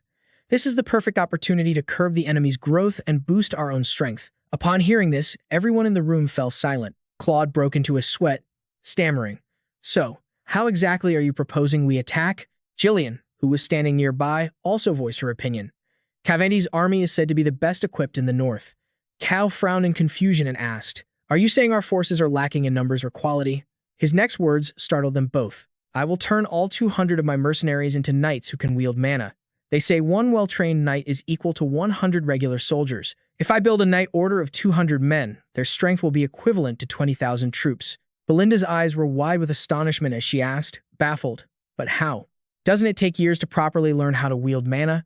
Ghislain then called out, "Vanessa, could you bring that in?" Vanessa quickly replied, "Yes, my lord." A moment later, several wooden crates were set neatly on the floor. Seeing them, the others cried out in surprise. "This is a mana-focusing charm. Claude exclaimed, panicked and sweating. Don't tell me you used all of those rune stones to create these. Ghislain picked up a staff and explained his plan. Using this, you can learn to wield mana quickly. It might be a little unorthodox, but I've modified the Pum family's mana training method to make it easier to learn. 1 month will be enough. A woman stepped forward and said hesitantly, You've altered the family's training method on your own authority, my lord. Won't the lord have something to say about this? He replied nonchalantly, It's better than dying having learned nothing. The old man standing there also voiced his doubts. But just training soldiers won't be enough to capture Cavandi's fortress. From my experience as a mercenary who has been inside Count Cavandi's castle, the walls there are a solid double layer on high ground. A deep moat surrounds it, and water-based weapons are strategically placed everywhere. Cavandi's fortress has countless defensive advantages. That's why they say, as long as the family has existed, no one has ever been able to take the castle. If they decide to dig in, our mercenary tactics and strength will be difficult to bring to bear. The man next to him chimed in, trying to persuade Ghislain. See, let's drop this preemptive strike and just focus on stopping Deadmon, okay? We should find another way to get iron ore, no matter how much effort it takes. Ghislain glanced at him and smiled provocatively. Want to make a bet? On whether we'll win or lose? Claude jumped and exclaimed. You can't be serious about gambling with the fate of our territory like this. He just smiled reassuringly and replied, Don't worry about it. I have a plan for everything. Suddenly, a large man raised his hand to speak. But to become knights, don't they need to know how to use mana? I heard it takes years, even for the fastest learners. How can someone learn to use mana like that? Ghislain quickly answered. As you know, mana training takes years of hard practice. I will make it possible for you to use mana in just 1 month. The man, startled, stammered back, just 1 month. Ghislain smiled and promised, I will explain it in a way you can truly understand. A while later, everyone else had collapsed, leaving only Ghislain and the large man. Ghislain was continuously pouring energy into him. Seeing the large man gritting his teeth, he encouraged him, endure it. Compressing years of training into 1 month will be a heavy burden. The charms will allow you to temporarily feel mana. You must gather the mana particles from the air into your dantian to form a mana core. Imagine you're winding a spool of thread. Night fell on the town. Belinda approached and said with concern, You've worked hard, young master. Ghislain turned and replied gently, Have all of our men taken to the barracks. We'll need to look after them for a while. Laueo, the armor our Night Order will use. We'll forge it ourselves. What about the demi-human slaves? Laueo asked, his eyes sunken and dark. The elves haven't arrived yet, but the dwarves are already waiting in the territory's barracks. His gaze sharpened as he looked toward the camp. Ghislain stood in silence, gazing up at the night sky. With a serious expression, he muttered, The moon won't rise tonight. In a forest far from the castle, a hand suddenly burst up from the ground. Galazik and his group climbed out of the hole. Covered in sweat, he glanced around and urged them on. Hurry up, everyone. Their voices echoed in the darkness. Galazik, are you sure about this? Once we're out of this kingdom, we'll be free. They say there's a secret autonomous zone in another kingdom, where demi-human slaves live together. It has to be true. Looking exhausted, Galazik urged them on again. Come on, the border is just ahead. But the group in front of him was trembling with fear. Galazik urged them on, but a figure appeared behind him. What are you hesitating for? Get going. Are you having second thoughts about a life of slavery? If you're scared, then go back. Be a toy for the nobles for the rest of your life. But one of them pointed behind Galazik and shouted, Sir, it's not that. Behind you. Ghislain stood there casually, his hands in his pockets. He smiled lightly. You know it's useless to run. Galazik and the others jumped in shock and cried out. You knew about our escape plan. How did you find us so quickly? Wait, did you come alone? Ghislain calmly confirmed it. Yes, alone. A moment later, the group huddled together, whispering constantly. Then they turned, their eyes filled with malice, and shouted, If you disappear, then all of us will be free, right? Ghislain let out an exasperated sigh. Then he sneered, his voice taunting. If you think you can, then give it a try. Late that night, in the forest, Ghislain had already dealt with Galazik's men. But the old dwarf stubbornly struggled to crawl back up. Ghislain walked over, his voice dripping with sarcasm. Dwarves really are stubborn. If word gets out that you escaped, slave traders from other races will hunt you down relentlessly. Wouldn't it be better to just work obediently here? Galazik arrogantly scoffed. Don't be ridiculous. I'd rather die chasing freedom than spend my life making boring trinkets for nobles. If you think we'll just work obediently, you'd better give up that idea. Hearing this, Ghislain silently looked down at the man at his feet and smiled to himself. I like your spirit. You're exactly the type of person who could become a legendary blacksmith in the future. With that thought, Ghislain began to make an offer. 10 years. If you cooperate fully with me for 10 years, I will establish an autonomous zone for dwarves within my territory and free you from slavery. Hearing this, the dwarves were astonished and began to whisper, "He'll grant us freedom? Is that for real?" Galazik, still panting, was clear-headed enough to argue. "That's absurd. The laws of the kingdom state that we are slaves. Do you think a countryside lord like you can just declare us free and be done with it?" Ghislain answered with a serious expression. "Laws are made by men. If necessary, they can be changed." The other dwarf struggled to his feet. He whispered, "Galazik, that noble. You said he has the backing of the royal faction. If that's true, then maybe this is actually possible." Hearing this, Galazik became lost in thought. Galazik clenched his trembling fists, still hesitating, but seeing him start to waver, Ghislain smiled.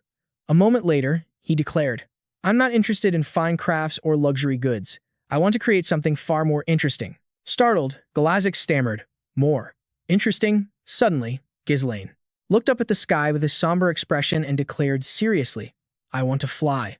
Later, in a desolate desert region, 1 month later, a caravan was passing through, and a densely written letter was opened.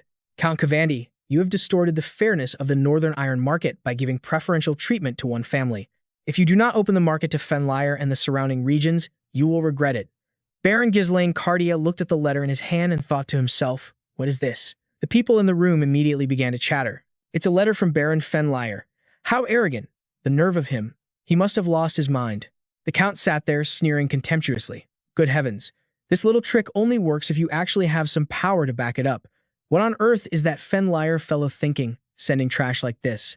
A man spoke up to report, "Recently, they've been buying up large quantities of grain from other territories. They even paid us extra to sell them ours." The man next to him added, "It seems, since they took in the migrants sent by the royal faction, their food supplies have become extremely scarce." The other two continued their discussion. "Even so, I don't understand why they do something that only loses them money. The harvest season will be here soon, and prices will drop. Don't even try to understand it. Isn't that kind of blind recklessness, relying only on youth, typical of children?" Cardia held the letter close to a flame, musing. "A weak territory suddenly trying to grow stronger is just asking for trouble. It's a pity I won't be there to witness your downfall myself." Ghislain. Night fell at the small castle of the Bergenford family. A tall man, Bergenford, entered the room. He was suddenly startled by something. On the table was a tightly sealed letter. Bergenford's expression darkened as he furrowed his brow. The letter lay still on the table. He walked over, picked it up, and a moment later, opened it. As he read, he thought, "Is this from Ghislain? Advise the nobles of the royal faction to stockpile 10 years' worth of food. A famine that will shake the kingdom is coming." Bergenford stood frozen as he read this.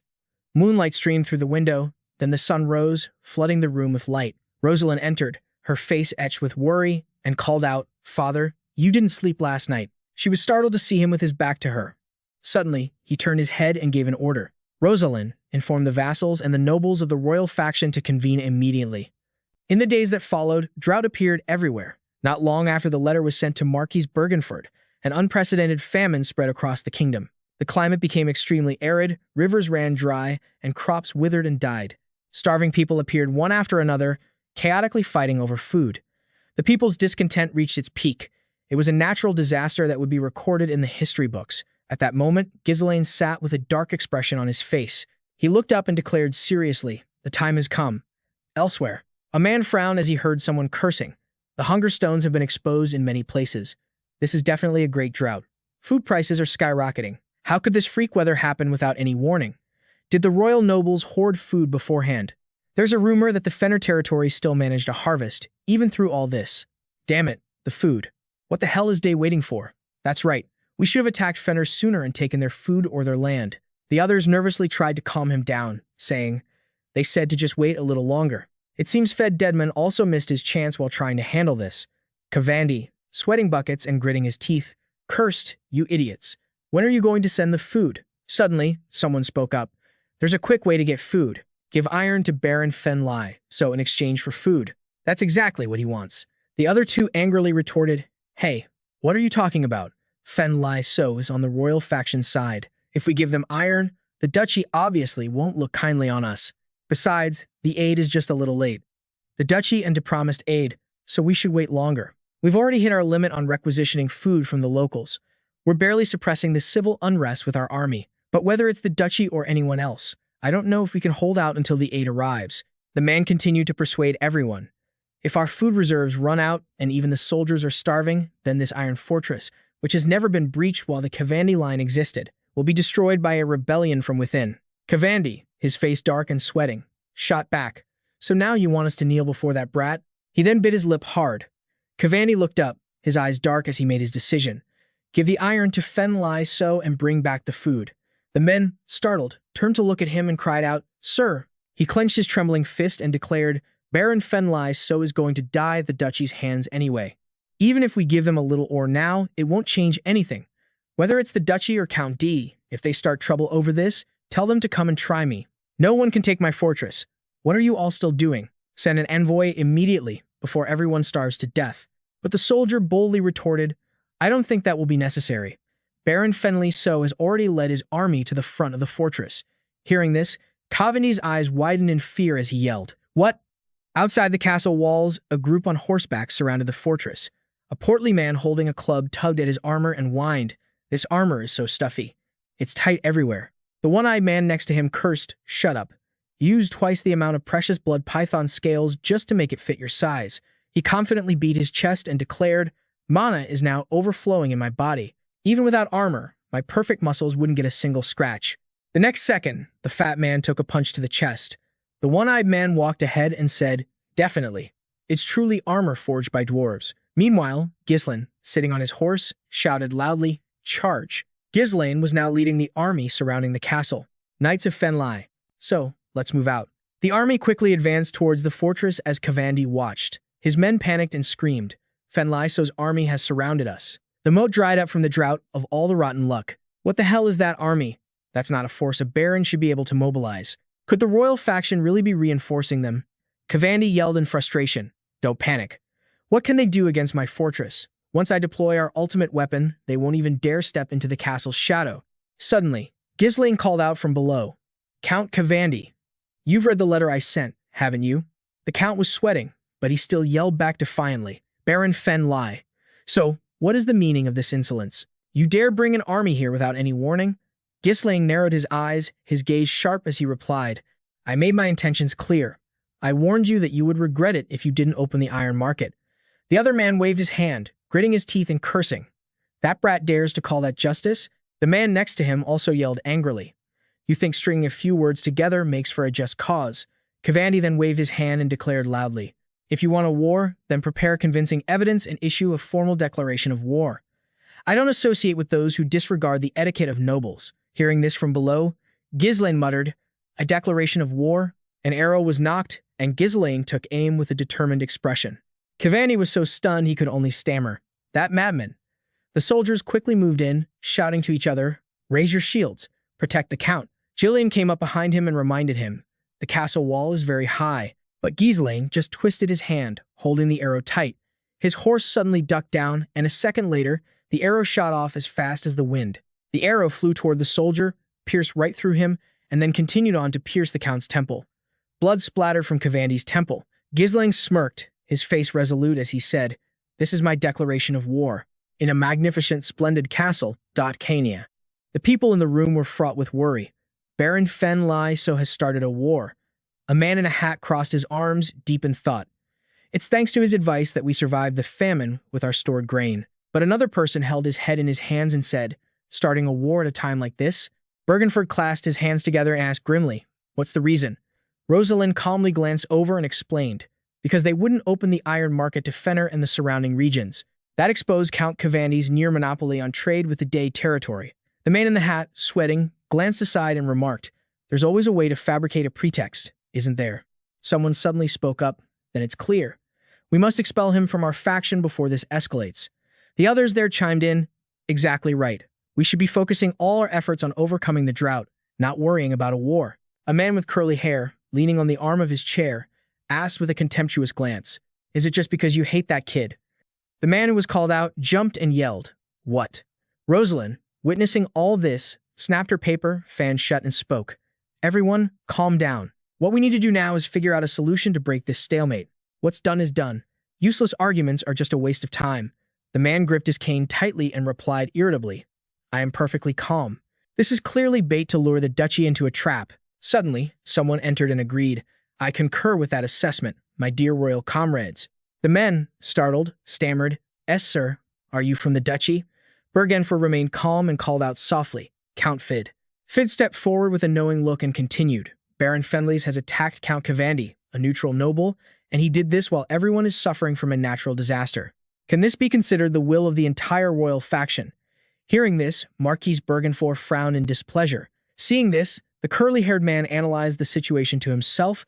The duchy's intelligence network is truly something else. The man in the hat also thought to himself, for them to make such a strong move right from the start, does that mean they're confident? Rosalind also made her own judgment. This incident could turn all the neutral nobles against the royal faction, presenting a golden opportunity for the duchy to seize control. It's no exaggeration to say that your father's declaration could decide the fate of the entire faction. On the other hand, if Baron Fenlys fails, we'll lose our influence in the north, and even if the royal faction withdraws, the outcome will be the same. However, if Fenlys wins and manages to capture Cavandi's largest iron mine in the north, the reward would be well worth the risk. Suddenly, a hand slammed down on the table. With a serious expression, Bergenfor declared, "The reason for this war is justified." Hearing this, Fid's face fell as he asked, "What do you mean?" He quickly explained with an air of impartiality, "This is a personal dispute between Baron Fenlys and Count Cavandi, not the will of the royal faction, and the duchy has no reason to interfere in this matter." The man waved his hand, trying to interject, but there has to be a right time to start a war. Fid, standing there, also added fuel to the fire. Standing with his arms crossed, this is no different from shirking our duty as royal nobles to maintain order in the kingdom. Bergenfor let out a long sigh at that, then spoke in a mocking tone that startled the man. "And I, for one, don't understand why the duchy is being so overly sensitive about this, as if Count Cavandi were a puppet of the duchy." At that same moment, a piercing scream came from the large castle. Ghislain's excited voice rang out in praise. "An excellent judgment call." Beside him, Keo chimed in excitedly. "He'll never wear an earring again." On the platform, a soldier helped Cavandi up, calling out, "My lord." The old man trembled, clutching his ear as he shouted, "Stop the bleeding. All troops, to your positions. Those bastards, let's make those insects bleed." The might of Castle Cavandi has never once been broken in history. "Yes, sir. Catapults, prepare to fire." Ghislain looked into the distance and warned, "They're preparing to attack." He agreed, adding, "They are masters of defense, so their reaction is swift." On the fortress walls, Cavandi's soldiers yelled, "Catapults, loading complete." With a crazed look on his face, the old man loudly signaled to fire. A second later, hundreds of arrows flew forward, quickly closing in on Ghislain's men. He frowned, his hand reaching back to grip the hilt of his sword. Some of the arrows lodged themselves in the wooden planks, while the few that got through were cut down by Ghislain's men. Ghislain also lent a hand, while Keo enthusiastically slashed at the arrows. The other projectiles embedded themselves in the soldiers' wooden shields. In an instant, Ghislain's men had advanced undaunted. Seeing this, Cavandi was shocked and gritted his teeth. He drew the sword from his back while taunting them. "Is that all you've got? Everyone, fall back to the main position and prepare for the next phase." At that moment, Claude sat with his legs crossed, laughing. The Lord really chose the perfect time to start this fight. Huh, right. They probably haven't stockpiled food like we have, so all we have to do is wait, and victory is assured. Anfi asked sullenly as she lay on the table. "Then why did we have to bring them along?" He replied with a nonchalant and arrogant air. "Who cares? Our manpower, the mages, have already used all their strength to set up the camp. Just let them rest. It's so nice to relax in the rear without having to do a thing." "How about a game with me?" she asked, her face lighting up with excitement. "What are the stakes?"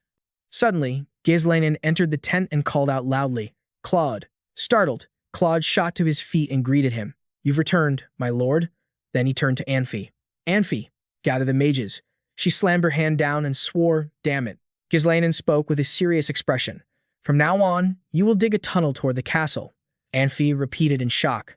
"A tunnel?" Hearing this, he leaned forward and asked inquisitively, "We'll win just by holding our position. Why are you going to waste your energy on this?" He turned and quickly explained. "We can't just sit and wait if we want to end this before the duchy sends reinforcements to Cavandi." A while later, Ghislain stood outside the camp, looking at the castle. He frowned, his eyes filled with determination as he mused, "This war will be over faster than you think." At the same time, inside that fortress, a voice roared, "Fenlys, that insolent brat. He dared to run after piercing the ear of someone as noble as me. Faced with our overwhelming firepower, they'll be completely helpless. It's obvious they've switched to stalling tactics, because they know we're short on food. You mean they're going to wait until we surrender? But I have the duchy behind me. They won't abandon the largest iron mine in the north, which I control, so they will definitely send aid. We just need to hold out until then. Unexpectedly, a soldier turned to report. Count, it seems they're digging beneath us. The old man exclaimed in shock. What? Unbelievable. Do they really dare to be so blatant? Seeing this, his two confidants smirked and whispered to each other. They can't take us from the front, so they're trying to attack from underground. Considering our castle's foundations, the only place they can surface is near the south gate. Still clutching his ear, Kavandi gave an order. Damon, station the troops at the south gate. The soldier replied, Yes, my lord. Then the old man began to indulge in his own grand fantasies. The moment the enemy pokes their heads out of the ground, attack all at once. Then open the gates and have the cavalry ready to wipe out the bewildered Fenleys' forces. The soldier continued to inquire. And what about the walls? Kavandi replied, What can they do without siege engines? They're mostly infantry and cavalry. A minimal garrison force will be enough to hold them off. A second later, a twisted smile appeared on his face as he thought to himself, Baron Fenleys, even if you caught me by surprise, I will be the last one standing. Night fell. A group of men moved through the streets, straining to push carts loaded with massive materials. One man, drenched in sweat, panted. Sir, you told us to drag this all the way up here. The person next to him added, It's hard to see the road without any light. Then he turned his head and said to Galazik, We've set it up just as the Lord instructed, but is it really ready to be used? The old man looked up, and though he was exhausted, he remained resolute. There's no way something I made wouldn't work. His memory returned to that starry night, when a voice rang out. You want to fly into the sky? Don't tell me you found the legendary hot air balloon designs, the lost technology of the ancient empire? Ghislain, sitting by the fire, asked, What the hell is that? Anyway, after you see this, you'll quickly understand what I want to build. Surprisingly, the blanket began to move, and a second later, it floated up on the smoke from the fire. The dwarves stared, their eyes wide with astonishment. Galazik's voice stammered as he asked, What am I supposed to be looking at? The young man replied, Sir, look at how it's puffing up like this. The hot air from the fire is rising and filling the fabric bag. The air then escaped from the fabric. The old man was startled, while another dwarf stubbornly asked again, So what? It was probably just the wind. Galazik slowly dismissed it. Sir, if it were the wind, it would have blown sideways. How could it puff up? Hearing this, Ghislain gave a slight smile. Then he took a branch and began drawing on the ground as he explained. If we make an airbag much larger than this. Suddenly, someone snatched the branch away. With a look of manic excitement, Galazik drew wildly while talking nonstop, Then we'll attach a basket for people to sit in underneath that giant bag and generate hot air. Exactly. But why does this phenomenon happen? Why does hot air rise in the first place? Ghislain smiled and replied, I don't know. I just happened to discover it when I was lighting a fire to dry clothes. The old man gritted his teeth and exclaimed, Seriously, how could you see something like that and come up with this idea? Take me to see it. The young man asked with a confused look, Go where? Galazik proclaimed with a grand expression, To your workshop. We're going to build this thing and test it immediately. Back in the present, Ghislain was observing the men from a distance. He smiled with satisfaction and said, Perfect. Galazik declared with an arrogant expression, This is mere child's play for us dwarves. Belinda approached, handing Ghislain his helmet as she reported, Young master, the mages and knights are all ready. He took it from her and said, Good. Belinda, you go and get ready too. Another man stood nearby, cursing angrily, You bastards. If it was going to be like this in the end, why did you make us dig a tunnel? Damn it. Gordon, beside him, grabbed him and warned, Watch your manners. Then, a single footstep marked the beginning. Ghislain led the troops forward. From afar, Kao and Vanessa watched him, their eyes filled with trust. Ghislain's footsteps halted. He looked toward the distant fortress and announced, From now on, we will drop right into the middle of the enemy camp. As we trained, we'll infiltrate the inner walls, seize the inner city, and then open the outer gates for Gillian's cavalry. That is the core of this operation. But the Kavandi army is the best equipped force in the north. Even if they are skilled with mana, they won't be easy to deal with. Furthermore, the enemies we'll face in the future are far stronger than Kavandi. If we can't handle a battle of this level, we have no future. But don't worry, we have broken through the Beast Forest, a place no one has ever conquered. We turned a hopeless fight into a victory. I ask you, have our preparations been lacking? The soldiers roared back in unison. Ghislain continued to shout, Are you afraid? The men replied with conviction, We are not afraid. A second later, Ghislain quickly put on his helmet and said, You have all grown faster than anyone could have imagined. The hot air balloon is ready. His voice rang out. All right, let's fly. At the same time, on a high watchtower, two guards were talking amongst themselves. They've been digging all day, and now they're doing nothing? They probably sleep at night just like everyone else. Two other soldiers walked up to relieve them. Hey, shift change. Everything all right? The one holding the spyglass replied, It's been days. Are they even planning to attack for real? Finally, I can get some sleep. What a pain. This is all their fault. Suddenly, he was jolted from his sleepy haze. The soldiers stared at the hot air balloons and wondered, what is that? There's something round flying towards us from the sky. Is it a monster? Suddenly, a hand reached out, and a second later, Ghislain quickly grabbed one of the soldiers. Then he took the man's head with a single slash. Ghislain glanced at another soldier cowering on the ground and swung his sword down decisively. Cal and Belinda swung in on ropes. Ghislain ordered, I'll take the front line again. Kill them all. Just then, a group of imposing figures approached, led by Leslie, the commander of the Kavandi Knight Order. Leslie, a startled guard called out, Commander. The man's voice was sharp as he asked, What about the Lord? The other soldier answered honestly, The Lord is still sleeping. The next second, Leslie burst through the door. Kavandi sat up with a start and demanded, Leslie, what's going on? He replied, It's an emergency, sir. They've infiltrated the castle. Outside the walls, Ghislain's hot air balloons had them surrounded. Ghislain's men were slaughtering the soldiers. An ecstatic cow yelled out a reminder, Go. Go rip the ears off that ass-faced lord. At the same time, in that room, Kavandi was still in shock, breaking out in a cold sweat as he stammered and yelled. How did those Fenleys get past the walls? What about the tunnel? Leslie's face darkened as he slowly replied. According to the soldiers' reports, they rode some kind of unidentified sphere and flew through the sky. Kavandi asked again, startled. Flew through the sky? Leslie, what are you talking about? The man's face was filled with dread as he continued to explain. How they got in no longer matters. The enemy's momentum is too strong, and they're taking the castle at a terrifying speed. You must act immediately. I will go directly to the underground tunnel that leads outside and secure the gate. That way, we can call in the main force stationed at the south gate and surround them. Hearing this, Kavandi could only stand there, mouth agape and silent. Trembling, the old man slowly began to understand. We even set traps targeting their tunnel. Did they even fall for it? My fortress has never fallen, not even once. Are you telling me the Kavandi lineage will end with me?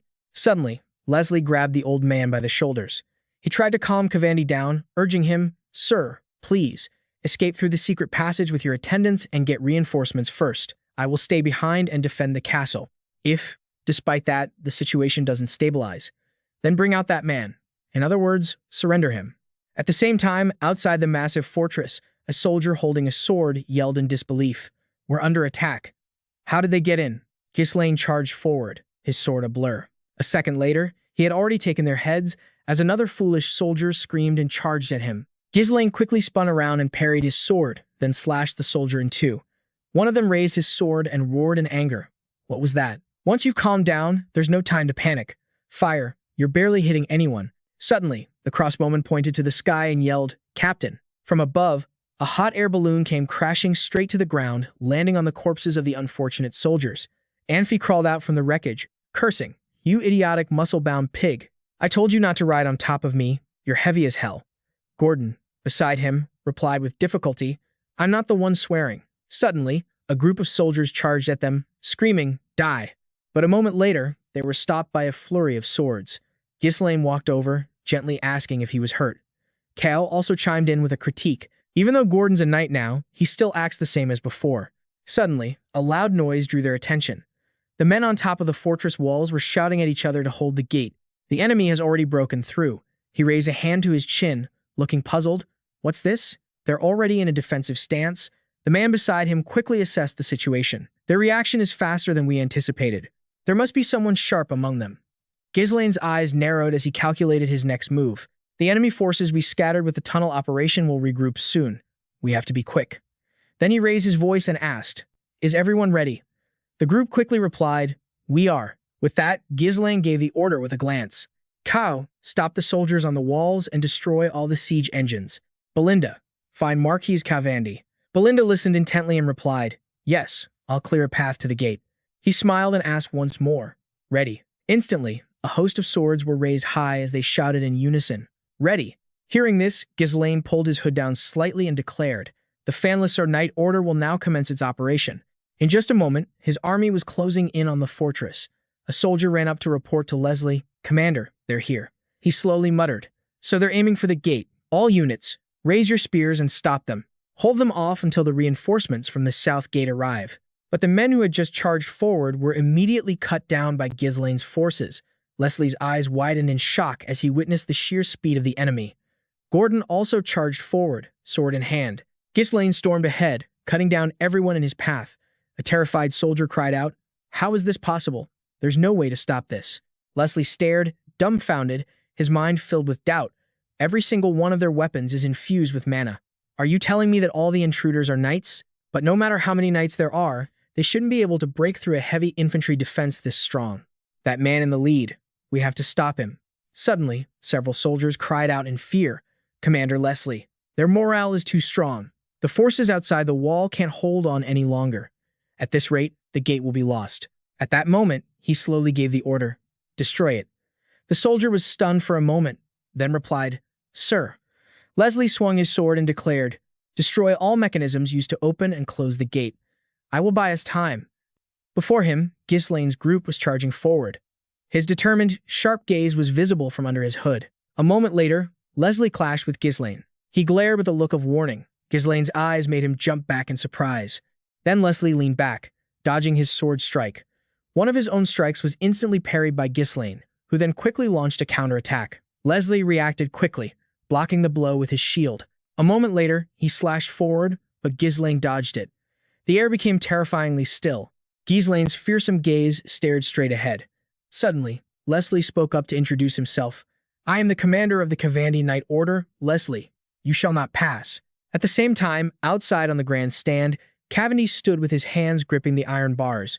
Inside the room, a mysterious person was being held prisoner. In the silent space, the old man called out softly, "Lucas, you must stop them." Suddenly, Lucas's eyes shot open, but he remained silent. He smiled faintly with a hidden meaning. Then Lucas grabbed his chains and asked with a laugh, "Why don't you loosen this up a bit?" Back at the fortress, smoke and fire billowed into the sky. Cow, sword in hand and an excited look on his face, charged forward, yelling, "Charge! Leave nothing behind, not weapons, not people." On her side, Belinda was also cutting down enemies without pause. The sound of a loud explosion ripped through the grand stand. Over here, Ghislain was silently staring at the man before him. Leslie raised his sword high, his tone resolute as he declared, "I am Leslie, commander of the Cavandi Knight Order. You are not permitted to pass this point." His eyes blazed as he silently watched. Then Ghislain tightened his grip on his sword and took a light step back as if to gather momentum. In an instant, Ghislain was charging at him with his sword, but Leslie could only stare in astonishment, frozen in place, before raising his sword to block. A second later, the two were locked in a test of strength as Ghislain twisted his greatsword. A moment later, he slashed towards Leslie. He raised his shield to block and glared, Ghislain's eyes glowing brightly in the darkness. Leslie gritted his teeth, trying to hold on, then he used his shield to knock his sword away. After that, Leslie quickly brought his own sword down in a counterattack. The two clashed swords once more, each strike as fast as the blink of an eye. Every one of his blows was parried by him. The two spun and weaved to dodge each other's attacks. Leslie's face was a mask of fury as he relentlessly attacked. Ghislain managed to land a slash on his shoulder. Leslie collapsed to one knee, crying out in pain. Seeing this, the soldiers started to panic amongst themselves. "Commander Leslie, you idiot. If you have time to worry about that, then hurry up and stop the enemy right in front of you." He gripped his shield tightly, panting as he thought to himself, "That power is terrifying. My arm won't be able to take much more of this. But it's still not enough to break through me. You know it too, if we delay any longer, we'll be surrounded by their main force. Instead of blocking head-on, I need to skillfully deflect his attacks to maintain the proper distance and take advantage of the gaps between his blows to seize the initiative. The moment his impatience leads to a reckless attack, that will be the end for you." But to his surprise, Ghislain charged forward again, taunting him. "Is this all you've got?" Fortunately, Leslie managed to raise his sword and block, but he quickly followed up with a punch to his face.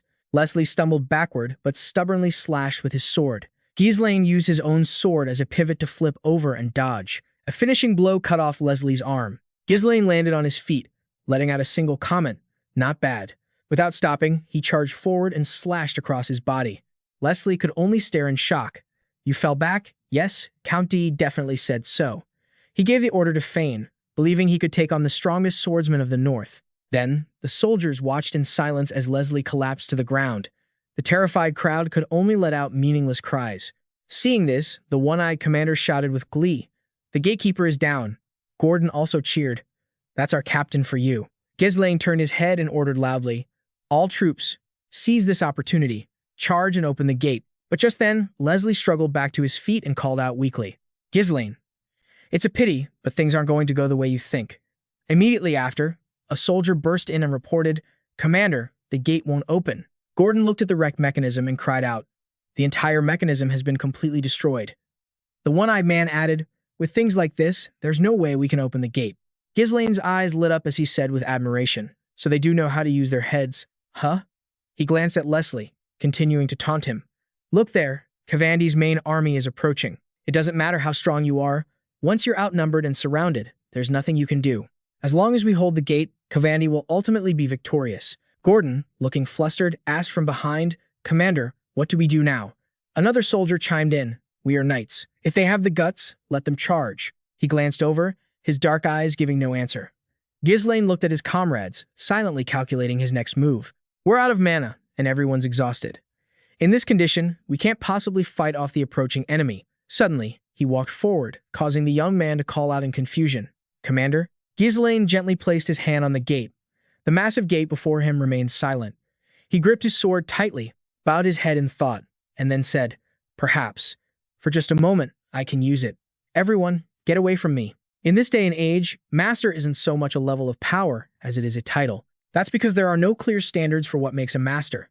The mana sword is simply the accepted standard for a knight. The next second, Ghislain raised his sword, and it began to glow. He focused, gathering the scattered mana from all around him into a single point, compressing it to its absolute limit. A brilliant light began to radiate from him, spreading everywhere. The men, stunned, shielded their eyes and cried out, "It's so bright!"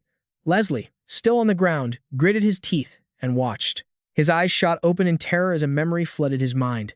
There was an old legend from the ancient empire, passed down among warriors. Even among those who have cultivated their mana to the absolute limit, it is the one essential requirement to be recognized as a true master. A pillar of light erupted from the sword. With a look of sheer determination, Ghislain's eyes flew open as the sword's aura flared, and he plunged it forcefully into the ground, causing a massive shockwave. A soldier raised his sword and yelled, "Surround Ghislain and his men. We'll make them pay for daring to invade Cavendish Castle." The swordsmen charged forward, but Ghislain and the cavalry quickly intercepted them. A horse neighed furiously. Ghislain glanced over, asking in surprise, "Why did you bring him along?" The man sweat, replying helplessly. He followed on his own. Suddenly, a soldier shrieked in disbelief. "What?" "The castle gate. It's been split in two. What's going on?" Another man yelled, "Commander, retreat. Fall back to the inner city, now." Planting a foot in a stirrup, Ghislain vaulted onto his horse, raised his sword, and roared, "All troops, advance. Leave no one alive." Meanwhile, in another location, Belinda was struggling to catch her breath. Lucas, spear in hand and his face dark, frowned and asked, "What is your relationship with the Shadow Knight?" At that moment, the army was in a full retreat toward the castle gate, the soldiers shouting to one another as they ran. "Retreat! Fall back, or we're all going to die." Cal lifted a soldier into the air, his face ecstatic as he roared, "There's no escape for any of you. We've already taken the inner city." Ghislain pointed his sword forward and gave a grim order, "We're not taking prisoners. Kill them all." Suddenly, his eyes shot wide open. Ghislain clutched his chest, gasping for breath. His face darkened as he worried to himself. At this level, the sword's aura is still too powerful. I only used a little mana, and they're already this exhausted. We won't last long in a drawn-out fight. A man walked up, hands on his hips, and teased, "What's wrong, Captain? Getting tired after using just a little bit of your strength?" Ghislain also reported, "Sir, we've dealt with the enemy's main force." Ghislain praised them, "Good. You two did very well. What about Belinda?" Anfi, panting with exhaustion, replied, "She went into the castle a while ago, but we haven't heard anything since." Cow scoffed, "She's too slow." Ghislain fell silent, gazing into the distance, then called out softly, "Ghislain." The man immediately responded, "Yes, sir." Ghislain continued, "There must be a secret escape route somewhere in this castle. Count Cavandish probably hasn't gotten far. Take the cavalry and sweep the outskirts. Find the exit to that tunnel." Ghislain quickly complied. "Understood, sir." Ghislain then turned and declared, "As for Belinda, I'll go find her myself." Meanwhile, Lucas stood before Belinda and asked, What is your connection to the Black Knight? Hearing this, her eyes widened in shock. A second later, Belinda glared and shot back. How do you know that name? Seeing her reaction, he simply frowned without answering. Just then, an arrow flew toward him, which Lucas effortlessly dodged. Belinda immediately lunged at him. She threw a kick, but Lucas blocked it with his staff. Answer me, Belinda demanded urgently. He tightened his grip on the staff, smirking contemptuously before flinging her away. Belinda landed gracefully. A moment later, the two were locked in a fierce exchange. Her expression was focused as she observed him, then Belinda lunged past the tip of his spear. Lucas unleashed a flurry of rapid attacks, putting her on the defensive. Belinda was forced to leap backward, but he kept up the relentless assault. In a flash, Lucas was right in front of her again. Belinda remained calm, her eyes flashing with a threatening glare. She backflipped, successfully dodging his strike. Leaping high into the air once more, she aimed a powerful kick at Lucas. Suddenly, he spoke, distracting her. How do I know that name? Taking advantage of the opening, Lucas used his spear to trap her leg. The next moment, he had the tip of his spear pressed against Belinda's throat. Lucas said plainly, "It's nothing. She just reminds me of an old flame of mine." Belinda gritted her teeth and demanded, "What's that supposed to mean?" But he ignored her, muttering, "The outcome of this battle isn't what I'm concerned about. But I can't just leave my belongings behind. If you keep getting this close to me, don't get the wrong idea." The tip of the spear pressed closer, making her break out in a cold sweat. Suddenly, a huge explosion erupted nearby. Lucas's eyes flew open in shock as he quickly raised his spear to block an incoming attack from Ghislain. Belinda, also surprised, stammered out, "My lord." He spoke with a determined gaze, reminding her, "Go, Belinda. I'll handle this." Lucas frowned, clearly wary, then smirked and repeated, "My lord." A second later, Lucas swung his spear, knocking Ghislain back, and the two immediately lunged into a fierce brawl. He glanced over with a regretful smile. "Well, this makes it hard to chase after that woman. Are you the noble who started this war?" Ghislain didn't answer, simply raising his sword to block the attack. He suddenly lunged forward, startling him. Lucas did a flip to dodge, but unexpectedly, Ghislain spun around and kicked him square in the face. Lucas couldn't believe he'd taken such a massive blow. Unable to stand, he dropped to his knees as blood streamed down his face. Ghislain walked over to observe him. Then, with a profound look in his eyes, he spoke a greeting. "It's a pleasure to meet you, Lucas." Lucas, panting and confused, looked at Ghislain and then stammered out a question. "Why? You know me." He immediately replied, "I know you very well." Ghislain thought to himself, "My former subordinate and comrade, Lucas. I wondered where you had disappeared to, so you were stuck in a place like this." Then Lucas wiped the blood from the corner of his mouth and remarked, "How annoying. This isn't the fighting style of any noble I know. You're outside the norm. What in the world are you?" Dust filled the air as he slowly answered, "I used to be a mercenary." He scoffed, asking skeptically, "A noble who used to be a mercenary?" After that, Ghislain began to speak. "Let me make you a proposition. If you defeat me, I'll withdraw from the castle and restore everything. But if I win, you will obey my commands." Lucas stared at him in silence, then waved his hand and asked irritably, "What is this nonsense all of a sudden? How can you turn a one battle into a bet? I have no ties to this castle, and nothing to regret." Ghislain continued trying to persuade him. "Is that so? Then just submit to me." Lucas immediately shot him down. "Impossible. I have my price." He stared intently at him and continued, "That's why I'm proposing a wager. This castle in exchange for your worth. In my eyes, you're worth far more." Lucas remained silent, still hesitating. Then he smirked and muttered, "This damn castle compared to my worth. What's your name?" Ghislain raised his hand and introduced himself succinctly, "The Lord of the Van Lysergixo domain." His helmet fell to the ground as Ghislain, panting, smiled and added, "I am the one you will serve as your master." Lucas brandished the spear in his hand and taunted, "You look pale. Are you pushing yourself too hard?" Sweat was pouring off him, but he still smiled and replied, "Just consider it a small handicap." Hearing that, he smirked and muttered, "Fine then. We'll do it your way." Meanwhile, on a mountain peak covered in thick white snow, someone was tightening the drawstring of a bag. Lucas, carrying the bag on his shoulder, pushed aside a curtain and stepped out. He walked through the snow, spear in hand. Lucas let out a sigh, then approached Ghislain and declared, "As of today, I am now the one who must serve under you, understand. 10 years since I was acknowledged by Mia, the contract is void." Ghislain stood there, his gaze profound, and replied, "So that's how it is. You're not going to set a time limit?" Lucas walked past him, expressing, "Give me a break." Ghislain sighed, smiled, and asked, "Is it because of her?" He kept his back turned as he replied, "Don't get the wrong idea. I'm not going to let my life get swallowed up by the captain's battles." Hearing this, Ghislain put his hands in his pockets and irritably shooed him away. "All right, go. Get out of here. Hurry up and go find your precious woman. Just like my own vendetta, you have your own mission to accomplish." Lucas stopped in his tracks at this. Suddenly, he spoke, causing him to turn his head. "But promise me one thing. If the captain is ever in danger, you will come and save him at all costs." Back in the present, two powerful weapons were clashing. Ghislain and Lucas were fighting fiercely, his eyes resolute and sharp to the very end. His opponent was also sweating, struggling to hold his ground. A moment later, they were relentlessly trading blows. Ghislain swung his sword, but he managed to block it. A second later, Lucas quickly retaliated, his spear stabbing straight into the ground. Lucas darted his eyes and charged forward, and Ghislain, not to be outdone, rushed to counter. Then he leaped high into the air. Lucas twirled his spear a few times before flying towards him. He smiled, panting, and praised him. "Impressive.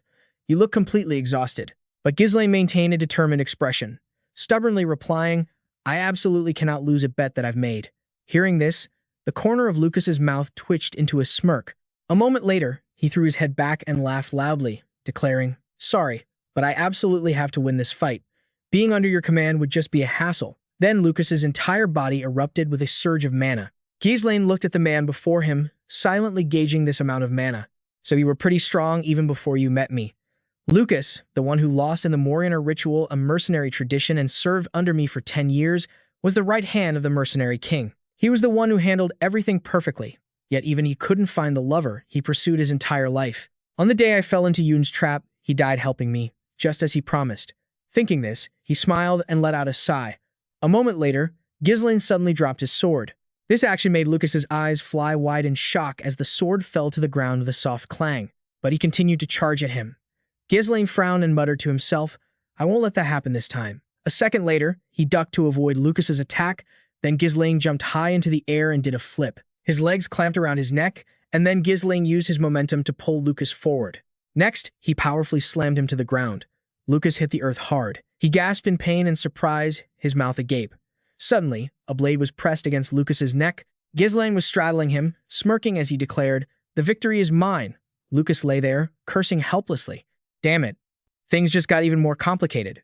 At the same time, in another place, the bodies of soldiers lay everywhere, their blood flowing in rivers, staining the area red. Kneeling before Ghislain was the bound figure of Cavendy. His grimy face trembled as he mumbled, "My knights, my fortress," which had never fallen. Suddenly, he spoke, startling the old man. "Be silent, Cavendy. There is no fortress in this world that cannot be breached." Cavan trembled, unable to speak. That look in his eyes, "So you didn't attack this place just out of greed. What is your real purpose?" Ghislain answered honestly, "I have many goals. One of them is to kill you." Hearing this, the old man gritted his teeth and asked, "You want to kill me? Do you really think you and your father will be safe? Even with the royalist faction backing you, they will never protect you. If you kill me, an uncontrollable disaster will unfold." This isn't widely known, but behind me, Ghislain impatiently cut him off. "Are you talking about the Delphin Duchy?"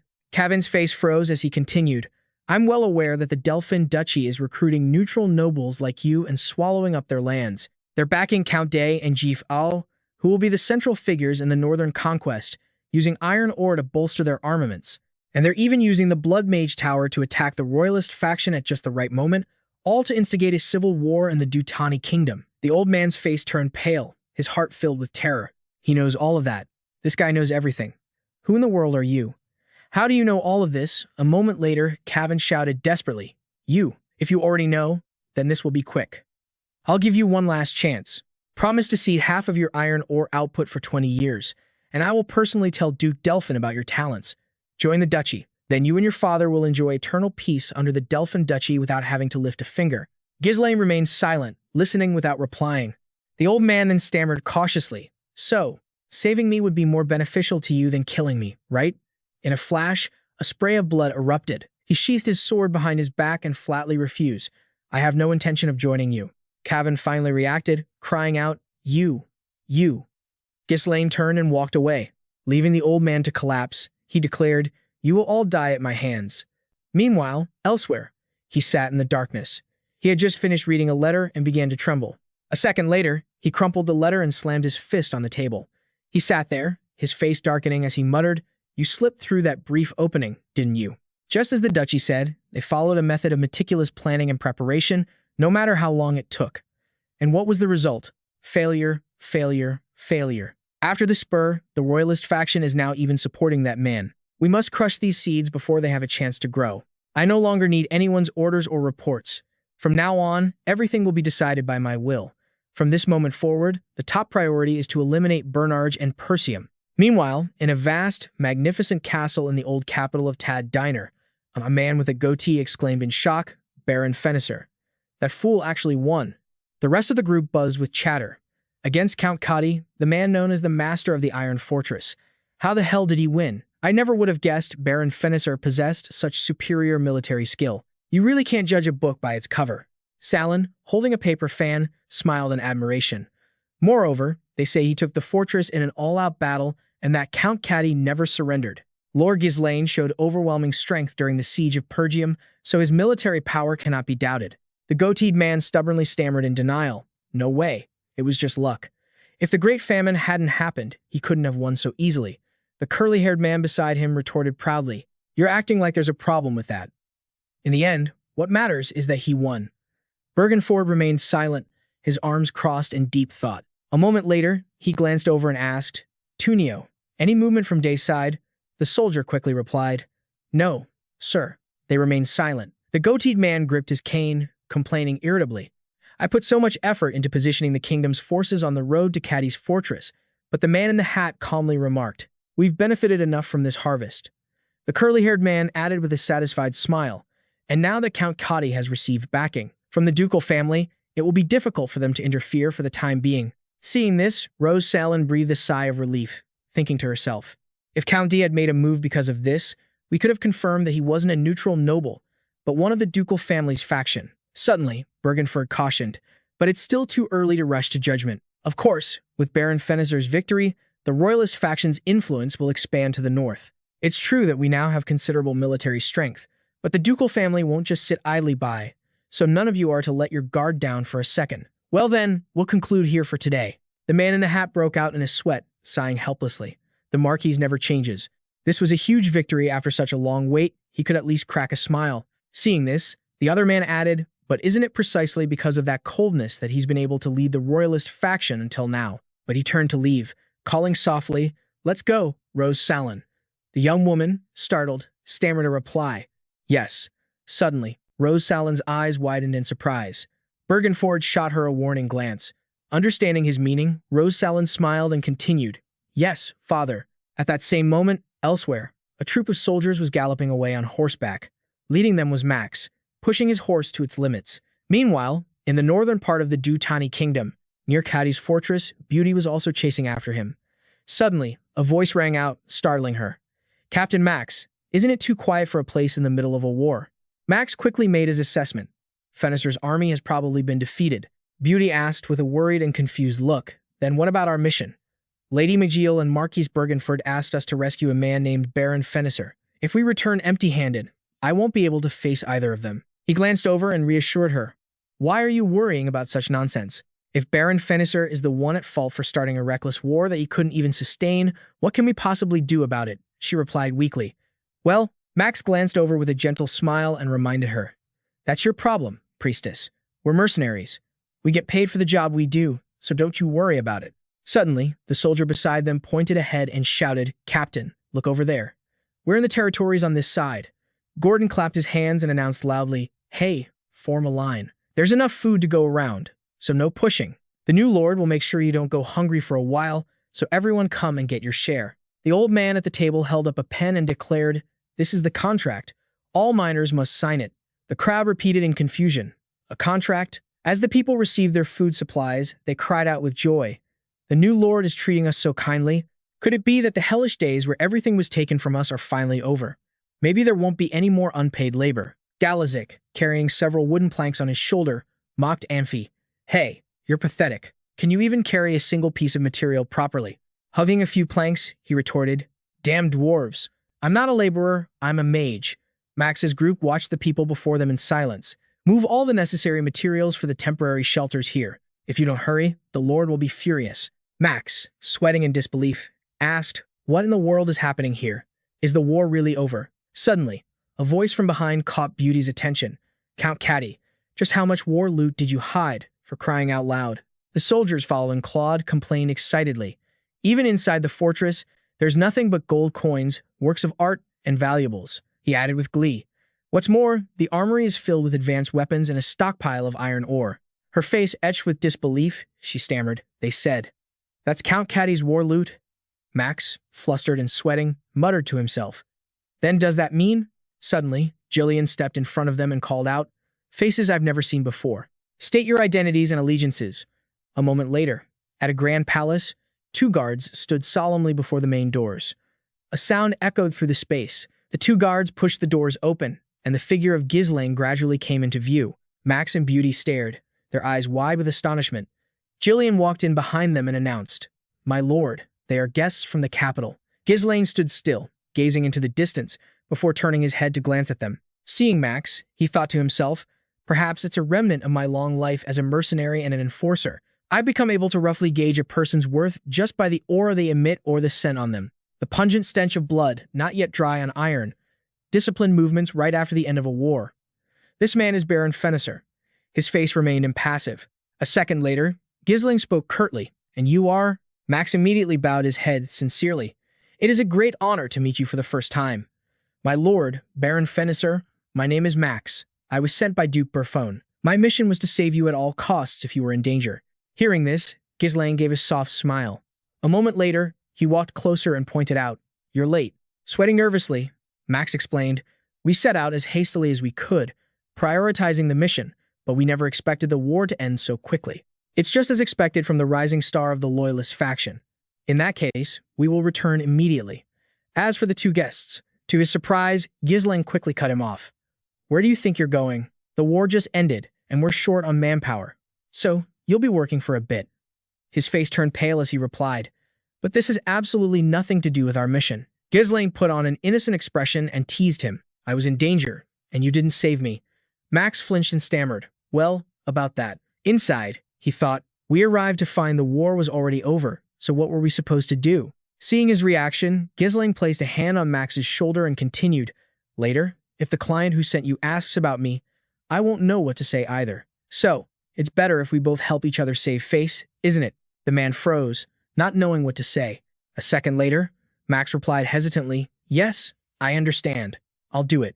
Suddenly, Beauty called out softly, "Lord Ghislain." Startled, he glanced over at her, then walked closer and inquired, "Are you a priestess?" Beauty's eyes widened as she replied, "Yes, my name is Beauty, and I serve the goddess Donna, the goddess of beauty and fertility. I was sent on a special mission, and Countess Magiel is the patron of our order." Hearing this, Ghislain thought to himself, the goddess of beauty, Donna.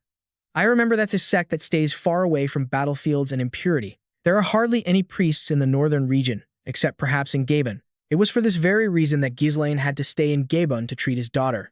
The holy power of priests is an incredibly valuable asset. This is perfect timing. With that thought, he bowed politely in thanks. "You must have endured great hardship traveling this rough road, priestess." Beauty quickly waved her hands. "Oh, no, there's no need to be so formal." But Ghislain commanded sternly, "Belinda, escort the priestess to the site immediately." She quickly replied, "Yes, my lord." A second later, she was being dragged away by Belinda and Wendy. Beauty could only say helplessly, "I didn't come here to work." Belinda ignored her and said, "There are many miserable people in need of your holy power. This way, priestess." Ghislain walked over and remarked, "A priestess is truly an unexpected asset." Ghislain agreed with a smile. "Yes, I didn't expect the Loyalist faction to mobilize the church. With this, I can act more freely. Now, bring that man here." He ground his teeth and cursed in annoyance. "Damn it." He glanced over at Ko with a look of concern. Suddenly, Lucas let out a foolish laugh, making Ghislain wonder what was so funny. He scoffed and recounted, "Your lord. The first thing he ordered me to do was to deal with one of his own subordinates. It made me think he was a strange man." As night fell, Ghislain approached someone. Ahead of them, Ko was training furiously. He held a sword and relentlessly struck a wooden post. Ko's eyes showed clear determination. A second later, he swung his sword at Ghislain. He blocked the blow with his sword hilt and said, "I heard you lost to a new recruit." Hearing this, Ko turned away abruptly and snapped, "If you're here to mock me, mind your own business." After all, You're too busy to have time to worry about me." Seeing this, Ghislain just smiled and replied, "Take this, cow." Startled, Cow glanced back. A notebook was thrown to him. Ghislain began, "I've written down a mana cultivation method and swordsmanship style tailored specifically for you. Study it carefully." Cow quickly flipped through the pages, then froze, mumbling in astonishment. You should give this to that spear user." "Why me?" With his hands in his pockets, Ghislain teased, "Then give it back." Ko, startled, quickly replied, "Fine, I'll keep it." Then he began to walk away, explaining, "The reason you lost is simple. Your fundamentals are lacking. Experience and instinct alone have their limits." He silently watched Ghislain go. Then suddenly, Cow called out softly, "Sir." A moment later, he bowed deeply, as if to express his gratitude. He smiled gently and said, "Grow up. I'll see you tomorrow." In the days that followed, 1 month after the war ended in the Beast Forest, after taking over the Kavandi territory, we quickly expanded and stabilized our lands. We secured finances by confiscating the assets of the Count and his vassals, and we restored public morale by distributing food to the people.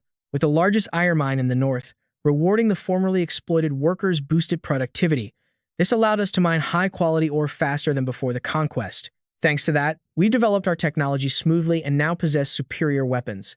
We no longer have to worry about resources, and it's all thanks to everyone fulfilling their roles perfectly, Ghislain remarked with a satisfied smile. No one dares to look down on the Fenner region anymore, and that includes the Northern Hawks. 1/3 of the North is ours, Claude shouted with glee, propping his feet on the table. This means we're no longer inferior in population or military strength. Awesome. Whether it's the Deadmon or the A faction, let them come. Hearing that, Wendy immediately punched him. "Wendy," Belinda chided him in exasperation. "You really don't know when to shut up." Ghislain glanced over and gently reminded them, "It's still too early to celebrate. The core threat hasn't disappeared yet." Claude clutched his throat, coughing violently as he whined, "Damn it. And here I thought we'd get at least 1 season off." Suddenly, Vanessa called out softly, "My lord, it's just that the mages keep telling me they're exhausted. What should I do?" And Faye has tried to escape several times but was always caught. He smiled and added, "Nominally, they are slaves."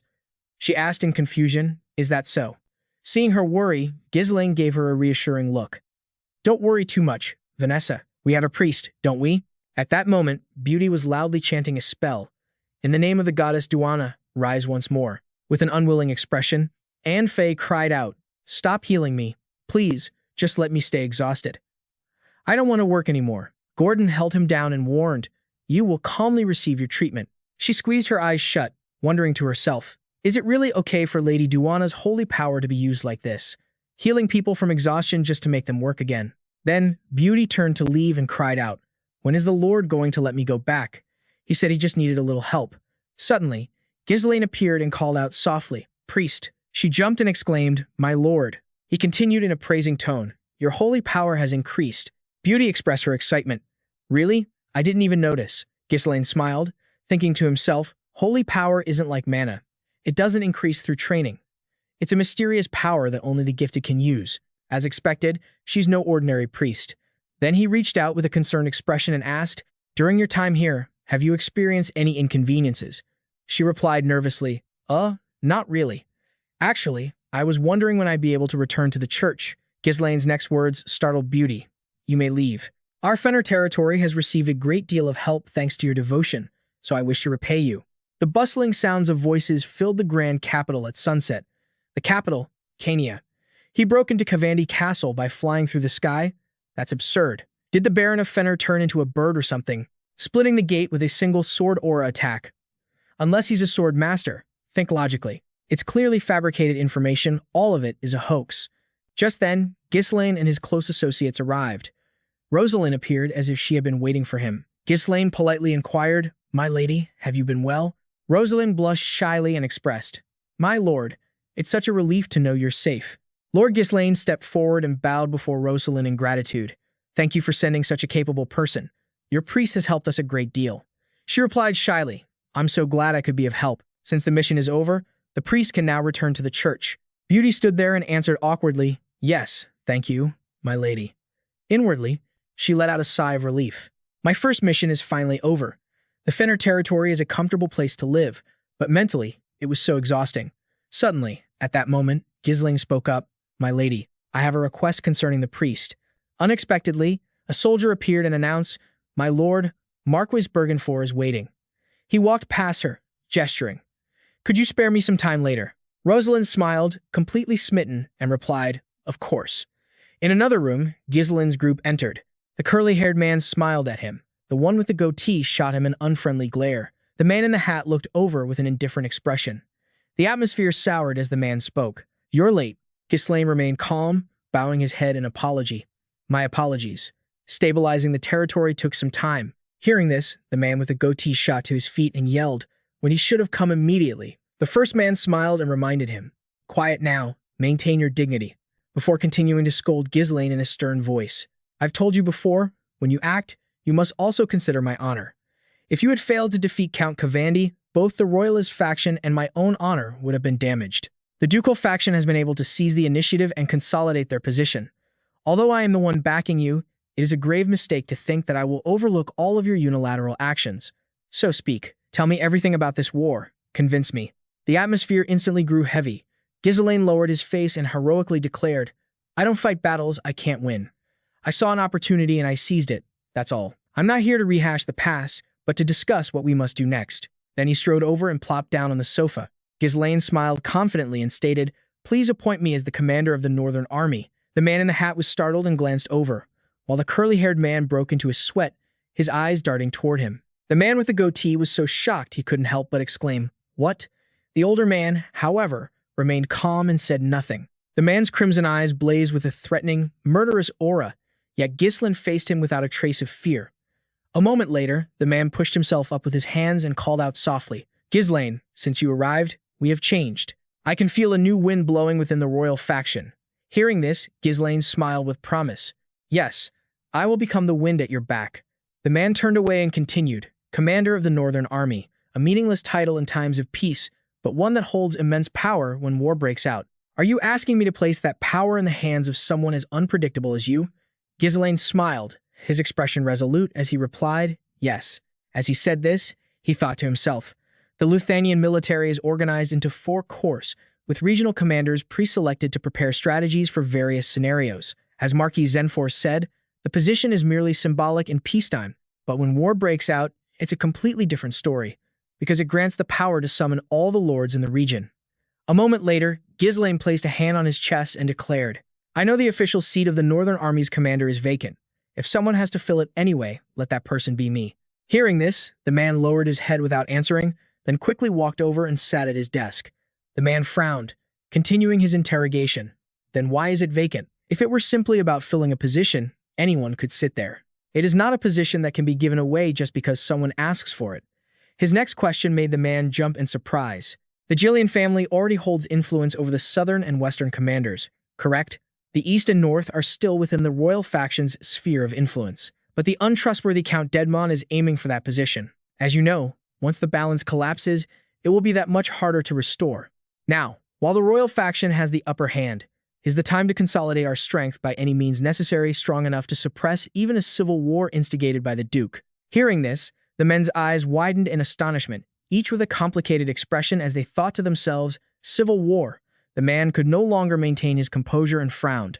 A moment later, he spoke in a reproachful tone, "How dare you toy with me?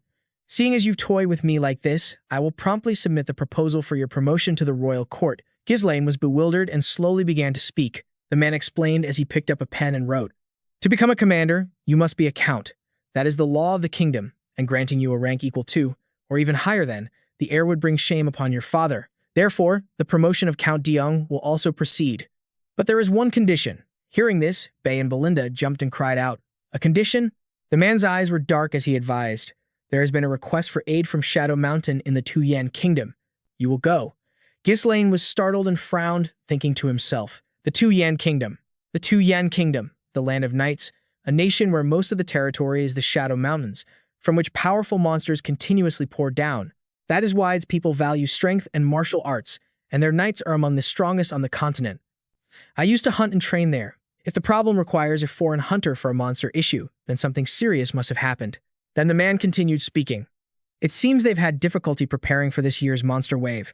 For someone like you, who has flown over walls and sliced through city gates with sword aura, this should be nothing." He replied in a firm, resolute voice, "But while we are away, Please deploy troops near the fencer territory. The ducal family may seem weakened, but we don't know what they might be planning. In his mind, Ghislain recalled the story. In my previous life, Duke Dpin had already won over the commanders in advance. He initiated a civil war and ultimately seized the throne. The northern commander at that time was Headman. This time, I will strike first. Din family, I will take the north in the same way you once did. Sunset washed over everything. A sword was planted in the ground. On top of the sword rested a helmet that had been split in two. A hand reached out to touch the helmet. The person sat silently, gazing at the sword in the twilight. Heron witnessed everything from a distance. He walked closer, his expression sorrowful, and asked, "How is it?" The old hooded man didn't turn his head and called out softly, "Count D." Then the old man suddenly stood up, lifting his head to look. The hooded man clenched his fist and asked Victor. He was once such a promising man. The world is cruel, isn't it? The one who killed him was Ghislain, wasn't it? Heron's eyes were pensive as he slowly replied, "Ghislain, now Baron Perium." Hearing this, the old man fell silent. Then, the hooded man brushed past him and remarked, "There is no reason to mourn. In this world, those who can only run will always fall behind those who have learned to fly. Thank you for your concern, Count." At that moment, Heron spoke up. "We were the ones who pushed them into a corner, and we paid the price for it. Victor is dead." Only after it was all over did the Viscount demand that the title of the North's strongest swordsman be restored to Ghislain. "Behind Ghislain is the royal faction, and they are using the army to monitor me. My position as a neutral noble is now just an empty shell." Hearing this, the old man turned and asked, "Are you doubting the strength of the ducal family?" Heron turned on his heel, his voice firm as he replied, "I will no longer follow anyone's orders. By my will alone, I will wage war and annihilate them, and I will confront the ducal family head-on." The old hooded man remained silent. A moment later, he continued slowly, "If that happens, the royal faction will not sit idly by. You will be the one who ignites the civil war, to confront them without the duke's power." Suddenly, the old hooded man froze, silent as a stone. Heron looked at him and said, "You don't need to hide your feelings from me. Was that truly enough for you?" Hearing this, the hooded old man glanced back, then sharply turned away and muttered reproachfully, "How can you say something so cruel? I can never forget that night, when Victor, the undefeated, returned with his helmet split in two, that precious boy, my only disciple. I should have made him stronger. How could that ever have been enough?" A moment later, the hooded old man dropped to his knees before him. Placing a hand on his chest, he swore, "I will take that beast's head with my own hands. Let me kill him." Heron's eyes blazed with fury as he declared, "That moment will come soon enough. When it does, tear them all apart with the blazing knights. At that time, Ghislain will die." Just then, a sullen Rose-Sane asked, "Are you heading to the kingdom of Tuyan?" Ghislain, standing across from her with his hands in his pockets, replied, "Yes, it's an order from the Marquis, so I must obey." She replied, flustered, "Going to such a dangerous place? The war hasn't even been over for that long." He adjusted his collar and remarked, "It seems they still don't fully trust my accomplishments. Perhaps they want me to prove myself more clearly through this mission. Don't worry, I'm sick to death of hunting monsters." Rosalind puffed out her cheeks and shyly looked away. Belinda and Beauty, sitting in the carriage, were confused when they heard her speak. "Anyway, the negotiations with the Duana order that you requested went smoothly. You can keep Priest Bai Ote with you for a while longer. There won't be any problems." Ghislain smiled, placing a hand on his chest. "I'm surprised. Even with you as a sponsor, getting a priest out of such a strict order couldn't have been easy." Rosalind raised a paper fan to her lips and replied haughtily, "It was nothing special. The head of the Duana order, Bo Y, may be a priest, but he has a weakness for money." Ghislain then bowed respectfully to thank her. "Once again, I am in your debt, milady." Hearing this, she covered her face and stammered, Well then." Suddenly, Ghislain extended his hand to her, and she willingly placed hers on top of his. A moment later, Ghislain placed a kiss on her hand and declared, "I await only your command, milady." In a dense, snow-covered forest at the foot of the dark mountains in the kingdom of Tuyan, Ghislain's troops galloped through the blizzard. He led the way, followed by Belinda and Cow. Suddenly, Belinda called out softly, "Young master." Ghislain quickly replied, "Yeah." As the monsters charged, she reported, "They're here." The creatures roared incessantly. Ghislain immediately charged in to slaughter them. He skillfully maneuvered his horse, taking the monsters' heads one by one.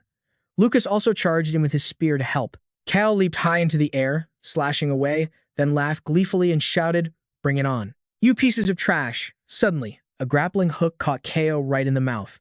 Belinda yanked him back toward her. KO clutched his cheek, cursing angrily, Hey, lady, why'd you hook me in the mouth? Looking exasperated, she asked, should I hook you somewhere else next time? He broke into a nervous sweat as he continued. We've been running into monsters constantly on the way here, so this is the lawless wilderness, filled with powerful creatures. Huh. Lucas chimed in sarcastically from the side. You knew that, and still followed us. Are you not afraid of dying, or are you just stupid? Cal shot him an irritated glare and retorted, say whatever you want. Lucas. Ghislain glanced over, giving him a warning. Get ready. We're almost there. Flashing back to a few days prior at a grand castle in the Fencer territory. Ghislain sat smiling as he announced, That's why I'm going to the kingdom of Tawai and myself. I won't be gone for long. Inwardly, Claude and Amphi cheered with joy. We can finally rest. But on the outside, they were wailing. If our lord isn't here, what will we do now? I guess at this point, all we can do is rest. Unexpectedly, Ghislain cleverly saw right through them. Gillian, you'll manage the territory in my absence. Make sure these guys don't slack off. Gillian quickly complied. Understood. Ghislain continued to lay out his plan. I stationed the kingdom's forces near the territory, but it's true we still don't know what Deadmon will do. Cornered like this, they're very likely to launch an all-out counterattack. If Deadmon attacks, do not engage. Retreat. Gillian's expression grew thoughtful before he replied. Understood. A moment later, Ghislain stood up, adjusted his collar, and called out softly, Belinda, Lucas, let's go. Belinda replied, Yes, young master. Lucas also stood and said, All right. Suddenly, Ko shot to his feet, clenched his fists, and said resolutely, Wait, let me go with you. Seeing this, Claude's jaw dropped in amazement. Good heavens. The person next to him also chimed in. Why would that kid turn down such a rare chance for an easy life? Hearing this, Lucas gestured provocatively. Hey, that's not a place where someone with mediocre skills can survive. The Lord was looking out for you. Don't overdo it. Just stay here in the territory. Suddenly, a gust of wind shot past Lucas. His eyes widened in shock. Ko had charged forward but was stopped by Ghislain. Ko spoke up. Our last match isn't over. It won't be like last time. Lucas just scoffed. With a mocking expression, he smiled faintly at Ko. A moment later, Ghislain called out, Gillian. The man replied in a serious tone, Yes, I am more than capable of handling things on my own. Hearing this, Ghislain smiled in approval. Good. Cow, you're with me. Later, Ghislain's group stood before a large city gate, which slowly creaked open. The group rode their horses into the crowded fortress. Ice and Cliffer Fortress, the Dark Mountains. The soldiers there looked at them with contempt. The men guarding the monsters also turned to stare. Belinda let out a sigh, frowning in annoyance. They're being so pretentious. Beside her, Lucas smiled wistfully. This place really hasn't changed at all. Cal also turned, scowling at the soldiers. What are you staring at? You got a problem? Ghislain warned him. That's enough. Don't start anything. He turned and asked, Are we going monster hunting right after we unload our gear? Ghislain replied, No. If you want to hunt here. First, you have to register as a hunter at the guild hall over there. Hearing this, Belinda turned, confused, and asked, But didn't we come here on a royal support request? Shouldn't we have some special privileges? Why do we have to go through such a tedious process? Ghislain turned to her and explained with a smile. Don't expect much. That's just how things are here. I am Baron Fencer from the Kingdom of Luthania. We came here after receiving a request for aid from the Tayan royal family. The receptionist asked with a look of indifference, Are you here to register as hunters? I'll tell you right now, your noble status means nothing here. Slave or noble, it's all the same to us. She cried out in astonishment. What did you just say? The old man said contemptuously as he picked up his pen to write, Don't come in here with that noble attitude stirring up trouble for no reason. We Tarian knights only manage this fortress to maintain its most basic functions. Any problems that arise between you hunters, you solve them yourselves. Just try to keep from killing each other. After all, you all came here to hunt monsters, didn't you? Hearing this, Cow scoffed. How ridiculous. You mean because it's a hassle, you're making us handle everything ourselves? The receptionist asked probingly. You all agree, don't you? A voice echoed in the room, I agree. Hooks were then thrown out, and the old man looked at Ghislain, who was grabbing one, and warned him. With this token, you're permitted to hunt anywhere in the Shadow Mountains. Don't forget to keep it with you. Well then, have a nice time. Hearing that, he immediately turned and shouted, Let's go. Belinda, beside him, complained in frustration, Seriously, we asked for help and they treat us like that. If this were our kingdom, things would be different. Suddenly, 3 cloaked figures approached and greeted them. Welcome to Eisen Clipper, nobles from another nation. Have you just completed your hunter registration? Ghislain glanced at them and answered slowly, Yes. Cal frowned, his eyes threatening as he yelled, "Get lost, we're busy." The scar-faced man pulled down his hood and said, "Under the protection of the King of Ice and Clipper, I am a member of a cooperative organization, established to protect the rights of hunters." He scoffed at that, cursing irritably, "Tisk. Everywhere you go, there's always some fool who likes to play king, huh?" "So what if this is our first time here?" Scarface quickly explained. "As you can see, the kingdom's knights don't interfere at all, so we hunters have to cooperate to maintain law and order. Therefore, we help first-time hunters in Eisen Clipper adapt. Just pay a very small association fee, and you can hunt monsters in peace without getting tangled up in meaningless disputes." Lucas, indignant, stepped forward and called out softly, "My lord." Belinda frowned in annoyance and asked, "Are you trying to extort us?" Suddenly, Ghislain spoke up, startling the man. "Ko, listen carefully. When you arrive in a new place, there's one thing you must do first, especially in a lawless city like this one." Hearing this, the guy smiled and said, "I understand. It seems you've made your decision. You read the situation faster than you look. Whether you like it or not, as long as you're in Eisen Clipper, we'll be seeing a lot of each other. So it's best not to make any enemies." But the next second, Ghislain punched the guy right in the face. Scarface was sent flying, slamming hard into the wall. Cal had a look of excitement mixed with astonishment.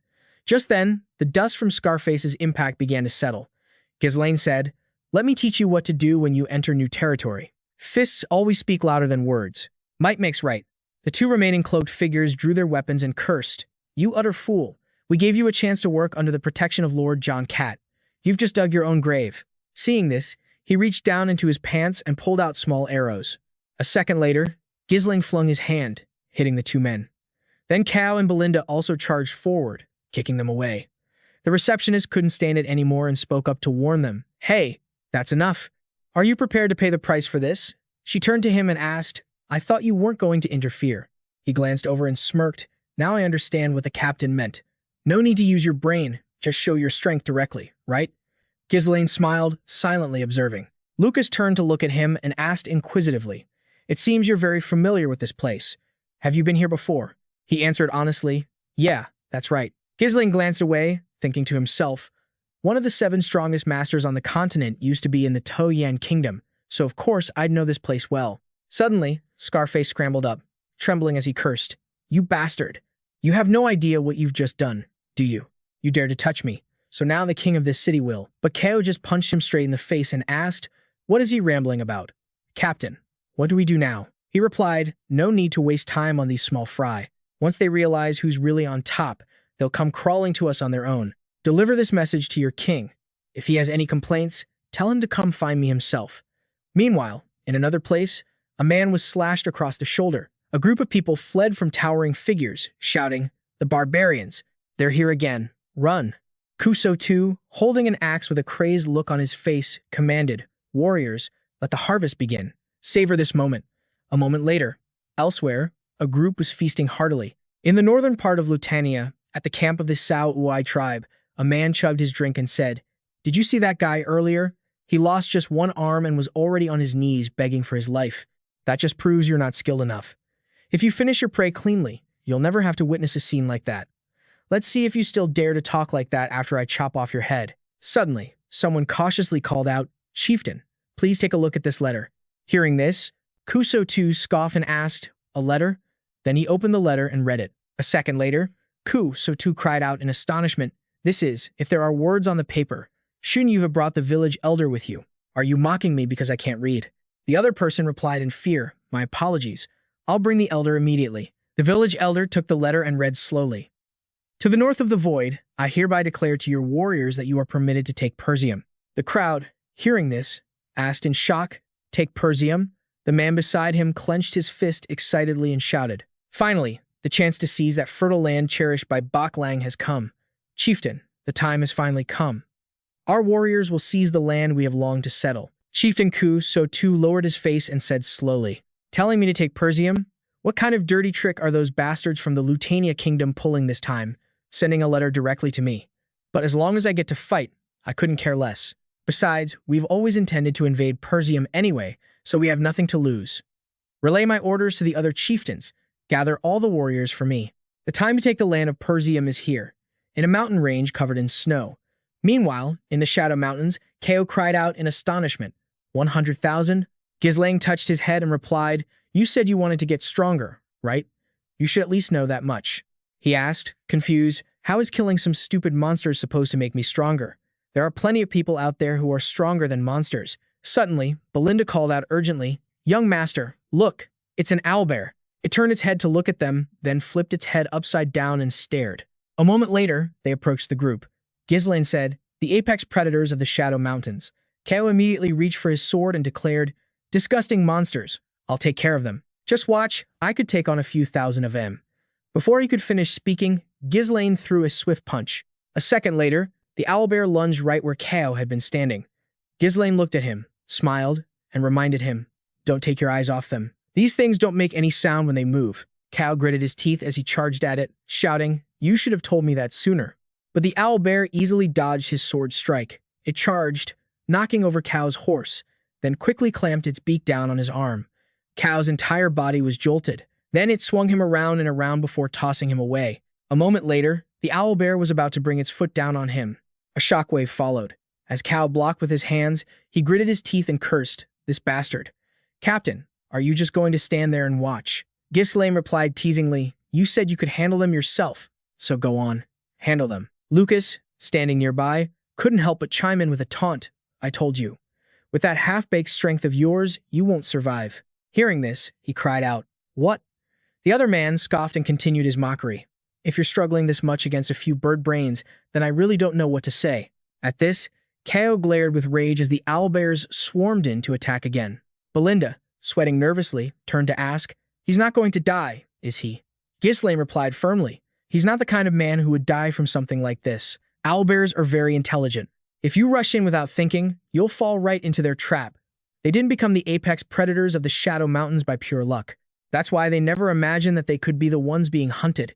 He thought to himself, "It's just like when you landed that blow on Victor. I've already taught you how to become stronger, and you've done it before. The problem is, you don't use it unless your life is on the line. Adopt the mindset of a predator, not the prey. Don't charge him blindly. Wait for the moment when you know for sure that you can finish your opponent and make that instinct your own." Just then, Kao caught the owlbear's leg, drew his sword, and slashed it powerfully. Then, Kao struck the owlbear's neck with a heavy blow. Belinda watched, startled and amazed. The owlbear itself recoiled from his counterattack. A moment later, it shrieked in agony. Kao leaped up and kicked the owlbear squarely. Then he did a backflip. He brought his sword down on it, smirking as he yelled, "Don't mess with me. You bastards." Seeing Kao like this, Ghislain smiled in satisfaction. Elsewhere, the voices of a crowd were murmuring, "Have you seen them? With just 4 people, they're slaughtering so many monsters that this area is almost completely cleared out." "You mean they're hunting without a single casualty? Damn it. At this rate, there won't be any monster materials left for us to sell. I heard those bastards even messed with John Ganter's men. So what if they're good hunters? Oh, really? Well, they won't last long then. They're all going to die, because he's going to make his move." At that moment, Jack let out a weary sigh. He slung his sword over his shoulder and grumbled, "I was originally going to let it slide that he messed with my men, but now he dares to try and take the food right off my plate." He picked up a large iron slab, hoisted it onto his shoulder, and gave a warning. "Get ready. It's time for the hunters to hunt." The group sat around their spoils of monster parts. Kao praised him.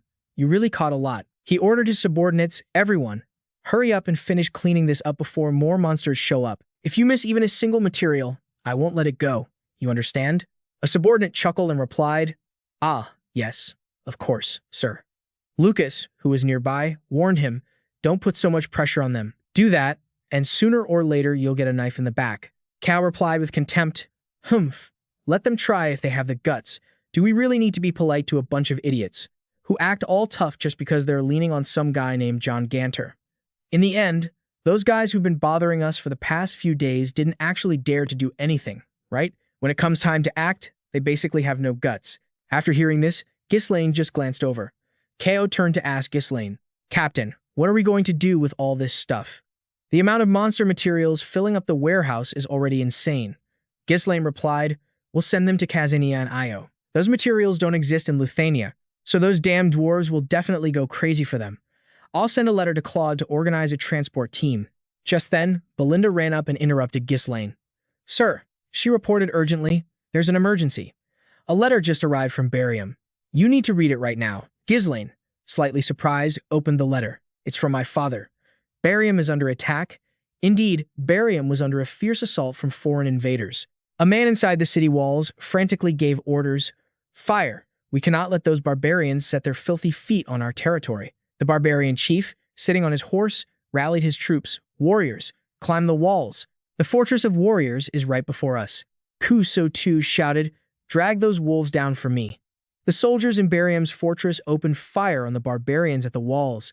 People discussed nervously. Damn it, just how many of them are there? Are they really planning to bring down Barium's walls? Those damn barbarians have attacked before, but never with an attack on this scale. Sir, this is really unusual. Shouldn't we request reinforcements from the young master? Send a letter immediately. John Gunter Barium shook his head in opposition. Absolutely not. This is not the boy's concern. This is a matter for the lords of Barium North Lang. We don't need reinforcements. Right now, Ghislain and his group were reading a letter sent from the battlefield. Ghislain read the letter, deep in thought. According to its contents, 6 barbarian tribes had formed an alliance and were attacking the northern fortress of Barium. Raids by the barbarians were a common occurrence, but them forming an alliance was unprecedented, even in his past life. Had he really sent half his forces to Pergium? Father isn't the type to send a letter over something trivial. If 6 tribes really had allied, it wouldn't be impossible. But even so, Adon realized something was wrong. Belinda called out worriedly, "Young master." Everyone looked to Ghislain. "What are you going to do?" "Chi, and I just finished warming up." Ghislain glanced over and replied, "For now, we'll retreat for today. Since the authenticity of this letter hasn't been confirmed, we'll head back to our lodgings." Just then, Adon glanced aside, sensing danger. Ghislain yelled for everyone to run. No sooner had Adon spoken than assailants attacked the group. They wielded axes and threw them right into the middle of the group. It was clear their main target was Ghislain. The two sides quickly clashed in a fierce battle. As Ghislain fought, he observed their attackers. Adon leaped through the fray. A man named Jack lifted a massive boulder and savagely hurled it down into the most crowded area from above. A wave of snow began to slide down from the mountainside. Cal muttered in disbelief. "An avalanche?" Belinda cried out in alarm. "Young master." Ghislain plunged his sword straight into the snow. Adon moved to the front to shield them, yelling, "Everyone, get behind me." The avalanche engulfed everything in a sea of white. It was as if it had erased everything. No one could be seen. After the blizzard of snow passed, a few faint shadows appeared.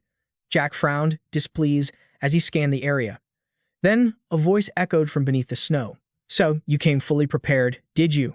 Ghislain's group was safe. Cal raised his sword and demanded, "Who the hell are you?"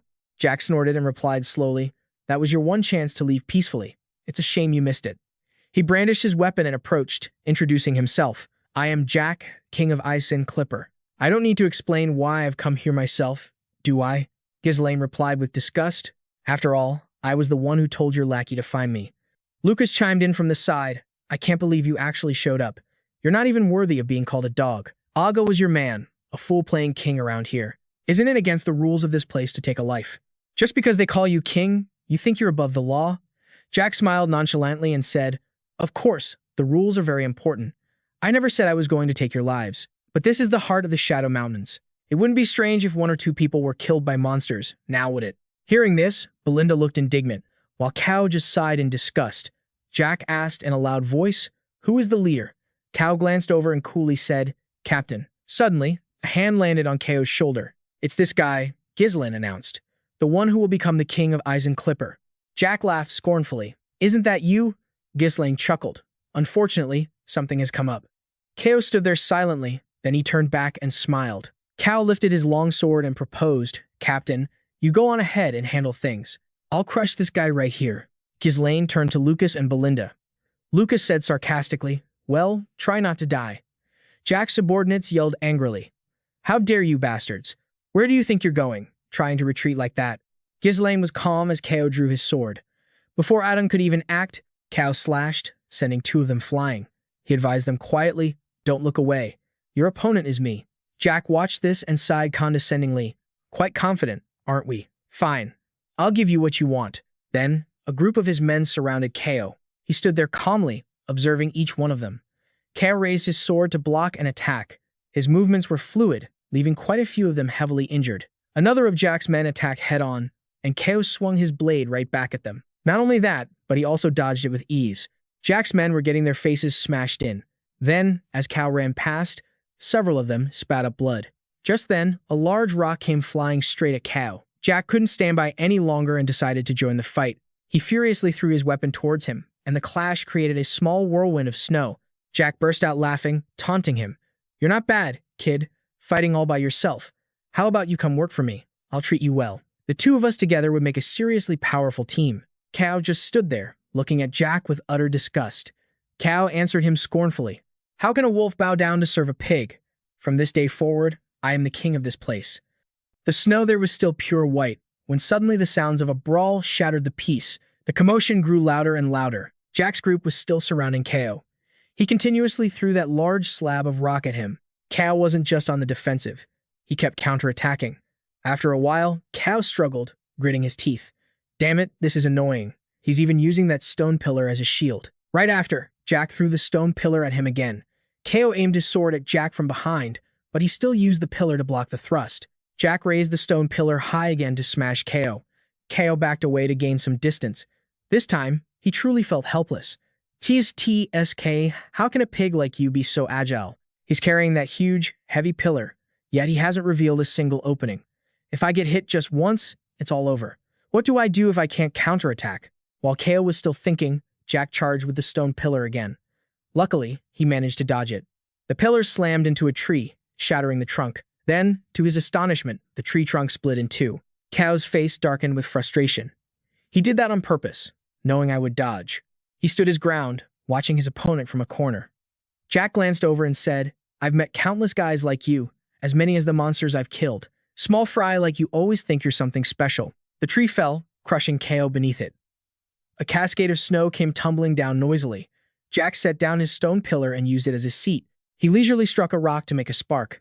Then, Jack silently took a drag from his cigarette. Kao's body was still behind the tree. He mumbled to himself as he smoked.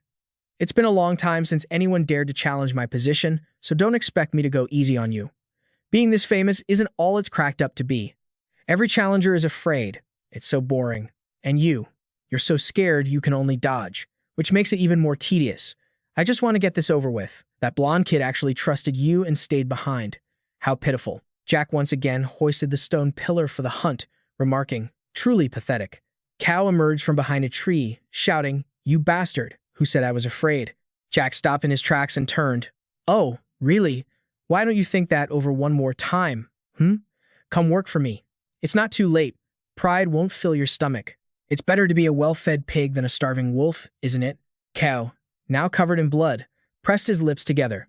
His trembling hand reached down for his sword. He resolutely raised it high and yelled, "One of us dies today, and it won't be me." Jack closed his eyes as if pondering something, then hoisted his stone pillar again and retorted, "Fool.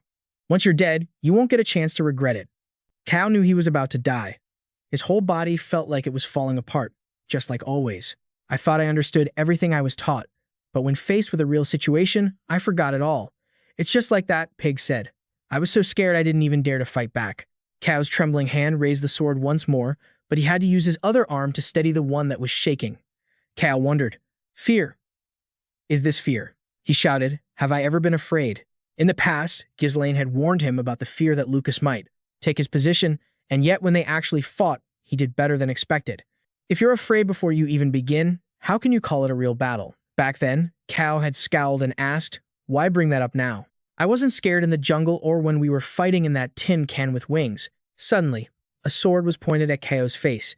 He managed to dodge Ghislain's strike. The two suddenly lunged at each other. While dodging, Kao yelled, "Boss, what is this all about?" He looked at Ghislain and froze in shock. The sword in Ghislain's hand was right at Kao's throat. Terrified, Kao glanced at the blade pressed against his neck. Ghislain advised him, "When you think you're at a disadvantage, it's only natural to focus on dodging. Anyone would have that reflex." He calmly lowered his sword and continued, "But if you press forward, you'll find an opening." Right then, Kao remembered that this was what he had to overcome if he was to follow his ideals. He watched the stone pillar approach. Fear. Kao stood still as Jack got closer and closer. Then, the pillar was right in his face. Death is something you must avoid, but at the same time, it is also the greatest teacher. Fresh blood sprayed from Kao. Ignoring the pillar smashing into his shoulder, he stood his ground, refusing to fall. But at the same time, Kao's sword was at Jack's hip. With a grunt, he retreated. The two clashed again, tearing at each other in a fight to the death. This time, Kao easily dodged Jack's pillar. He leaped high into the air and slashed down on his shoulder. Jack thought in horror, that's the second time. This isn't a coincidence. This red-haired brat, is he getting stronger in the middle of the fight? Am I, the king of Cypher Forest, going to lose to a little punk like this? Jack furiously grabbed his pillar and charged, screaming, "You bastard." He swung wildly but couldn't land a hit. Jack went berserk, yelling, "What kind of trick did you use?" He rushed at Kao again. Kao easily spun him around like a top, replying, "There's no special trick." Kao kicked the pillar away. "I'm not afraid anymore." Jack stammered in disbelief. "Impossible." Kao sliced Jack's head clean off his neck. The entire snowy mountain fell silent. Nomads were still riding their horses through the thick snow. One of the scouts called out, "Agents over there. Looks like they're on the move." "Yeah, looks like Baron Fenner's team lost someone, but it's probably not a big deal. Send a letter to Count Day and inform him that Baron Fenner is proceeding according to plan." Ghislain continued on his journey with Belinda and Lucas. At the northern fortress, the barbarian Perdium clan was still causing trouble. They were relentlessly and brutally slaughtering everyone.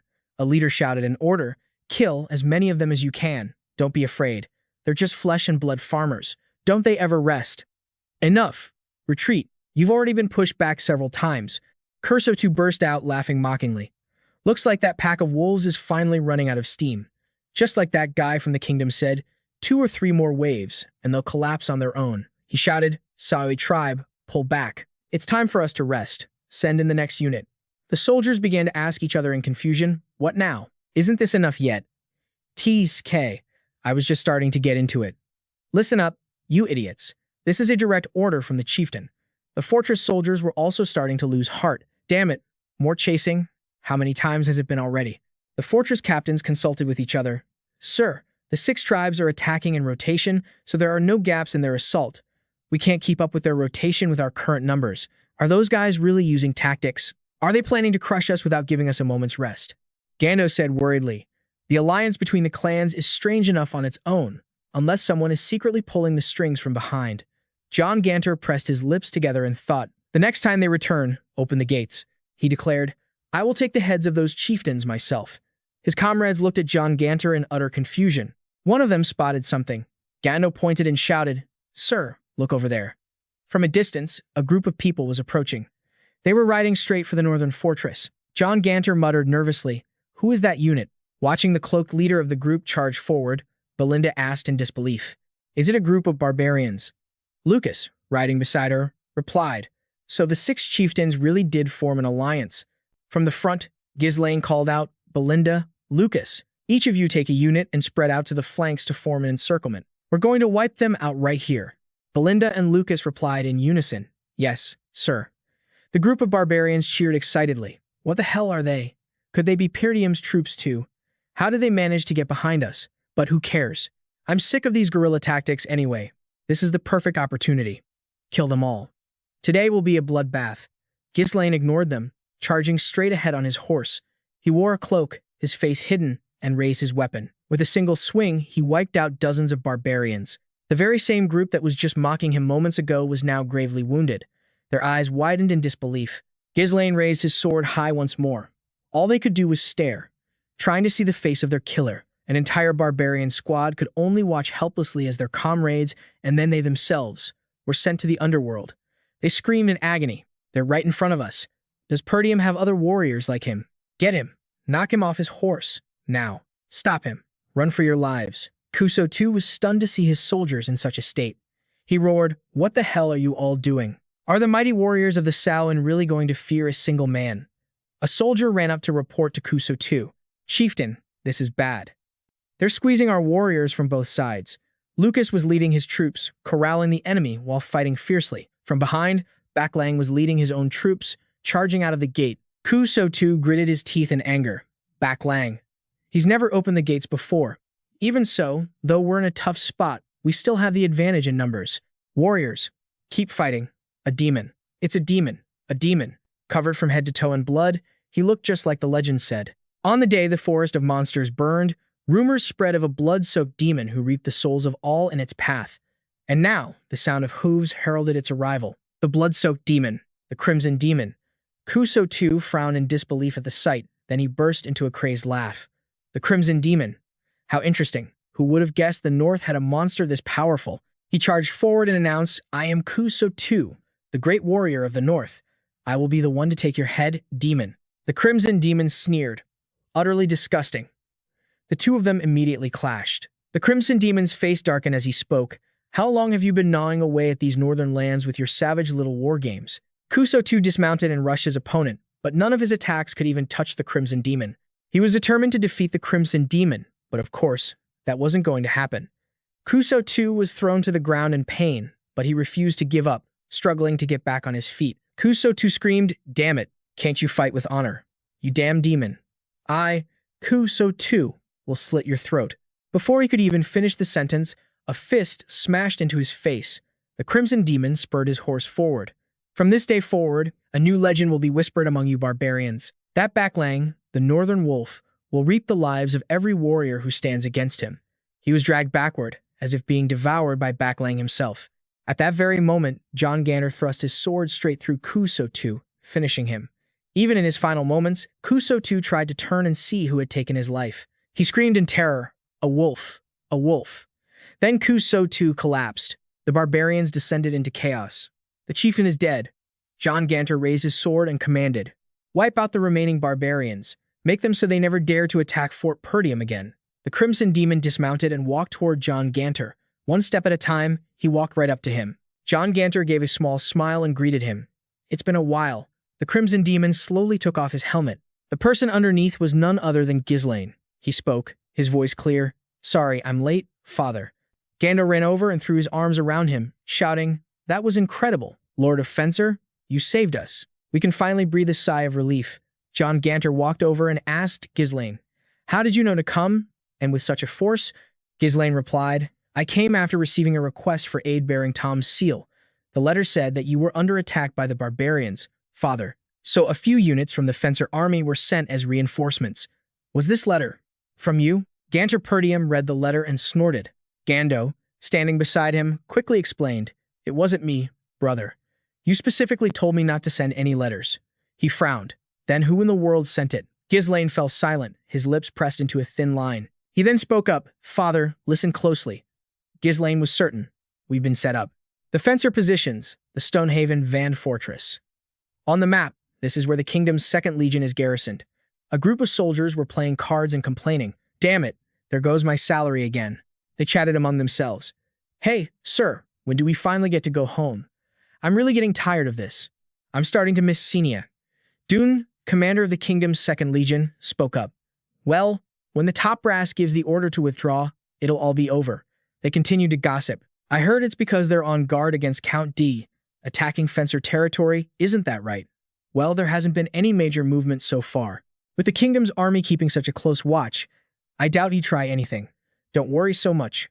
Count D isn't the type to act rashly. If he mobilized his army, he would clearly become an enemy of the kingdom. No matter how powerful a great lord of the north he may be, he wouldn't dare make a move like that unless he's lost his mind."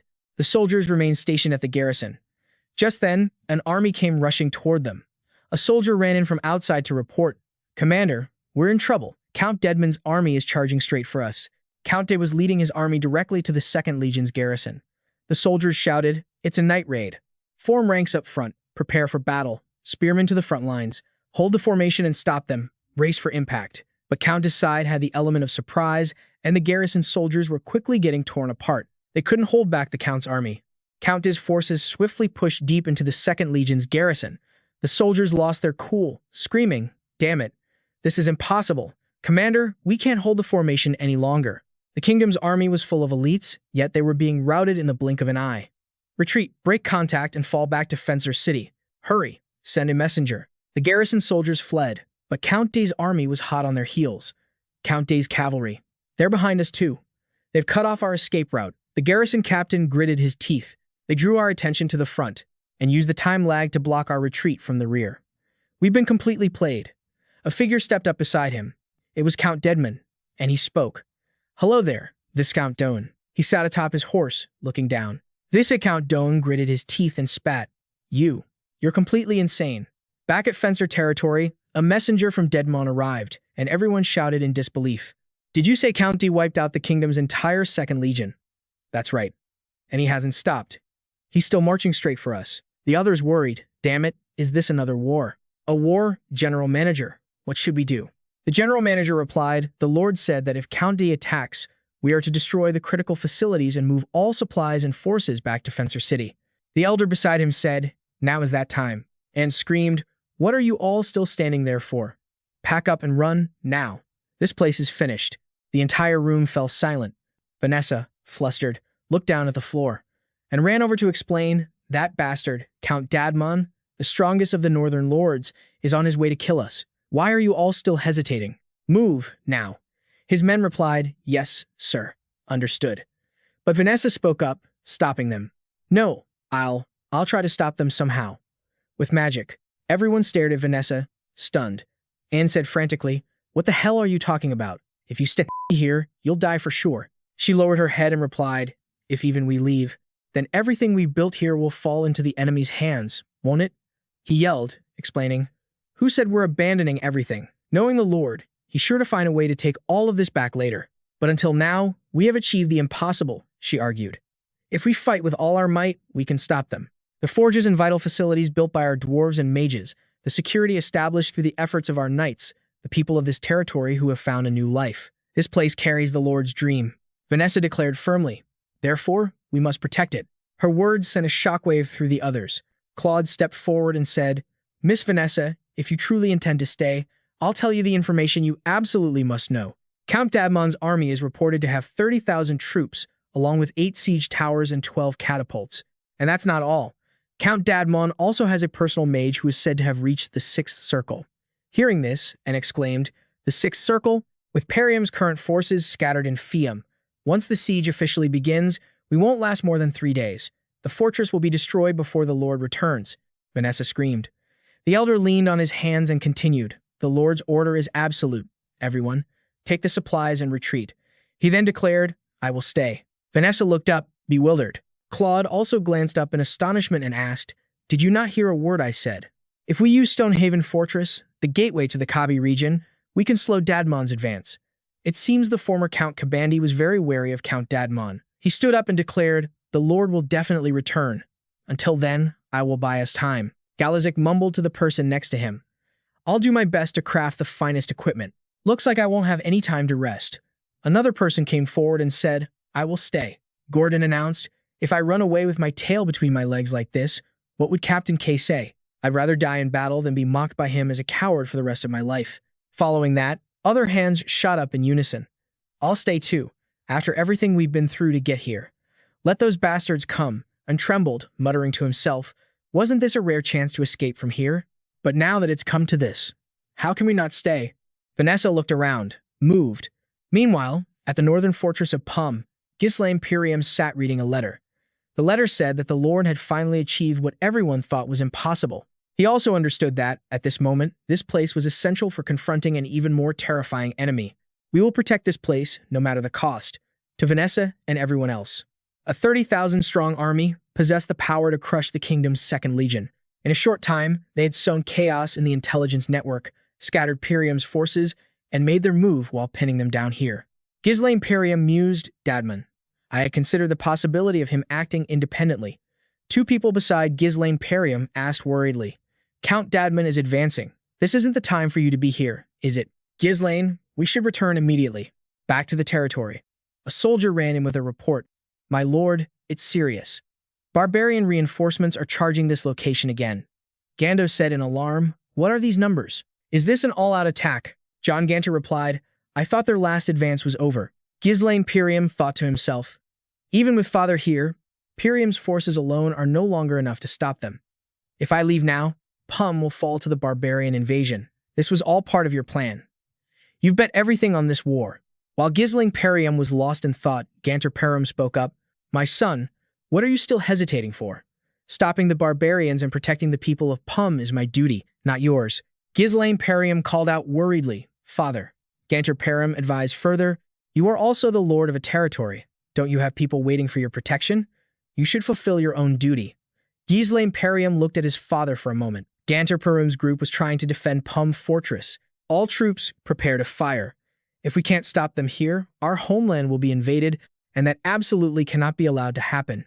Damn barbarians, let's see who will be victorious. As Ganter Perum urged his son to leave, Ghislain Perum called out to him, "Father, as you said, they are the people I need to protect." Ghislain Perum raised his sword and said, "And they are the people I trust the most." Ghislain Perum called out, "Belinda, Lucas, we will finish this as quickly as possible and then return to our territory. Before this day is over, the one who will die in this war is Count Deadmon."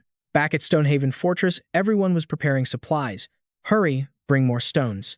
You, place the bows and arrows here." Ghislain ordered, "Move faster. Those who are ready, assemble here immediately." Galazic walked over and called to him, "Ghislain, have you equipped all the soldiers with that chainmail?" Ghislain replied, "I have. The quality is truly excellent." Galazic asked, "So, who was it that crafted them?" "Arrows can't penetrate it at all. And importantly, it's very light, so it conserves stamina. The knight's armor has also been improved with enchantments with help from the mages. If mana is channeled into it, it can temporarily nullify mana." Ghislain called out, "Galazic, you dwarves, you are all precious talents. Are you really okay with staying here?" Galazic thought for a moment before replying, "At least we won't be killed. The nobles who covet our skills are all over the kingdom. If we have to live like slaves anyway, I'd rather bet my life on the freedom the Lord promised us in the next 10 years. But if the Lord isn't here by then, what's the point of any of this?" Ghislain walked over to the old man, who chuckled softly before heading to the fortress wall. Ghislain shouted, "Is everyone assembled?" The knights below responded, "Yes, sir. 1 priest, 10 mages, 100 knights, and 1,000 soldiers." Ghislain surveyed the scene, looking toward the distance at Count Deadmon's approaching army. The Count's forces were thundering towards them, 30,000 strong. The entire fortress stood frozen, staring at the sight. The soldiers estimated the difference, 30 to 1. It was utterly terrifying. Vanessa grabbed Anfi's sleeve and snapped. "Maybe it would have been better to run. With the Lord's personality, he wouldn't want us to die, right?" Vanessa angrily shot back, "Damn it, it's too late for that now." 100 soldiers pursed their lips. "Now it's one of us against 30 of them." Ghislain murmured, "Are you afraid? Our goal isn't to defeat them, but to buy time until the Lord arrives. If this place falls, the enemy will seize our territory immediately. Your workplaces, your families, the homes you've built. The Lord has given you all new lives and allowed you to dream. And he did the same for me." He raised his battle helmet high. Ghislain declared, "This time, it's our turn to protect the Lord's dream." The knights, though afraid, were now filled with determination. Vanessa's face darkened as she clenched her fists. Count Deadmon had arrived. A subordinate called out, "Count, all the catapults are fully loaded." Count Deadmon frowned and called for Wei Lu. Wei Lu leaned on his staff. He approached and reported, "You called for me, my lord." He was Count Deadmon's personal mage, the 6th Circle Master, Wei Lu. Count Deadmon demanded, "Have you found the runestone they used during the siege of Giga LD?" Wei Lu replied, "Based on our confirmation, we have not detected any runestone energy in this area. Since the battle started so suddenly, it's clear they had no time to prepare." Hearing this, the Count replied with amusement, "Good. Fire. Fire." The catapults launched their projectiles straight at the fortress. Ghislain commanded, "All troops, brace for impact." Count Deadmon's side launched a relentless assault. From Ghislain's side, the sounds of charging echoed continuously. The dwarf, Gallic, ran up to Ghislain, shouting, "They're coming." Ghislain ordered, "Clear away the damaged artillery emplacements. Gunners to your positions." The knights immediately followed the order. Everyone shouted to raise their shields and to not stop their advance. A subordinate on the other side reported, "That wall is too sturdy. Even though we've used all 20 of our catapults, it seems to have had no effect. Their reaction time is faster than we anticipated." Count Deadmon replied, "I heard the royalist faction took in a group of dwarven slaves. Could it be that they've reinforced the walls with their craftsmanship?" He gave an order. "Archers, rows 1 and 4, begin firing. Wipe them off the top of that wall for me." The knights on the wall were hit by a heavy volley of arrows, but Count Deadmon noticed something: the knights on this side were still unharmed. He yelled at Galak, "These arrows just bounced right off this armor. Hey, you dwarves, what in the world did you forge?" Galak shouted back, "Keep shooting. Your arrows are useless." Count Deadmon was furious. He commanded, "Wei Lu, rain down a firestorm on them." Wei Lu immediately stepped forward. He replied, "As you command, my lord." Galak pointed and shouted, "Hey, Ghislain, over there. The sky doesn't look right at all." Ghislain realized it was magic. Wei Lu yelled, "Ah, all of you, watch your heads, because a scorching rain is about to fall." A literal rain of fire fell upon the fortress. Galak cursed loudly, "Damn it, the soldier's armor can block arrows, but it can't stand up against wide area magic like this. Everyone, Find cover, now. Ghislain ran forward, ordering, everyone, stay calm and hold your positions. There's nothing to worry about. We have magic of our own, you know. Vanessa raised her staff, countering Wei Lu's magic. With a barrier spell, she stood strong against the torrent of fire raining down. She yelled, pouring all her energy into it. After a moment, Vanessa had successfully protected the fortress. Ghislain looked up, relieved. So did Galak and the other knights. Wei Lu muttered in disbelief. That magic. Is that the mage who wiped out the Giga LD forces? Anfi trembled and cursed. Damn it, I'm out of mana again. Vanessa instructed. Anfi, don't lose focus. We need to prepare for the next wave. A subordinate next to Count Deadmon asked for his command. Count, please give us our next order. Count Deadmon was deep in thought. The catapult attacks were blocked by reinforcements made by those dwarves. The arrows were stopped by the armor, and the magic was countered by their own magic. Even after splitting Fenizer's forces and without Gifram here, they weren't at a disadvantage at all. A battle rushed into without any consideration for the Duke's orders or our ties to the Royalist faction. Only now am I finally calming down. This is so unlike me. Count Deadmon let out a smirk, calling this a rare stroke of luck. If I don't act at this very moment, then I'll never be able to take down Ghislain. This is truly fortunate, he ordered. Enough. No more probing with these fire attacks. The subordinate stammered in shock. What? What do you mean, my lord? The Count declared. All forces, advance. Wipe that fortress off the map. Immediately. Count Deadmon commanded. All troops, advance and take the fortress. All over the fortress, only the voices of the knights could be heard. Fire. Fire. We have to delay the enemy's advance as much as possible. Everyone used their shields to block the arrows. The knights pointed to the sky and yelled, Hey, look up there. The catapult projectile is on fire. Hey, old dwarf. Can the armor block that too? Galak screamed, Everyone, get out of the way. Knights fell as hammers continuously struck the flaming rocks. Ghislain fought with all his might as Count Deadmon's forces continued their frenzied attack. Vanessa ran to the front lines to join everyone. The knights cried out, We're still alive. As expected of the knights, the siege towers are right in front of us. Are they planning to overwhelm us with sheer numbers? Ghislain shouted. Do not be afraid. Trust in each other and hold your positions. Fenner knights, to your positions. Ghislain ordered them to prepare for close-quarters combat. The first strike must be overwhelming. This battle will be the first domino that decides the outcome of the entire war. Ghislain led the charge, determined to protect the fortress with everyone inside. He rushed forward to fight alongside his men. Any soldier who jumped close was cut down. Ghislain fought tirelessly on the front lines. Count Deadmon's side couldn't breach the walls, but a commotion from behind caused confusion among the men. What's that up there? What's happening? A familiar, blood-soaked axe came into view. Everyone looked over to see Ghislain, completely covered in blood. He glanced over, and the soldiers from Count Deadmon's side shivered in fear. The group shouted, Kill them all. Don't let a single one of them set foot on these walls. Count Deadmon muttered coldly, The white-maned lion. His subordinate beside him explained, Their knights are of a very high rank. If we only use ordinary soldiers, I fear it will take a great deal of time. Count Deadmon shouted, Winged knights. The group behind him roared, Yes, sir. He ordered them to dismount and join the infantry ranks, climb the siege towers and push back their knights. One squad will join the rear assault unit and strike the gate while the siege towers attack the walls. The old man focused his mana, ready to cast a large-scale spell at any moment. He acknowledged the order. Understood, Count Deadmon said. That's enough. He raised his sword toward the castle. Count Deadmon set his sights on Ghislain. That white-maned lion is an eyesore, he commanded. Kill him. The subordinate beside him spurred his horse into battle. He yelled, I've been waiting for that order for a long time. At the capital, Katia, Count Fid, the spokesman for Duke Dpin, was in a meeting with a group of nobles. Albert stared him down with a grim face and demanded, What is the reason for this? Count Fid began to sweat and stammered, What do you mean? Count Deadmon has already annihilated our 2nd Legion and even attacked Baron Fenner, who just joined the royal faction.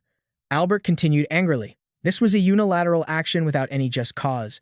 Is all of this the will of the Dpin Duchy? Count Fid tried to reply, This is absurd. I understand how you feel, Marquis. But Count Deadmon is a neutral noble. What does he have to do with us? Rosalind interjected, Doniel is useless. From our investigation before and after the Caveney War, we discovered that Count Deadmon and the Duchy were colluding. Did you think we mobilized the 2nd Legion for no reason? A man sitting nearby warned with irritation, You should choose your words more carefully. The price for messing with the kingdom's army is not small. Fid cursed under his breath, openly expressing discontent at a time like this. The Duke has just dumped this mess on my head.